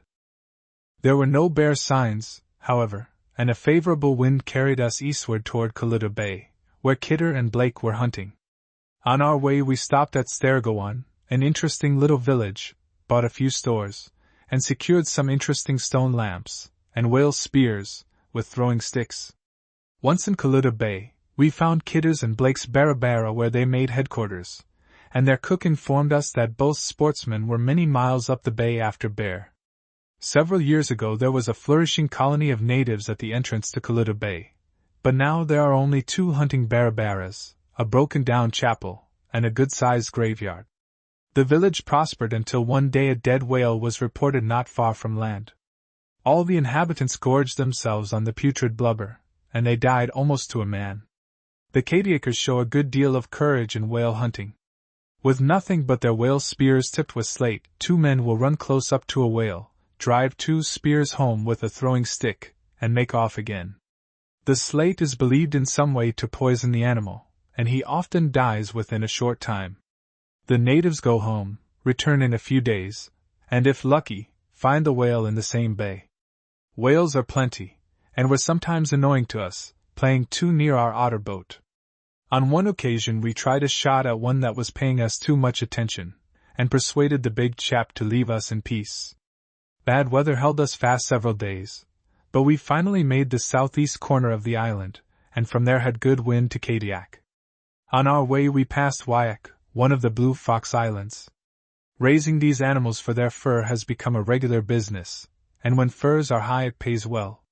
The blue fox has been found to be the only one that multiplies well in comparative captivity, and he thrives on salmon flesh. At Wood Island, news came to us through prospectors of a bear in English Bay, south of Kadiak village.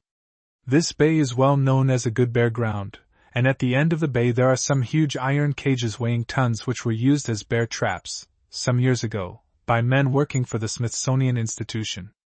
We found bear tracks coming into the valley, down one mountain side, and leading out over the opposite mountain, and were obliged to return to Wood Island empty-handed. Miriam now decided to return home on the next boat, and after a few days I started off for the north side of Kadiak in an otter boat fitted with sail, picking up on the way a white man, Jack Robinson, and a native hunter, Vassal, at Ozinka, a small village on Spruce Island. My men proved a good combination, but we were all obliged to work hard for 2 months before a bear was finally secured. We tried bay after bay, and were often held up, and for days at a time kept from good grounds by stormy weather and bad winds. The inability to do anything for long periods made these months the most wearing I have ever passed. Our little open boat went well only before the wind, but, as somebody has said, the prevailing winds in Alaska are headwinds, and we spent many long hours at the oars. Although we had a good tent with us, we used, for the most part, the native hunting Barabara for shelter. These are fairly clean and comfortable, and are found in every bay of any size. The natives inherit their hunting grounds, and are apparently scrupulous in observing each other's rights. In fact, it is dangerous to invade another man's trapping country, as one may spring a clip's trap set for fox and otter, and receive a dangerous gash from the blade that makes these contrivances so deadly. On the way to the hunting grounds, Vassal pointed out to us a cliff where he once had an exciting bear hunt. There were 2 hunters, and they were fortunate enough to locate an inhabited den in early spring. 2 bears were killed through crevices in the rocks, but the men suspected there was still one inside, and Vassal crawled in to make sure. He found himself in a fair-sized chamber with a bear at the other end, and a lucky shot tumbled the animal at his feet. This story brought up others of bear hunting with the lance. Before firearms came into common use, boys were given lessons in fighting the bear with a lance, and became very expert at it. Their method was to approach a bear as closely as possible, without being seen, then show themselves suddenly, and as the bear reared, strike home. The lance was held fast by the native, and the bear was often mortally wounded by forcing the lance into himself in his struggles to reach his enemy. This class of native no longer exists on Kadiak, but it is said there is one famous old Aleut near Iliamna Lake on the mainland who scorns any but this method of hunting. High above the den where the 3 bears were killed was a scoop out of the cliff called the shaman's barabara. Here, before Russian times, the shamans or witches were buried, and here also were kept the masks used in certain ceremonial rites. The Russians removed the mummies and masks long ago. The shamans were considered oracles. It was claimed they could prevent a whale from swimming out of a bay by dragging a bag of fat, extracted from the dead body of a newly born infant, across the entrance. Their instructions were unfailingly obeyed, as it was supposed they could cause death as a punishment for their enemies. One evening at our first halting place beyond Ozinka, we found tracks in the snow on one side of our valley, and early in the morning came upon a 2-year-old bear, not far from camp. The bear was grubbing about on the hillside, and we took our position so that he crossed us under 100 yards. Unbeknown to me, and just as I was about to fire, my native gave the caw of a raven to hold the bear up. He whipped around and faced us, my bullet entering the brush on one side of him. Off he rushed into the woods with the dog after him. I followed, and on coming out into a clearing saw the dog being left far behind on the mountain side.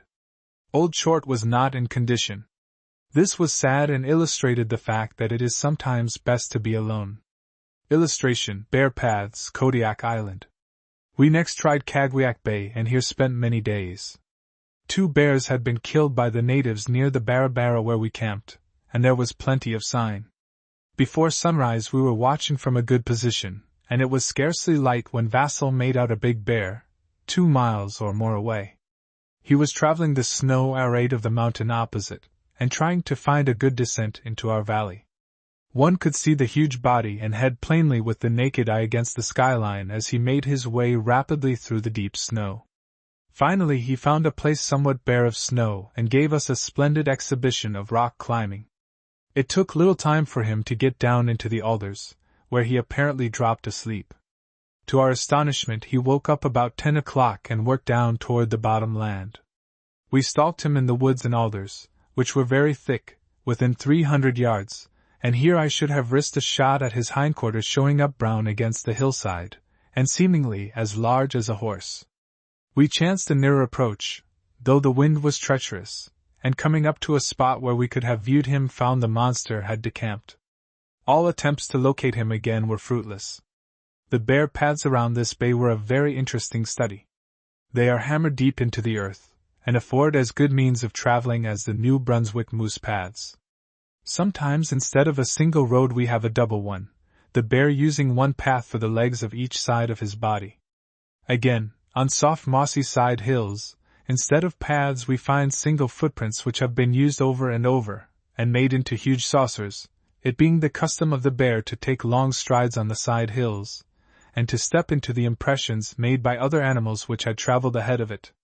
The red salmon were beginning to run, and some fishermen in another part of the bay supplied us, from time to time, from their nets. Especially good were the salmon heads roasted.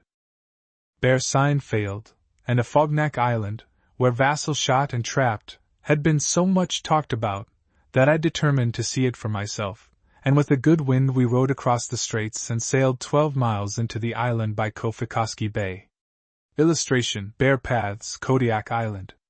Scattered along up the bay were small islands, and these furnished us with a good supply of gulls' eggs, which lasted many days. The Afognak coast is heavily wooded with spruce, while a large plateau in the interior is almost barren, and gave good opportunity for using the glasses. During several days at the head of Kofikoski Bay nothing was seen, so we packed up and crossed a large piece of the island by portages and a chain of lakes, where our Osgood boat was indispensable. The country crossed was like a beautiful park of meadows, groves and lakes, and one could scarcely believe it was uncultivated. The Red Salmon River of Seal Harbor, to which we were headed, could not fail us, for Bear could scoop out the salmon in armfuls below the lower falls, so Vassal said, and he was honest, and now as keen as anything while traveling his own hunting grounds. For a whole week a northeast storm blew directly toward the bay, and kept us in camp. It was fishing weather, however, and my fly rod, with a Parmachene bell, kept us well supplied with steelheads and speckled trout, which were plentiful in the clear waters of a wandering trout brook running through a meadow below the camp. A calm evening came finally, and we paddled down the last lake, some 3 miles, to the famous pool. There were the salmon swarming below the fall, and many constantly in the air on their upward journey, but the eagles perched high on the dark spruces, closing in the swirling water, were all they had to fear. There were no bears and no fresh bear signs. It was an ideal spot, this salmon pool, but a feast for the eyes only, as the red salmon will not rise to a fly. Even Chort looked disconsolate on our track back to Ozinka. About July 10th there is usually a run of dog salmon, and not much later another of humpbacks. The dog salmon grow to be about twice as large as the red salmon, and often weigh 12 pounds. They are much more sluggish than the redfish, and as they prefer the small shallow streams, become an easy prey for the bear. The humpback fish are fatter and better eating even than the red salmon, but are somewhat smaller. The redfish never ascend a stream which has not a lake on its upper waters for spawning. The dog and humpback, on the contrary, are not so particular, and are found almost everywhere. In September there is a run of silver salmon, which, like the red salmon, will only swim a stream with a lake at its head. They run up to 40 pounds, and the bears grow fat on them before turning into winter quarters. The skeletons of this big fish, cleaned by Bear, are found along every small stream running from the lakes. The large canneries, like the one at Karluk, on Karluk River, near the western end of Kadiak, put up only the red salmon.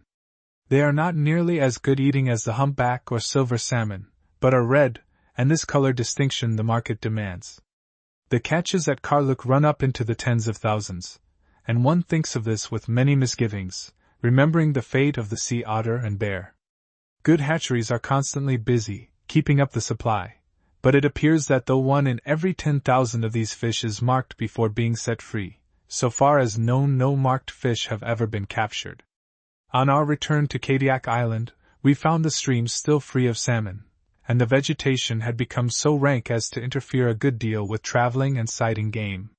The whole party looked serious, and the strain was beginning to tell, no game having been seen for 7 long weeks. This, with the swarms of gnats and mosquitoes, made time pass heavily. Other places proving barren, we finally brought up at Westnoleda, half an hour's row from Ozinka, and found the dog fish just beginning to run upstream, at the head of the bay. Better still, there were fresh bear tracks. The wind was favorable, and we stationed ourselves the first evening on a bluff overlooking a long meadow, on the lower part of the stream. Hardly had we sat down, when Vassal said, "If that brown spot on the hillside were not so large, I would take it for a bear." The brown spot promptly walked into the woods half a mile away. We were keen enough again, but our watching proved fruitless, as nothing came down on the meadow, showing that there was good fishing well up the stream. We rode back to Ozinka, and left the country undisturbed, determined to get well into the woods the following night, before the bear came down to feed. The next evening we made an early start, and walking up the stream into the woods found plenty of fresh tracks, and finally halted by some big trees. The men placed themselves on some high limbs, where they could watch, and I stood in deep grass, some 6 or 8 feet from a well-traveled path used by the bear in fishing the stream. The magpies were calling all about, and seemed to be saying, "Midwit, midwit," Aleut for bear. The air was dead calm. Hardly were the men on their perches, before they saw a bear walk into the brush on one side of the valley. We waited quietly, in the midst of mosquitoes, but nothing came in sight. It was already after 10 o'clock, and so dark that the men gave up their watch, and came down to join me. Suddenly we heard a sharp screech up the stream, and when it was repeated, Vassal said it must be a young bear crying because its mother would not feed it fast enough. Here Vassal did some good work. We walked rapidly upstream, through the thick brush, and before we had gone 100 yards heard a large animal, just ahead, moving about in the brush, and making a good deal of noise. I started ahead to get a view, thinking we had disturbed the bear, but Vassal held me back. We walked on noiselessly to a little bare point in the stream, and just then the bear appeared, bent on fishing, 30 feet away. She lumbered down into the stream, and when I fired fell into the water, the ball just missing her shoulder. She was up again, and this time I shot hurriedly, and a little behind the ribs. She ran, crossing up about 40 feet away, and a trial with the .30-40 scored, but made no impression. Short caught up with her just as she fell, after running 100 feet or more, and gave us to understand that he was the responsible party. We tried immediately to capture the cub, which would have been a rare prize, but had no success at all in the thicket. The old one, though of considerable age, was not a large specimen, and with the exception of the head, the hair was in bad condition. Length about 6 feet 4 inches, height at shoulder 44 inches, weight 500 pounds. The stomach was full of salmon, gleaned from the fishing beds made all along the stream. The Ozinka people did not enjoy my killing a bear just outside the village. I caught the boat about a week later, after a few pleasant days with Kidder and Blake, who had turned up at Wood Island, after a very successful hunt on the mainland. A word in regard to the Kadiak bear. Dr. Merriam has proved that he is distinct from other bear. That he ever reached 2,000 pounds is doubtful in my mind, but by comparing measurements of skins, we can be sure he comes up to 1,200, or a little over. Whether the Kadiak bear is bigger than the big brown bear of the mainland is doubtful. At present the growth of these bears is badly interfered with by the natives, and they rarely reach the old bear age, when these brutes become massive in their bony structure, and accumulate a vast amount of fat, just before denning up. W. Lord Smith. The mountain sheep and its range. The mountain sheep is, in my estimation, the finest of all our American big game. Many men have killed it, and sheep heads are trophies almost as common as moose heads, and yet among those who have hunted it most and know it best, but little is really understood as to the life of the mountain sheep, and many erroneous ideas prevail with regard to it. It is generally supposed to be an animal found only among the tops of the loftiest and most rugged mountains, and never to be seen on the lower ground, and there are still people interested in big game who now and then ask one confidentially whether there really is anything in the story that the sheep throw themselves down from great heights, and striking on their horns, rebound to their feet without injury. Each one of us individually knows but little about the mountain sheep, yet each who has hunted them has observed something of their ways, and each can contribute some share to an accumulation of facts which sometime may be of assistance to the naturalist who shall write the life history of this noble species. But unless that naturalist has already been in the field and has there gathered much material, he is likely to be hard put to it when the time comes for his story to be written, since then there may be no mountain sheep to observe or to write of. The sheep is not likely to be so happy in its biographer as was the buffalo, for Dr. Allen's monograph on the American bison is a classic among North American natural history works. The mountain sheep is an inhabitant of Western America, and the books tell us that it inhabits the Rocky Mountains from Southern California to Alaska. This is sufficiently vague, and I shall endeavor a little further on to indicate a few places where this species may still be found, though even so I am unable to assign their ranges to the various forms that have been described. For this species seems to have become differentiated into several species and subspecies, some of which are well marked, and all of which we do not as yet know much about. These as described are the common sheep of the Rocky Mountains, Ovis canadensis, the white sheep of Alaska, Ovis dulli, and its near relative, O. dulli keniensis, the so-called black sheep of northern British Columbia, O. stonii, described by Dr. Allen, Nelson's sheep of the Southwest, O. nelsoni, and O. mexicanus, both described by Dr. Merriam. Besides these, Mr. Hornaday has described Ovis phanini of Yukon Territory, about which little is known, and Dr. Merriam has given the sheep of the Missouri River Badlands subspecific rank under the title O.C. ojiboni. Recently Dr. Elliott has described the Lower California sheep as a subspecies of the Rocky Mountain form under the name O.C. cremnibates. For 25 years I heard of a black sheep-like animal in the central range of the Rocky Mountains far to the north, said to be not only black in color, but with black horns, something like those of an antelope, but in shape and ringed like a female mountain sheep. From specimens recently examined at the American Museum of Natural History, I now know this to be the young female of Ovis stonii. That several species of sheep should have been described within the last 3 or 4 years shows, perhaps as well as anything, how very little we know about the animals of this group. The sheep of the Rocky Mountains and of the Badlands O. canadensis and O. canadensis ojiboni are those with which we are most familiar.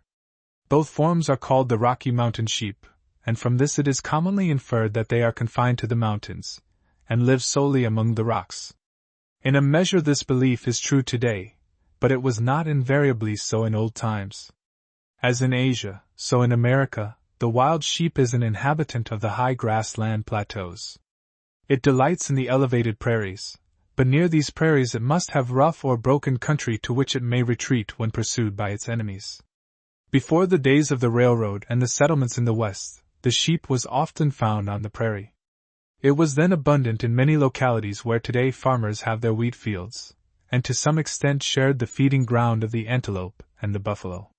Many and many a time while riding over the prairie, I have seen among the antelope that loped carelessly out of the way of the wagon before which I was riding, a few sheep, which would finally separate themselves from the antelope and run up to rising ground, there to stand and call until we had come too near them, when they would lope off and finally be seen climbing some steep butte or bluff, and that pausing for a last look, would disappear.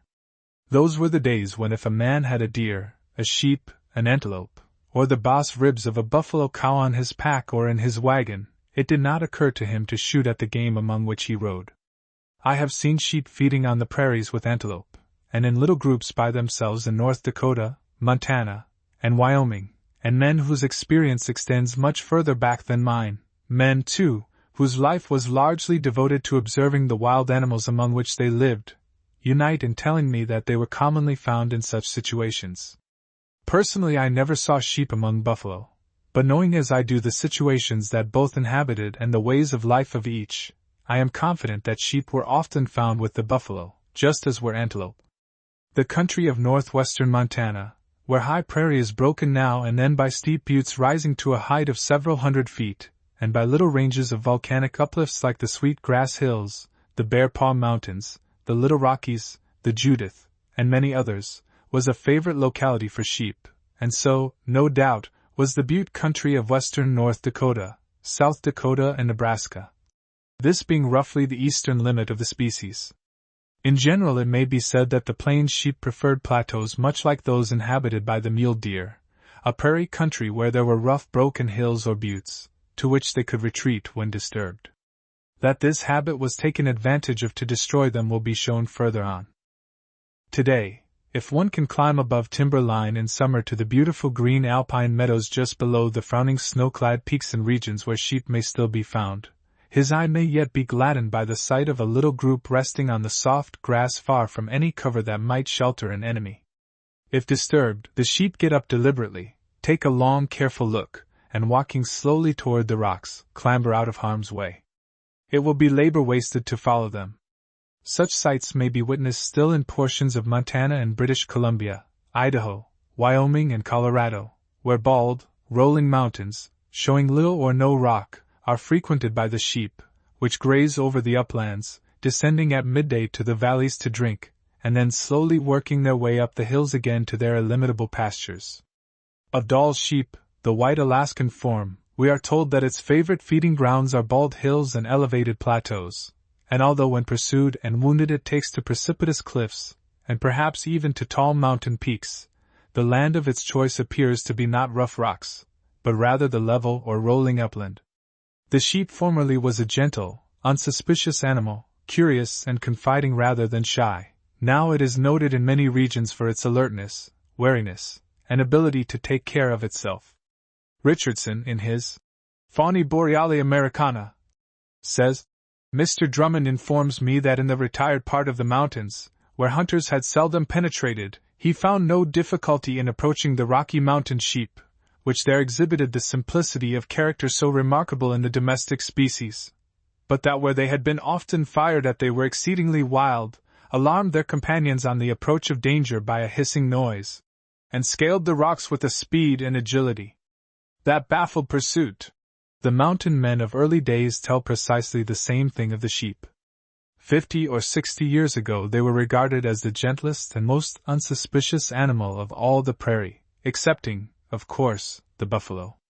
They did not understand that the sound of a gun meant danger, and when shot at, often merely jumped about and stared, acting much as in later times the elk and the mule deer acted. We may take it for granted that, before the coming of the white man, the mountain sheep ranged over a very large portion of western America, from the Arctic Ocean down into Mexico. Wherever the country was adapted to them, there they were found. Absence of suitable food, and sometimes the presence of animals not agreeable to them, may have left certain areas without the sheep, but for the most part these animals no doubt existed from the eastern limit of their range clear to the Pacific. There were sheep on the plains and in the mountains. Those inhabiting the plains when alarmed sought shelter in the rough bad lands that border so many rivers, or on the tall buttes that rise from the prairies, or in the small volcanic uplifts which, in the north, stretch far out eastward from the Rocky Mountains. While some hunters believe that the wild sheep were driven from their former habitat on the plains and in the foothills by the advent of civilized man, the opinion of the best naturalists is the reverse of this. They believe that over the whole plains country, except in a few localities where they still remain, the sheep have been exterminated, and this is probably what has happened. Thus Dr. C. Hart Merriam writes me, I do not believe that the plains sheep have been driven to the mountains at all, but that they have been exterminated over the greater part of their former range. In other words, that the form or subspecies inhabiting the plains, Audiobook, is now extinct over the greater part of its range, occurring only in the localities mentioned by you. The sheep of the mountains always lived there, and, in my opinion, has received no accession from the plains. In other words, to my mind it is not a case of changed habit, but a case of extermination over large areas. The same I believe to be true in the case of elk and many other animals. That this is true of the elk, and within my own recollection, is certainly the fact. In the early days of my western travel, elk were reasonably abundant over the whole plains as far east as within 120 miles of the city of Omaha on the Missouri River, north to the Canadian boundary line, and far beyond, and south at least to the Indian Territory. From all this great area as far west as the Rocky Mountains they have disappeared, not by any emigration to other localities, but by absolute extermination. A few years ago we knew but one species of mountain sheep, the common bighorn of the West. But with the opening of new territories and their invasion by white men, more and more specimens of the bighorn have come into the hands of naturalists, with the result that a number of new forms have been described covering territory from Alaska to Mexico. These forms, with the localities from which the types have come, are as follows. Ovis canadensis, interior of western Canada. Mountains of Alberta. Ovis canadensis Audiobook, Badlands of South Dakota. Between the White and Cheyenne Rivers. Ovis nelsoni, Grapevine Mountains, boundary between California and Nevada. Just south of lat. 37 degrees. Ovis mexicanus, Lake Santa Maria, Chihuahua, Mexico. Ovis stonii, headwaters Stickeen River, Cheone Mountains, British Columbia. Ovis dulli, mountains on 40 Mile Creek, west of Yukon River, Alaska. Ovis dulli kenaiensis, Kenai Peninsula, Alaska, 1901. Ovis canadensis cremnibates, Lower California. The standing of Ovis fanini has been in doubt ever since its description, and recent specimens appear to throw still more doubt on it. Those most familiar with our sheep do not now, I believe, acknowledge it as a valid species. It comes from the mountains of the Klondike River, near Dawson, Yukon Territory. What the relations of these different forms are to one another has not yet been determined, but it may be conjectured that Ovis canadensis, O. nelsoni, and O. doli differ most widely from one another, while O. stonii and O. doli, with its forms, are close together, and O. canadensis and O. c. auduboni are closely related, as are also O. nelsoni, O. mexicanus, and O. c. cremnibates. The subspecies auduboni is the easternmost member of the American sheep family, while the sheep of Chihuahua and of Lower California are the most southern now known. Primitive hunting. At many points in the Rocky Mountains and the Sierra Nevadas, the Indians were formerly great sheep hunters, and largely depended on this game for their flesh food. That it was easily hunted in primitive times cannot be doubted, and is easily comprehended when we remember the testimony of white observers already quoted. In certain places in the foothills of the mountains, or in more or less isolated ranges in Utah, Nevada, Montana, and other sections, the Indians used to beat the mountains, driving the sheep up to the summits, where concealed bowmen might kill them.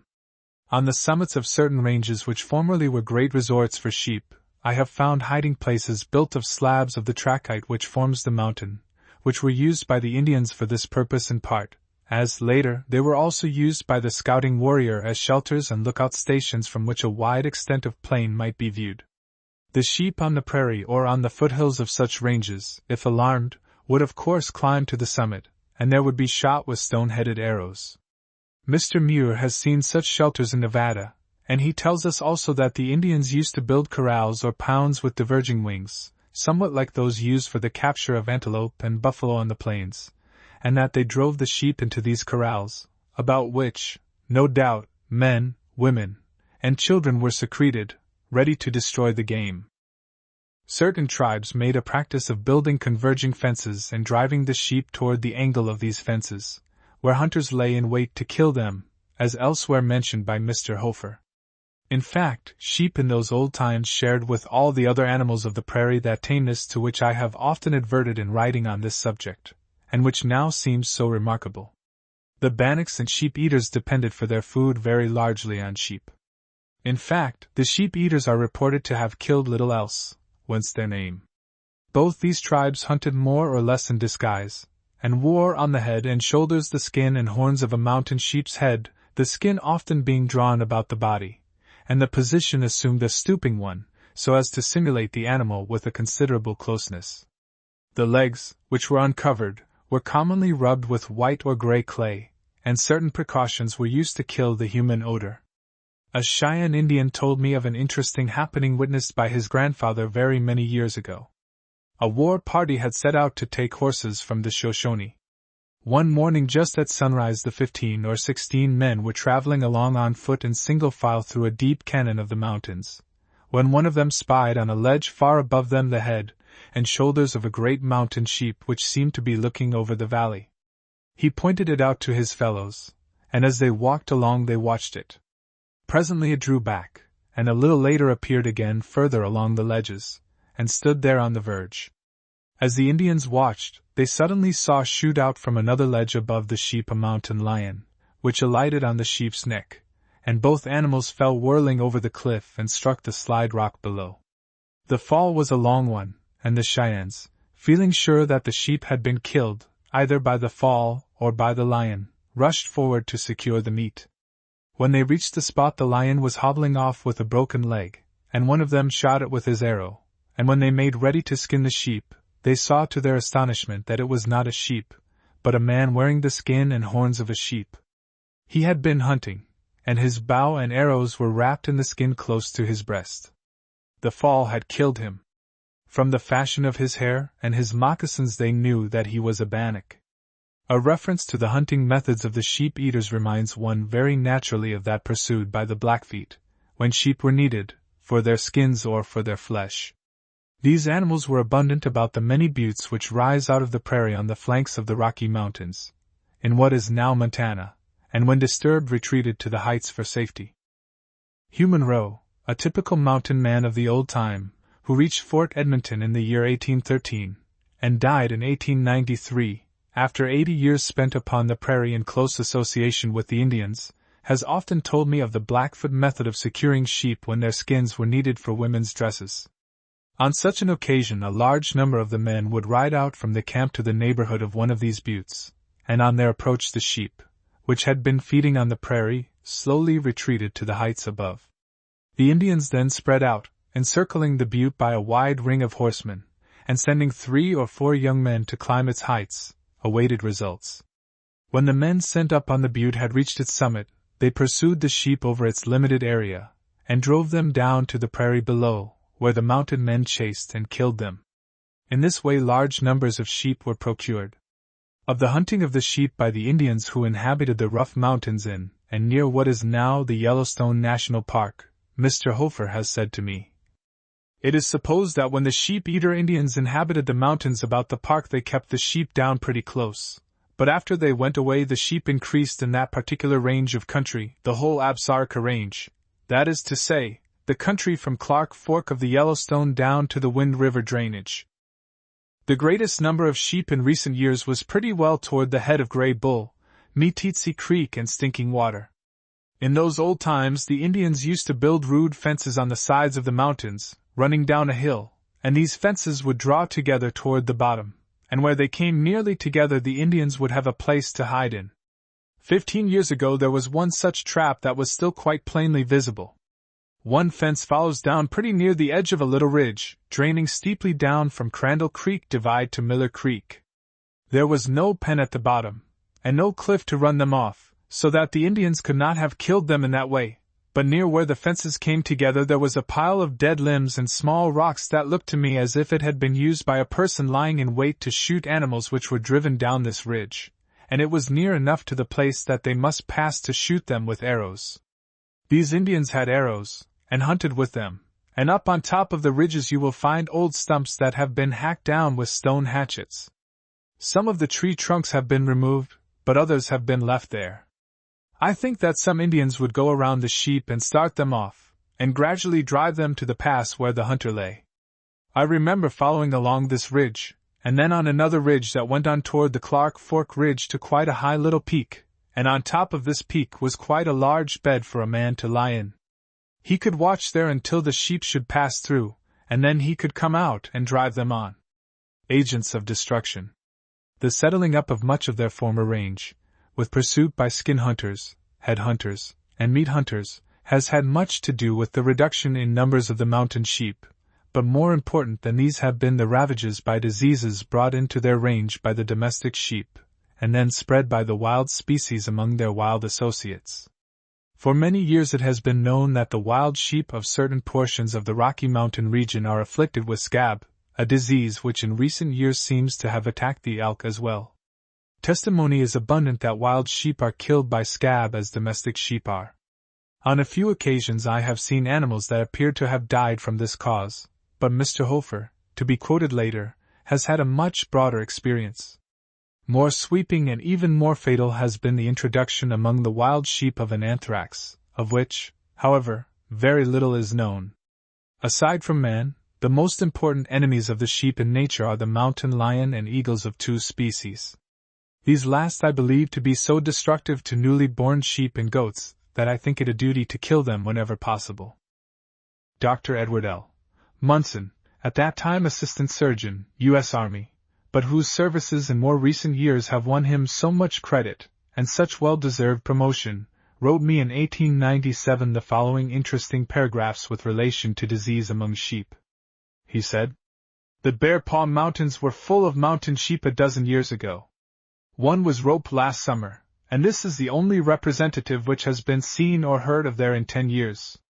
The introduction of tame sheep early in the 80s was followed by a most destructive anthrax, which not only destroyed immense numbers of tame sheep, but also exterminated the wild ones, which appeared to be especially susceptible to this disease.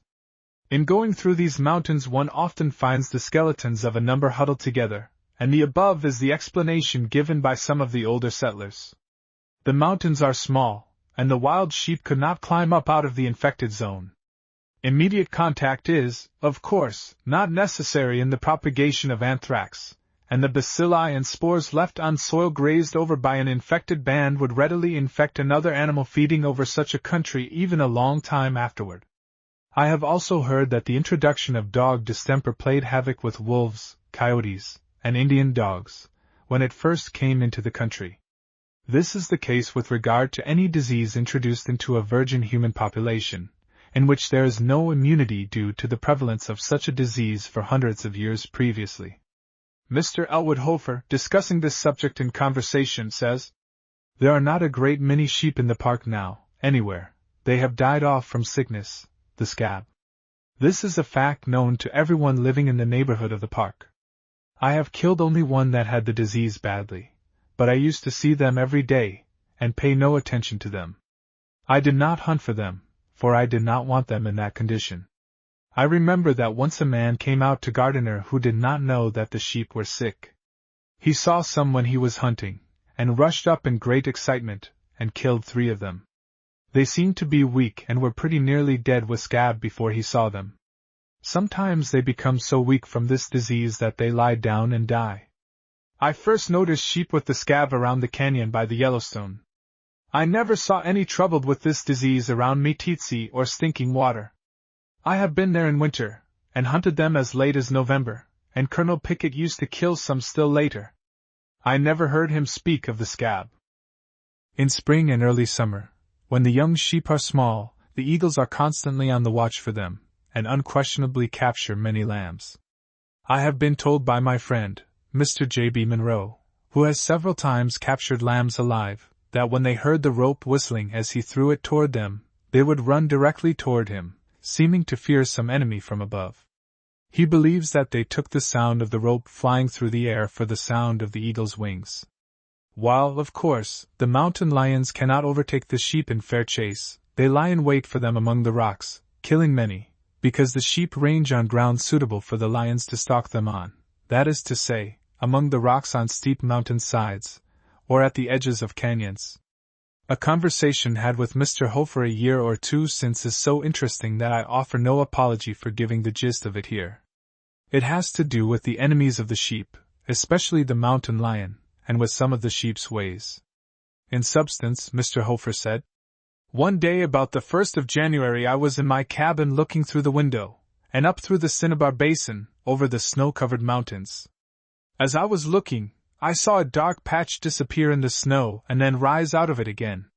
The snow was deep and fluffy. The animal that I was watching would disappear in the snow with a plunge, and then would come up with a jump. It made several wonderful flights. It was so far off I could not tell what it was, and when I looked at it through the glasses I saw that it was a big ram breaking a trail. I was watching him closely and at first did not notice that others were with him. Soon, however, I discovered that there were 4 or 5 other sheep following him. The big ram came down from the side of the mountain, and to pass over to the other mountain, he had to cross the valley. There were a number of knolls or ridges in this valley, where the snow was not so deep as in the hollows. The ram broke a trail to a knoll, and stopped and looked back, and pretty soon I saw the rest of the sheep coming along. They followed his trail and passed him while he was standing there looking back, always looking up at the mountain. While he stood on this knoll where the snow was not deep, for it had blown off, and the other sheep had passed him, one of them took the lead to the next knoll, breaking the trail, but here the snow was not so deep as that the ram had come through. No sooner had the sheep got to this knoll than the old ram started. He took the trail the others had made, and joined them at the next knoll, and then plunging in, went on ahead and broke a fresh trail to the next rise of ground. The ram did most of the trail breaking, but sometimes one of the others went ahead. There was always one in the rear, on guard, as it were, until they had crossed the valley to a steep ridge on the next mountain. As they went, they stopped every little while and stood for some time looking back. Knowing the habits of the animal, I felt sure that something had driven them off the mountain. They looked back as if to see whether anything was following, or perhaps to look again at what had frightened them. I thought it was a mountain lion. Soon afterward I took my snowshoes and went up that way and found the track of a mountain lion. From the size of the track it seemed as if the animal must have been enormous. On soft snow, though, tracks spread and look big, and besides that, these cats commonly spread out their toes. There was no mistake about its being a mountain lion, for I could see where the tail had struck the soft snow and made holes in it. Mountain lions were around there a good deal, and DeLong, who had a cabin a little further up in the valley, told me that 3 times in his experience of hunting up there he had come on a place where a mountain lion had just killed a sheep. In each case he found the sheep in nearly the same place, and in each case the sheep was freshly killed, and he dressed it and took it home. This seemed to be a favorite place for the lions to kill sheep. They are great hands to kill sheep in about the same place. Far up on the boulder, way up near the head, Colonel Pickett and I found 19 or 20 skulls of sheep by one rock. There was a wonderful lot of them. They had been killed at various times, and in a place where they never could have been killed by snowslides. It was under a very high rock, 15 feet perpendicular on one side, and in the valley a game trail passed close under this side. On the other side the rock was not so high, but sloped off to the side of the hill. A lion could easily lie there without being seen, but could himself see both ways. The game trail was so close that he could jump right down onto it. The number of skulls that we saw here was so remarkable that Colonel Pickett and I counted them. There were more than 18. The skulls were most of them old, killed a good while before. None of them had the shells of the horns. They were old skulls, and the oldest were almost in fragments, very much weathered. It was the accumulation of a number of years, probably 10 or 15. To my mind it showed clearly that this was a favorite place for lions to lie for mountain sheep. I have known of something similar to that in Cinnabar Basin, where I have seen a number of skulls scattered along the gulch. There was a heavy trail there which led up to a valley where there is a pass by which we used to wind down to the Yellowstone and Tom Miner Creek and Trapper Creek. Lions are quite bad along the Yellowstone here, and sometimes in a hard winter they seem to be driven out of the mountains, and a considerable number have been killed on Gardiner River and Reese Creek. If mountain lions are after the sheep leave the mountain they are on and go to another. They will not stay there, and will not return until something drives them back. Some ways of the sheep. Mr. Hofer said. In old times it was sometimes possible to get a stand on sheep, and in my opinion, sheep often, even today, are the least suspicious of all the mountain animals. A mountain sheep always seems to fear the thing that he sees under him. If a man goes above him he does not seem to know what to do. I could never understand why, when one is above him, he stands and looks. I have sometimes been riding around in the mountains, and have come on sheep right below me. I have often thrown stones at them, and sometimes it was quite a while before I could get them to start. Finally, however, they would run off. They acted as if they were dazed. On the other hand, when I carried the mail down in San Juan County, Colorado, in the winter of 1875-76, going across from Animas Forks by way of the Grizzly Pass to Tellurium Fork, I was the only person in that section of the country all through the winter, and yet, although the sheep saw only me, and saw me every day, they always acted wild. Sometimes a ram would see me and stand and look for a long time, and then presently all along the mountain side I would see sheep running as if they were alarmed. On the other hand, if I met any of them on top of the mountain, they scarcely ever ran, they just stood and looked at me. Once, when on a hunting trip, I had my horses all picketed in sight, just above the basin where we were camped. The boy that had the care of the horses had been up to change the picketed animals, and when he came in he said, "There's a sheep up there close by the horses." He saw me and was not afraid.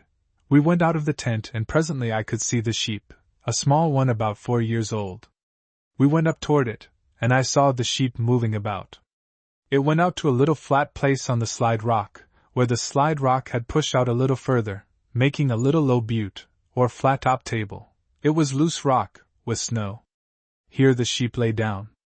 I went around to station my man where he could get a rest for his rifle, and when I had done this, I went around above to make the sheep get up to drive him out, so that the man could shoot him. After I got well up the gulch, above him, the sheep could see me plainly, and I could see his eyes. I hesitated about making him get up, thinking perhaps it was somebody's tamed sheep, but we were the first ones up there that spring, and of course it was not a tamed sheep. If we had not been out of meat I would not have disturbed the animal. I walked toward it to make it get up, but it would not, and still lay there. When I was within 30 feet of it, I took up a stone and threw it, and called at him. The sheep stood up and looked at me. I said, "Go on now," and he started in the direction I wished him to take. When he came in sight, the man fired 2 or 3 shots at him, but did not hurt him, and the sheep again lay down in sight of camp. Afterward I fired at him about 300 yards up the side of the mountain, but I did not touch him. However, he was disturbed by the shooting, and moved away. It is often difficult to find a reason for the way sheep act. It is possible that this young ram, which was in the Sunlight mining district, had seen many miners, and that they had not disturbed him, and that so he had lost his fear of man. He was not at all afraid of horses, perhaps because he was accustomed to seeing miners' horses, or he may have taken them for elk. I do not see why our wind did not alarm him. At all events, for some reason, this one showed no fear. Along the Gardiner River, inside the northern boundary of the Yellowstone Park, there are always a number of sheep in winter, and they become very tame, having learned by experience that people passing to and fro will not injure them. Men driving up the road from Mammoth Hot Springs to Gardiner constantly see these sheep, which manifest the utmost indifference to those who are passing them. Sometimes they stand close enough to the road for a driver to reach them with his whip. One winter the surgeon at the post, driving along, came upon a sheep standing in the road, and as it did not move, he had to stop his team for it. He did not dare to drive his horse close up to it. Finally the ram jumped out to one side of the road, and the surgeon drove on. He said he could have touched it with his whip.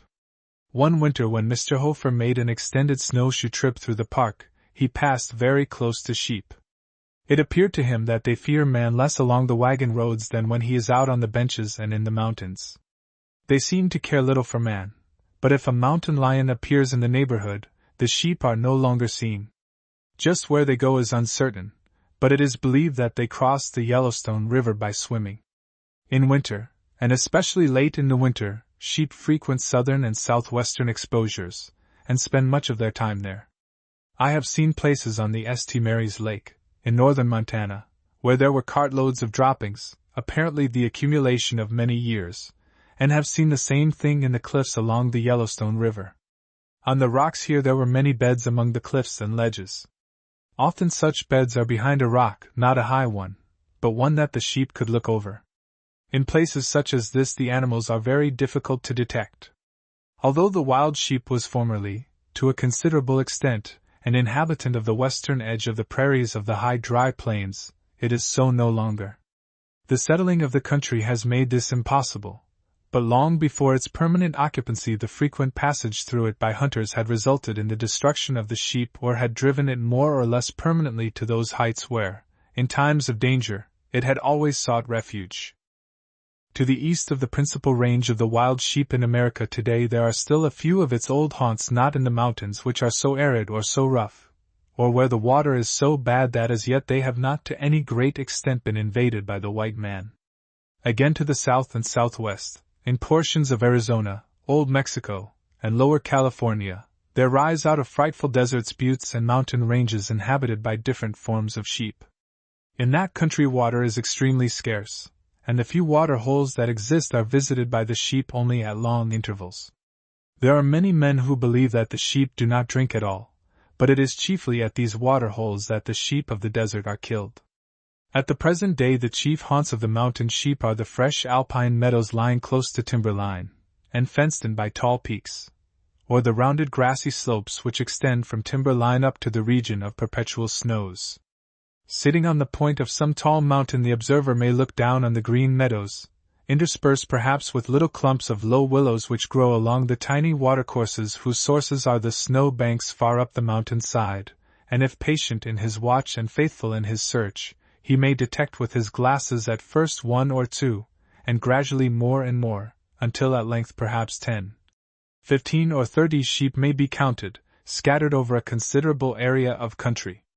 Or, if he climbs higher yet, and overlooks the rounded shoulders which stretch up from the passes toward the highest pinnacles of all, he will very likely see far below him, lying on the hill and commanding a view miles in extent in every direction, a group of 9, 10 or a dozen sheep peacefully resting in the midday Sunday. Those that he sees will be almost all of them ewes and young animals. Perhaps there may be a young ram or two whose horns have already begun to curve backward, but for the most part they are females and young. The question that the hunter is always asking himself is, where are the big rams? Now and then, to be sure, more by accident than by any wisdom of his own, he stumbles on some monster of the rocks.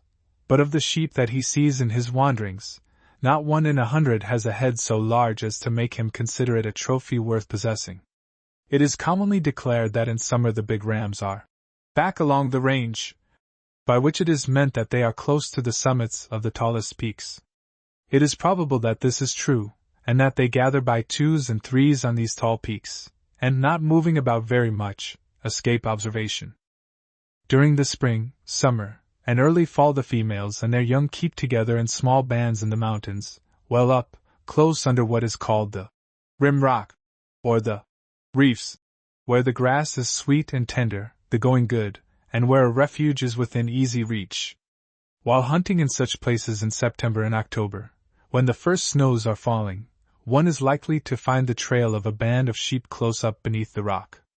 If the mountain is one long inhabited by sheep, they have made a well-worn trail on the hillside, and the little band, while traveling along this in a general way, scatters out on both sides, feeding on the grass heads that project above the snow, and often with their noses pushing the light snow away to get at the grass beneath. I have never seen them do this, nor have I seen them paw to get at the grass, but the marks in the snow where they have fed showed clearly that the snow was pushed aside by the muzzle. Like most other animals, wild and tame, sheep are very local in their habits, and one little band will occupy the same basin in the mountains all summer long, going to water by the same trail, feeding in the same meadows and along the same hillsides, occupying the same beds stamped out in the rough slide rock, or on the great rock masses which have fallen down from the cliff above. Even if frightened from their chosen home by the passage of a party of travelers, they will go no further than to the tops of the rocks, and as soon as the cause of alarm is removed will return once more to the valley. I saw a striking instance of this some years ago, when, with a geological survey party, I visited a little basin on the head of one of the forks of Stinking Water in Wyoming, where a few families of sheep had their home.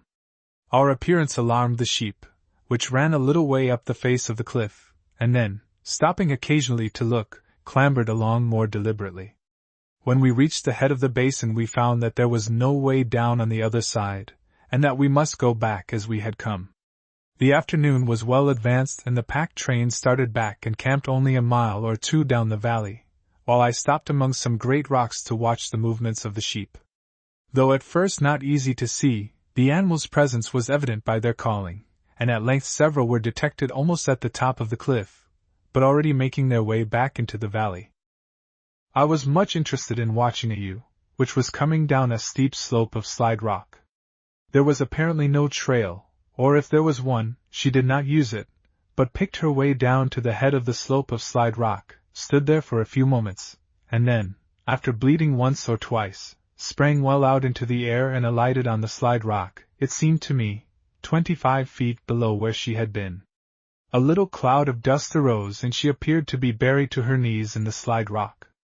I could not see how it was possible for her to have made this jump without breaking her slender legs, yet she repeated it again and again, until she had come down about to my level and had passed out of sight.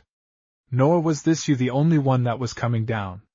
From a number of points on the precipice round about I could hear rocks rolling and sheep calling, and before very long 8 or 10 ewes and 4 or 5 lambs had come together in the little basin, and presently marched almost straight up to where I lay hid. There was meat in the camp, and so no reason for shooting at these innocents. Later, when I returned to camp, one of the packers informed me that for an hour or two before a yearling ram had been feeding in the meadow with the pack animals, close to the camp. The sheep now commonly shows himself to be the keenest and wariest of North American big game. Yet we may readily credit the stories told us by older men of his former simplicity and innocence, since even today we sometimes see these characteristics displayed. I remember riding up a narrow valley walled in on both sides by vertical cliffs and at its head by a rock wall which was partly broken down, and through which we hoped to find a way into the next valley to the northward. As we rode along, a mile or more from the cliff at the valley's head, I saw 1 or 2 sheep passing over it, and a few minutes later was electrified by hearing my companion say, "Oh, look at the sheep! Look at the sheep! Look at the sheep!" And there, charging down the valley directly toward us, came a bunch of 30 or 40 sheep in a close body, running as if something very terrifying were close behind them, and paying not the slightest attention to the 2 horsemen before them. I rolled off my horse and loaded my gun. The sheep came within 25 or 30 steps and a little to one side, and passed us like the wind, but they left behind one of their number, which kept us in fresh meat for several days thereafter. The first shot I fired at this band gave me a surprise. I drew my sight fine on the point of the breast of the leading animal and pulled the trigger, but instead of the explosion which should have followed, I heard the hammer fall on the firing pin. There was a slow hissing sound, a little puff at the muzzle of the rifle, and I distinctly heard the leaden ball fall to the ground just in front of me. In a moment I had reloaded and had killed the sheep before it had passed far beyond me, but for a few seconds I could not comprehend what had happened. Then it came back to me that a few days before I had made from half a dozen cartridges a weight to attach to a fish line for the purpose of sounding the depth of a lake. Evidently a lubricating wad had been imperfect, and dampness had reached the powder. Like others of our ungulates, wild sheep are great frequenters of licks, places where the soil has been more or less impregnated with saline solutions. These licks are visited frequently, perhaps daily, during the summer months by sheep of all ages, and such points are favorite watching places for men who need meat, and wish to secure it as easily as possible. At a certain lick in northern Montana, shots at sheep may be had almost any day by the man who is willing to watch for them. In the summer of 1903 a bunch of 9 especially good rams visited a certain lick each day. The guide of a New York man who was hunting there in June, of course in violation of the law, took him to the lick. The first day 9 rams came, and the New Yorker, after firing many shots, frightened them all away. Perhaps he hit some of them, for the next day only 7 returned, of which 3 were killed. In British Columbia I have seen 25 or 30 sheep working at a lick, from which the earth had been eaten away, so that great hollows and ravines were cut out in many directions from the central spring. Examination of such licks in cold, freezing weather seems to show that the sheep do not then visit them. I have seen mule deer and sheep nibbling the soil in company, and have seen white goats visit a lick frequented also by sheep. Of Dall's sheep, Mr. Stone declares that it is rapidly growing scarcer, and this statement is based not only on his own observation, but on reports made to him by the Indians. Mr. Stone describes it as possessing wonderful agility, endurance, and vitality, and gives many examples of their ability to get about among most difficult rocks when wounded. He adds, "From my experience with these animals, I believe they seek quite as rugged a country in which to make their homes as does the Rocky Mountain goat. They brave higher latitudes and live in regions in every way more barren and forbidding." He reports the females with their lambs as generally keeping to the high table lands far back in the mountains. Among the specimens which he recently collected, broken jaw bones reunited were so frequent among the females killed as to excite comment. Notwithstanding Mr. Stone's gloomy view of the future of this species, we may hope that the enforcement of the game laws in Alaska will long preserve this beautiful animal. Our knowledge of the habits of the lower California sheep inhabiting the San Pedro Martir Mountains has been slight. Mr. Gould's admirable account of a hunting trip for them to the Gulf of Cortez, published in a preceding volume of the club's book, will be remembered, and the curious fact stated by his Indian guide that the sheep break holes in the hard, prickly rinds of the venada cactus with their horns, and then eat out the inside. Recently, however, a series of 13 specimens collected by Edmund Heller were received by Dr. D.G. Elliott, and described, as already stated, and he gives from Mr. Heller's notebook the following notes on their habits. Common about the cliffs, coming down occasionally to the water holes in the valley. Most of the sheep observed were either solitary or in small bands of 3 to a dozen. Only 1 adult ram was seen, all the others, about 30, being either ewes or lambs. The largest bunch seen consisted of 11, mostly ewes and a few young rams. The sheep, as a rule, inhabit the middle line of cliffs where they are safe from attack above and can watch the valley below for danger. Here about the middle line of cliffs they were observed, and the greater number of tracks and dust wallows, where they spend much of their time, were seen.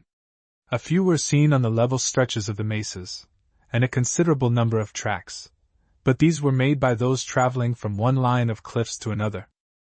They are constantly on guard, and very little of their time is given to browsing. Their usual method is to feed about some high cliffs or rocks, taking an occasional mouthful of brush, and then suddenly throwing up the head and gazing and listening for a long time before again taking food. They are not alarmed by scent, like deer or antelope, the direction of the wind apparently making no difference in hunting them. A small bunch of 6 were observed for a considerable time feeding. Their method seemed to be much the same as individuals, except that when danger was suspected by any member, he would give a few quick leaps, and all the flock would scamper to some high rock and face about in various directions, no two looking the same way. These maneuvers were often performed, perhaps once every 15 minutes. Their chief enemy is the mountain lion, which hunts them on the cliffs, apparently never about watering places. Lion tracks were not rare about the sheep runs. They are extremely wary about coming down for water, and take every precaution. Before leaving the cliffs to cross the valley to water, they usually select some high ridge and descend along this, gazing constantly at the spring, usually halting 10 or more minutes on every prominent rocky point. When within 100 yards or less of the water, a long, careful search is made, and a great deal of earwork performed, the head being turned first to one side and then to the other. When they do at last satisfy themselves, they make a bolt and drink quickly, stopping occasionally to listen and look for danger. If, however, they should be surprised at the water, they do not flee at once, but gaze for some time at the intruder, and then go a short way and take another look, and so on until at last they break into a steady run for the cliffs. At least 30 sheep were observed at the water, and none came before 9:30 a.m. or later than 2:30 p.m., most coming down between 12 o'clock m. and 1 p.m. This habit has probably been established to avoid lions, which are seldom about during the hottest part of the day. A few ewes were seen with 2 lambs, but the greater number had only 1. Most of the young appeared about 2 months old. Their usual gait was a short gallop, seldom a walk or trot. The great curving horns of the wild sheep have always exercised more or less influence on people's imagination, and have given rise to various fables. These horns are large in proportion to the animal, and so peculiar that it has seemed necessary to account for them on the theory that they had some marvelous purpose. The familiar tale that the horns of the males were used as cushions on which the animal alighted when leaping down from great heights is old. A more modern hypothesis which promises to be much shorter lived is that advanced a year or 2 ago by Mr. Geowary, of Cambridge, England, who suggested that the form of the horn and position of the ear enables the wild sheep to determine the direction of sound when there is a mist or fog, the horn acting like an Admiralty megaphone when used as an ear trumpet, or like the topophone, double-ear trumpet, the bells of which turn opposite ways, used for a fog-bound ship on British-American vessels to determine the direction of sound signals. It is, of course, well understood, and on the publication of Mr. Wary's hypothesis, was at once suggested, that there are many species of wild sheep, and that the spiral of the horn of each species is a different one. Moreover, within each species there are of course different ages, and the spiral may differ with age and also at the same age to some extent with the individual. In some cases, the ear perhaps lies at the apex of a cone formed by the horn, but in others it does not lie there. Moreover, this hypothesis, like the other and older one, in which the horns were said to act as the jumping cushion, takes no account of the females and young, which in mists, fogs, and at other times, need protection quite as much as the adult males. The old males with large and perfect horns have to a large extent fulfilled the function of their lives, reproduction, and their place is shortly to be taken by younger animals growing up. Moreover, they have reached the full measure of strength and agility, and through years of experience have come to a full knowledge of the many dangers to which their race is exposed. It would seem extraordinary that nature should have cared so well for them, and should have left the more defenseless females and young unprotected from the dangers likely to come to them from enemies which may make sounds in a fog. The old males with large and perfect horns have come to their full fighting powers, and do fight fiercely at certain seasons of the year. And it is believed by many people that the great development of horns among the mountain sheep is merely a secondary sexual character analogous to the antlers of the deer or the spurs of the cock. Most people who have hunted sheep much will believe that this species depends for its safety chiefly on its nose and its eyes. And if the observations of hunters in general could be gathered and collated, they would probably agree that the female sheep are rather quicker to notice danger than the males, though both are quick enough. Protection. It is gratifying to note that the rapid disappearance of the mountain sheep has made some impression on legislators in certain states where it is native. Some of these have laws absolutely forbidding the killing of mountain sheep, and while in certain places in all of such states and territories this law is perhaps slightly regarded, and not generally observed, still, on the whole, its effect must be good, and we may hope that gradually it will find general observance. The mountain sheep is so superb an animal that it should be a matter of pride with every state which has a stock of sheep within its borders to preserve that stock most scrupulously. It is said that in Colorado, where sheep have long been protected, they are noticeably increasing and growing tamer. I have been told of one stock in mining camp near Silver Plume, where there is a bunch of sheep absolutely protected by public sentiment, in which the miners, and in fact the whole community, take great pride and delight. It is fitting that on the statute books the mountain sheep should have better protection than most species of our large game, since there is no other species now existing in any numbers which is more exposed to danger of extinction. Destroyed on its old ranges, it is found now only in the roughest mountains, the bad lands, and the desert, and it is sufficiently desirable as a trophy to be ardently pursued wherever found. Several states have been wise enough absolutely to protect sheep.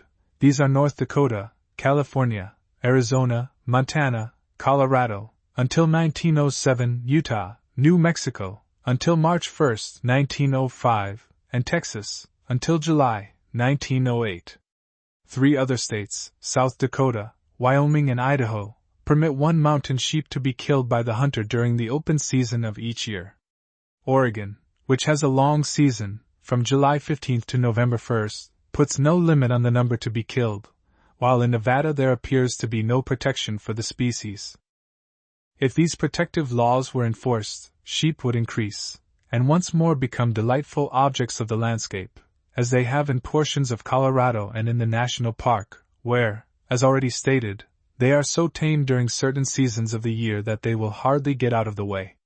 On the other hand, in many localities covered by excellent laws, there are no means of enforcing them.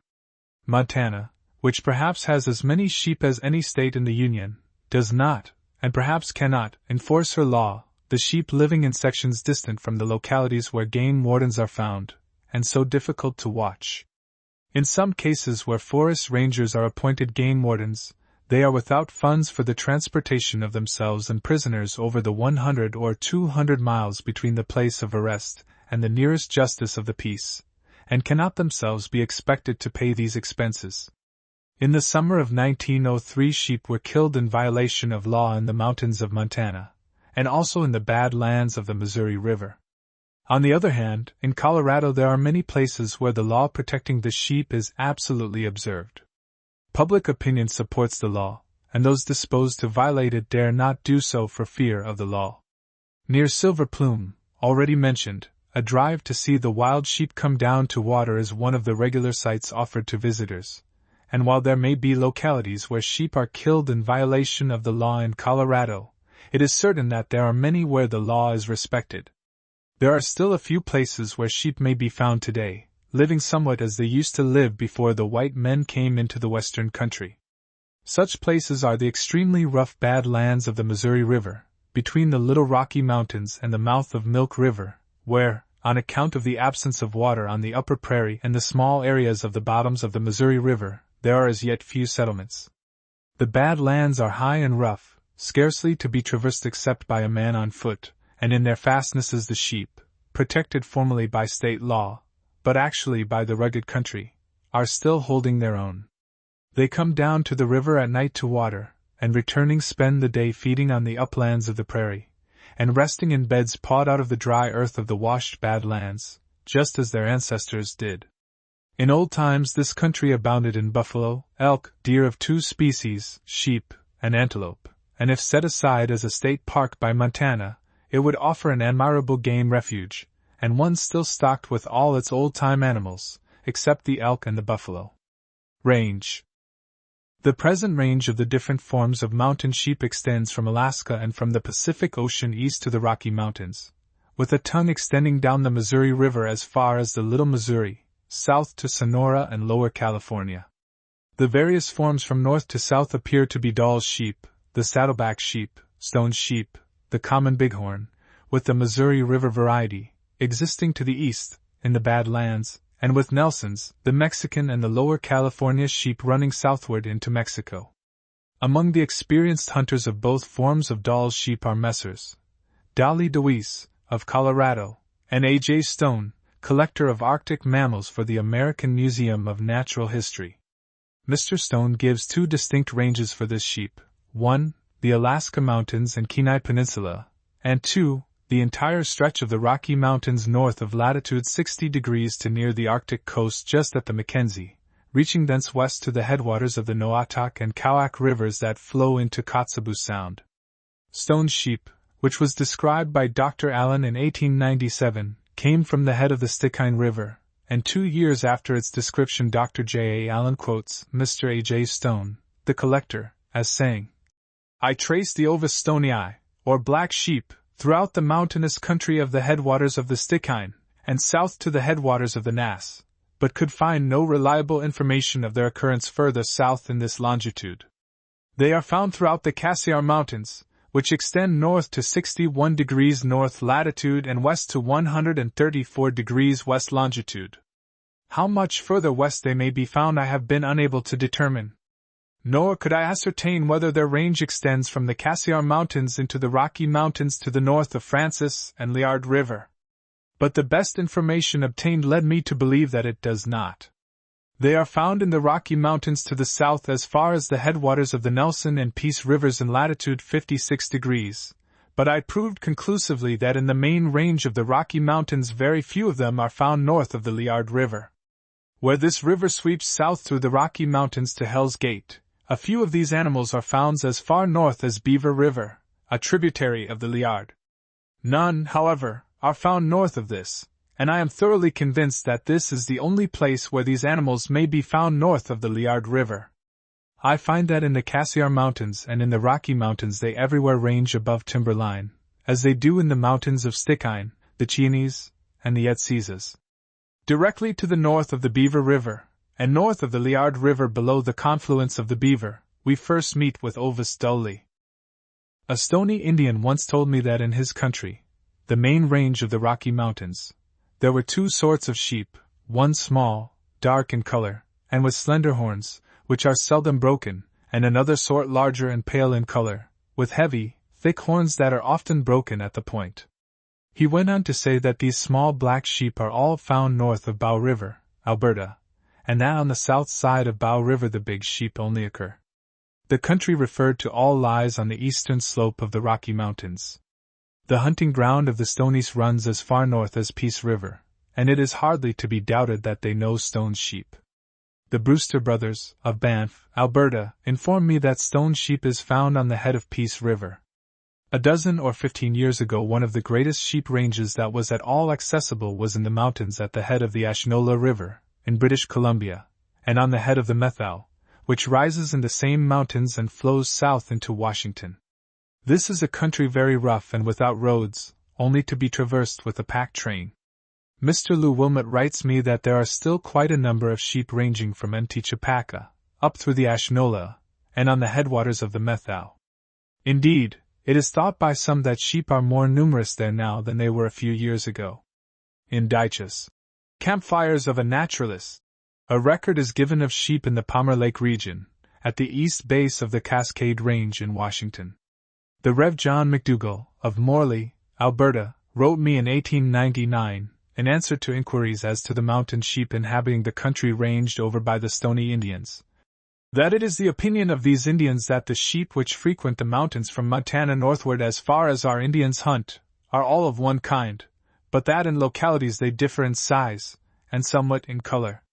They say that from the 49th parallel to the headwaters of the Saskatchewan River, sheep are larger than those in the Selkirks and Coast Ranges, and also that as they go north of the Saskatchewan the sheep become smaller. As to color, they say that the more southerly and western sheep are the lighter, and that as you pass north the sheep are darker in color. These Stonies report mountain sheep as still to be found in all of the mountain country they roam in. Their hunting ground is about 400 miles long by 150 broad, and is principally confined to the Rocky Mountain Range. In an effort to establish something of the range of the mountain sheep, during the very last years of the 19th century, I communicated with a large number of gentlemen who were either resident in, or travelers through, portions of the West now or formerly occupied by the mountain sheep, and the results of these inquiries I give below. Professor L.V. Person, of Yale University, who has spent a number of years in studying the geology of various portions of the northern Rocky Mountains, wrote me with considerable fullness in 1896 concerning the game situation in some of the front ranges of the Rockies, where sheep were formerly very abundant. In the Crazy Mountains he says he saw no sheep, and that while it was possible they might be there, they must certainly be rare. In 1880 there were many sheep there. In the Castle Mountains none were seen, nor reported, nor any traces seen. The same is true of the Little Belt, Highwood, and Judith Mountains. He understood that sheep were still present in the Badlands, immediately about the mountains, and east of them the country was too well settled for any game to live. Earlier, however, in the summer of 1890, passing through the Snowy Mountains, which lie north of the National Park, sheep were seen on 2 occasions, a band of 10 ewes and lambs on Sheep Mountain, and a band of 7 rams on the head of the stream known as the Buffalo Fork of the Lamar River. In 1893 an old ram was killed on Black Butte, at the extreme eastern end of the Judith Mountains, near Cone Butte, and it is quite possible that this animal had strayed out of the Bad Lands on the lower Musselshell, or on the Missouri.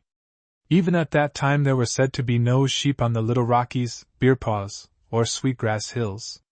All the ranges spoken of were formerly great sheep ranges, and on all of them, many years ago, I saw sheep in considerable numbers. There are a very few sheep in the Wolf Mountains of Montana. There are still mountain sheep among the rough Bad Lands on both sides of the Missouri River, between the mouth of the Musselshell and the mouth of Big Dry. It is hard to estimate the number of these sheep, but there must be many hundreds of them, and perhaps thousands. As recently as August, 1900, Mr. S. C. Letty, a ranchman in this region, advised me that he counted in one bunch, coming to water, 49 sheep. Mr. Letty further advised me that in his country, owing to the sparse settlement, the game laws are not at all regarded, and sheep are hunted at all times of the year. The settlers themselves advocate the protection of the game, but there is really no one to enforce the laws. Recent advices from this country show that the conditions there are now somewhat improved. It is probable that in suitable localities in the Missouri River Badlands sheep are still found in some numbers all the way from the mouth of the Little Missouri to the mouth of the Judith River. Mr. O.C. Greets, now, or recently, of Kip, Montana, advised me, through my friend J.B. Monroe, that in 1894, in the Big Horn Mountains, Wyoming, on the head of the Little Horn River, in the rough and rolling country he saw a band of 11 sheep. The same man tells me that also in 1894, in Sweetwater County, in Wyoming, near the Sweetwater River, south of South Pass, on a mountain known as Oregon Butte, he twice saw 2 sheep. The country was rolling and high, with scattering timber, but not much of it. In this country, and at that time, the sheep were not much hunted. Mr. Elwood Hofer, one of the best-known guides of the West, whose home is in Gardiner, Park County, Montana, has very kindly furnished me with information about the sheep on the borders of the Yellowstone National Park. Writing in May, 1898, he says, "At this time sheep are not numerous anywhere in this country, compared with what they were before the railroad, Northern Pacific Railroad, was built in 1881. In summer they are found in small bands all through the mountains, in and about the National Park. I found them all along the Divide, and out on the spurs, between the Yellowstone and Stinking Water rivers, and on down between the Yellowstone and Snake rivers, on one side, and the South Fork of Stinking Water River and the Wind River on the east. I found sheep at the extreme headwaters of the Yellowstone, and of the Wind River, and the Buffalo Fork of Snake River. There are sheep in the Tetons, Gallatin-Madison Range, and even on Mount Holmes. I have seen them around Electric Peak, and so on north, along the west side of the Yellowstone as far as the Bozeman Pass, but not lately, for I have not been in those mountains for a number of years. All along the range from the north side of the park to within sight of Livingston there are a few sheep. On the Stinking Water, where I used to see bands of 15 to 20 sheep, now we only see from 3 to 5. Of late years I have seen very few large rams, and those only in the park. Last summer Mr. Archibald Rogers saw a large ram at the headwaters of Eagle Creek, very close to the park.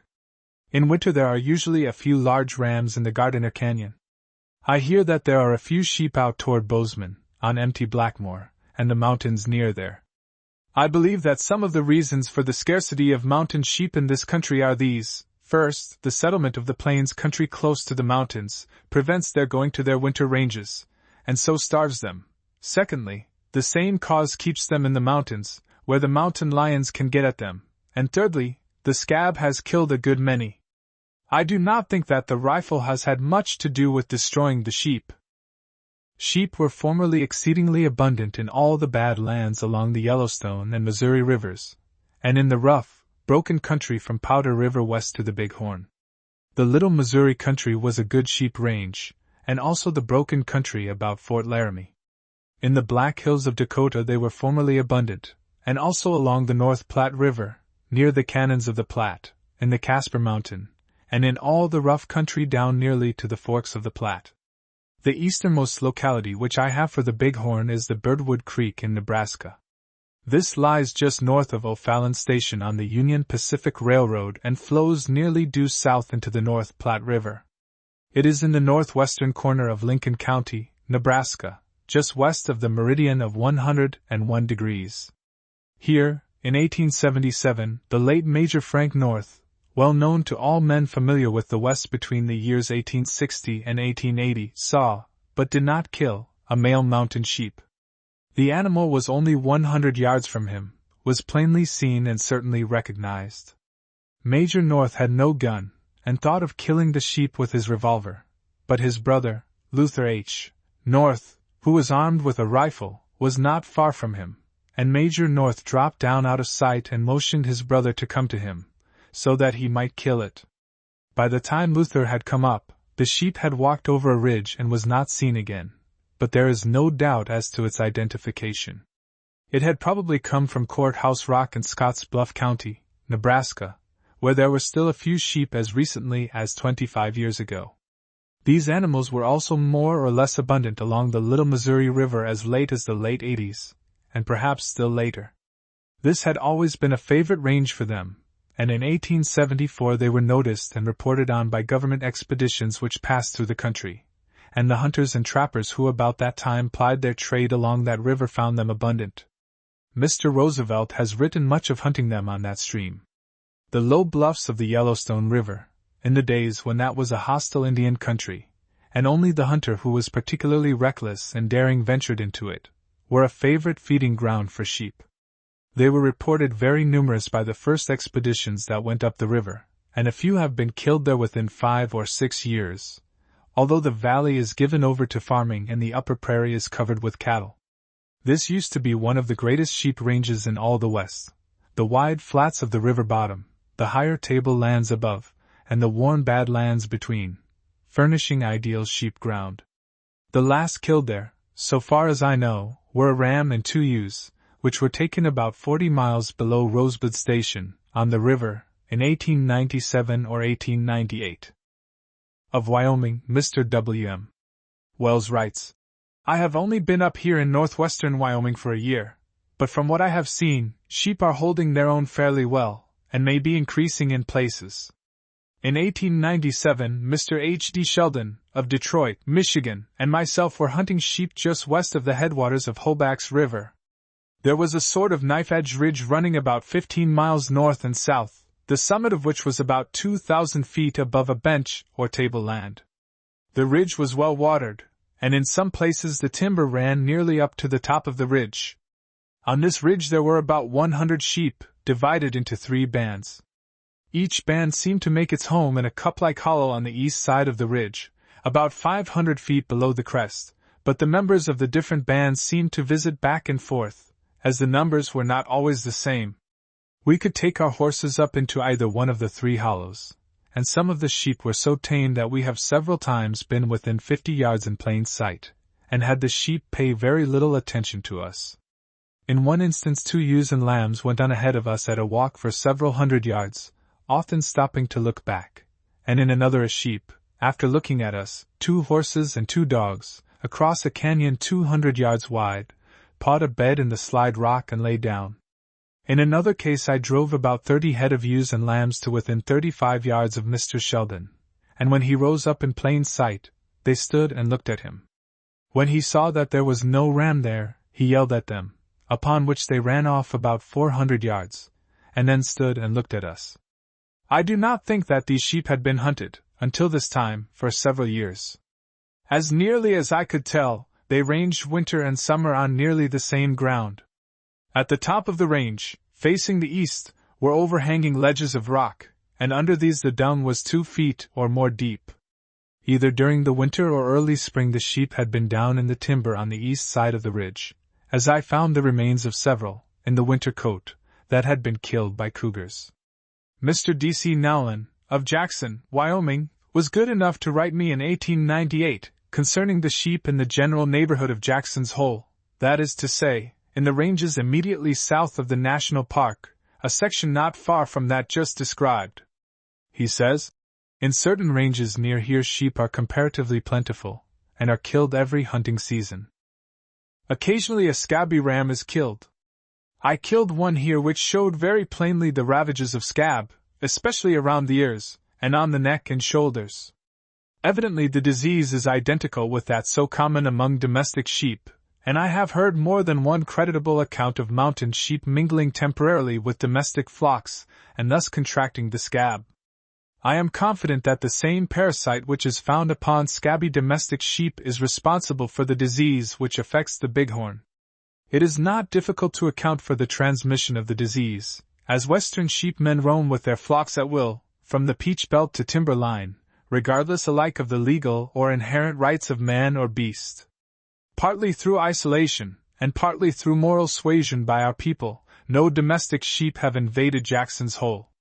Mr. Ira Dodge of Cora, Wyoming, in response to inquiries as to the sheep in his section of the country says, "Mountain sheep are, like most other game, where you find them, but their feeding grounds are mainly high tablelands, at the foot of, or near, high rocky peaks or ranges.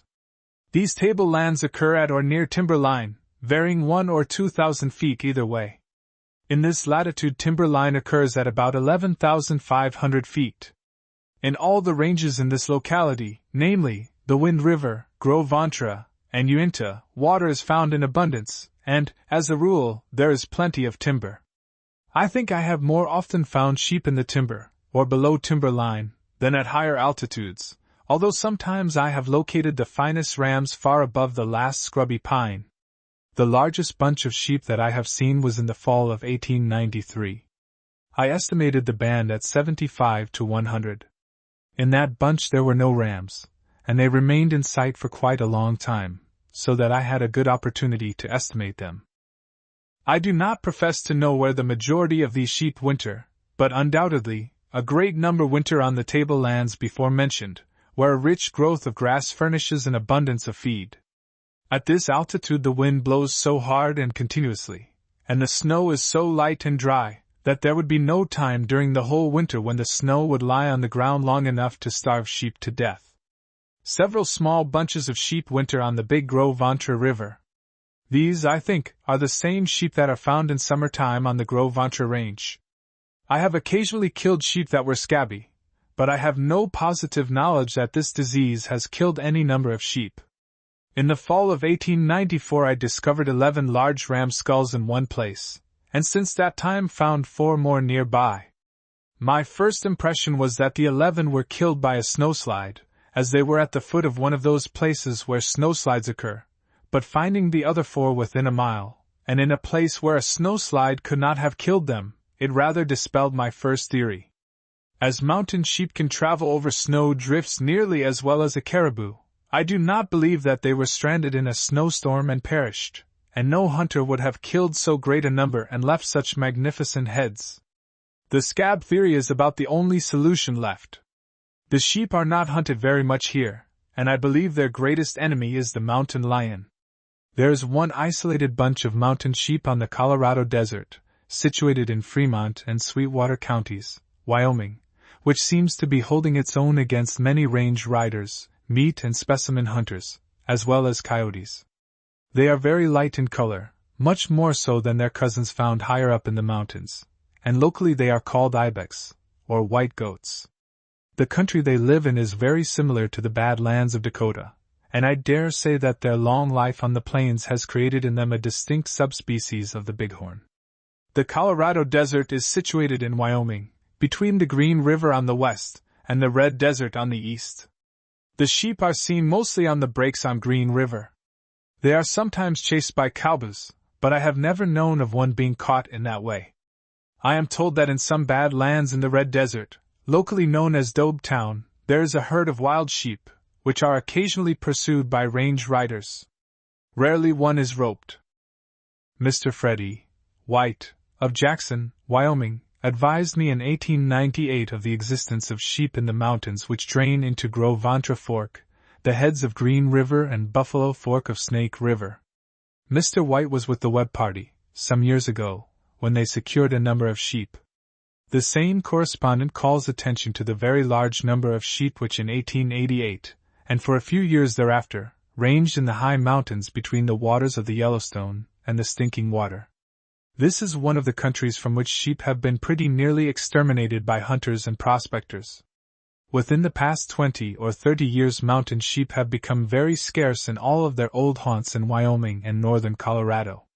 This does not seem to be particularly due to hunting, but the sheep seem to be either moving away or dying out.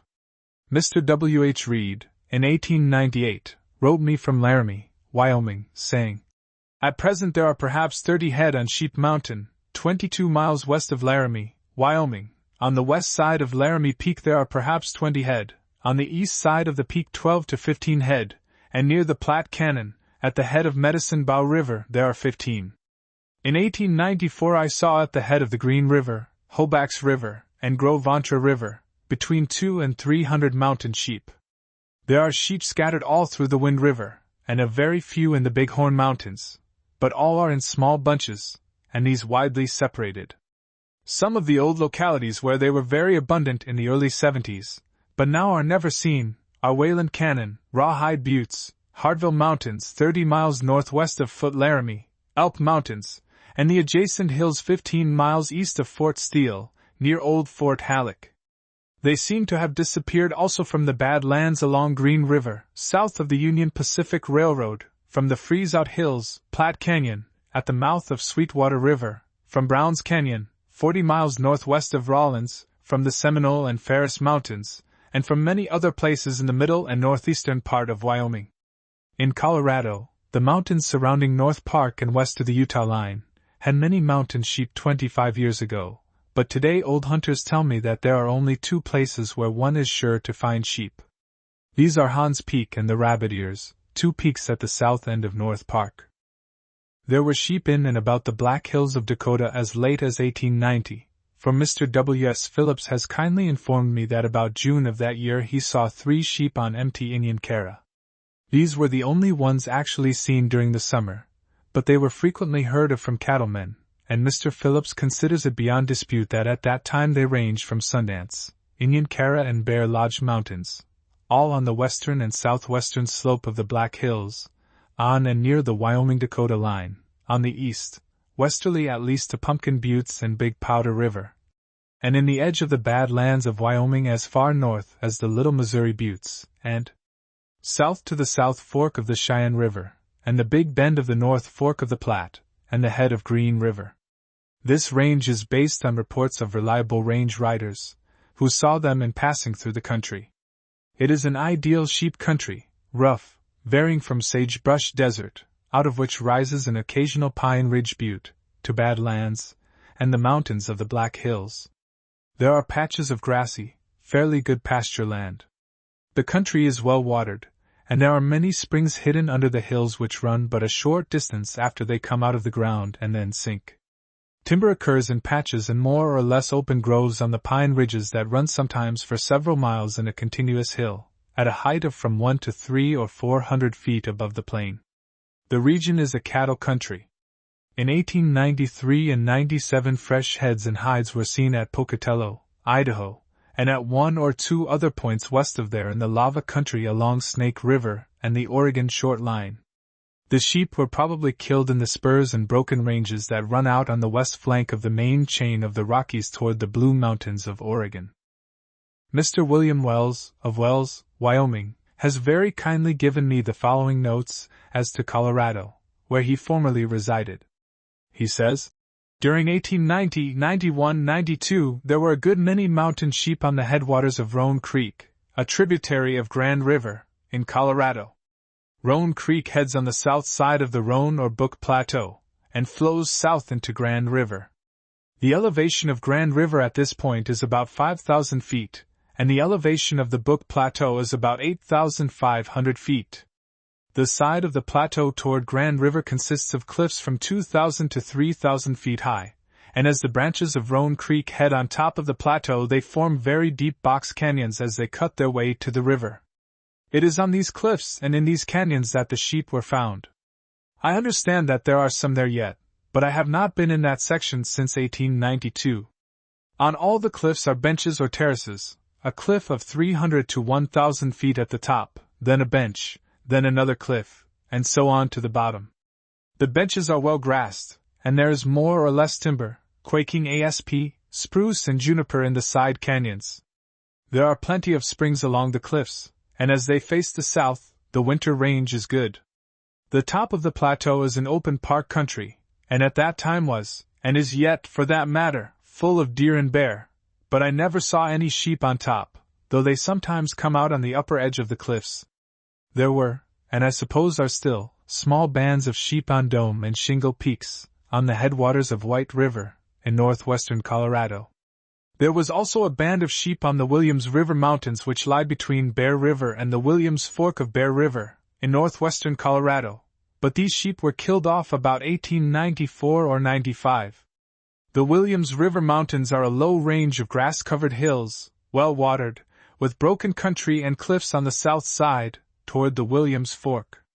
It is also reported that there is a band of sheep in Grand River Canyon, just above Glenwood Springs, Colorado, and sheep are reported to be on the increase in the Gunnison country, and other parts of southwestern Colorado, as that state protects sheep. Mr. W. J. Dixon, of Cimarron, Kansas, wrote me in May, 1898, as follows.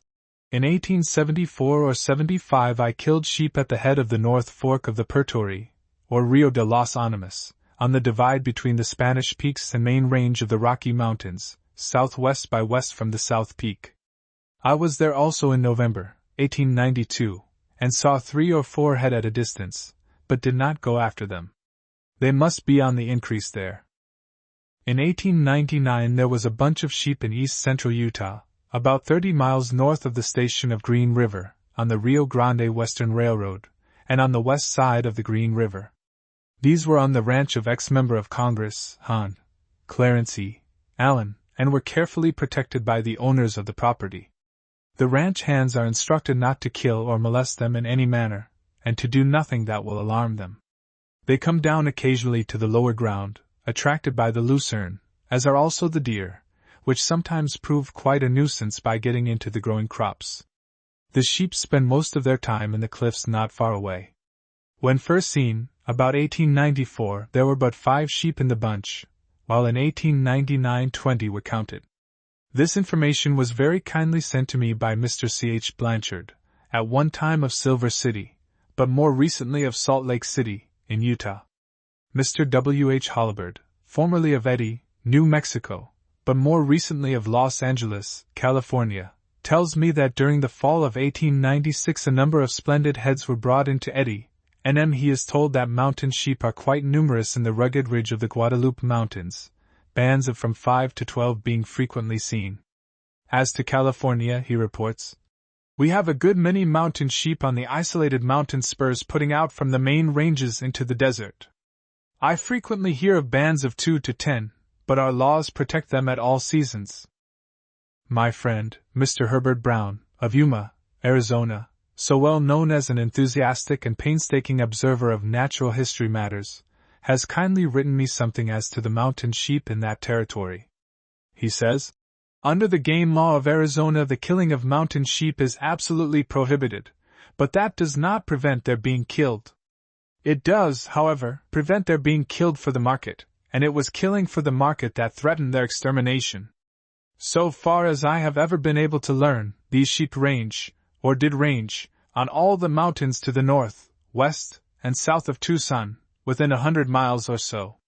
I know of them in the Superstition Mountains, about 100 miles to the north, in the Quijitoas Mountains, a like distance to the southwest, and in the mountains intermediate. I have no positive proof of their existence in the Santa Ritas, but about 23 years ago I saw a pair of old and weather-beaten horns that had been picked up in that range near Agua Caliente. That is about 10 or 12 miles southwest of Mt. Wrightson. I never saw any sheep in the range, nor do I know of any one more fortunate than myself in that respect. In days gone by, the Santa Catalinas, the Rincon, and the Tucson Mountains were the most prolific hunting grounds for the market men. So far as I can remember, the first brought to the market here were subsequent to the coming of the railroad in 1880. They were killed in the Tucson Mountains by the Logan boys, well-known hunters at that time.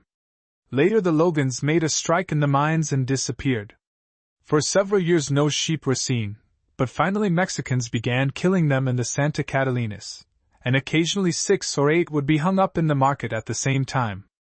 Later the Papago Indians in the southwest began killing them for the market.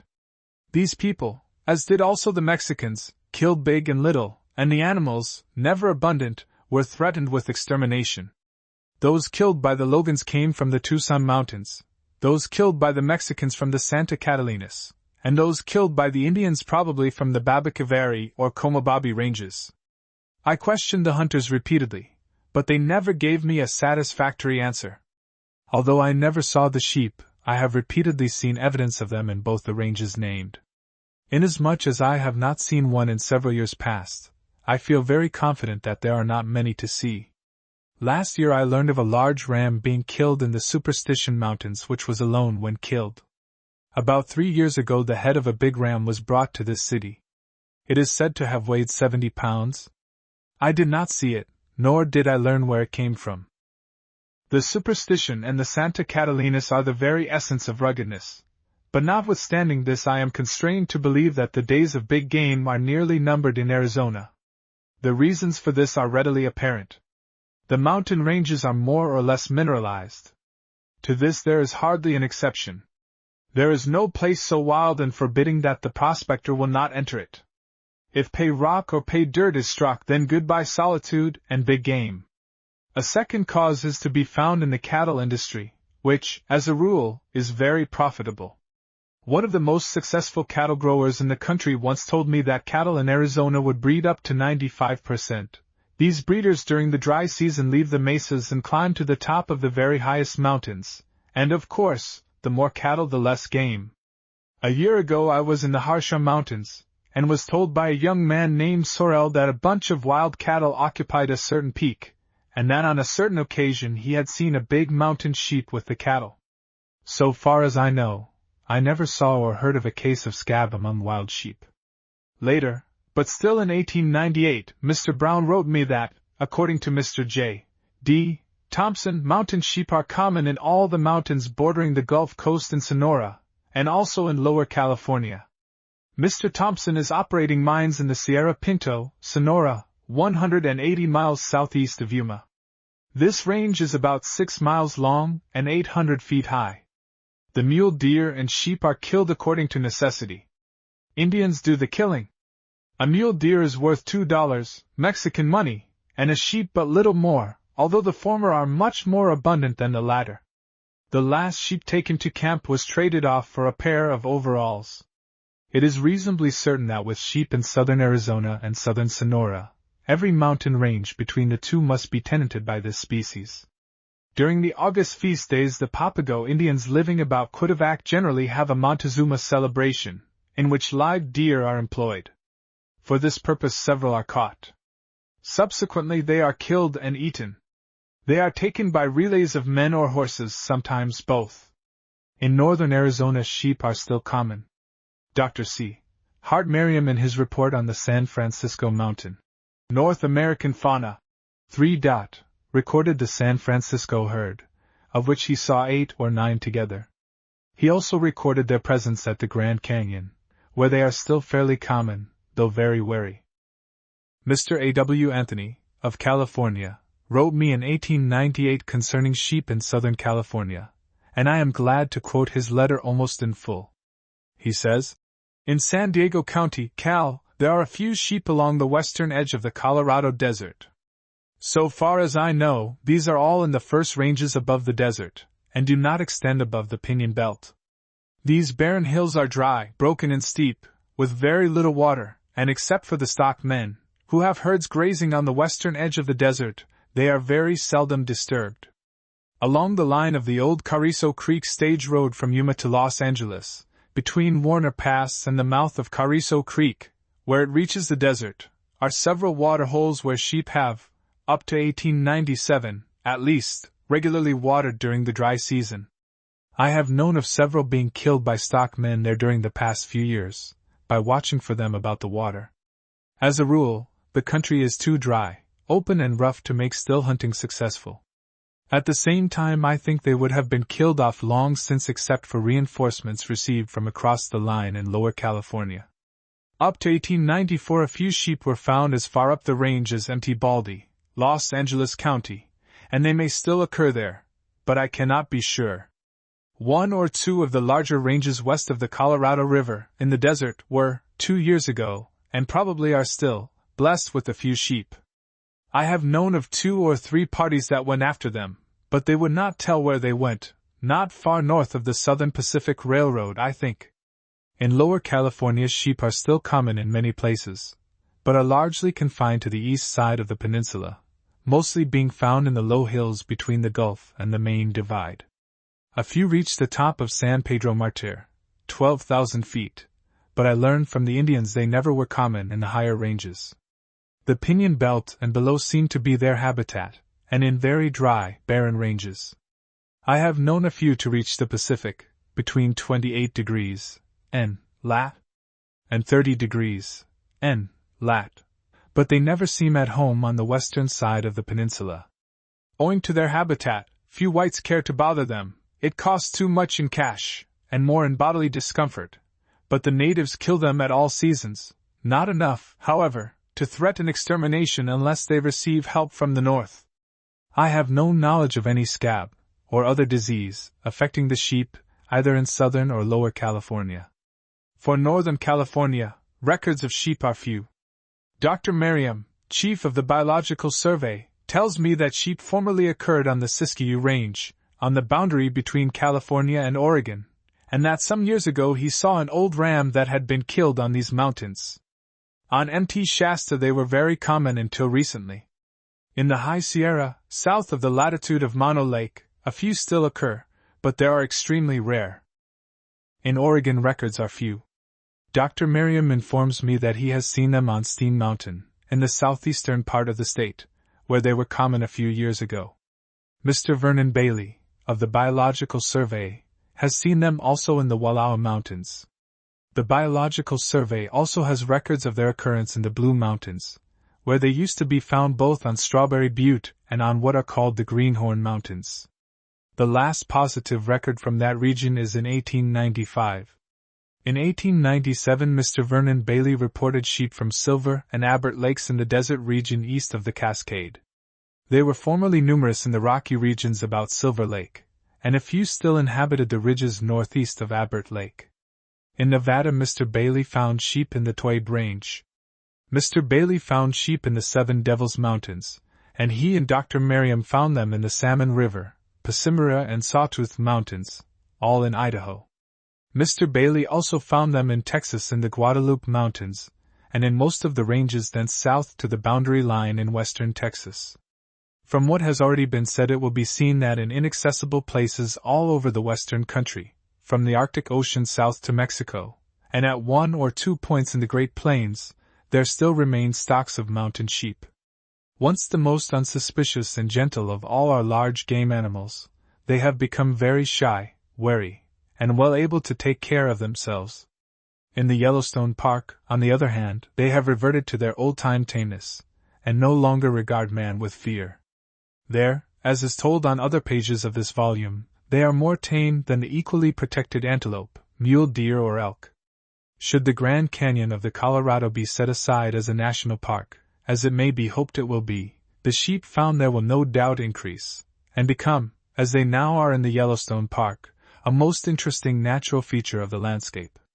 And in like manner, when game refuges shall be established in the various forest reservations all over the western country, this superb species will increase and do well. Alert, quick-witted, strong, fleet, and active, it is one of the most beautiful and most imposing of North American animals.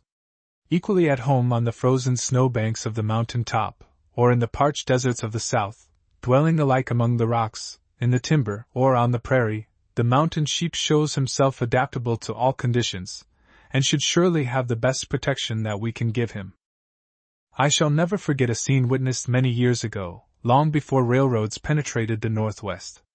I was floating down the Missouri River in a Mackinaw boat, the sun just topping the high Badland bluffs to the east, when a splendid ram stepped out, upon a point far above the water, and stood there outlined against the sky.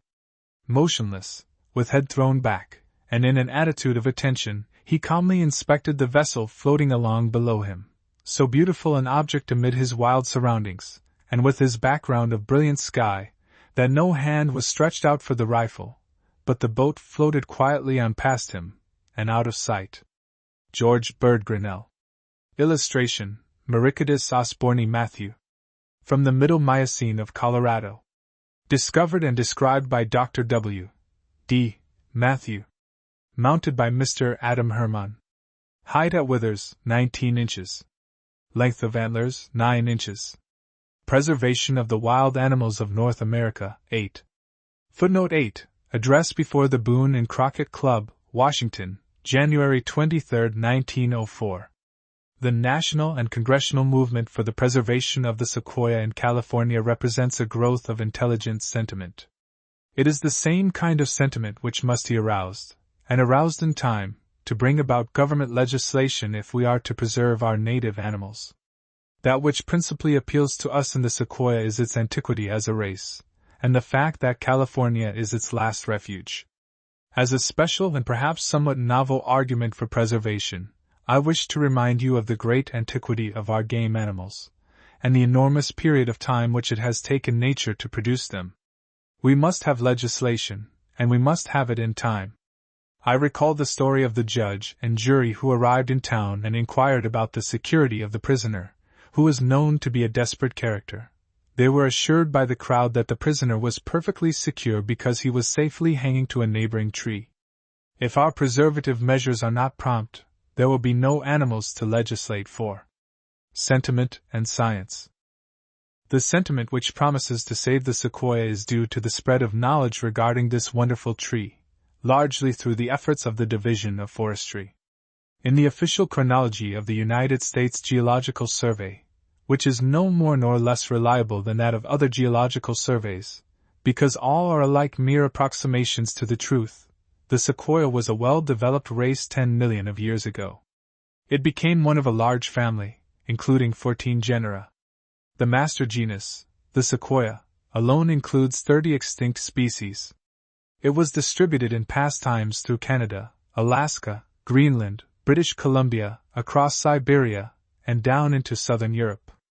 The Ice Age, and perhaps competition with other trees more successful in seeding down, are responsible for the fact that there are now only 2 living species, the redwood, or Sequoia sempervirens, and the giant, or Sequoia gigantea. The last refuge of the gigantea is in 10 isolated groves, in some of which the tree is reproducing itself, while in others it has ceased to reproduce. In the year 1940, mills and logging companies were engaged in destroying these trees.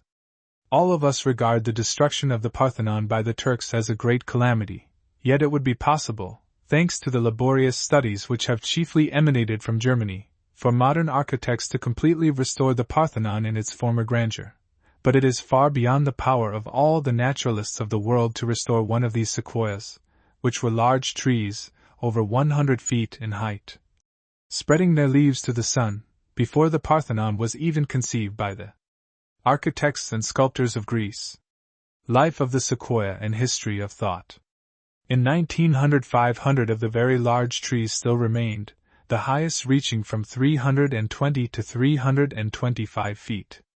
Their height, however, appeals to us less than their extraordinary age, estimated by Hutchins at 3,600, or by John Muir, who probably loves them more than any man living, at from 4,000 to 5,000 years.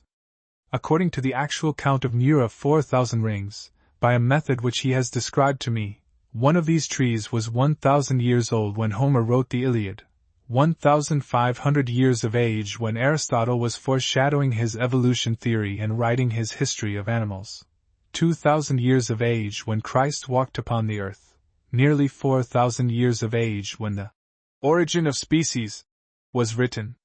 Thus the life of one of these trees spanned the whole period before the birth of Aristotle, 384 BC, and after the death of Darwin, AD 1882, the two greatest natural philosophers who have lived. These trees are the noblest living things upon earth. I can imagine that the American people are approaching a stage of general intelligence, an enlightened love of nature in which they will look back upon the destruction of the sequoia as a blot on the national escutcheon. Veneration of age. The veneration of age sentiment which should, and I believe actually does, appeal to the American people when clearly presented to them even more strongly than the commercial sentiment, is roused in equal strength by an intelligent appreciation of the race longevity of the larger animals which our ancestors found here in profusion, and of which but a comparatively small number still survive. To the unthinking man, a bison, a wapiti, a deer, a pronghorn antelope, is a matter of hide and meat. To the real nature lover, the true sportsman, the scientific student, each of these types is a subject of intense admiration. From the mechanical standpoint, they represent an architecture more elaborate than that of Westminster Abbey, and a history beside which human history is as of yesterday. Slow evolution of modern mammals. These animals were not made in a day, nor in 1,000 years, nor in 1,000,000 years. As said the first Greek philosopher, Empedocles, who 560 BC adumbrated the survival of the fittest theory of Darwin, they are the result of ceaseless trials of nature. While the sequoia was first emerging from the Carboniferous, or Coal period, the reptile-like ancestors of these mammals, covered with scales and of egg-laying habits, were crawling about and giving not the most remote prophecy of their potential transformation through 10 million of years into the superb fauna of the northern hemisphere. The descendants of these reptiles were transformed into mammals. If we had had the opportunity of studying the early mammals of the Rocky Mountain region with a full appreciation of the possibilities of evolution, we should have perceived that they were essentially of the same stock and ancestral to our modern types. There were little camels scarcely more than 12 inches high, little taller than cottontail rabbits and smaller than the jackass rabbits, horses 15 inches high, scarcely larger than, and very similar in build to, the little English coursing hound known as the whippet. It is not improbable that we shall find the miniature deer. There certainly existed ancestral wolves and foxes of similarly small proportions. You have all read your Darwin carefully enough to know that neither camels, horses, nor deer would have evolved as they did except for the stimulus given to their limb and speed development by the contemporaneous evolution of their enemies in the dog family. The middle stage of evolution. 1.5 million years later, these same animals had attained a very considerable size. The western country had become transformed by the elevation of the plateaus into dry, grass-bearing uplands, where both horses and deer of peculiarly American types were grazing. We have recently secured some fresh light on the evolution of the American deer. Besides the Polaris, which may be related to the true American deer Odocoileus, we have found the complete skeleton of a small animal named Mericidus, 19 inches high, possessed of a complete set of delicate antlers with the characteristic burr at the base indicating the annual shedding of the horn, and a general structure of skeleton which suggests our so-called pronghorn antelope, Antelope capra, rather than our true American deer, Odocoileus. This was in all probability a distinctively American type. Its remains have been found in eastern Colorado in the geological age known as Middle Miocene, which is estimated, sub rosa, like all our other geological estimates, at about 1.5 million years of age. Our first thought as we study this small, strikingly graceful animal, is wonder that such a high degree of specialization and perfection was reached at so early a period. Our second thought is the reverence for age sentiment.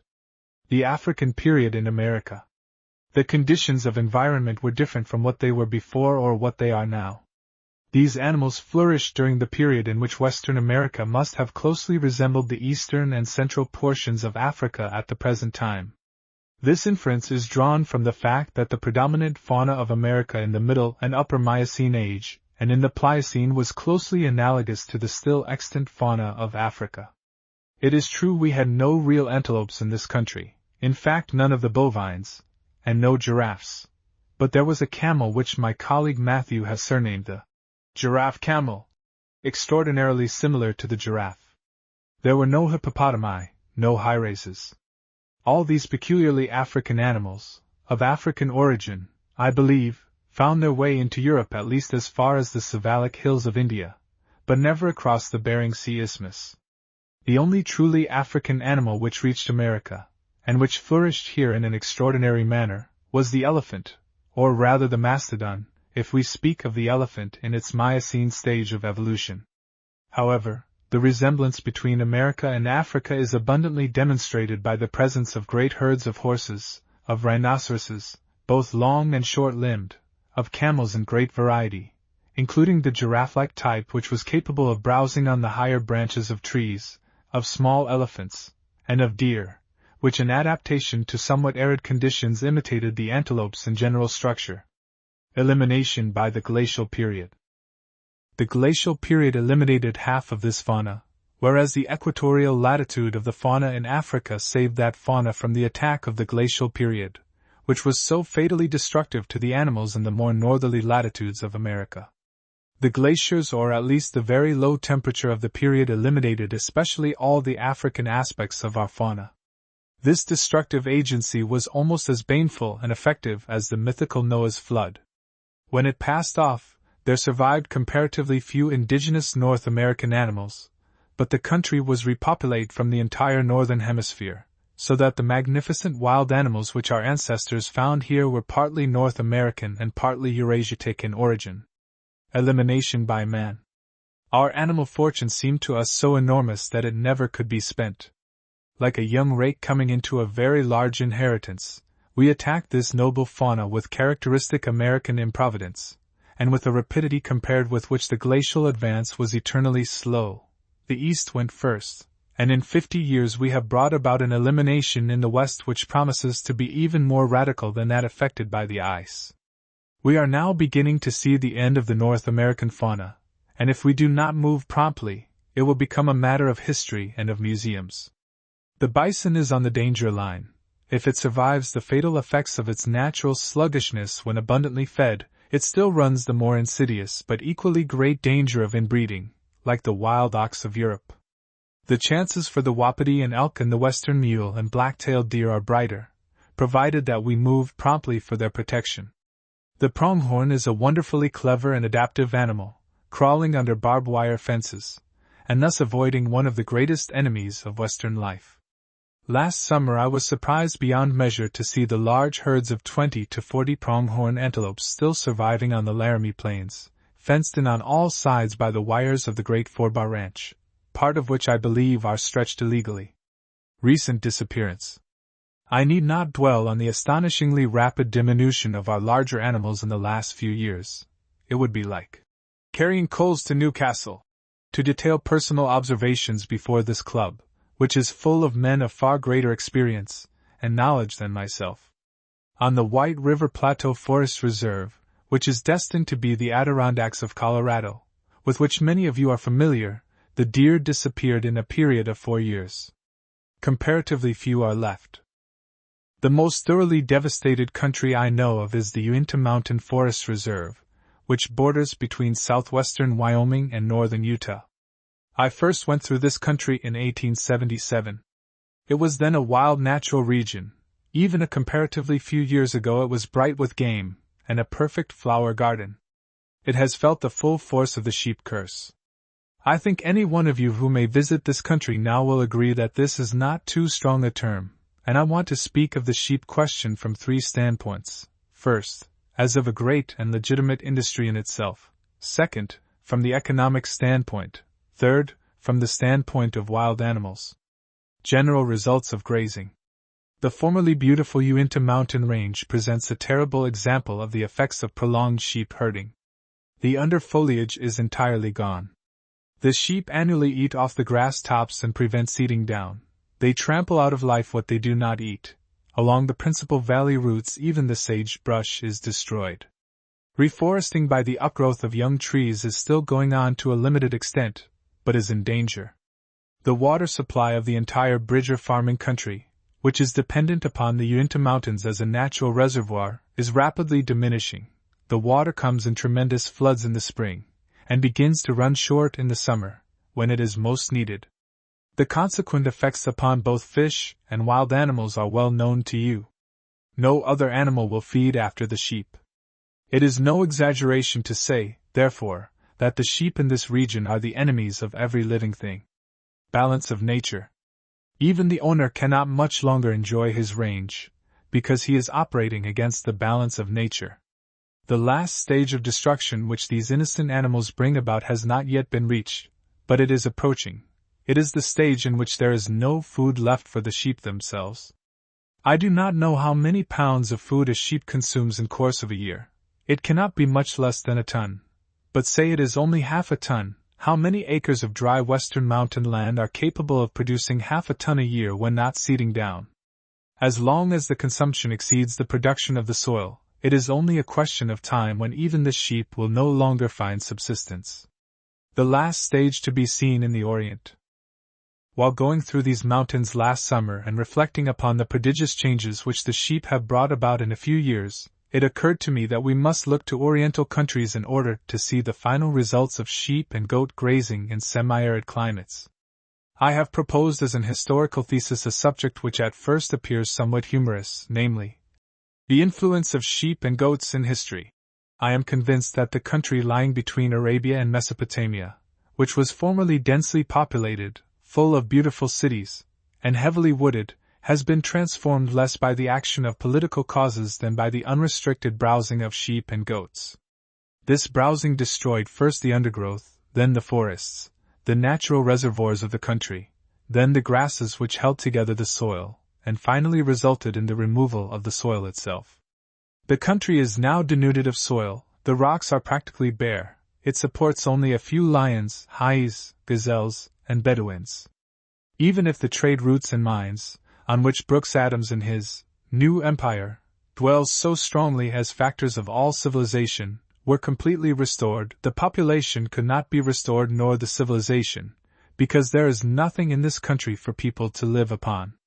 The same is true of North Africa, which, according to Gibbon, was once the granary of the Roman Empire. In Greece today the goats are now destroying the last vestiges of the forests.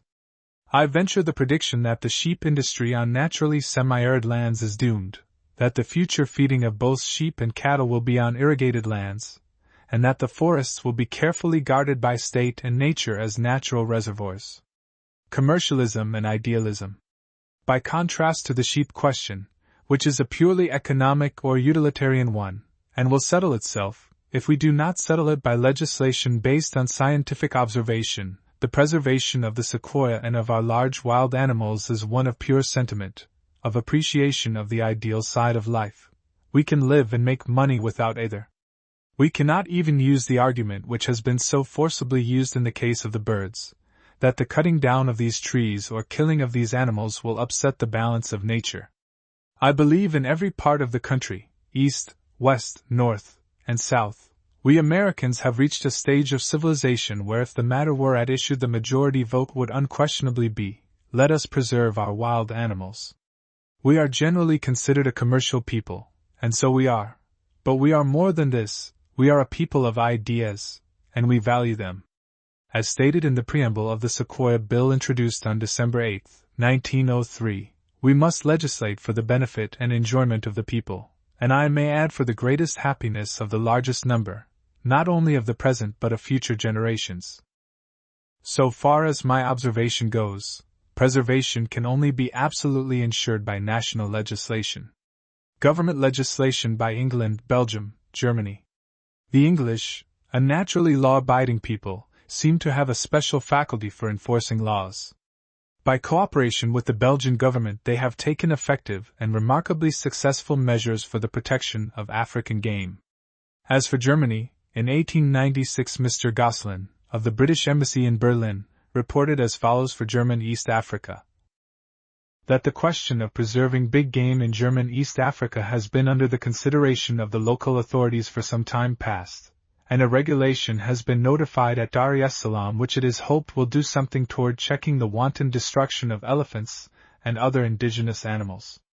Under this regulation every hunter must take out an animal license, for which the fee varies from 5 to 500 rupees, the former being the ordinary fee for natives, the latter for elephant and rhinoceros hunting, and for the members of sporting expeditions into the interior. Licenses are not needed for the purpose of obtaining food, nor for shooting game damaging cultivated land, nor for shooting apes, beasts of prey, wild boars, reptiles, and all birds except ostriches and cranes. Whatever the circumstances, the shooting is prohibited of all young game, calves, foals, young elephants, either tuskless or having tusks under 3 kilos, all female game if recognizable, except, of course, those in the above category of unprotected animals. Further, in the Mosji district of Kilimanjaro, no one, whether possessing a license or not, is allowed without the special permission of the governor to shoot antelopes, giraffes, buffaloes, ostriches, and cranes. Further, special permission must be obtained to hunt these with nets, by kindling fires, or by big drives. Those who are not natives have also to pay L00 rupees for the first elephant killed, and 250 for each additional one, and 50 rupees for the first rhinoceros and 150 for each succeeding one. Special game preserves are also to be established, and Major von Wissmann, in a circular to the local officers, explains that no shooting whatever will be allowed in these without special permission from the government. The reserves will be of interest to science as a means of preserving from extirpation the rarer species, and the governor calls for suggestions as to the best places for them. They are to extend in each direction at least 10 hours' journey on foot. He further asks for suggestions as to hippopotamus reserves, where injury would not be done to plantations. 2 districts are already notified as game sanctuaries. Major von Wissmann further suggests that the station authorities should endeavor to domesticate zebras, especially when crossed with muscat and other asses and horses, ostriches, and hyena dogs crossed with European breeds. Mr. Gosselin remarks that the best means of preventing the extermination of elephants would be to fix by international agreement among all the powers on the East African coast a close time for elephants, and to render illegal the exportation or sale of tusks under a certain age. In December 1900, Viscount Cranborne in the House of Commons reported as follows. That regulations for the preservation of wild animals have been in force for some time in the several African protectorates administered by the Foreign Office as well as in the Sudan. The obligations imposed by the recent London Convention upon the signatory powers will not become operative until after the exchange of ratifications, which has not yet taken place. In anticipation, however, steps have been taken to revise the existing regulations in the British protectorates so as to bring them into strict harmony with the terms of the Convention.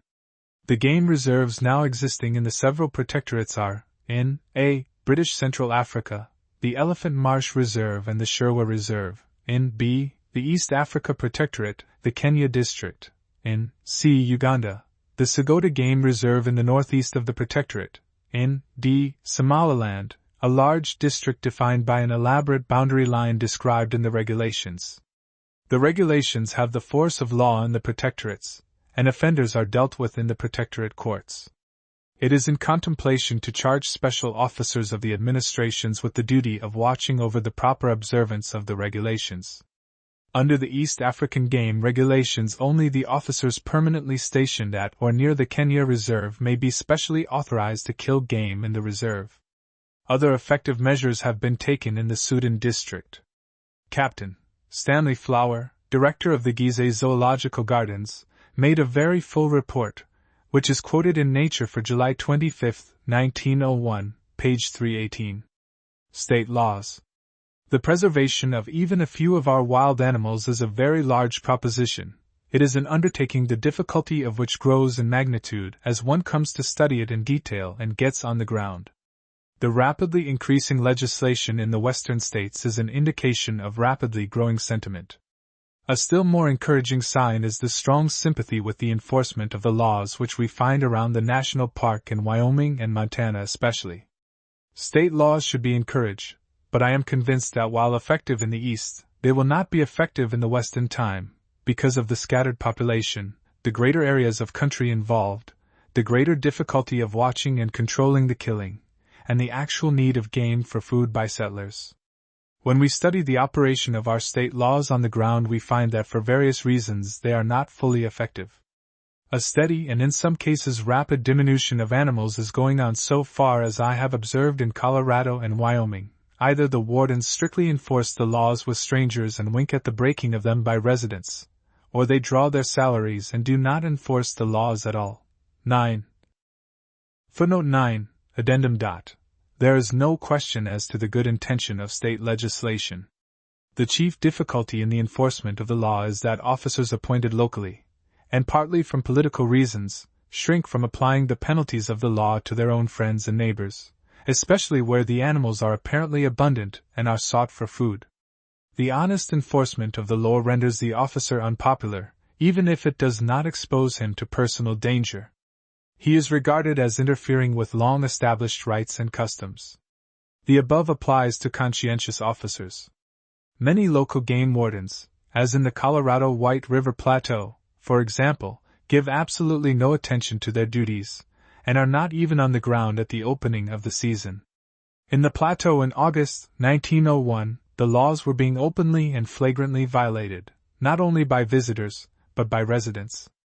At the same time, the national forest laws were being most strictly and intelligently enforced. There is no question whatever that the people of various states can be brought to understand that national aid or cooperation in the protection of certain wild areas is as advantageous to a locality as national irrigation and national forest protection. It is to be sought as a boon and not as an infringement. The various causes of elimination. The enemies of our wild animals are numerous and constantly increasing.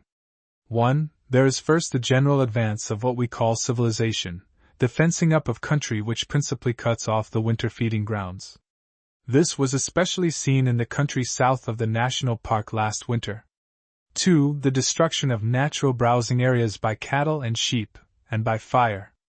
3. The destruction of game by sportsmen plays a comparatively small part in the total process of elimination, yet in some cases it is very reckless, and especially bad in its example. When I first rode into the best shooting country of Colorado in 1901, there was a veritable cannonading going on, which reminded me of the accounts of the Battle of El Caney. The destruction effected by one party in 3 days was tremendous. In riding over the ground, for I was not myself shooting, I was constantly coming across the carcasses of deer. 4. The summer and winter killing for food. This is the principal and in a sense the most natural and legitimate cause, although it is largely illegal. In this same area, which was more or less characteristic and typical of the other areas, even of the conditions surrounding the National Reserve in the Bighorn region, the destruction was, and is, going on principally during the winter when the deer are seeking the winter ranges and when they are actually shot and carted away in large numbers for food both for the ranchmen and for neighboring towns. Making all allowances for exaggeration, I believe it to be absolutely true that these deer were being killed by the wagon load.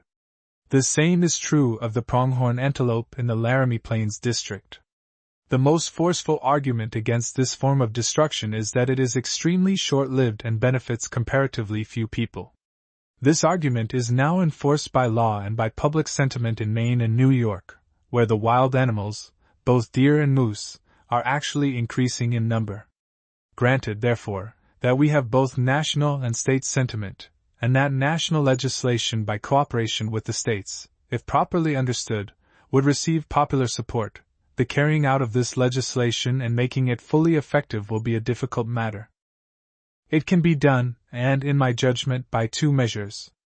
The first is entirely familiar to you: certain or all of the forest reserves must be made animal preserves, the forest rangers must be made game wardens, or special wardens must be appointed. This is not so difficult, because the necessary machinery is already at hand, and only requires adaptation to this new purpose. It can probably be carried through by patience and good judgment. Second, the matter of the preservation of the winter supply of food and protection of animals while enjoying this supply is the most difficult part of the whole problem, because it involves the acquisition of land which has already been taken up by settlers and which is not covered by the present forest reserve machinery, and which I fear in many instances will require new legislation. Animals can change their habits during the summer, and have already done so. The wapiti, buffalo, and even the pronghorn have totally changed their normal ranges to avoid their new enemy, but in winter they are forced by the heavy snows and by hunger right down into the enemy's country. Thus we not only have the problem of making game preserves out of our forest reserves, but we have the additional problem of enlarging the area of forest reserves so as to provide for winter feeding. If this is not done, all the protection which is afforded during the summer will be wholly futile. This condition does not prevail in the East, in Maine and in the Adirondacks, where the winter and summer ranges are practically similar. It is, therefore, a new condition and a new problem.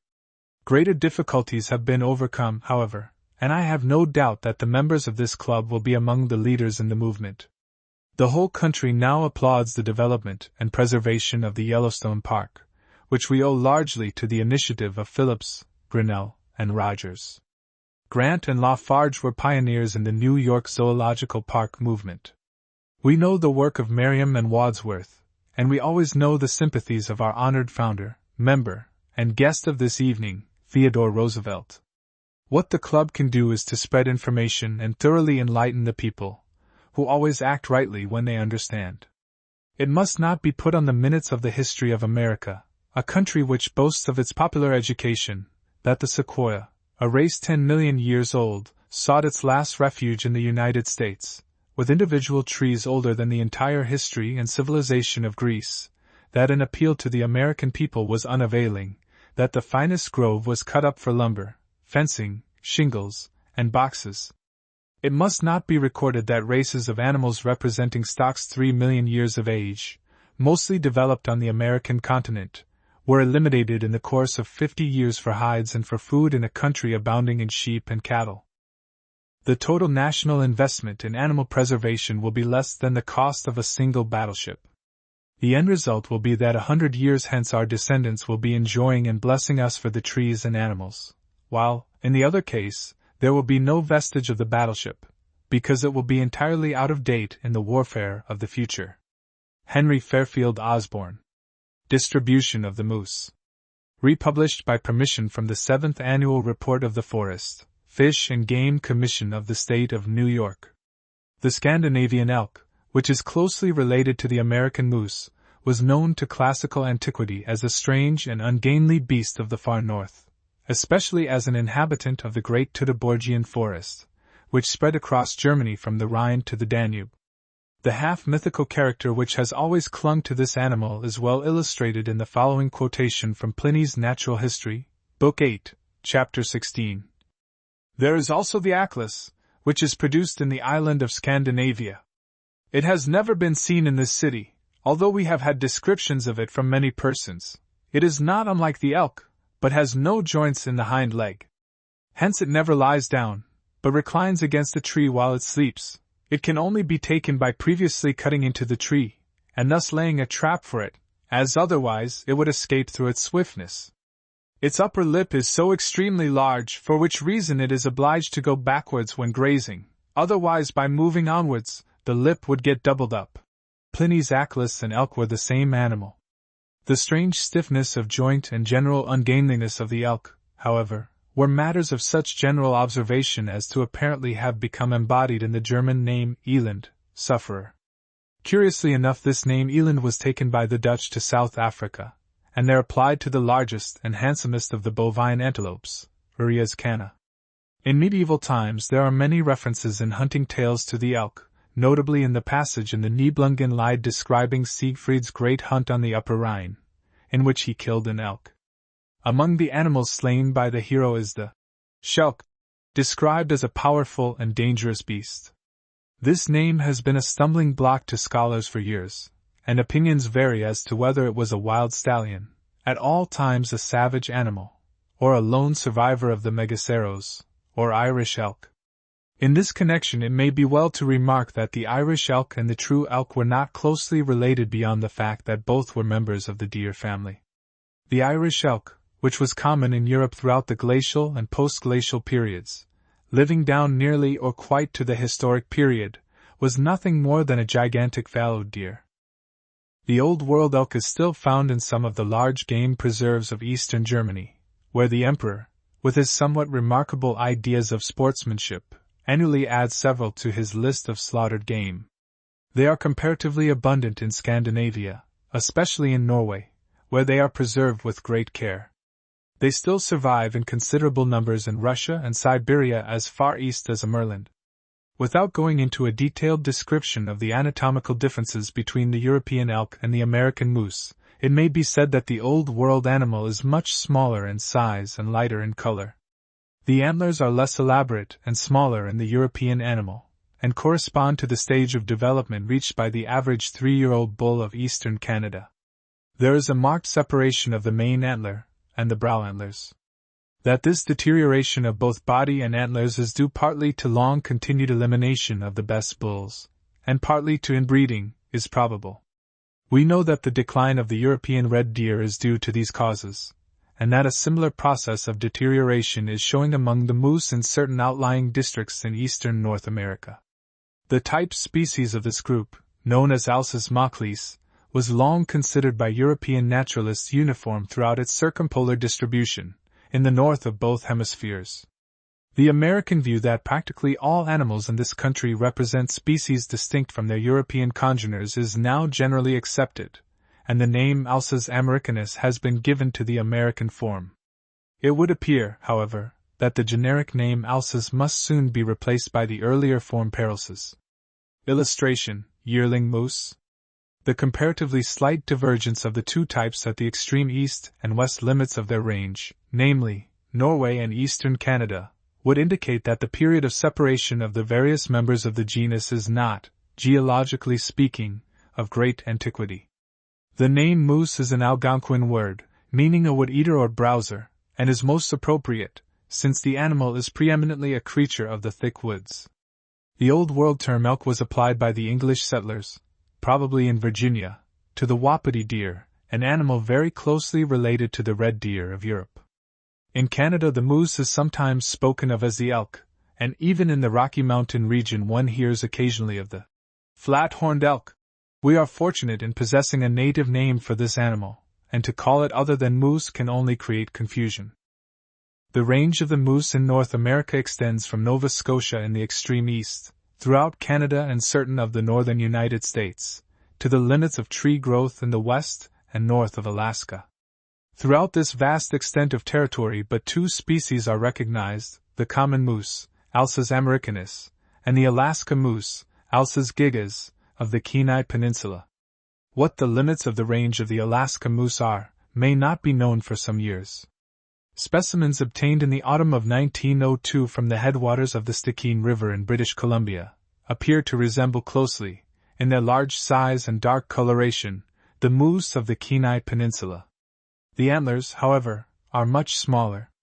These specimens also differ from the eastern moose in the same manner as does the Kenai Peninsula animal, except in the antlers, which approximate to those of the type species.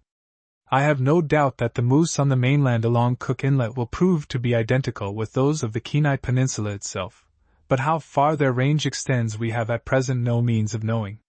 It is even possible that further exploration will bring to light other species in the northwestern provinces and in Alaska. Taking up this range in detail, the Nova Scotia moose are today distinctly smaller than their kin in Ontario, but are very numerous when the settled character of the country is taken into consideration. I have seen very few good antlers come from this district, and in my opinion the race there is showing decided signs of deterioration. Illustration: Maine moose, about 1890. These remarks apply, but with less force, to New Brunswick and to Maine, where the moose, though larger than the Nova Scotia animal, are distinctly inferior to those of the region north of the Great Lakes. This is probably due to killing off the big bulls, thus leaving the breeding to be done by the smaller and weaker bulls, and also to inbreeding. In Maine the moose originally abounded, but by the middle of the last century they were so reduced in numbers as to be almost rare.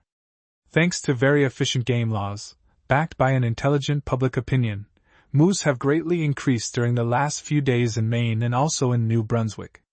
Their habits have been modified, but as far as the number of moose and deer are concerned, the protection of game in Maine has been a brilliant example to the rest of the country. During the same period, however, caribou have almost entirely disappeared. Moose were found by the first settlers in New Hampshire and Vermont, appearing occasionally, as migrants only, in the Berkshire Hills of Massachusetts. In the state of New York the Catskills appear to have been their extreme southern limit in the east, but they disappeared from this district more than a century ago. In the Adirondacks, or the North Woods, as they were formerly called, moose abounded among the hardwood ridges and lakes. This was the great hunting country of the Six Nations. Here, too, many of the Canadian Indians came for their winter supply of moose meat and hides. The rival tribes fought over these hunting grounds much in the same manner as the northern and southern Indians warred for the control of Kentucky. Going westward in the United States we find no moose until we reach the northern peninsula of Michigan and northern Wisconsin, where moose were once numerous. They are still abundant in northern Minnesota, where the country is extremely well suited to their habits. Then there is a break, caused by the Great Plains, until we reach the Rocky Mountains. They are found along the mountains of western Montana and Idaho as far south as the northwest corner of Wyoming in the neighborhood of the Yellowstone Park, the Tetons and the Wind River Mountains being their southern limit in this section. 10. The moose of the west are relatively small animals with simple antlers, and have adapted themselves to mountain living in striking contrast to their kin in the east. Footnote 10. William Rowland, an old-time mountaineer, states that he once killed a moose about 10 miles north of Old Fort Tetterman, in what is now Wyoming. Editor. Illustration: Moose killed 1892, with unusual development of brow antlers. Upper Ottawa River, Canada. North of the Canadian boundary we may start with the curious fact that the Great Peninsula of Labrador, which seems in every way a suitable locality for moose, has always been devoid of them. There is no record of their ever appearing east of the Saguenay River, and this fact accounts for their absence from Newfoundland, which received its fauna from the north by way of Labrador, and not from the west by way of Cape Breton.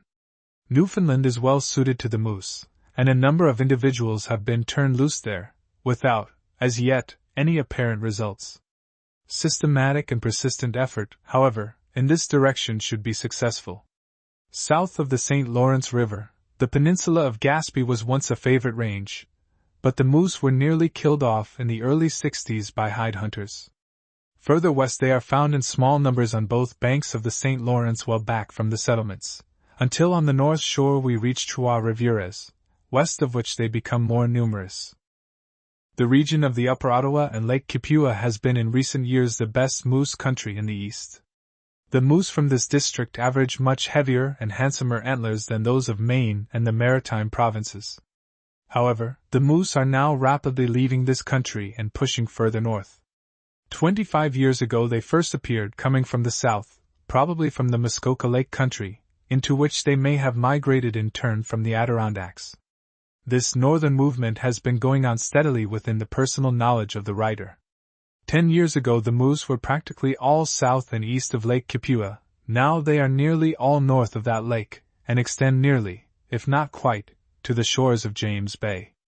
How far to the west of that they have spread we do not know, but it is probable that they are reoccupying the range lying between the shores of Lake Superior and James Bay, which was long abandoned. Northwest of Lake Superior, throughout Manitoba and far to the north, is a region heavily wooded and studded with lakes, constituting a practically untouched moose country. No moose, of course, are found in the plains country of Assiniboia, Saskatchewan, and Alberta, but east in Keewatin, and to the north in Athabasca, northern British Columbia, and northwest into Alaska we have an unbroken range, in which moose are scattered everywhere. They are increasing wherever their ancient foe, the Indian, is dying off, and where white hunters do not pursue too persistently. In this entire region, from the Ottawa in the east to the Kenai Peninsula in the far west, moose are retiring toward the north before the advance of civilization, and are everywhere occupying new country. Illustration: Alaska moose head showing unusual development of antlers, Kenai Peninsula. Kindness American Museum of Natural History, New York. Wary and keen, and with great muscular strength and hardihood, the moose is pitting his acute senses against the encroaching rifleman in the struggle for survival, and it is fair to believe that this superb member of the deer family will continue to be an inhabitant of the forest long after most other members of the group have disappeared. The moose of Maine and the Maritime provinces occupy a relatively small area, surrounded on all sides by settlements, which prevent the animals from leaving the country when civilization encroaches. In this district their habits have been greatly modified. They do not show the same fear of the sound of rifle, of the smell of fire, or even of the scent of human footsteps, as in the wilder portions of the country. In consequence of this change of habit, it is difficult for a hunter, whose experience is limited to Maine or the Maritime provinces, to appreciate how very shy and wary a moose can be.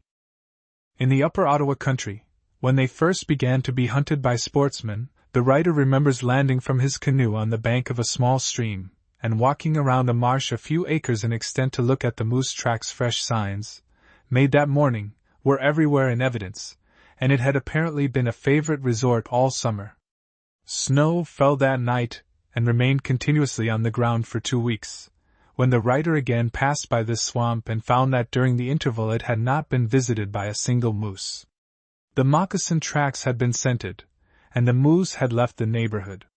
A moose with a nose as sensitive as this would find existence unendurable in New Brunswick, or Maine. I have already referred to the relative size of the antlers of the moose from different localities, and called attention to the inferiority of the heads from the extreme east. Large heads have, however, come from this section, and even now one hears of several heads being taken annually in New Brunswick running to 5 feet and a little over in spread. The test of the value of a moose head is the width of its antlers between the extreme points. The antlers of a young individual show but few points, but these are long and the webbing on the main blade is narrow. The brow antlers usually show 2 points. As the moose grows larger the palmation becomes wider, and the points more numerous but shorter, until in a very old specimen the upper part of the antler is merely scalloped along the edge, and the web is of great breadth. In the older and finer specimens the brow antlers are more complex, and show 3 points instead of 2. Illustration: Bierstadt head. Killed 1880, boundary of New Brunswick and Maine, extreme spread, 64 inches. A similar change takes place in the bell. This pendulous gland is long and narrow in the young hull, but as he ages it shortens and widens, becoming eventually a sort of dewlap under the throat. One of the best heads from Maine that I can recall was in the possession of the late Albert Bierstadt, a member of the Boone and Crockett Club. The extreme spread of these antlers was 64¼ inches.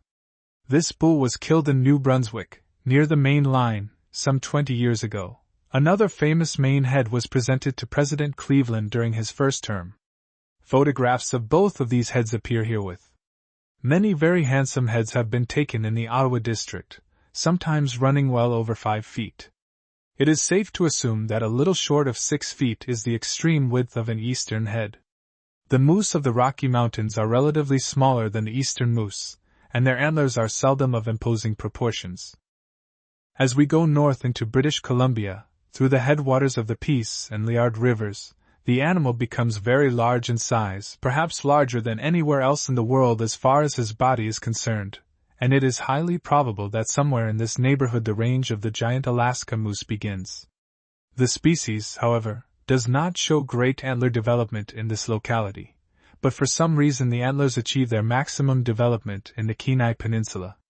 In the Kenai Peninsula and the country around Cook Inlet, Alaska, with an unknown distribution to south and east, we find the distinct species recently described as Alces gigas. The animal itself has great bulk, but perhaps not more so than the animals of the Cassiar Mountains, to which it is closely related. The antlers of these Alaska moose are simply huge, running, on the average, very much larger and more complex than even picked heads from the east. These antlers, in addition to their size, have a certain peculiarity in the position of the brow antlers, the plane of which is more often turned nearly at right angles to the plane of the palmation of the main beam than in the eastern moose. In a high percentage of the larger heads there is on one or both antlers an additional and secondary palmation. In the arrangement and development of the brow antlers, and in the complexity produced by this doubling of the beam, a startling resemblance is shown to the extinct cervulses, a moose-like deer of the American Pleistocene, possibly ancestral to the genus Alces. If this resemblance indicates any close relationship, we have in the Alaska moose a survivor of the archaic type from which the true moose and Scandinavian elk have somewhat degenerated. The photographs of the Alaska moose shown herewith have this double palmation. Illustration: probably largest known Alaska moose head, Kenai Peninsula, 1899 extreme spread, 78.5 inches, weight of skull and antlers, 93 pounds. Several heads from the Kenai Peninsula ranging over 6 feet are authentic. A photograph of the largest moose head in the world is published herewith. This head is in the possession of the Field Columbian Museum at Chicago, and measures 78.5 inches spread. The animal that bore it stood about 7 feet at shoulders, but this height is not infrequently equaled by eastern moose. The weight of the dried skull and antlers was 93 pounds, the palmation being in places 2 1/8 inches thick. There are several large heads in the possession of American taxidermists, which, if properly authenticated, would prove of interest. No head, however, is of much value as a record unless its history is well known, and unless it has been in the hands of responsible persons. The measurements of antler spread can be considered authentic only when the skull is intact. If the skull is split, an almost imperceptible paring of the skull bones at the joint would suffice to drop the antlers either laterally out of their proper plane, or else pitch the main beam backward. By either of these devices a couple of inches can be gained on each side, making a difference of several inches in the aggregate. But the possession of an unbroken skull is by no means a guarantee of the exact size of the head when killed. Since large antlers, and especially so-called record heads, of any species of deer command a price among those who desire to pose as sportsmen, and have not the strength or skill to hunt themselves, it has become a regular business for dealers to buy up unusual heads. The temptation to tamper with such a head and increase its size is very great, and heads passing through the hands of such dealers must be discarded as of little scientific value. A favorite device is to take a green head, force the antlers apart with a board and a wedge every few days during the winter. By spring the skull and antlers are dry and the plank can be removed. The spread of antlers has meantime gained several inches since the death of the animal that bore them. Such a device is almost beyond detection. It is an exceedingly difficult matter to formulate a code of hunting ethics, still harder to give them legal force. But public opinion should condemn the kind of sportsmanship which puts a price on antlers. As trophies of the chase, hard won through the endurance and skill of the hunter, they are legitimate records of achievement. The higher the trophy ranks in size and symmetry, the greater should be its value as an evidence of patient and persistent chase. To slay a full-grown bull moose or wapiti in fair hunt is in these days an achievement, for there is no royal road to success with the rifle, nor do the happy hunting grounds longer exist on this continent, but to kill them by proxy, or by the mounted heads for decorative purposes in a dining room, in feeble imitation of the trophies of the baronial banquet hall, is not only vulgar taste, but is helping along the extermination of these ancient types. An animal like the moose or the wapiti represents a line of unbroken descent of vast antiquity, and the destruction of the finest members of the race to decorate a hallway cannot be too strongly condemned. The writer desires to express his thanks for photographs and information used in this article to Dr. J. A. Allen, of the American Museum of Natural History, New York City, Dr. Daniel Giroux Elliott, of the Field Columbian Museum, Chicago, and to Mr. Andrew J. Stone, the explorer. Madison Grant. The Creating of Game Refuges. It was my pleasant task, during the past summer, to visit a portion of the forest reserves of the United States for the purpose of studying tracts which might be set aside as game refuges. To this end I was commissioned by the Division of Biological Survey of the United States Department of Agriculture as Game Preserve Expert, a new title and a new function. The general idea of the proposed plan for the creation of game refuges is that the President shall be empowered to designate certain tracts, wherein there may be no hunting at all, to be set aside as refuges and breeding grounds, and the Biological Survey is accumulating information to be of service in selecting such areas, when the time for creating them shall arrive. The forest reserves of the United States are under the care of the Department of the Interior, and not under the Agricultural Department, where one would naturally expect them to be. Their transfer to the Department of Agriculture has been agitated more than once, and is still a result much to be desired. Although acting in this mission as a representative of the Biological Survey under the latter department, I bore a circular letter from the Secretary of the Interior, requesting the aid of the superintendents and supervisors of the forest reserves. Through them I could always rely upon the services of a competent ranger, who acted as guide. Arriving in California in March, I was somewhat more than 6 months engaged in the work, in that time visiting 7 reserves in California and 1 in the state of Washington, involving a cruise of 1,220 miles in the saddle and on foot, within the boundaries of the forest, besides 500 miles by wagon and stage. Since the addition of an extra member to the party is ever an added risk of impaired harmony, and since the practice of any art involving skill is always a pleasure, I employed no packer during the entire time of my absence, but did this work myself, assisted on the off-side by Mr. Thurston, who accompanied me, and who helped in every way within his power. May I take this opportunity to thank him for aid of many sorts, and on all occasions, and for unflagging interest in the problem which we had before us. California has long since ceased to be a country where the use of the pack train is a customary means of travel. It is now an old and long-settled region where the frontier lies neither to the east nor to the west, but has escaped to the vicinity of timber line, nearly 2 miles straight up in the air. Comparatively few people outside of the Sierra Club, that admirable open-air organization of the coast, have occasion to visit it, and such trips as they make are of brief duration. Since it is not desirable to visit the high Sierras before the 1st of July, 3 full months were at my disposal for the study of the reserves of Southern California, a section of great interest, and of the utmost importance to the state. In Southern California one hears frequent mention of the Pass of Tehachapi. It is the line of demarcation between the Great Valley of Central California, drained by the San Joaquin River on the north, and of Southern California proper, which lies to the south. These two regions are of very different nature. In the San Joaquin Valley lie the great wheat fields of California. South of the Pass of Tehachapi, people are dependent upon irrigation. Here, too, lie wheat fields and also rich vineyards, and the precious orchards of oranges and lemons, further south the equally valuable walnut and almond groves. The 7 forest reserves of Southern California may be regarded as one almost continuous tract embracing about 4 million acres, lying on either side of the crest of the Coast Range. They are economically of enormous importance to California, but not on account of their timber. In many cases they are forest reserves without trees, for example, the Little Trabuco Canyon Reserve, which has but a handful of coulter pines, and on the northern slope a few scattered spruce.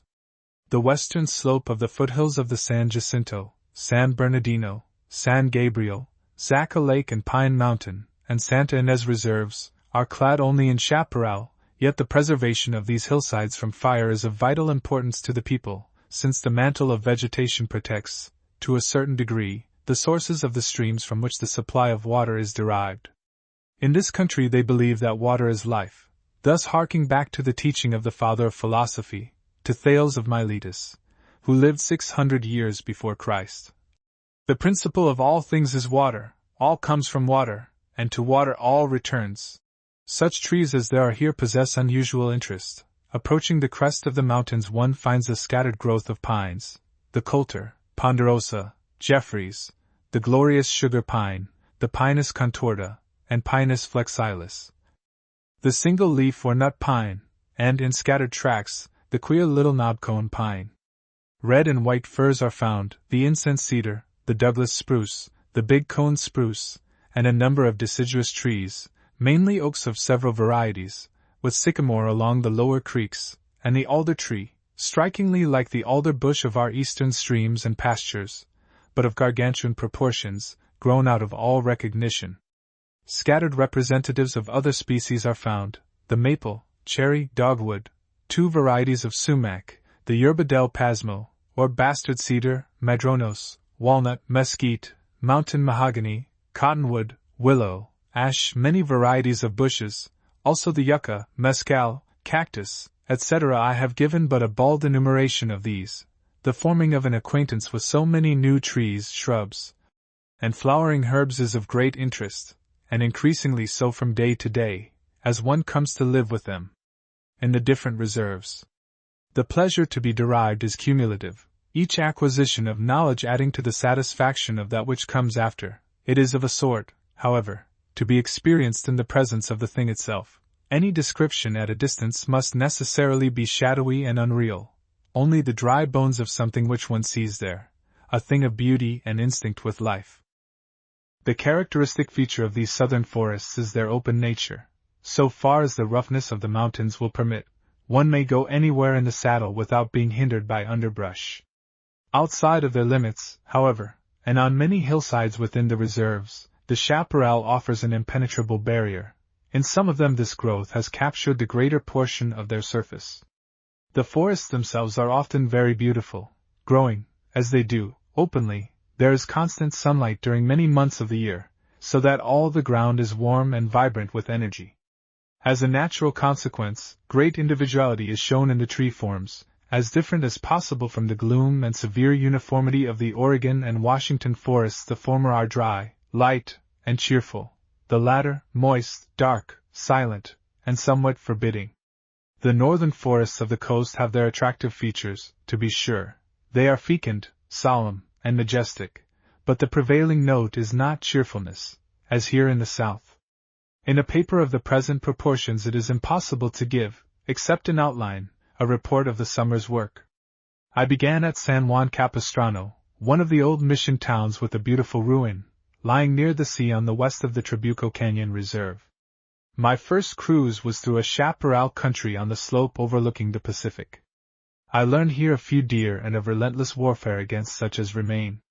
After that, from Elsinore, strange echo of that sea-girt castle in Shakespeare's Denmark, I cruised so as to have as well an understanding of the eastern slope of this, the smallest of the coast reserves. From Trabuco Peak we could study the physical geography of the northern half of its area. I saw here what I did not again come across in California, a small flock of the band-tailed pigeon, a bird as large as the mountain quail, very handsome, indeed, and one that now should be protected by law. These, as well as the mountain quail, swallow whole the acorns, which this season lay beneath the live oak trees in lavish abundance, long thin acorns, quite different from ours. In the San Jacinto Reserve I made a cruise through the southern half. Much of this section is clothed in scrub oak, with scattered deer throughout. In the northern and more mountainous portions, on the contrary, one finds himself in the open forest, the summer range of the deer. At the time of our visit these were at a lower altitude, in the chaparral and among the scrub oaks of the foothills. Going thence by rail north to Santa Barbara, I inspected the narrow strip of the Santa Ynez Reserve, and the eastern and western sections of the Zaca Lake and Pine Mountain Reserve. These are under the control of different forest supervisors. They are both largely composed of chaparral country, with scattered pineries on the mountains. The hunting here is regulated, to a certain degree, by the problem of feed and water for the stock used by the hunters in gaining access to the ground. Many enter these tracts from the south, as well as from the region adjacent to Santa Barbara, and the deer have a somewhat harassed and cheeved existence, although, owing to the impenetrable nature of the chaparral outside of the pineries, there is a natural limit to the power of the sportsman to accomplish their entire extermination. The present control of hunters by the forest rangers is only tentative. Naturally, we hope to have in an ever-increasing degree more scientific management both of the deer and of those who illegally kill them. The sentiment of the community is enlightened, and would strengthen the hands of the government in enforcing the law. At present, a ranger can do little more than maintain, so far as he can, his authority by threats which he has not the power to enforce. In the San Gabriel and San Bernardino reserves one finds himself at last in a forest country, with mountains which command respect, a section full of superb feed for the deer, feed of many sorts, for the deer have an attractive and varied bill of fare. Whole hillsides are found of scrub oak, their chief standby, and of wild lilac or deer brush, the latter familiar to all readers of Muir as the Cleanethus, in those long periods of Miltonic sweep and dignity in which he summons the clans of the California herbs and shrubs, an enumeration as stately as the Homeric catalogue of the ships, and to such as lack technical knowledge of botany, imposing respect rather by sonorous appeal to the ear than by visual suggestion to the memory. That herbs should be marshaled in so impressive an array fills one with admiration and with somewhat of awe for these representatives of the vegetable kingdom. As Muir pronounces their full-sounding titles, one feels that each is a noble in this distinguished company. No one unprotected by a botany should have the temerity to enter, amid these lists, alone. We visited this country in the season of flowers. Whole hillsides of chamisil, chamise, or greasewood, bore their delicate, spirea-like, cream-colored blossoms, when seen at a distance, like a hovering breath, as unsubstantial as dew, or as the well-named bloom on a plum or black Hamburg grape. The superb yucca flaunted its glorious white standards, borne proudly aloft like those of the Roman legions, each 12 or 15 feet in height, supporting myriads of white bells. The Mexicans call this the Quixote, a noble and fitting tribute to the Knight of La Mancha. The tender center of the plant, loved as food equally by man and beast, is protected by many bristling bayonets, an ever-vigilant guard. At an altitude of 7,000 or 8,000 feet, one passed through acres of buckthorn, honey-fragrant, this also a favorite of the deer, now visited by every bee and butterfly of the mountain's side. It is to be noted that as one ascends the mountains the butterflies increase in numbers as well as the flowers which they so closely resemble, save only the latter's stationary estate. One sees in its perfection of color the Indian paintbrush, with its red of purest dye, and adjoining its solid fields of blue lupin, the colors of Harvard and Yale, side by side, challenging birds and all creatures of the air to a decision as to which of them bears itself the more bravely. Here is a chestnut tree, but look not overhead for its sheltering branches.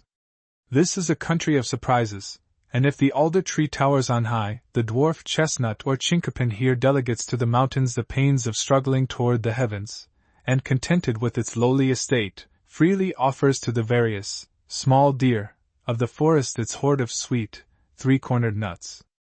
Under the pines one catches a distant gleam of the snow plant, an exquisite sharp note of color, of true Roman shade, such as Rossetti loved to introduce into his pictures, shrill like the vibrant wood of the flute. When a ray of the sun happens to strike this it gleams like a flaming fiery sword, symbol of that which marked the entrance to paradise. One can circumvent this guard here, and when he is in these hills he is not far removed from a country well worth protecting by all possible ingenuity, a paradise open to all such as love pure air and wholesome strong exercise. Much of the San Gabriel Reserve is rugged and well protected by nature to be the home of the deer. San Bernardino, on the contrary, is the most accessible of the southern reserves, with abundant feed for the horses of those who visit it, well watered, and full of noble trees. So open is the forest that in the hunting season much of it must be abandoned by the deer, who are perfectly cognizant of their danger, and with somewhat of aid from man, are quite capable of taking care of themselves. After visiting these southern reserves, I outfitted at Redstone Park, above Visalia, in the San Joaquin Valley, and cruised through the Sequoia National Park, among the big trees, at that time patrolled by colored soldiers under the able command of Captain Young, an officer who possesses the distinction of being the only Negro graduate of West Point, I believe, now holding a commission in the United States Army. The impression produced by the giant sequoias is one of increasing effect as the time among them is extended. In their province the world has nothing to offer more majestic and more satisfying than these trees. One must live among them to come fully beneath their charm. Since the national parks and military reservations are already game refuges, it was of importance that I should see the Mt. Whitney Military Reservation, and for this purpose I crossed the Sierra Reserve, through broad tracts suitable for game refuges, thus acquiring familiarity with a large and most interesting section of forest country. From the top of Mt. Whitney, the highest bit of land in the United States, exclusive of Alaska, one looks down 2 miles in altitude to Owens Lake almost directly beneath. I picked up, on the plateau of the summit, a bit of obsidian Indian shipping, refutation in itself of the frequently repeated statement that Indians do not climb high peaks. A month was spent with great profit in and about the Sierra Reserve, and one might go there many summers, ever learning something new. Having seen these southern reserves, and desiring to bring home with me an impression of the northern woods, sharpened by immediate contrast, I next visited that one which is the most to the northwest of them all, the Olympic Reserve in Washington. Here, at the head of the Elwha Valley, near Mt. Olympus, we lived among the glaciers. The forest between the headwaters and the sea affords a superb contrast to California. Here are found fog and moisture, and superabounding heavy vegetation. In the thick shade grow giant ferns of tropic luxuriance. The rhododendron thrives, its black glossy leaves a symbol of richly nourished power. The devil's club flaunts aloft its bright berries, and poisonously wounds whomsoever has the misfortune even to touch its great prickly leaves, nearly as big as an elephant's ear. If there be a malignant old rogue of the vegetable kingdom, this is he, sharing with the wait-a-bit thorn of Africa an evil eminence. Many new plants meet the eye, a wealth of berries, the Oregon grape, the salmon berry, red or yellow, as big as the yolk of an egg, the salal berry, any quantity of blueberries, huckleberries, both red and blue, sarvice berries, bear berries, mountain ash berries, also loved of bears, thimbleberries, high bush cranberries, gooseberries, large and insipid, currants, wild cherries, choke cherries, many of these friends of old. Others seen here for the first time, dainty picking in the autumn for deer, bears, foxes, squirrels, and many birds. What particularly appealed to me was a wild apple, no larger than the eye of a hawk, but quite able to survive in a fierce contest for life, and with a pleasant, clean, sharp taste, very tonic to the palate, and with diminutive rosy cheeks as tempting as a stout Baldwin, a fine, courageous little product of the wild life, symbol of the energetic quality of the Olympic air. I, for one, am a firm believer in the axiom that a climate which will give the right tang to an apple will also produce determined and energetic men. This whole region, spite of its fogs, has a glorious future before it. Superb firs towered hundreds of feet above our heads, and archaic-looking cedars, 1,000 years old, thrust their sturdy shoulders firmly against the storms and the winds. But the valleys, the trees and the glaciers, were only the mise en scene of that which constituted primarily the reason of my visiting this peninsula. Here is the only wild herd of elk of any considerable size outside of the Yellowstone National Park, a most beautiful elk now separated from the Rocky Mountain species. Besides this herd there are only a few survivors of the once innumerable herds of the Pacific coast, one little bunch in California, and a few scattered individuals in the mountains of Oregon and Washington.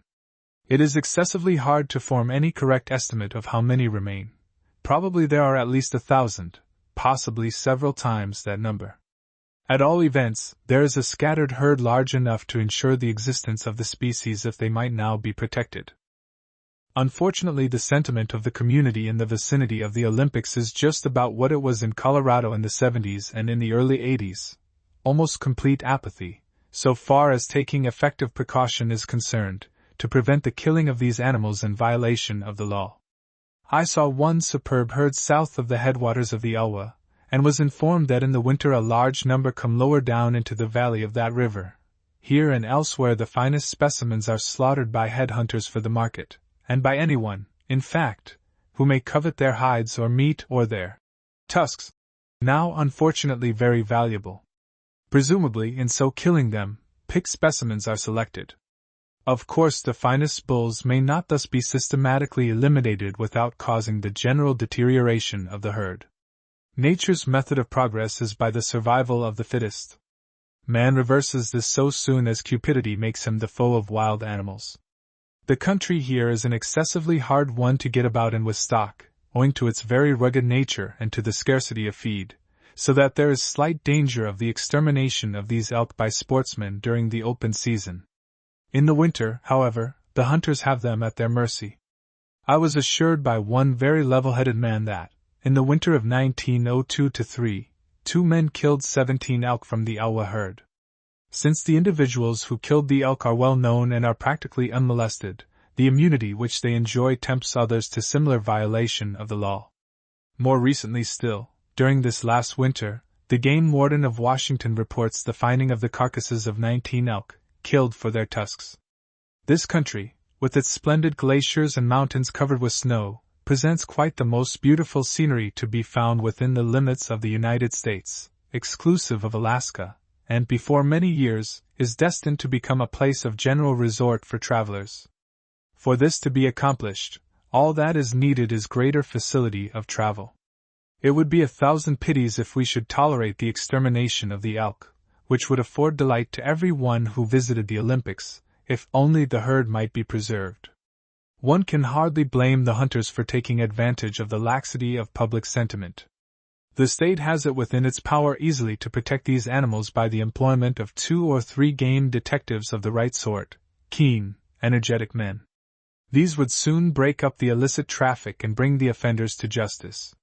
The people of the whole Pacific seaboard, who are justly proud of their region, and of every trait peculiarly its own, would bitterly lament the final disappearance of elk from this whole countryside, yet the fact remains that hardly a voice there, outside of the organization of the Elks, is raised to protest against these flagrant acts of vandalism which are taking place beneath their very eyes.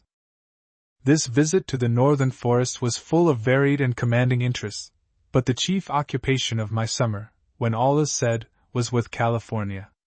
Deer are practically the only game to be considered in these Southern California reserves. There are mountain sheep to the east, in the mountains of the Mojave and Colorado deserts, but they are almost unmolested by the hunters of the seaboard country, and except in rare instances, are no longer found in the reserves.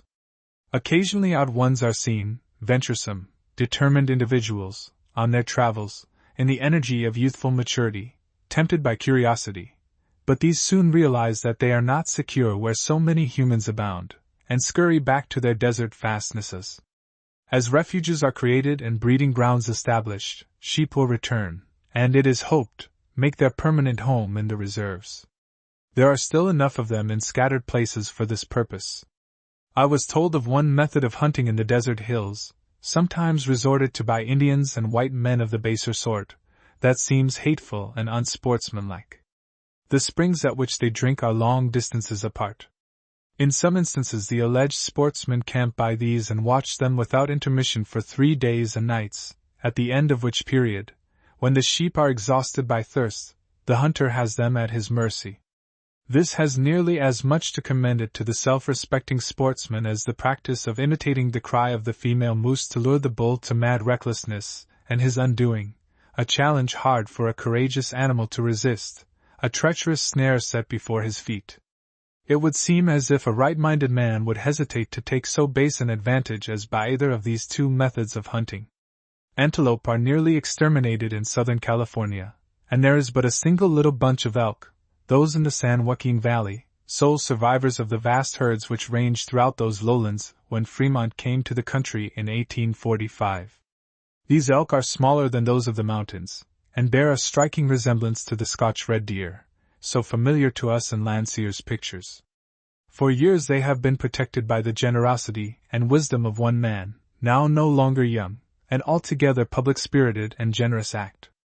I was taken by the manager of this ranch to see these elk as they came at night to feed in the alfalfa fields, and again in the morning we followed their trail into the foothills and had a capital view of 7 superb bulls in their wild estate, as pretty a sight as one might see in California. Who can feel aught save commiseration for a man who, standing on London Bridge, could say, "Earth has not anything to show more fair"? Twice during the summer was I told of the presence in the mountains, by men who thought they had seen them, of the mythical ibex. My informant, in each instance a ranger, assured me that he had had a good look at the animal, and was sure that it was not a mountain ram. The back-curving horns, he said, were as long as his forearm. One added instance of the fact that a fish in the brook is worth 2 on the string, if a good story be at stake. What my informant had seen, of course, was a ewe, or young mountain ram before he had arrived at the age when the horns begin to form their characteristic spiral. As for the great size of the horns, the animal was running away, and every hunter is aware of the enormous proportions which the antlers attain of an escaping elk or deer. How they suddenly shrink when the beast is shot is another story. Incidentally, the refuges of Southern California will include the breeding places of the trout in the upper reaches of the streams, and will afford protection to grouse, quail, and other birds, but primarily their purpose is to prevent the extermination of big game. In California this has gone as far as it is safe to go if we are to save the remnant. Even the California grizzly has been killed off so relentlessly that it was a question, when I was there, whether a single pair survived which might possibly in that state preserve the species. The ranger who knew the most about this was of the opinion that 2 or 3 were still left alive. He had seen their tracks within a year. 11 there are, I have been assured, others in Oregon. Footnote 11. I have been informed since the above was written that he saw the tracks of a single grizzly after I was there, toward the end of July. If I had my way, the first act in creating a game refuge should be to ensure the survival of the few that remain. These bears are pitifully wary as compared with their former bold and domineering attitude. They would gladly keep out of harm's way if only they might be allowed to do so. It is time, it seems to me, to call a truce to man's hostility to them, once a foe not to be despised. Now they are so completely conquered that man owes it to himself not too relentlessly to pursue a vanquished enemy. When we think of the enormous period of time, involving millions of years, required to develop a creature of such gigantic strength as the California grizzly, so splendidly equipped to win his living and to maintain his unquestioned supremacy, the sequoia of the animal kingdom of America, and when we contemplate this creature as the very embodiment of vitality in the wild life, we shall not wantonly permit him to be exterminated, and thus deprive those who are to come after us of seeing him alive, and of seeing him where his presence adds a fine note of distinction to the landscape, a fitting adjunct to the glacier-formed ravines of the Sierras. The domestic sheep, which were once the prey of the bears, no longer range in these forests, and so far as the depredation of bears among cattle is concerned, it is of so trifling a nature as practically not to exist. It would seem that a nation of so vast wealth as ours could afford to indulge in an occasional extravagance, such as keeping alive these few remaining bears, of maintaining them at the public expense simply for the gratification of curiosity, of a quite legitimate curiosity on the part of those who love the wild life, and every last vanishing trait that remains of its old, keen energy. So far as danger to man is involved by their presence, the experience in the Yellowstone National Park is that there is no such danger. When allowed to do so, they draw their rations as meekly as a converted Apache. If they err at all, it is on the side of exaggerated and rather pitiful humility. It is mainly with the deer, however, that we are concerned. It is out of the question for any thinking man who takes the slightest interest in these creatures to stand passively by and permit them to be exterminated. To prevent such a catastrophe, proper measures must be taken. The hunting community increases with as great rapidity as that with which game decreases. Where one man hunted 25 years ago, a score hunt for big game today. Unfortunately, it has become the fashion. It is a diversion involving no danger and, for those that understand it, but slight hardship. If people are to continue to have this source of amusement, some well-matured and concerted plan must be devised to ensure the continuance of game. Never in the past history of the world has man held at his command the same potential control of wild beasts as now, the same power to concentrate against them the forces of science. man's supremacy has advanced by leaps and bounds, while the animal's power to escape remains unchanged. All the conditions for their survival constantly become more difficult. Man has, in its perfection, the rapid-firing rifle, which, with the use of smokeless powder, gives him an enormous increase of effectiveness in its flat trajectory. This is quite as great an element of its destructiveness as its more deadly power and capacity for quick shooting, since it eliminates the necessity for accurately gauging distance, one of the hardest things for the amateur hunter to learn. If man so desires, he can command the aid of dogs. By their power of scent he has wild animals at his mercy, and unless he deliberately regulates the slaughter which he will permit, their entire extermination would be a matter of only a few years. Only at the end of the last year we were told of the celebration in the Tyrol of the killing, by the Emperor of Austria, of his 2,000th chamois. 8 years ago this same record was achieved by another Austrian, a Grand Duke.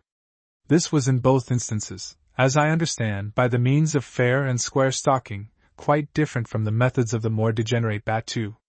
At a single shooting exhibition of this latter sort by the Crown Prince of Germany at his estate in Schleswig, on one day in December last, were killed 210 fallow deer, 341 red deer, and on the day following, 87 large wild boar, 126 small ones, 86 fallow deer, and 201 red deer. Any man, private citizen as well as emperor or prince, has it within his power, if he be possessed of the blood craze, to kill scores and hundreds of every kind of game. By the facilities of rapid travel the hunter, with the least possible sacrifice of time, is transported with whatever of luxury a Pullman car can confer, luxury to him who likes it, to the haunts and almost within the very sanctuaries of game. Where formerly an expedition of months was required, now in a few days' time he is carried to the most out-of-the-way places, to the barrens, the forests, the peaks, the mountain glades, almost to the muskeg and the tundra. How far the rage for hunting has captured the community in this country of the western seaboard it is surprising to learn. In the year 1902 there were issued for the 7 forest reserves south of the pass of Tehachapi, a tract 3/4 the size of Massachusetts, 4,000 permits to hunt. Inasmuch as one permit may admit more than a single person to the privileges of hunting, it was estimated that at least 5,000 people bearing rifles entered the reserves. This besides the enormous horde of the peaceably disposed who also seek diversion here, and who naturally disturb the deer to a certain extent. The supervisor of 2 reserves, the San Gabriel and San Bernardino, embracing a tract less than half the size of Connecticut, assured me that in 1902 60,000 persons entered within their borders. In the summer of 1903 this number was estimated at no less than 10,000 in excess of the previous year. In these 2 reserves the number of permits for rifles and revolvers issued between June 1st and December 31st increased from 1,900 in the year 1902 to 3,483 in 1903, and as, in some cases, these were issued for 2 or more persons, the supervisor estimates that at least 4,500 rifles were carried last summer into these 2 reserves. He was of the opinion that 2/3 of these were borne by hunters, the remainder as protection against bears and other ferocious wild beasts, which exist only in imagination. 12. Footnote 12. Relative to the figures for game permits, and the reason for the larger number issued for 1903 over 1902, I cannot myself altogether explain the large increase. One reason, however, was that our rainfall for the winter of 1902-03 was very large compared with that of the 5 previous winters. As a result, grass and feed were plentiful, and attracted many more travelers and hunters, who figured that game would be much more plentiful owing to the abundance of feed. I believe that this was the principal reason why so many obtained permits. The abundant rain made camping more pleasant, as it started up springs which had been dry for several years.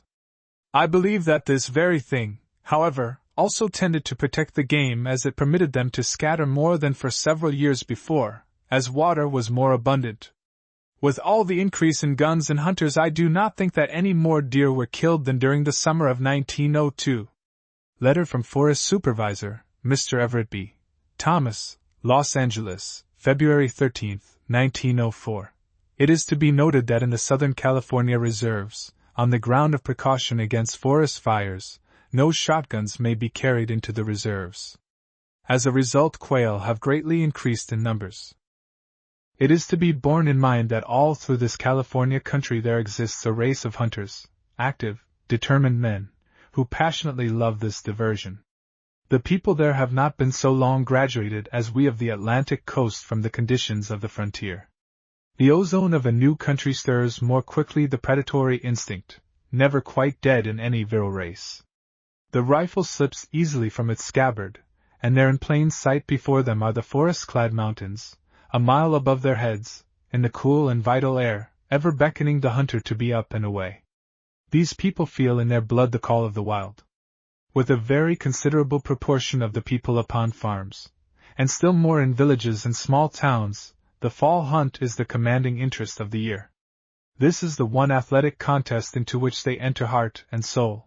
It is football and yachting and polo and horse racing combined. For a young man to go into the forest after deer and to come back empty-handed is to lose prestige to a certain extent among his fellows. Oftentimes, when a beginner returns in this way unsuccessful, he is so unmercifully chaffed by his companions that he mentally records a vow not to be beaten a second time, and, when he finds himself again in the forest for his annual hunt, with the enthusiasm of youth, he would almost rather die than be defeated. How hard the conditions are for the hunter no one would believe who has not himself seen the country. In many places the hills are covered with an almost impenetrable chaparral of scrub oak, buckthorn, greasewood, manzanita, and deer brush, in which the wary deer have taken refuge. In and through these, guided sometimes by the tracks of the deer, or encouraged by the presence of such tracks even if he cannot follow them, up steep mountains, exposed to the heat of the sun, in dust, over rocks, and without water, toils the hunter, who accounts himself lucky if, by tramping scores of miles through this sort of impediment, he succeeds, after days of toil, in killing his deer. Perhaps he has been without fresh meat for a week or a fortnight, and often on short commons. Is it to be wondered at that when a shot offers he avails himself of the opportunity even if it be a doe that he fires at? How can the deer withstand such concentration of fury? Dr. Bartlett, forest supervisor of the Trabuco and San Jacinto reserves, assured me that the number of licenses to hunt in those two reserves issued annually exceeded, in his opinion, the entire number of deer within their boundaries. Everyone now is ready to admit that the extermination of the herd of buffalo in the 70s was permitted by a crude, short-sighted policy on our part as a nation, and should we of the early 20th century allow the remaining deer, elk, mountain sheep, and antelope, the last of the great bears, and the innumerable small creatures of the wild, to be crowded off the face of the earth, we should be depriving our children and our children's children of a satisfaction and of a source of interest which they would keenly regret.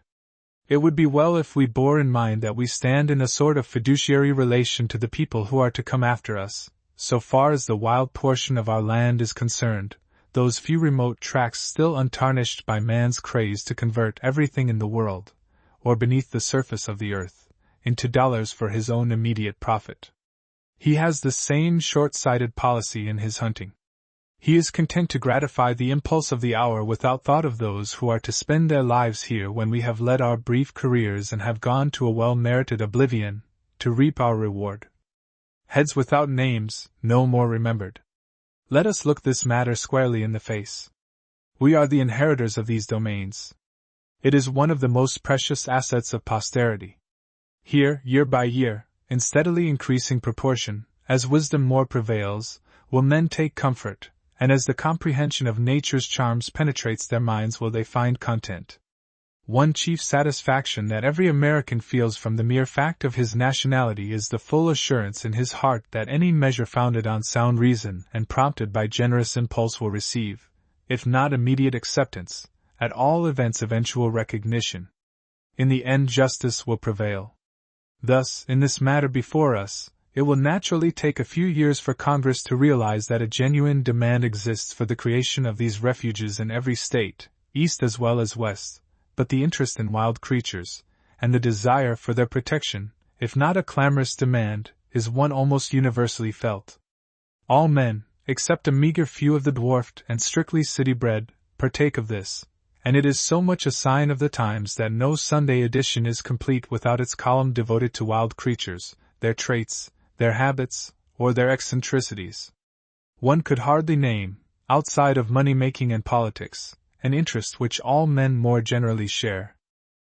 Every lad is a born naturalist, and the true wisdom, as all sensible people know, is to carry unfatigued through life the boy's power of enjoyment, his freshness of perception, his alertness and zest.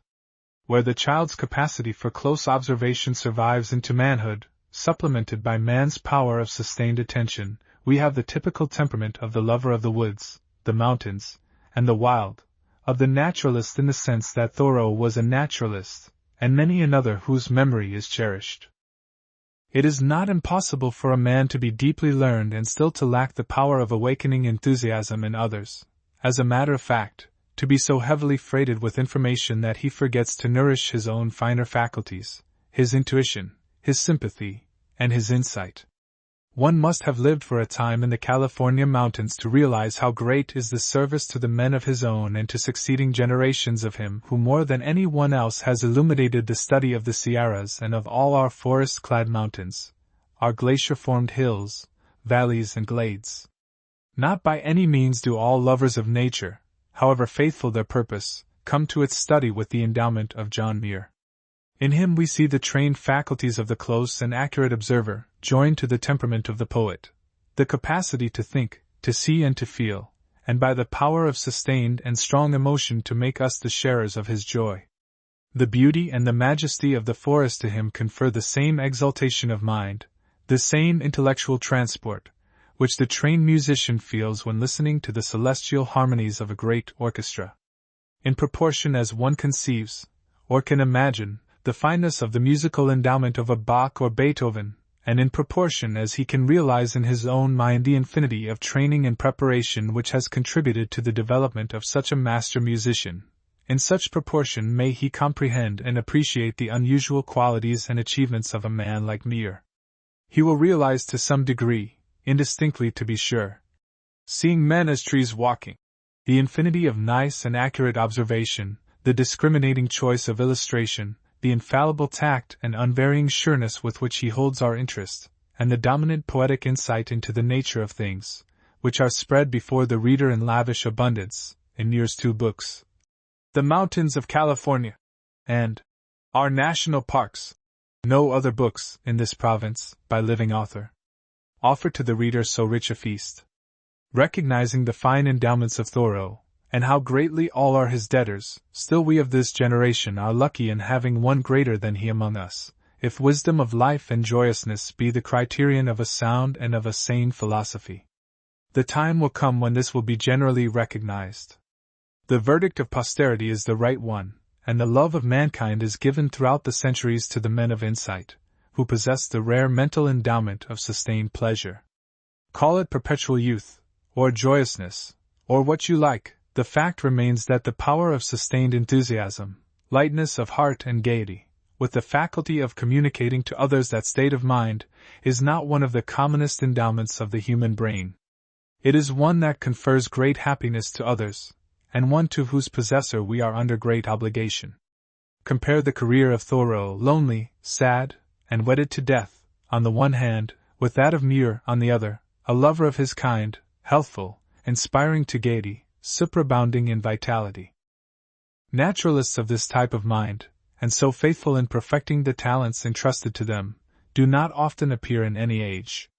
In the designations of refuges for deer, various questions are to be considered, such as abundance of food, proximity to water, suitable shelter, and exposure to their liking, for they may be permitted to have whims in a matter of this sort, just as fully as Indians or the residents of the city, when they deign to honor the country by their presence. The deer feel that they are entitled to a certain remote absence from molestation. Moderate hunting will not entirely discourage them. A dash of excitement might prove rather entertaining to a young buck with a little recklessness in his temperament. But unless a deer be clad in bulletproof boiler iron, there are ranges in the reserves of Southern California where he would never dare to show his face during the open season. Regular rifle ranges, where very severely hunted, like the road agent, they take to the brush. That is, hide in the chaparral, This is almost impenetrable. It is very largely composed of scrub oak, buckthorn, chamisil or greasewood, with a scattered growth of wild lilac, wild cherry, etc. So far as the deer make this their permanent home, there is no fear of their extermination. They may be hunted effectively only with the most extreme caution. Not one person in 1,000 ever attains to the level of a still hunter whose accomplishment guarantees him success under such conditions. There are men of this sort, but these are artists in their pursuit, whose attainments, like those of the professional generally, are beyond comparison with those of the ordinary amateur. To hunt successfully in the chaparral requires a special genius. One must have exhaustless patience, tact trained by a lifetime of this sort of work, perseverance incapable of discouragement, the silence of an Indian, and in this phrase, when we are dealing with the skill of one who can make progress without sound through the tangles of the dry and stiff California chaparral, is involved an exercise of skill comparable only to the fineness of touch of a Joachim or a St. Gaudens. This sort of hunter marks one end of the scale of perfection. Near the other and more familiar extreme is found the individual of whom this story is told. He was an Englishman, and had just returned from a trip into the jungle of India after big game, where he was accompanied by a guide, most expert in his profession. One of the sportsman's friends asked this man how his employer shot while on the trip. His reply was a model of tact and concise statement. He shot divinely, but God was very merciful to the animals. He who reads this brief account may naturally ask, what were the practical results of your Western trip? Have you any ideas which may be of value in the solution of this problem of game refuges?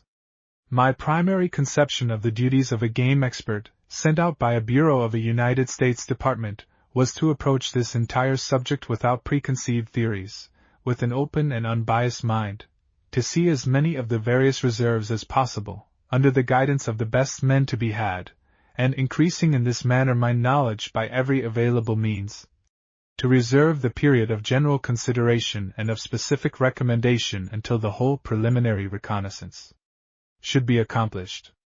The thing of prime importance is that the game expert should see the reserves, and see them thoroughly. In a measure of such scope, what we desire is a well thought-out plan, based on knowledge of the actual conditions, knowledge acquired in the field for the future use of him who has acquired it. No report can transfer to the mind of another an impression thus derived. I had been but a short time engaged in this campaign of education before it seemed wise to abandon the limitations imposed by traveling in wagons. These held one to the valleys and to the dusty ways of men. After that emancipation I lived in the haunts of the deer, traveling with a pack train, and cruising in about the same altitude affected by that most thoroughbred of all the conifers, the sugar pine. Trust the genius of that tree, the pine, of all those that grow on any of the mountains of North America, of finest power, beauty, individuality, and distinction, to select the most attractive altitude for its home, the daintiest air, the air fullest of strong vitality and determination, whether man or deer is to participate in the virtues of the favored zone. Many a time I went far beyond the region of the sugar pine, and not infrequently cruised beneath its lower limits. What that tree loves is a zone of about 4,000 feet in width extending from 3 to 7,000 feet above the level of the sea. The upper reaches of this belt are where the deer range during the open season of the summer when they must be afforded protection. These were traversed with care, and seen with as much thoroughness as possible. More of the reserves might easily have been visited in other states, had I been content to do this in a sketchy and cursory manner. But my idea was to derive the greatest possible amount of instruction for a definite specific purpose. And it seemed to me for the accomplishment of this end to be essential that one should spend a sufficiently long time in each forest to receive a strong impression of its own peculiar and distinctive nature, to get an idea into one's head, which would stick, of its individuality, and if I may say so, of its personal features and idiosyncrasies. Not until more than 3 months had been spent in the faithful execution of this plan was the problem studied from any other view than that refuges were to be created of considerable size, and that their lines of demarcation would naturally be formed by something easily grasped by the eye, either rivers or the crests of mountain ranges. After the lapse of that time, looking at this from every point of view, it became my opinion that the ideal solution was the creation of many small refuges rather than the establishment of a few large ones.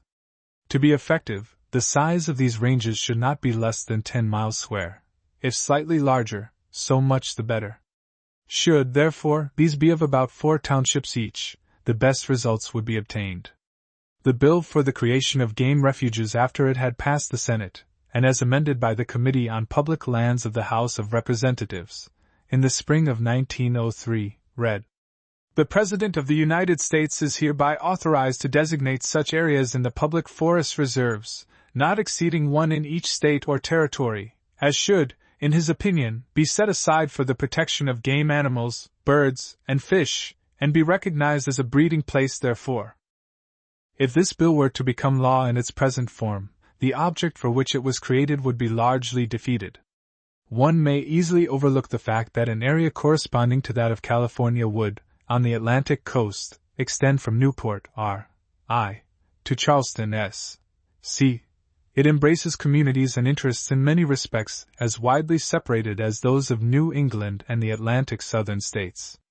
Were one game refuge only to be created in the state of California, unless it included practically the whole of the reserves south of Tehachapi, protection would not be afforded to the different species of large, a constantly increasing population, and an ever-increasing interest in big game hunting. The designation of one game refuge in the Sierra Reserve would practically not reduce the slaughter of deer in this whole vast region of Southern California. Were the single game refuge, which might under the law be designated, to be placed in Southern California, even although it embraced the entire area of the 7 Southern Reserves, it would not aid to any great extent in preventing the extinction of game in the region of the Sierra Reserve, of the Stanislaus Reserve, or of the great reserves which are doubtless soon to be created in the northern half of the state. A bill so conceived would not fulfill the purpose of its creation.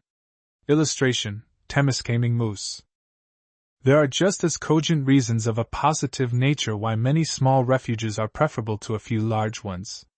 It is said that in the vicinity of George Vanderbilt's game preserves at Biltmore, North Carolina, deer, when started by dogs even 15 or 20 miles away, will seek shelter within the limits of that protected forest, knowing perfectly well that once within its bounds they will not be disturbed. The same may be observed in the vicinity of the Yellowstone National Park. The bears, for instance, a canny folk, and shrewd to read the signs of the times, seem to be well aware that they are not to be disturbed near the hotels, and they show themselves at such places without fear, at the same time that outside the park, and when the early snow is on the ground their tracks are often observed going both out and in. These same beasts are very shy indeed. The hunter soon discovers that it is with the greatest difficulty that one ever sees them at all outside of the bounds of the park. Bears, as well as deer, adapt themselves to the exigencies of the situation. The grizzly, since the white man stole from him, and the Indian the whole face of the earth, has become a night-ranging instead of a diurnal creature. The deer, we may safely rest assured, makes quite as close a study of humans as man does of the deer. It is a question of life and death with them that they should understand him and his methods. Both the deer and the hunters would profit by the widest possible distribution of these protected areas.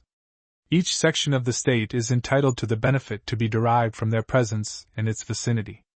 Moreover, and I believe that this is a consideration of no slight moment, the creation of many small refuges, not too close together, would obviate one great difficulty which threatens to wreck the entire scheme. There have appeared signs of opposition in certain quarters to the creation in the various reserves of game refuges by federal power on the ground that this would be to surrender to the government at Washington authority which should be solely exercised by the state. In a certain sense it is the old issue of state rights. Where this feeling exists it is adhered to with extraordinary tenacity, and it is as catching as the measles. Just so soon as one state takes this stand, another is liable to raise the same issue. They are jealous of any power except their own which would close from hunting to their citizens considerable portions of the forest reserves within the confines of the state. Their claim is that by an abuse of such delegated power, a President of the United States might, if so inclined, shut out the citizens from hunting at all in the forest reserves of their own state. This argument is not an easy one to wave aside. Should, however, the size of the individual refuges be limited to 4 townships each, and the minimum distance between such refuges be defined, one grave objection to these refuges would be overcome, and the citizens of the various states would cooperate with federal authority to accomplish that which the sentiment at home in many instances is not at present sufficiently enlightened to demand, and which by reason of party differences the state legislatures are powerless to effect. Illustration: Temiskaming Moose. Having elaborated in one's mind the idea that a game refuge, in order to be a success, should be about 10 or 12 miles square, the question arises, how near are these to be placed to one another? If they are established at the beginning, not less than 20 or 25 miles from each other, it seems to me that the exigencies of the situation would be met. It is not our purpose, in creating them, seriously to interfere with the privileges of hunters adjoining the forests where they are established. On the contrary, all that is wished is to preserve the present number of the deer, or to allow them slightly to increase. The system of game refuges of the size indicated would, I believe, accomplish this end. In all probability, at the beginning of the open season, the deer would be distributed with a considerable degree of uniformity throughout the reserve, outside of the game refuges as well as within. They would go, of course, where the food and conditions suited them. As the hunting season opened, and the game, in a double sense, become more lively, the deer would naturally seek shelter where they could find it. Since this, with them, would be a question literally of vital interest, their education would progress rapidly, particularly that of the wary old bucks, experienced in danger which they had survived in the past simply because their bump of caution was well developed. These would soon realize that they were safe within the bounds of a certain tract, that there the sound of the rifle was never heard, that there far less frequently they ran across the hateful scent of their enemies, and for some mysterious reason were left to their own devices. When once this idea has found firm lodgment in the head of an astute deer, the very first thing that he will do will be to get into an asylum of this sort, and to stay there, if he has any business to transact beyond its boundaries, exactly as an Indian would do in similar circumstances. He will delegate the same to a young buck who is on his promotion, and has his reputation to make, and who possesses the untarnished courage of ignorance and youth. It seems to me that this system of small refuges would have the merit of fairness both to the hunters and to the deer, and it is respectfully submitted to the legislators of the United States. This may seem one of the simplest of solutions, and hardly worth a summer's cruise to discover. It may prove that this is not the first occasion when the simplest solution is the best. Because a thing is simple, it is not always the case, however, that it finds the most ready acceptance. If, in my humble capacity of public service, I am the indirect means of this being accomplished, I shall feel that my summer's work was not altogether in vain. Alden Sampson. Illustration: Temiskaming Moose. Temiskaming Moose. The accompanying photographs of moose were taken about the middle of July, 1902, on the Montreal River, which flows from the Ontario side into Lake Temiskaming. A number of snapshots were obtained during the 3 days' stay in this vicinity, but the others were at longer range and the animals appear very small in the negative. As is well known, during the hot summer months the moose are often to be found feeding on the lily pads or cooling themselves in the water, being driven from the bush where there are heat, mosquitoes and flies. Not having been shot at nor hunted, all the moose at this time seemed rather easy to approach. 2 of these pictures are of one bull, and the other 2 of one cow, the 2 animals taken on different occasions. I got 3 snaps of each before they were too far away. When first sighted, each was standing nibbling at the lily pads, and the final spurt in the canoe was made in each case while the animal stood with head clear under the water, feeding at the bottom. The distance of each of the first photographs taken was from 45 to 55 feet. Paul J. Dashiell. Illustration: a Carriger tiger. 2 trophies from India. In the early part of March, 1898, my friend, Mr. E. Townsend Irvin, and I arrived at the bungalow of Mr. Younghusband, who was Commissioner of the province of Raipur, in central India. Mr. Younghusband very kindly gave us a letter to his neighbor, the Rajah of Carriger, who furnished us with shikaris, beaters, bullock carts, 2 ponies and an elephant. We had varied success the first 3 weeks, killing a bear, several nilgai, wild boar and deer. One afternoon our beaters stationed themselves on 3 sides of a rocky hill, and my friend and I were placed at the open end some 200 yards apart.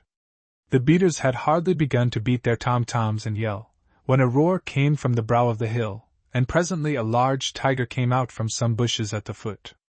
He came cantering along in a clumsy fashion over an open space, affording us an excellent shot, and when he was broadside on we both fired, breaking his back. He could not move his hind legs, but stood up on his front paws. Approaching closer, we shot him in a vital spot. The natives considered the death of a tiger cause for general rejoicing, and forming a triumphal procession amid a turmoil such as only Indian beaters can make, they carried the dead tiger to camp. One morning word was brought to our camp, at a place called Bernera, that a tiger had killed a buffalo, some 7 miles away. The natives had built a bamboo platform, called Makan, in a tree by the kill, and we stationed ourselves on this in the late afternoon. Contrary to custom, the tiger did not come back to his kill until after the sun had set. The night was cloudy and very dark, and although several times we distinctly heard the tiger eating the buffalo, we could not see it. At about midnight we were extremely stiff, and not hearing any sound, we returned to our temporary camp. But on the advice of an old shikari I returned with him to the Makan to wait until daylight. Being tired I fell asleep, but an hour before dawn the Hindu woke me, as the clouds had cleared away and the moon was shining brightly. I heard a munching sound, and could dimly discern a yellow form by the buffalo, and taking a long aim I fired both barrels of my rifle. I heard nothing except the scuttling off of the hyenas and jackals that had been attracted by the dead buffalo. So I slept again until daylight, when, to my surprise, I saw a dead leopard by the buffalo. He had come to the kill after the tiger had finished his meal. John H. Prentice. Illustration: Indian leopard. Big game refuges. Since the inception of the Boone and Crockett Club, its plans and purposes have changed not a little. Originally organized for social purposes, for the encouragement of big game hunting, and the procuring of the most effective weapons with which to secure the game, it has, little by little, come to be devoted to the broader object of benefiting this and succeeding generations by preserving a stock of large game. It is still made up of enthusiastic riflemen, and their love of the chase has not abated. But since the club's formation, an astonishing change has come over natural conditions in the United States, a change which, 15 or 20 years ago, could not have been foreseen.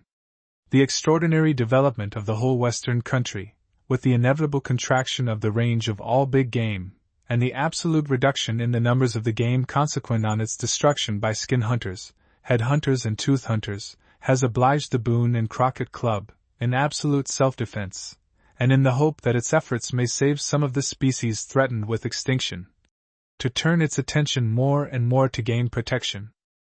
The club was established in 1888. The buffalo had already been swept away. Since that date 2 species of elk have practically disappeared from the land, one being still represented by a few individuals which for some years have been preserved from destruction by a California cattle company, the other, found only in the Southwest, in territory now included within the Black Mesa Forest Reservation, may be, perhaps, without a single living representative. Over a vast extent of the territory which the antelope once inhabited, it has ceased to exist, and so speedy and so wholesale has been its disappearance that most of the western states, slow as they always are to interfere with the privileges of their citizens to kill and destroy at will, have passed laws either wholly protecting it or, at least, limiting the number to be killed in the season to 1, 2, or 3. In 1888 no one could have conceived that the diminution of the native large game of America would be what it has proved to be within the past 15 years. Illustration: the new buffalo herd in Yellowstone National Park. That the game stock may reestablish itself in certain localities, the club has advocated the establishment in the various forest reserves of game refuges, where absolutely no hunting shall be permitted. Through the influence of William Hallett Phillips, a deceased member of the club, a few lines inserted in an act passed by Congress March 3, 1891, permitted the establishment of forest reserves, and Hon. John W. Noble, then Secretary of the Interior, at once recommended the application of the law to a number of forest tracts, which were forthwith set aside by presidential proclamation.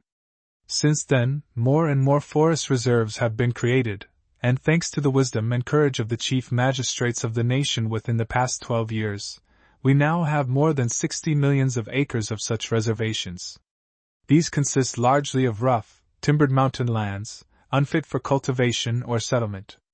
They are of enormous value to the arid West, as affording an unfailing water supply to much of that region, and in a less degree they are valuable as timber reserves, from which hereafter may be harvested crops which will greatly benefit the country adjacent to them. In the first volume of the Boone and Crockett Club books, it was said, "In these reservations is to be found today every species of large game known to the United States, and the proper protection of the reservations means the perpetuating in full supply of all these indigenous mammals. If this care is provided, no species of American large game need ever become absolutely extinct. An intelligent effort for game protection may well be directed toward securing, through national legislation, the policing of forest preserves by timber and game wardens." American Big Game Hunting, page 330. When these lines were written, congressional action in this direction was hoped for at an early day, but except in the case of the Yellowstone National Park, such action has not been taken. Meantime, hunting in these forest reserves has gone on. In some of them game has been almost exterminated. 2 little bunches of buffalo which then had their range within the reserves have been swept out of existence. It is obvious that effectively to protect the big game at large there must be localities where hunting shall be absolutely forbidden. That any species of big game will rapidly increase if absolutely protected is perfectly well known, and in the Yellowstone Park we have ever before us an object lesson, which shows precisely what effective protection of game can do.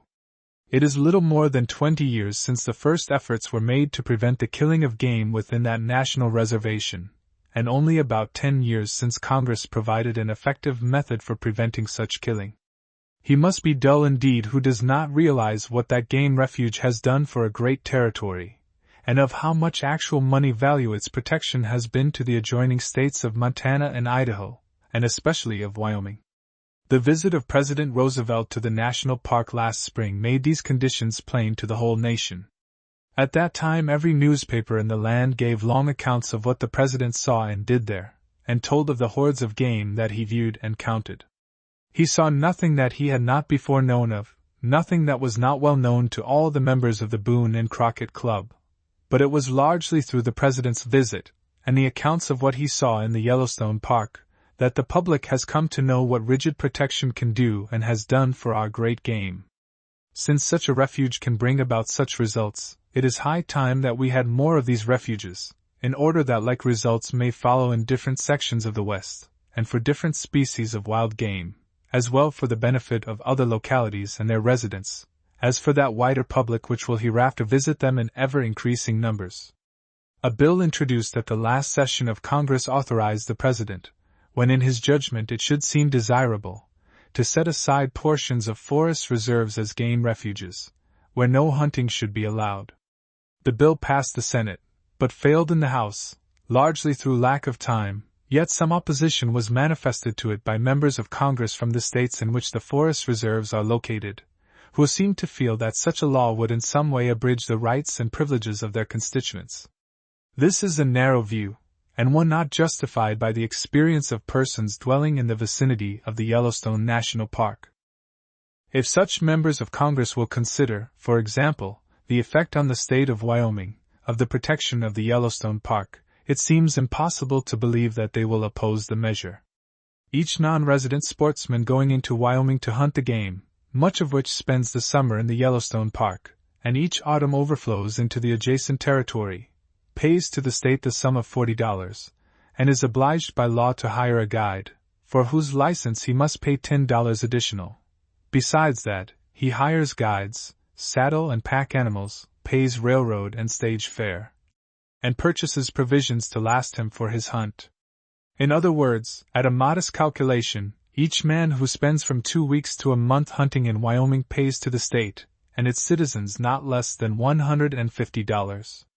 Statistics as to the number of hunters who visit Wyoming are not accessible, but if we assume that they are only 200 in number, This means an actual contribution to the state of $30,000 in cash. Besides this, the protection of the game in such a refuge ensures a never-failing supply of meat to the settlers living in the adjacent country, and offers them work for themselves and their horses at a time when, ranch work for the season being over, they have no paying occupation.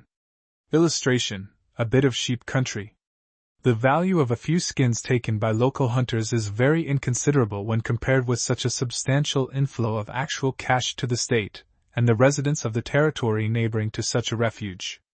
Moreover, it must be remembered that, failing to put in operation some plan of this kind, which shall absolutely protect the game and enable it to re-establish itself, the supply of meat and skins, now naturally enough regarded as their own peculiar possession by the settlers living where such a refuge might be established, will inevitably grow less and less as time goes on, and, as it grows less, the contributions to state and local resources from the non-resident tax will also grow less. 30 years ago the buffalo skinner declared that the millions of buffalo could never be exterminated, yet the buffalo disappeared, and after them one species of big game after another vanished over much of the country. The future can be judged only by the past. 30 years ago there were elk all over the plains, from the Missouri River westward to the Rocky Mountains.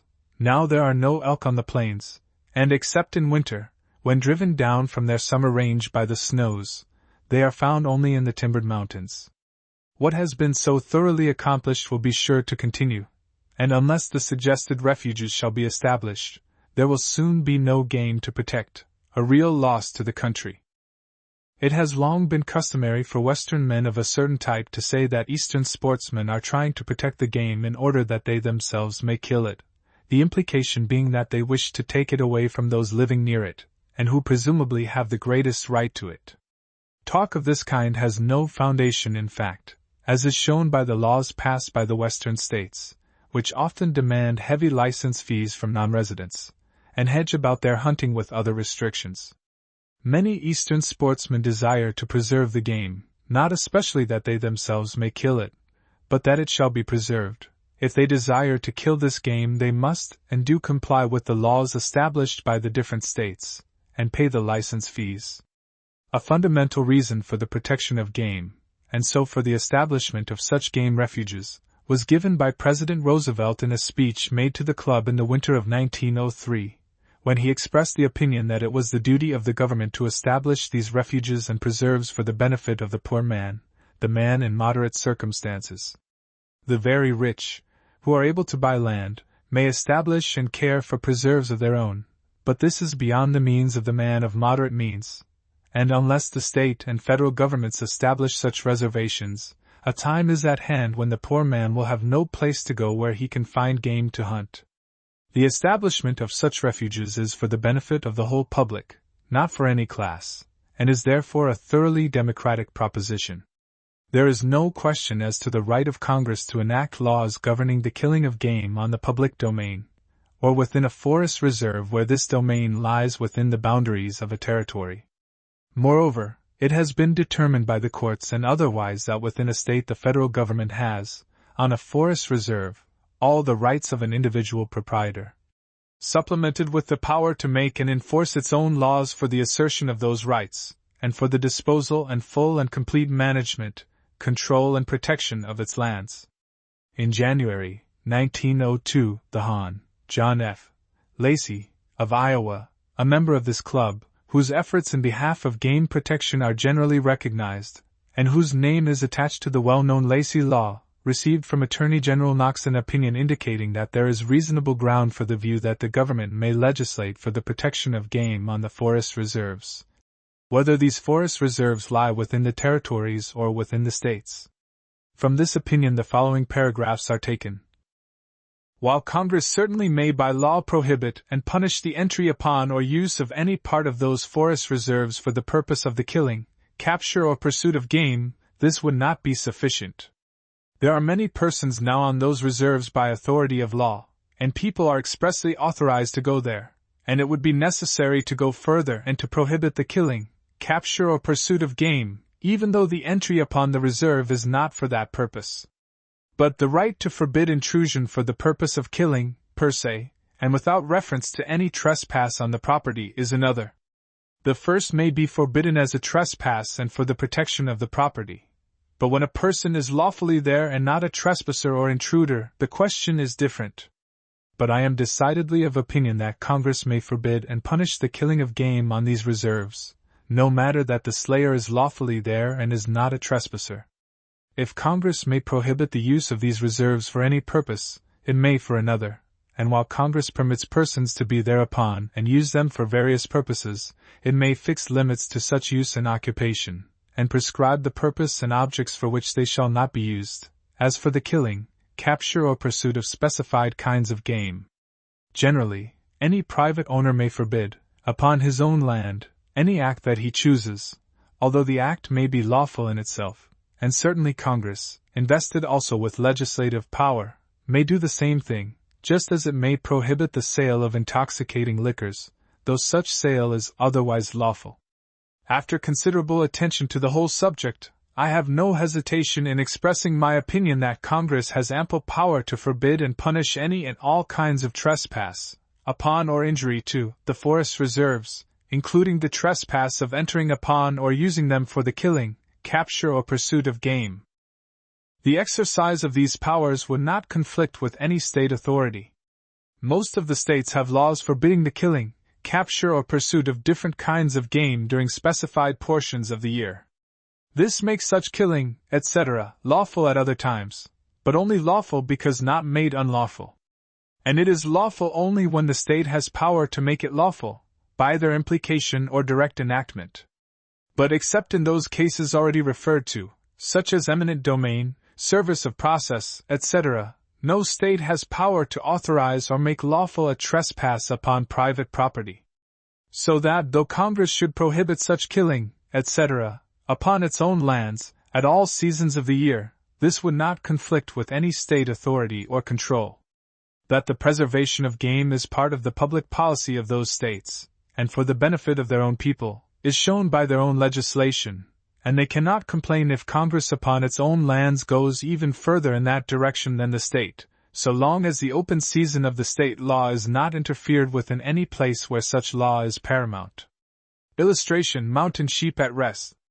It has always been the policy of the government to invite and induce the purchase and settlement of its public lands, and as the existence of game thereon and in their localities adds to the desirability of the lands, and is a well-known inducement to their purchase, it may well be considered whether, for this purpose alone, and without reference to the protection of the lands from trespass, Congress may not, on its own lands, prohibit the killing of such game. In this opinion, the Attorney General further calls attention to the difficulties of enforcing the state law, and suggests that it might be well to give marshals and their deputies, and the superintendents, supervisors, rangers, and other persons charged with the protection of these forest reserves, power on the public lands, in certain cases approaching hot pursuit, to arrest without warrant. All who are familiar with the conditions in the more sparsely settled states will recognize the importance of some such provision. A matter of equal importance, though as yet not generally recognized, is that of providing funds for the expenses of forest officers making arrests. It is often the fact that no justice of the peace resides within 50 or 100 miles of the place where the violation of the law occurs. The ranger making the arrest is obliged to transport his prisoner for this distance, and to provide him with transportation, food and lodging during the journey and during the time that he may be obliged to wait before bringing the prisoner arrested before a proper court. This may often amount to more than the penalty, even if the officer making the arrest secures a conviction. But on the other hand, the individual arrested may not be able to pay his fine, and may have to go to jail. In this case, the officer making the arrest is out of pocket just so much. Under such circumstances, it is evident that few officers can afford to take the risk of losing this time and money. In most states of the Union there exist considerable tracts of land, mountainous, or at least barren and unfit for cultivation. Legislation should be had in each state establishing public parks which might well enough be stocked with game, which should there be absolutely protected. Some efforts in this direction have been made, notably Massachusetts, New York, Pennsylvania, and Minnesota. In many of the New England states there are tracts absolutely barren, unoccupied and often bordered by abandoned farms, which could be purchased by the state for a very modest compensation, and it is well worth the while of the Boone and Crockett Club to endeavor by all means in its power to secure the establishment in the various states of parks which might be breeding centers for game, great and small, on the same plan as the proposed refuges hoped for within the forest reservations. Michigan, Wisconsin, Minnesota, and practically all the states to the west of these, possess such areas of unoccupied land, which might wisely be acquired by the state and devoted to such excellent purposes. In Montana there is a long stretch of the Missouri River, with a narrow, shifting bottom, bordered on either side by miles of badlands, which would serve as such a state park. Settlers on this stretch of river are few in number, for the bottoms are not wide enough to harbor many homes, and being constantly cut out by the changes of the river's course, are so unstable as to be of little value as farming lands.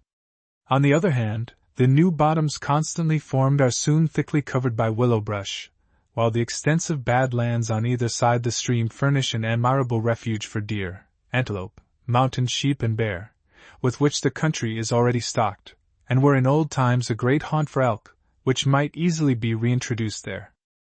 There is a tendency in this country to avoid trouble, and to do those things which can be done most easily. From this it results that efforts are constantly being made to introduce into regions from which game has been exterminated various species of foreign game, which can be had, more or less domesticated, from the preserves of Europe. Thus red deer have been introduced in the Adirondack region, and it has been suggested that chamois might be brought from Europe and turned loose in certain localities in the United States, and there increase and furnish shooting. To many men it seems less trouble to contribute money for such a purpose as this than to buckle down and manufacture public sentiment in behalf of the protection of native game. This is a great mistake. From observations made in certain familiar localities, we know definitely that, provided there is a breeding stock, our native game, with absolute protection, will re-establish itself in an astonishingly short period of time. It would be far better for us to concentrate our efforts to renew the supply of our native game rather than to collect subscriptions to bring to America foreign game, which may or may not do well here, and may or may not furnish sport if it shall do well. Illustration: Mule deer at Fort Yellowstone. Forest reserves of North America. In the United States, something over 100,000 square miles of the public domain has been set aside and reserved from settlement for economic purposes. This vast area includes reservations of 4 different kinds. First, national forest reserves, aggregating some 63 million acres, for the conservation of the water supply of the arid and semi-arid West. Second, national parks, of which there are 17, for the purpose of preserving untouched places of natural grandeur and interest. Third, state parks, for places of recreation and for conserving the water supply. And fourth, military wood and timber reservations, to provide government fuel or other timber. Most military wood reserves were originally established in connection with old forts. The forest reservations, as they are by far the largest, are also much the most important of these reserved areas. Perhaps 3/4 of the population of the United States do not know that over nearly 1/2 of the national territory within the United States the rainfall is so slight, or so unevenly distributed that agriculture cannot be carried on except by means of irrigation.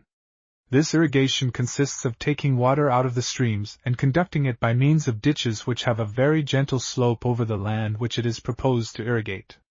From the original ditch, smaller ditches are taken out, running nearly parallel with each other, and from these laterals other ditches, still smaller, and the seepage from all these moistens a considerable area on which crops may be grown. This, very roughly, is irrigation, a subject of incalculable interest to the dwellers in the dry West. It is obvious that irrigation cannot be practiced without water, and that every ditch which takes water from a stream lessens the volume of that stream below where the ditch is taken out. It is conceivable that so many ditches might be taken out of the stream, and so much of the water lost by evaporation and seepage into the soil irrigated, that a stream which, uninterfered with, was bank full and even flowing throughout the summer, might, under such changed condition, become absolutely dry on the lower reaches of its course. And this, in fact, is what has happened with some streams in the West. Where this is the case, the farmers who live on the lower stretches of the stream, being without water to put on their land, can raise no crops. Nothing, therefore, is more important to the agriculturists of the West than to preserve full and as nearly equal as possible at all seasons the water supply in their streams. This water is supplied by the annual rain or snowfall, but in the West chiefly by snow. It falls deep on the high mountains, and protected there by the pine forests, accumulates all through the winter, and in spring slowly melts. The deep layer of half-rotted pine needles, branches, decayed wood and other vegetable matter which forms the forest floor, receives this melting snow and holds much of it for a time, while the surplus runs off over the surface of the ground, and by 1,000 tiny rivulets at last reaches some main stream which carries it toward the sea. In the deep forest, however, the melting of this snow is very gradual, and the water is given forth slowly and gradually to the stream, and does not cause great floods. Moreover, the large portion of it which is held by the humus, or forest floor, drains off still more gradually, and keeps the springs and sources of the brook full all through the summer. Without protection from the warm spring sun, the snows of the winter might melt in a week and cause tremendous torrents, the whole of the melted snowfall rushing down the stream in a very short time. Without the humus, or forest floor, to act as a soap sponge which gradually drains itself, the springs and sources of the brooks would go dry in early summer, and the streams further down toward the cultivated plains would be low and without sufficient water to irrigate all the farms along its course. It was for the purpose of protecting the farmers of the West by ensuring the careful protection of the water supply of all streams that Congress wisely passed the law providing for the establishing of the forest reserves. It is for the benefit of these farmers and of those others who shall establish themselves along these streams that the Presidents of the United States for the last 12 or 14 years have been establishing forest reserves and have had expert foresters studying different sections of the western country to learn where the water was most needed and where it could best be had. It is gratifying to think that, while at first the establishment of these forest reserves was very unpopular in certain sections of the West, where their object was not in the least understood, they have, now that the people have come to see what they mean, received universal approval. It sometimes takes the public a long time to understand a matter, but their common sense is sure at last to bring them to the right side of any question. The list of reservations here given is brought down to December 1903, and is furnished by the U.S. Forester, a member of the club.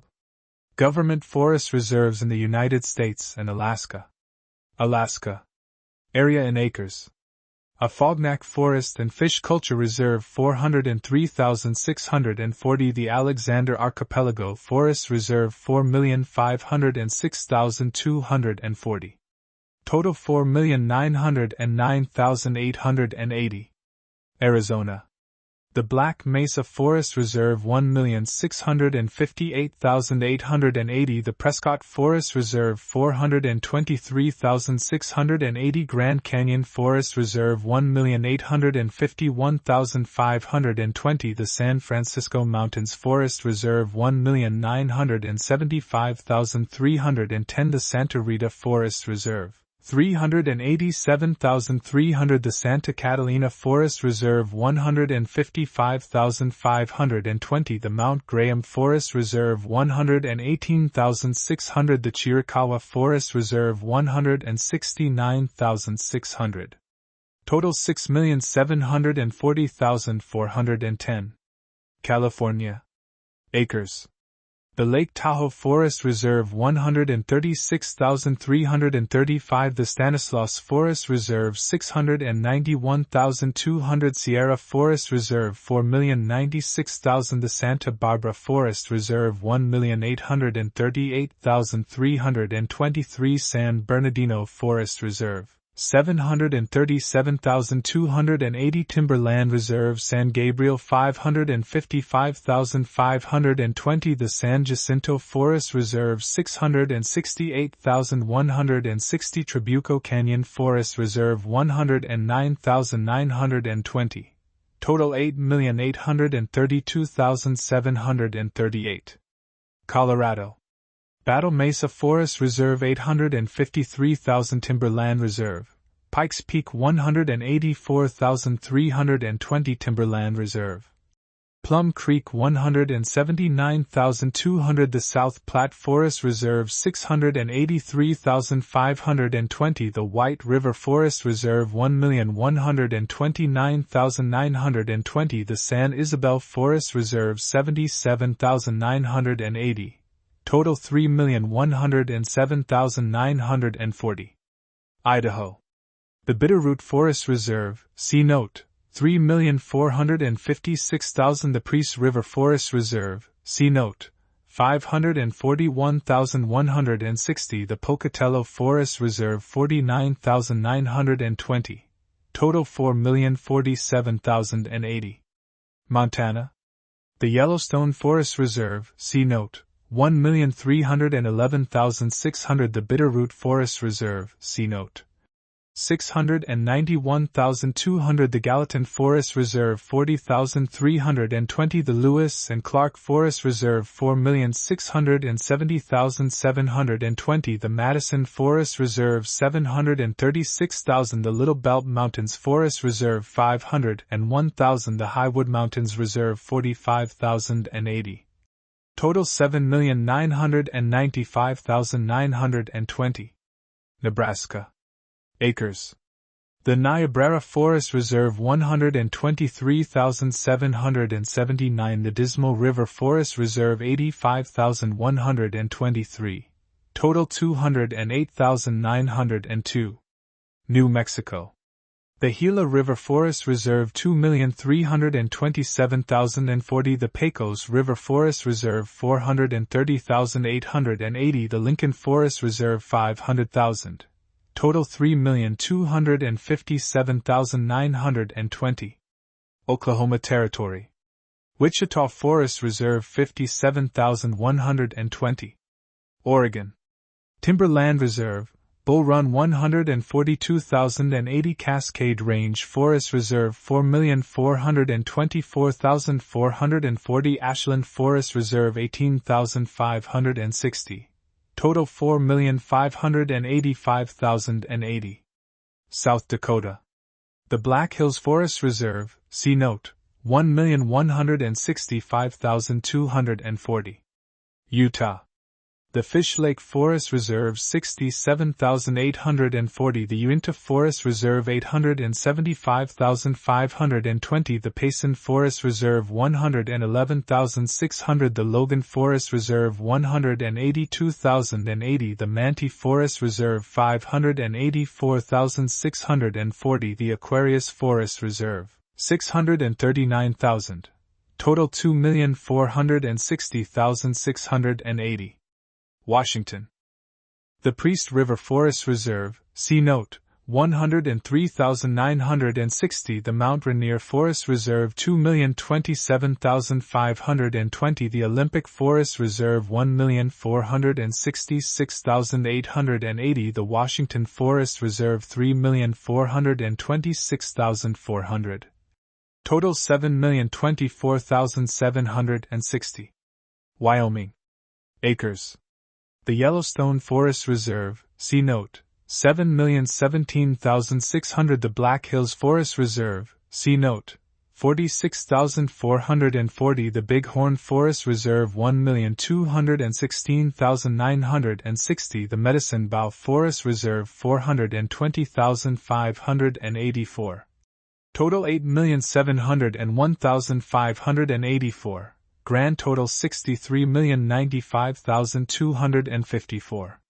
Note.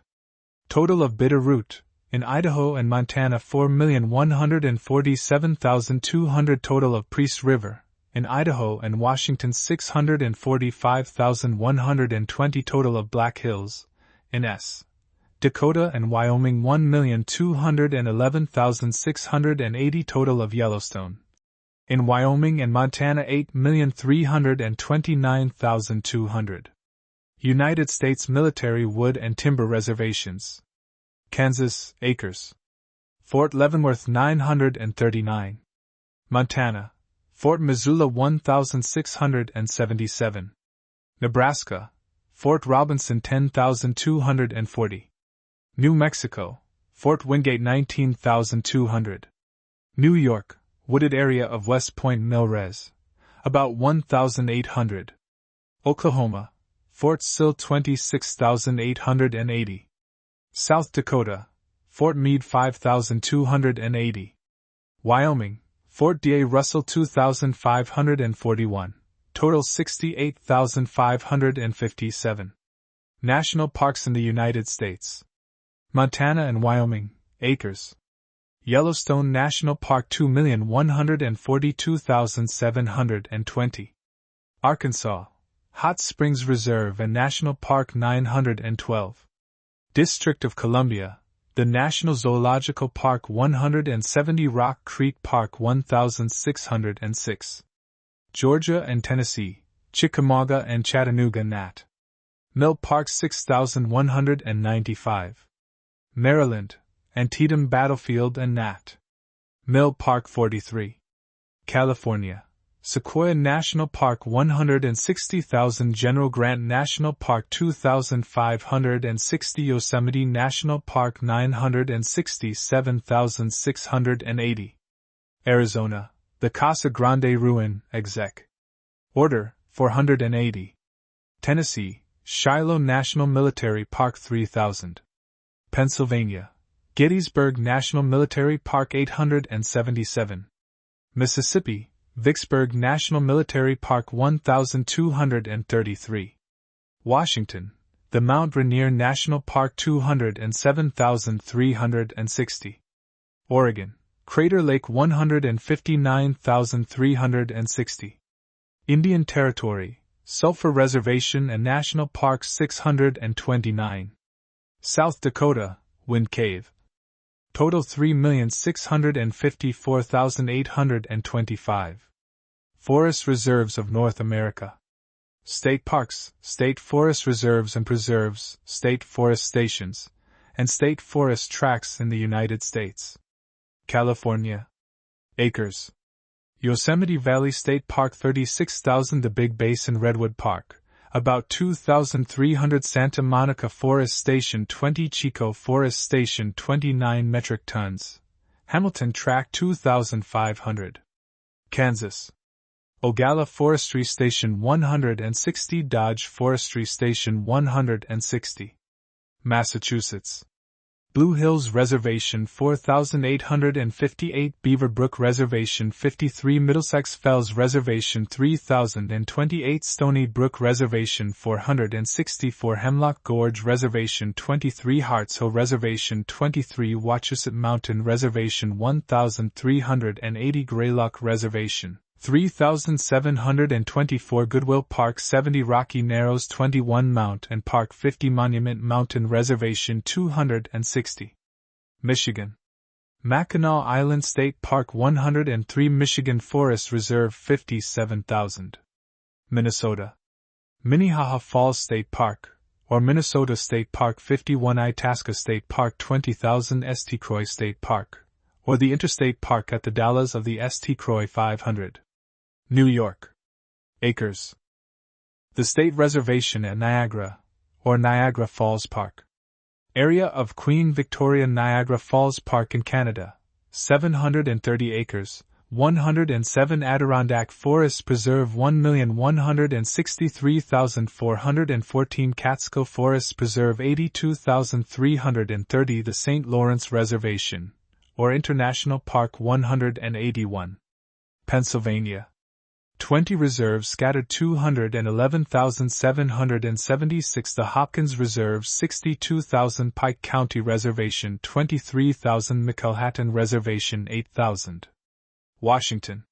Sanitarium Lake Reservation 193. Wisconsin.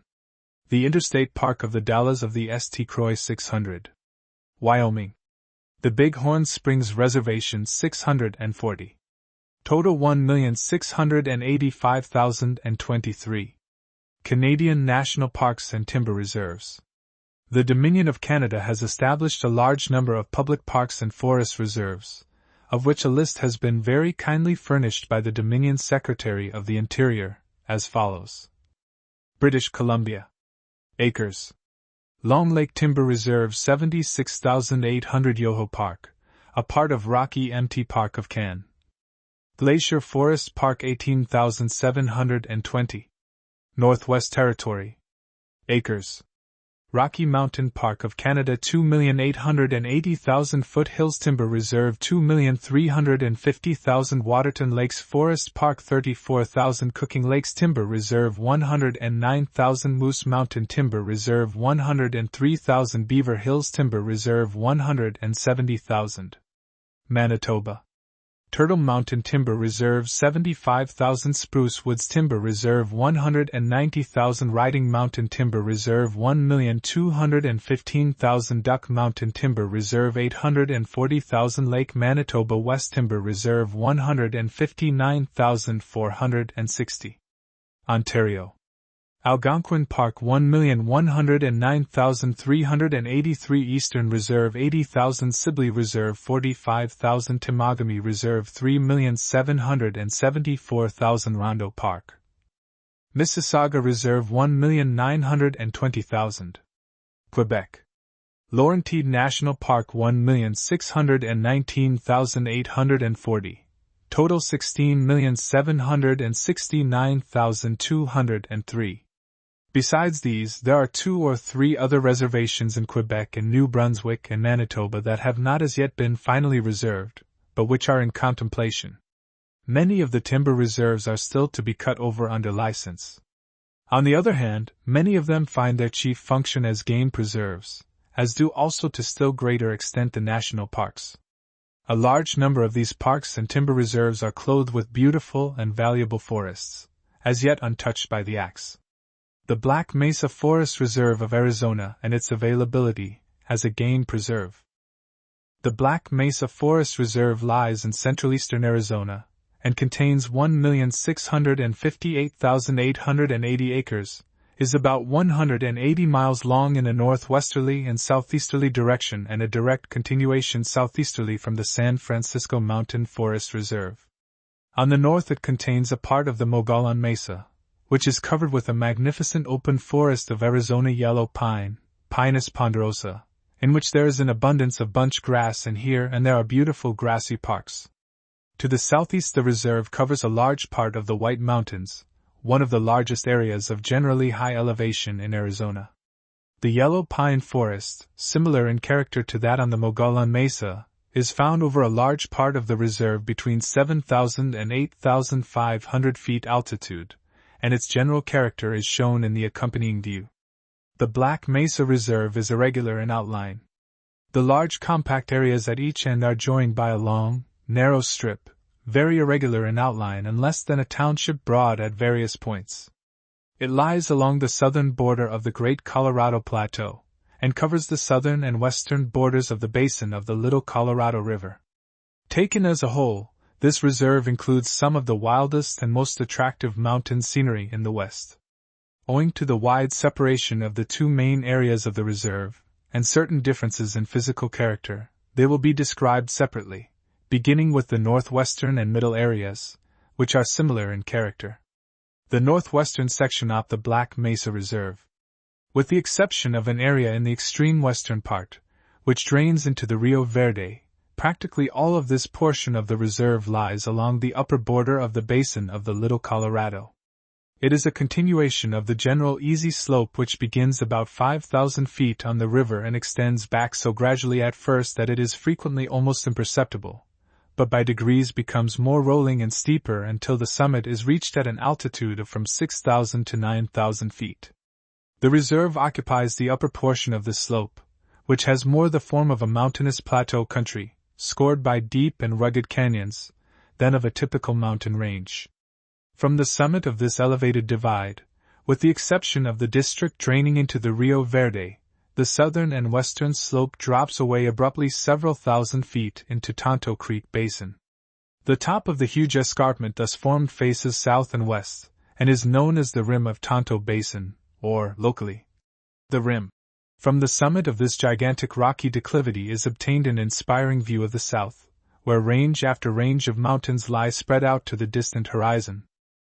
The rolling plateau country sloping toward the Little Colorado is heavily scored with deep box canyons often hundreds of feet deep and frequently inaccessible for long distances. Most of the permanent surface water is found in these canyons, and the general drainage is through them down to the lower plains bordering the river. The greater part of this portion of the reserve is covered with yellow pine forests, below which is a belt, varying greatly in width, of piñones, cedars and junipers, interspersed with a more or less abundant growth of grama grass. This belt of scrubby conifers contains many open grassy areas, and nearer the river gives way to continuous broad grassy plains. Nowhere in this district, either among the yellow pines or in the lower country, is there much surface water, and a large share of the best watering places are occupied by sheep owners. The wild and rugged slopes of Tonto Basin, with their southerly exposure, have a more arid character than the area just described. On these slopes yellow pines soon give way to piñones, cedars and junipers, and many scrubby oaks and various species of hardy bushes. The watering places are scarce until the bottom of the basin is approached.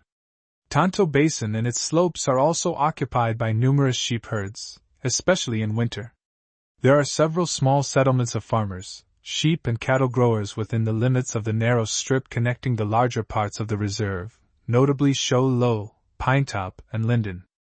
The wagon road from Holbrook, on the Santa Fe Pacific Railroad, to the military post at Camp Apache, on the White Mountain Indian Reservation, passes through this strip by way of Show Low. The old trails through Sunset Pass to Camp Verde and across the rim into Tonto Basin traverse the northern part of the reserve, and are used by stockmen and others at short intervals, except in midwinter. The climate of this section of the reserve is rather arid in summer, the rainfall being much more uncertain than in the more elevated areas about the San Francisco Mountains to the northwest and the White Mountains to the southeast. The summers are usually hot and dry, the temperature being modified, however, by the altitude. Rains sometimes occur during July and August, but are more common in the autumn, when they are often followed by abundant snowfall. During some seasons snow falls to a depth of 3 or more feet on a level in the yellow pine forests, and remains until spring. During other seasons, however, the snowfall is insignificant, and much of the ground remains bare during the winter, especially on southern exposures. As a matter of course, the lower slope of the Piñon Belt and the grassy plains of the Little Colorado, both of which lie outside of the reserve, have less and less snow, according to the altitude, and it never remains for any very considerable time. On the southern exposure, facing Tonto Basin, the snow is still less permanent. The winter in the Yellow Pine Belt extends from November to April. Large game in the northern part of the Black Mesa Reserve.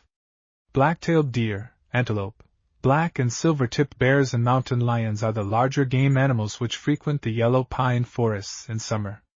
Wild turkeys are also common. The black-tailed deer are still common and generally distributed. In winter the heavy snow drives them to a lower range in the Piñon Belt toward the Little Colorado and also down the slope of Tonto Basin, both of these areas lying outside the reserve. The Arizona white-tailed deer is resident throughout the year in comparatively small numbers on the brushy slopes of Tonto Basin, and sometimes strays up in summer into the border of the pine forest. Antelope were once plentiful on the plains of the Little Colorado, and in summer ranged through the open yellow pine forest now included in the reserve. They still occur, in very limited numbers, in this forest during the summer, and at the first snowfall descend to the lower border of the Piñon Belt and adjacent grassy plains. Both species of bears occur throughout the pine forests in summer, often following sheep herds. As winter approaches and the sheep are moved out of the higher ranges, many of the bears go over the rim to the slopes of Tonto Basin, where they find acorns, juniper berries and other food, until cold weather causes them to hibernate. The mountain lions are always most numerous on the rugged slopes of Tonto Basin, especially during winter, when sheep and game have left the elevated forest. From the foregoing notes it is apparent that the northwestern and middle portions of the Black Mesa Reserve are without proper winter range for game within its limits, and that the conditions are otherwise unfavorable for their use as game preserves. The southeastern section of the Black Mesa Reserve. The southeastern portion of the reserve remains to be considered. The map shows this to be a rectangular area, about 30 by 50 miles in extent, lying between the White Mountain Indian Reservation and the western border of New Mexico, and covering the adjacent parts of Apache and Graham counties. It includes the eastern part of the White Mountains, which culminate in Ord and Thomas Peaks, rising respectively to 10,266 feet and to 11,496 feet, on the White Mountain Indian Reservation, just off the western border of the Forest Reserve. This section of the reserve is strikingly more varied in physical conditions than the northern portion, as will be shown by the following description. The northwestern part of this section, next to the peaks just mentioned, is an elevated mountainous plateau country forming the watershed between the extreme headwaters of the Little Colorado on the north and the Black and San Francisco rivers, tributaries of the Gila, on the south. The divide between the heads of these streams is so low that in the midst of the undulating country, where they rise, it is often difficult to determine at first sight to which drainage some of the small tributaries belong. This district is largely of volcanic formation, and beds of lava cover large tracts, usually overlaid with soil, on which the forest flourishes. The entire northern side of this section is bordered by the sloping grassy plains of the Little Colorado, which at their upper border have an elevation of 6,500 to 7,500 feet, and are covered here and there with piñons, cedars and junipers, especially along the sides of the canyons and similar slopes. At the upper border of this belt the general slope becomes abruptly mountainous, and rises to 8,000 or 8,500 feet to a broad bench-like summit, from which extends back the elevated plateau country already mentioned. This outer slope of the plateau is covered with a fine belt of yellow pine forests, similar in character to that found in the northern part of the reserve. Owing to the more abrupt character of the northerly slope of this belt, and its greater humidity, the forest is more varied by firs and aspens, especially along the canyons, than is the case further north. Here and there along the upper tributaries of the Little Colorado, small valleys open out, which are frequently wooded and contain beautiful mountain parks. The summit of the elevated plateau country about the headwaters of the Little Colorado and Black Rivers, which is known locally as the Big Mesa, is an extended area of rolling grassy plain, entirely surrounded by forests and varied irregularly by wooded ridges and points of timber. This open plain extends in a long sweep from a point a few miles south of Springerville westward for about 15 miles along the top of the divide to the bases of Ord and Thomas Peaks. These elevated plains are separated from those of the Little Colorado to the north by the belt of forests already described as covering the abrupt northern wall of the plateau. On the other sides of the Big Mesa, an unbroken forest extends away over the undulating mountainous country as far as the eye can reach. The northerly slopes of the higher elevations in this section are covered with spruce forest. The most varied and beautiful part of the entire Black Mesa Reserve lies in the country extending southeasterly from Ord and Thomas Peaks and immediately south of the Big Mesa. This is the extreme upper part of the basin of Black River, which is formed by numerous little streams rising from springs and wet meadows at an elevation of from 8,500 to 9,500 feet. The little meadows form attractive grassy openings in the forest, covered in summer with a multitude of wild flowers and surrounded by the varied foliage of different trees and shrubs. The little streams flow down gently sloping courses, which gradually deepen to form shallow side canyons leading into the main river.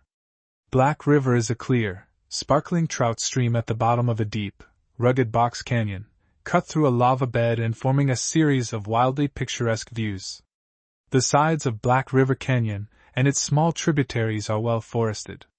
On the cool northerly slope the forest is made up of a heavy growth of pines, firs, aspens and alder bushes, which give way on the southerly slope, where the full force of the sun is felt, to a thin growth of pines, grass and a little underbrush. At the head of Black River, between 8,000 and 9,000 feet, there are many nearly level or gently sloping areas, sometimes of considerable extent.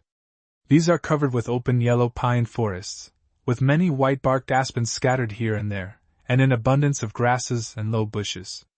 This was once a favorite summer country for elk, and I have seen there many bushes and small saplings which had been twisted and barked by bull elk while rubbing the velvet from their horns. Immediately south and east of Black River lies the Prieto Plateau, a well-wooded mountain mass rising steeply from Black River Canyon to a broad summit about 9,000 feet in altitude. The northerly slopes of this plateau, facing the river, are heavily forested with pines, firs, aspens and brushy undergrowth, and are good elk country. The summit is cold and damp, with areas of spruce thickets and attractive wet meadows scattered here and there. Beyond the summit of the plateau, to the south and east, the country descends abruptly several thousand feet, in a series of rocky declivities and sharp spur-like ridges, to the canyon of Blue River, a tributary of the San Francisco River. This slope, near the summit, is overgrown with firs, aspens and pines, which give way as the descent is made, to piñones, cedar and scrubby oak trees and a more or less abundant growth of chaparral. Small streams and springs are found in the larger canyons on this slope, while far below, at an altitude of about 5,000 feet, lies Blue River.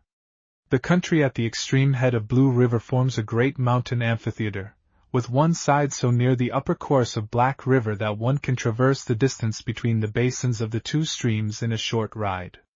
The descent into the drainage of Blue River is very abrupt, and is known locally as the Breaks of Blue River.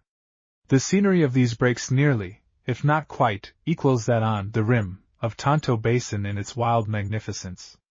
The vegetation on the breaks shows at a glance the milder character of the climate, as compared with that of the more elevated area about the head of Black River.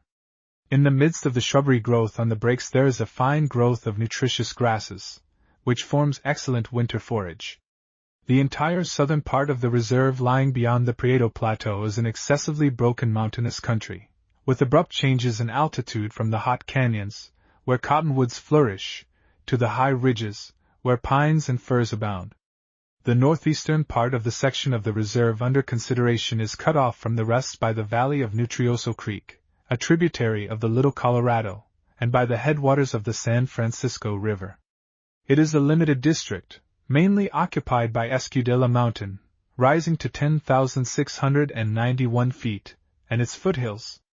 Escudilla Mountain slopes abruptly to a long truncated summit, and is heavily forested from base to summit by pines, aspens and spruces. On the south the foothills merge into the generally mountainous area.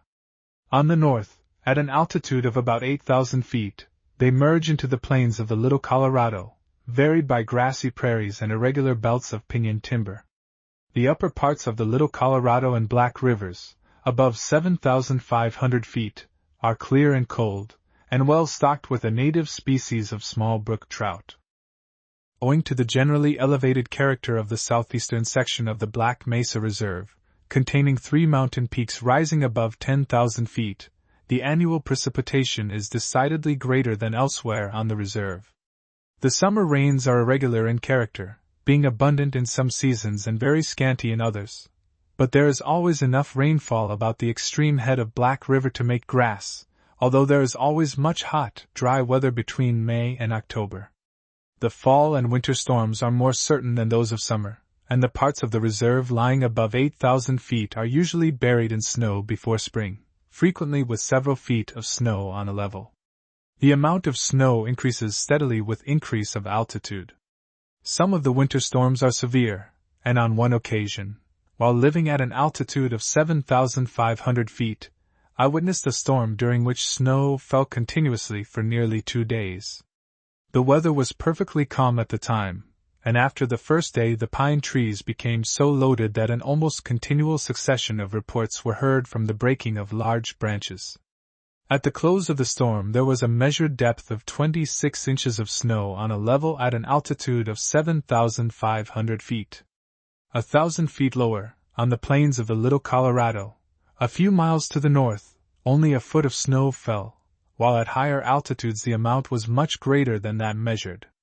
The summer temperatures are never excessive in this section, and the winters are mild, although at times reaching from 15 to 20 degrees below zero.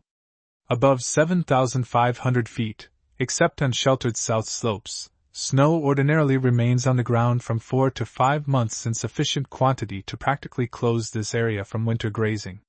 Cattle, and the antelope which once frequented the Big Mesa, in considerable numbers, appeared to have premonitions of the coming of the first snow in fall.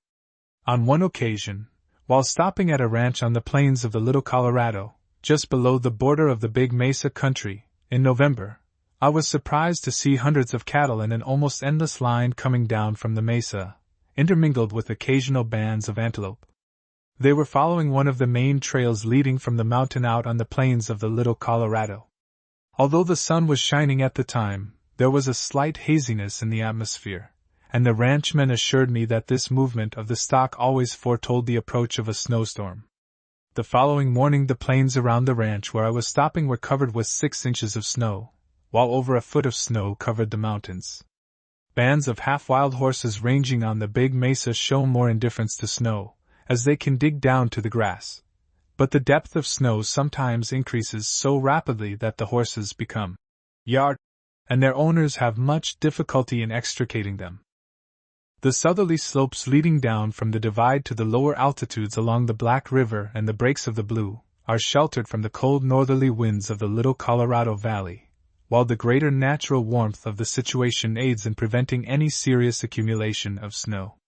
As a result, this entire portion of the reserve forms an ideal winter game range, with an abundance of grass and edible bushes.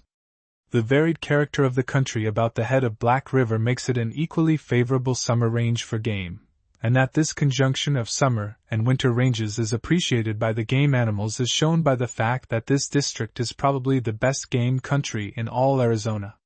Large game in the southeastern part of Tub Black Mesa Reserve. The large game found in this section of the reserve includes the elk, black-tailed deer, Arizona white-tailed deer, black and silver-tipped bears, mountain lions and wildcats, timber wolves and coyotes. Elk were formerly found over most of the pine and fir forested parts of this section of the reserve, but were already becoming rather scarce in 1885, and although they were still found there in 1897, it is now a question whether any survive or not. If they still survive, they are restricted to a limited area about the head of Black River from Ord Peak to the Prieto Plateau. Black-tailed deer are still common, and their summer range extends more or less generally over all of the forested part of this section above 7,500 feet. In winter only a few stray individuals remain within the reserve on the Little Colorado side, but a number range out into the Pinyon Country on the plains of the Little Colorado. The country about the head of Black River is a favorite summer range of this deer, but in winter they gradually retreat before the heavy snow falls to the sheltered canyons along Black River and the Breaks of the Blue. In September and October the old males keep by themselves in parties of from 4 to 10 and range through the glades of the yellow pine forest. The Arizona white-tailed deer is not found on the part of the reserve drained by the Little Colorado River, but is abundant in the basin of Blue River, and ranges in summer up into the lower part of the yellow pine forest along Black River. They retreat before the early snows to the Breaks of the Blue, where they are very numerous. During hunting trips into their haunts in October and November, I have several times seen herds of these deer numbering from 30 to 40, both before and after the first snowfall. Antelope formerly ranged up in summer from the plains of the Little Colorado over the grassy Big Mesa country and through the surrounding open pine forest, retreating to the plains in the autumn, but they are now nearly or quite exterminated in that section. Bears of both species wander irregularly over most of the reserve in summer, but are most numerous on the Breaks of the Blue and about the head of Black River. In autumn, previous to their hibernation, they descend along the canyon of the Black River and among the Breaks of the Blue, where acorns and other food is abundant. Mountain lions also wander over all parts of the reserve, but are common only in the rough country along the Blue. Wildcats are rather common and widely distributed, but are far more numerous on the Black and the Blue rivers. Timber wolves were once rather common, but are now nearly extinct, owing to their persecution by owners of sheep and cattle. Coyotes occur in this district occasionally in summer. Wild turkeys are found more or less generally throughout this section of the reserve, retreating in winter to the warmer country along the Breaks of the Blue and the canyon of Black River, where they sometimes gather in very large flocks. Notes on settlements, roads, and other matters. The greater part of this section of the Black Mesa Reserve is unsettled, but the northeastern corner, along Nutrioso Creek and the head of San Francisco River, is traversed by a wagon road leading to Springerville. Within the limits of the reservation on this road are 2 small farming villages of Nutrios and Alpine. The owners of the small farms along the valleys of these streams also raise a limited number of cattle and horses on the surrounding hills. A few claims are also held at scattered points along the extreme northern edge of the reserve between Springerville and Nutrioso. Between 1883 and 1895 several herds of cattle were grazed on the head of Black River, and ranged in winter down on the breaks of the Blue and the canyons of Black River, but I understand that these ranges have since been abandoned by the cattlemen. For some years the sheepmen have grazed their flocks in summer over the Big Mesa country and through the surrounding open forest. In addition to the damage done by the grazing of the sheep, the carelessness of the herders in starting forest fires has resulted in some destruction to the timber. Fortunately, the permanent settlers on this section of the reserve are located in the northeastern corner, which is the least suitable portion of the tract for game. In addition to the wagon road from Springerville to Nutrioso, another road has been made from Springerville south across the Big Mesa to the head of Black River. Trails run from Nutrioso and Springerville to the head of Blue River and down it to the copper mining town of Clifton, but are little used. At various times scattered settlers have located along the Blue, and cultivated small garden patches. The first of these settlers were killed by the Apaches, and I am unable to say whether these farms are now occupied or not. In any case, the conditions along the Tipper Blue are entirely unsuited for successful farming. Perhaps the most serious menace to the successful preservation of game on this tract is its proximity to the White Mountain Indian Reservation. This reservation not only takes in some of the finest game country immediately bordering the timber reserve, including Ord and Thomas Peaks, but is often visited by hunting parties of Indians. During spring and early summer, all of the yellow pine and fir country in this section is subjected to a plague of tabana flies, which are about the size of large horse flies. These flies swarm in great numbers and attack stock and game so viciously that, as a consequence, the animals are frequently much reduced in flesh. The Apaches take advantage of this plague to set fire to the forest and lie in wait for the game, which has taken shelter in the smoke to rid itself from the flies. In this way the Indians kill large numbers of breeding deer, and at the same time destroy considerable areas of forest.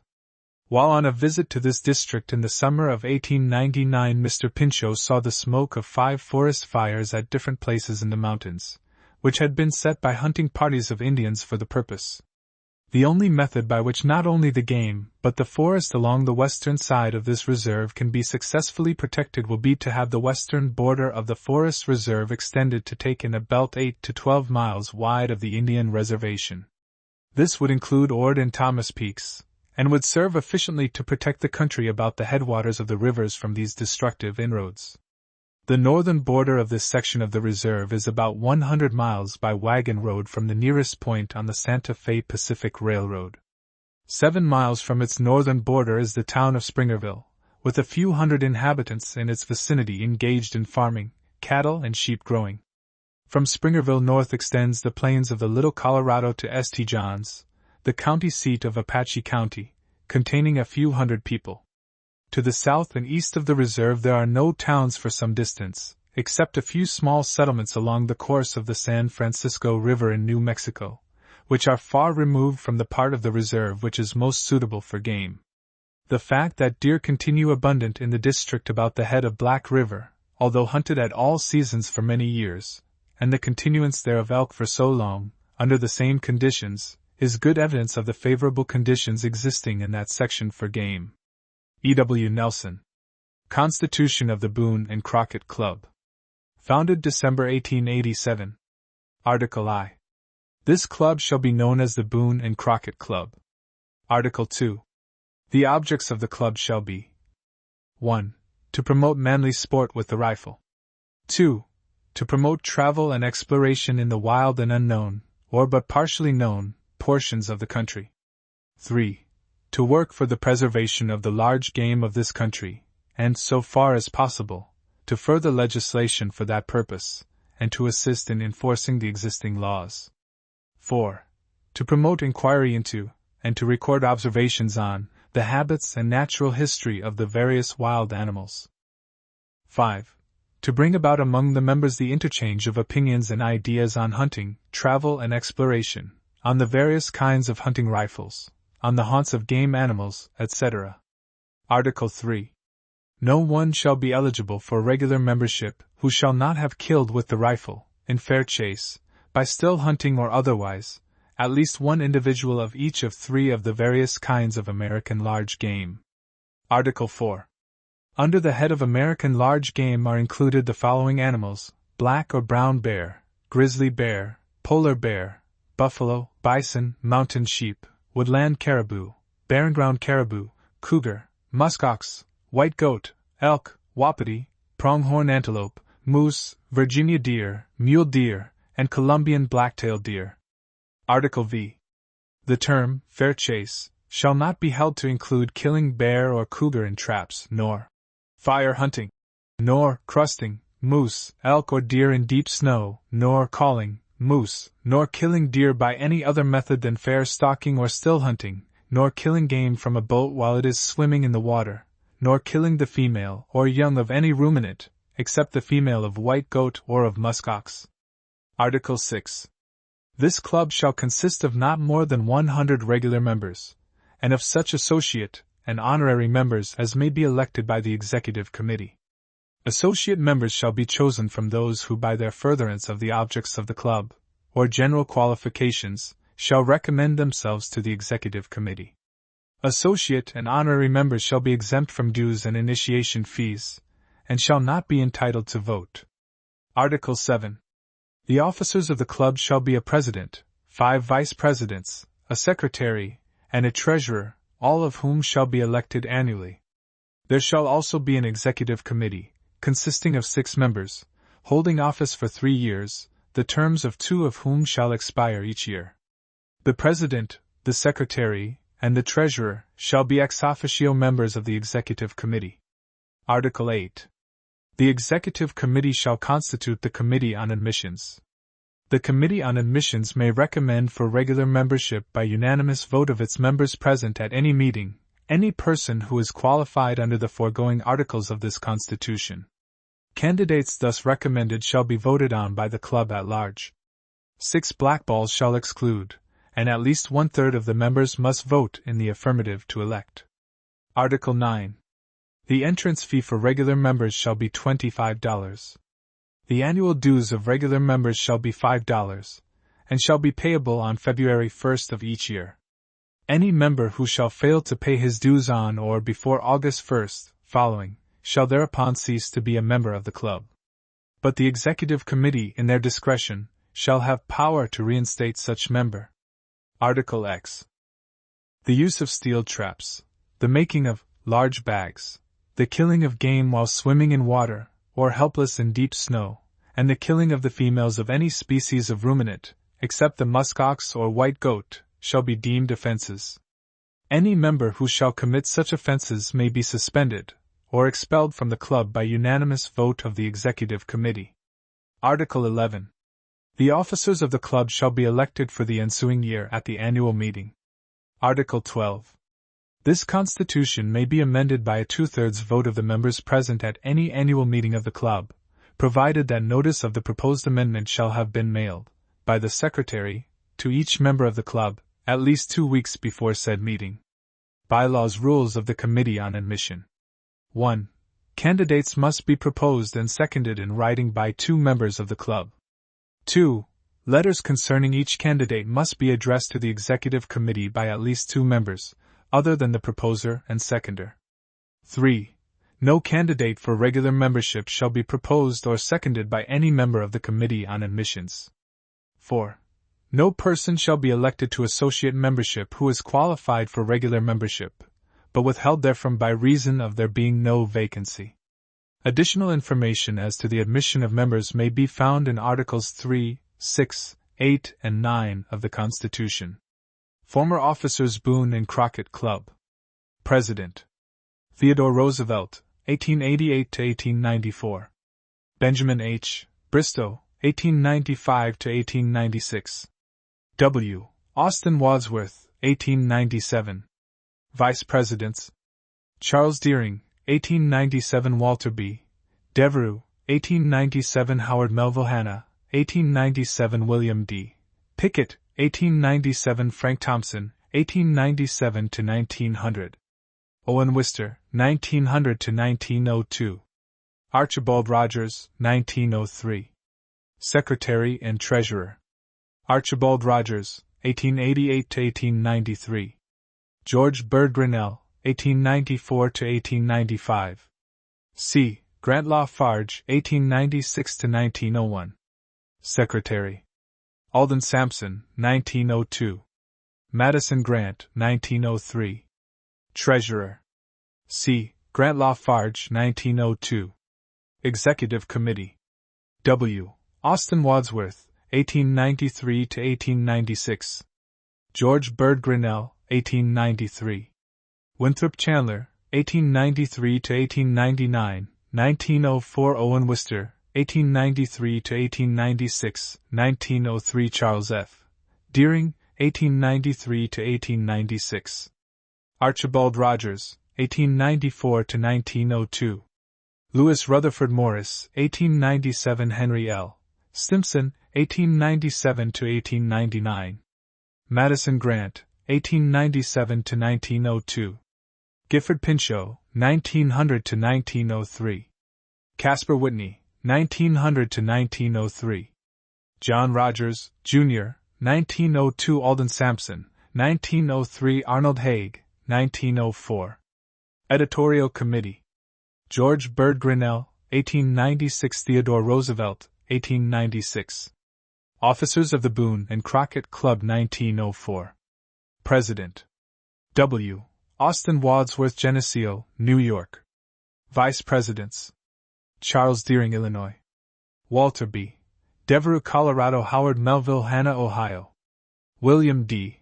Pickett, Wyoming. Archibald Rogers, New York. Secretary. Madison Grant, New York City. Treasurer. C. Grant Lafarge, New York City. Executive Committee. W. Austin Wadsworth, ex officio, Chairman. Madison Grant, ex officio. C. Grant Lafarge, ex officio. Lewis Rutherford Morris, to serve until 1905. John Rogers, Jr., Alden Sampson, to serve until 1906. Owen Wister, Arnold Haig, to serve until 1907. Winthrop Chandler. Editorial Committee. George Bird Grinnell, New York. Theodore Roosevelt, Washington, D.C. List of members of the Boone and Crockett Club, 1904. Regular members. Major Henry T. Allen, Washington, D.C. Colonel George S. Anderson, Washington, D.C. James W. Appleton, New York City. Jen Thomas H. Barber, New York City.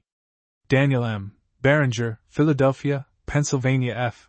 S. Billings, Woodstock, Vermont. George Bird, New York City. George Bleestein, Buffalo, New York. W. J. Boardman, Washington, D.C. William B. Bogert, Chicago, Illinois. William B. Bristow, New York City. Arthur Owen Brown, Philadelphia, Pennsylvania. Captain Willard H. Brownson, Washington, D.C. John Lambert Cadwallader, New York City. Royal Phelps Carroll, New York City. Winthrop Chandler, New York City. William Astor Chandler, New York City. Charles P. Curtis, Jr., Boston, Massachusetts. Frank C. Crocker, Hill City, South Dakota. Dr. Paul J. Dashiell, Annapolis, Maryland. E. W. Davis, New York City. Charles Stewart Davison, New York City. Charles Deering, Chicago, Illinois. Horace K. Devereux, Colorado Springs. Colonel Walter B. Devereux, New York City. H. Casimir de Ram, Tuxedo, NY. Dr. William K. Draper, New York City. J. Coleman Drayton, New York City. Dr. Daniel Giroux Elliott, Chicago, I-11. Major Robert Temple Emmett, Schenectady, New York. Maxwell Everts, New York City. Robert Monroe Ferguson, New York City. John G. Follansbee, New York City. James T. Gardiner, New York City. John Sterrick Giddings, Baltimore, Maryland. George H. Gould, Santa Barbara, California. Madison Grant, New York City. DeForest Grant, New York City. George Bird Grinnell, New York City. William Milne Grinnell, New York City. Arnold Haig, Washington, D.C. Howard Melville Hanna, Cleveland, Ohio. James Hathaway Kidder, Boston, Massachusetts. Dr. Walter B. James, New York City. C. Grant Lafarge, New York City. Dr. Alexander Lambert, New York City. Colonel Osmond Latrobe, New York City. George H. Lyman, Boston, Massachusetts. Frank Lyman, Brooklyn, New York. Charles B. McDonald, New York City. Henry May, Washington, D.C. Dr. John K. Mitchell, Philadelphia, Pennsylvania. Pierpont Morgan, Jr., New York City. Cheston Morris, Jr., Springhouse, Pod. Dr. Lewis Rutherford Morris, New York City. Henry Norcross Munn, New York City. Lyman Nichols, Boston, Massachusetts. Thomas Peyton, New York City. Hahn, Boys Penrose, Washington, D.C. Dr. Charles B. Penrose, Philadelphia, Pennsylvania. R. A. F. Penrose, Jr., Philadelphia, Pennsylvania. Colonel William D. Pickett, for Bear, Wyoming. Henry Clay Pierce, New York City. John J. Pierpont, Brooklyn, New York. Gifford Pinchot, Washington, D.C. John Hill Prentice, New York City. Henry S. Pritchett, Boston, Massachusetts. A. Mr. Proctor, New York City. Percy Rivington Pine, New York City. Benjamin W. Richards, Philadelphia, Pennsylvania. Douglas Robinson, New York City. Archibald Rogers, Hyde Park, New York. Dr. John Rogers, Jr., New York City. Hahn, Theodore Roosevelt, Washington, D.C. Hahn, Elihu Root, New York City. Bronson Rumsey, Buffalo, New York. Lawrence D. Rumsey, Buffalo, New York. Alden Sampson, Haverford, Pennsylvania. Hahn, William Carey Sanger, Sangerfield, New York. Philip Schuyler, Irvington, New York. M. G. Seckendorf, Washington, D.C. Dr. J. L. Seward, Orange, New Jersey. Dr. A. Donaldson Smith, Philadelphia, Pennsylvania. Dr. William Lord Smith, Boston, Massachusetts. E. Leroy Stewart, New York City. Henry L. Stimson, New York City. Hahn, Bellamy Storer, Washington, D.C. Rutherford Stuyvesant, New York City. Lewis S. Thompson, Red Bank, New Jersey. B. C. Tillman, Jr., Philadelphia, Pennsylvania. Hahn, W. K. Townsend, New Haven, Connecticut. Major W. Austin Wadsworth, Geneseo, New York. Samuel D. Warren, Boston, Massachusetts. James Sibley Watson, Rochester, New York. Caspar Whitney, New York City. Colonel Roger D. Williams, Lexington, Kentucky. Frederick Winthrop, New York City. Robert Dudley Winthrop, New York City. Owen Wister, Philadelphia, Pennsylvania. J. Walter Wood, Jr., Short Hills, N.J. Associate Members. Hahn, Truxton Beale, Washington, D.C. William L. Buchanan, Buffalo, New York. D. H. Burnham, Chicago, Illinois. Edward North Buxton, Knighton, Essex. Maj. F. A. Edwards, U.S. Embassy, Rome, Italy. A. P. Gordon Gumming, Washington, D.C. Brig. Gen. A. W. Greeley, Washington, D.C. Major Moses Harris, Washington, D.C. Hahn, John F. Lacey, Washington, D.C. Hahn, Henry Cabot Lodge, Washington, D.C. A. P. Lowe, Ottawa, Canada. Professor John Bach McMaster, Philadelphia, Pennsylvania. Dr. C. Hart Merriam, Washington, D.C. Hahn, Francis G. Newlands, Washington, D.C. Professor Henry Fairfield Osborne, New York City. Hahn, George C. Perkins, Washington, D.C. Major John Pitcher, Washington, D.C. Hahn, Redfield Proctor, Washington, D.C. Hahn, W. Woodville Rockhill, Washington, D.C. John E. Roosevelt, New York City. Hahn, Carl Schurz, New York City. F. C. Sealis, Worpleston, Surrey. N. T. S. Van Dyke, Los Angeles, California. Hahn, G. G. Vest, Washington, D.C. Regular members deceased. Albert Bierstadt, New York City. Hahn, Benjamin H. Bristow, New York City. H. A.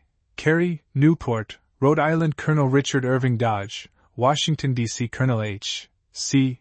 McDowell, Lexington, Kentucky. Major J. C. Merrill, Washington, D.C. Dr. William H. Merrill, New York City. James S. Norton, Chicago, Illinois. William Hallett Phillips, Washington, D.C. N. P. Rogers, New York City. E. P. Rogers, New York City. Elliott Roosevelt, New York City. Dr. J. West Roosevelt, New York City. Dean Sage, Albany, New York. Hahn, Charles F. Sprague, Boston, Massachusetts. Frank Thompson, Philadelphia, Pennsylvania. Maj. Gen. William D. Whipple, New York City. Charles E. Whitehead, New York City.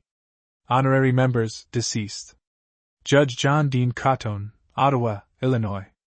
Francis Parkman, Boston, Massachusetts. Gen. William Tecumseh Sherman, New York City. Gen. Philip Sheridan, Washington, D.C. Associate members, deceased. Hahn, Edward F. Beale, Washington, D.C. Colonel John Mason Brown, Louisville, Kentucky. Major Campbell Brown, Spring Hill, Kentucky. Hahn, Wade Hampton, Columbia, South Carolina. Maj. Gen. W. H. Jackson, Nashville, Tennessee. Clarence King, New York City. Hahn, Thomas B. Reed, New York City.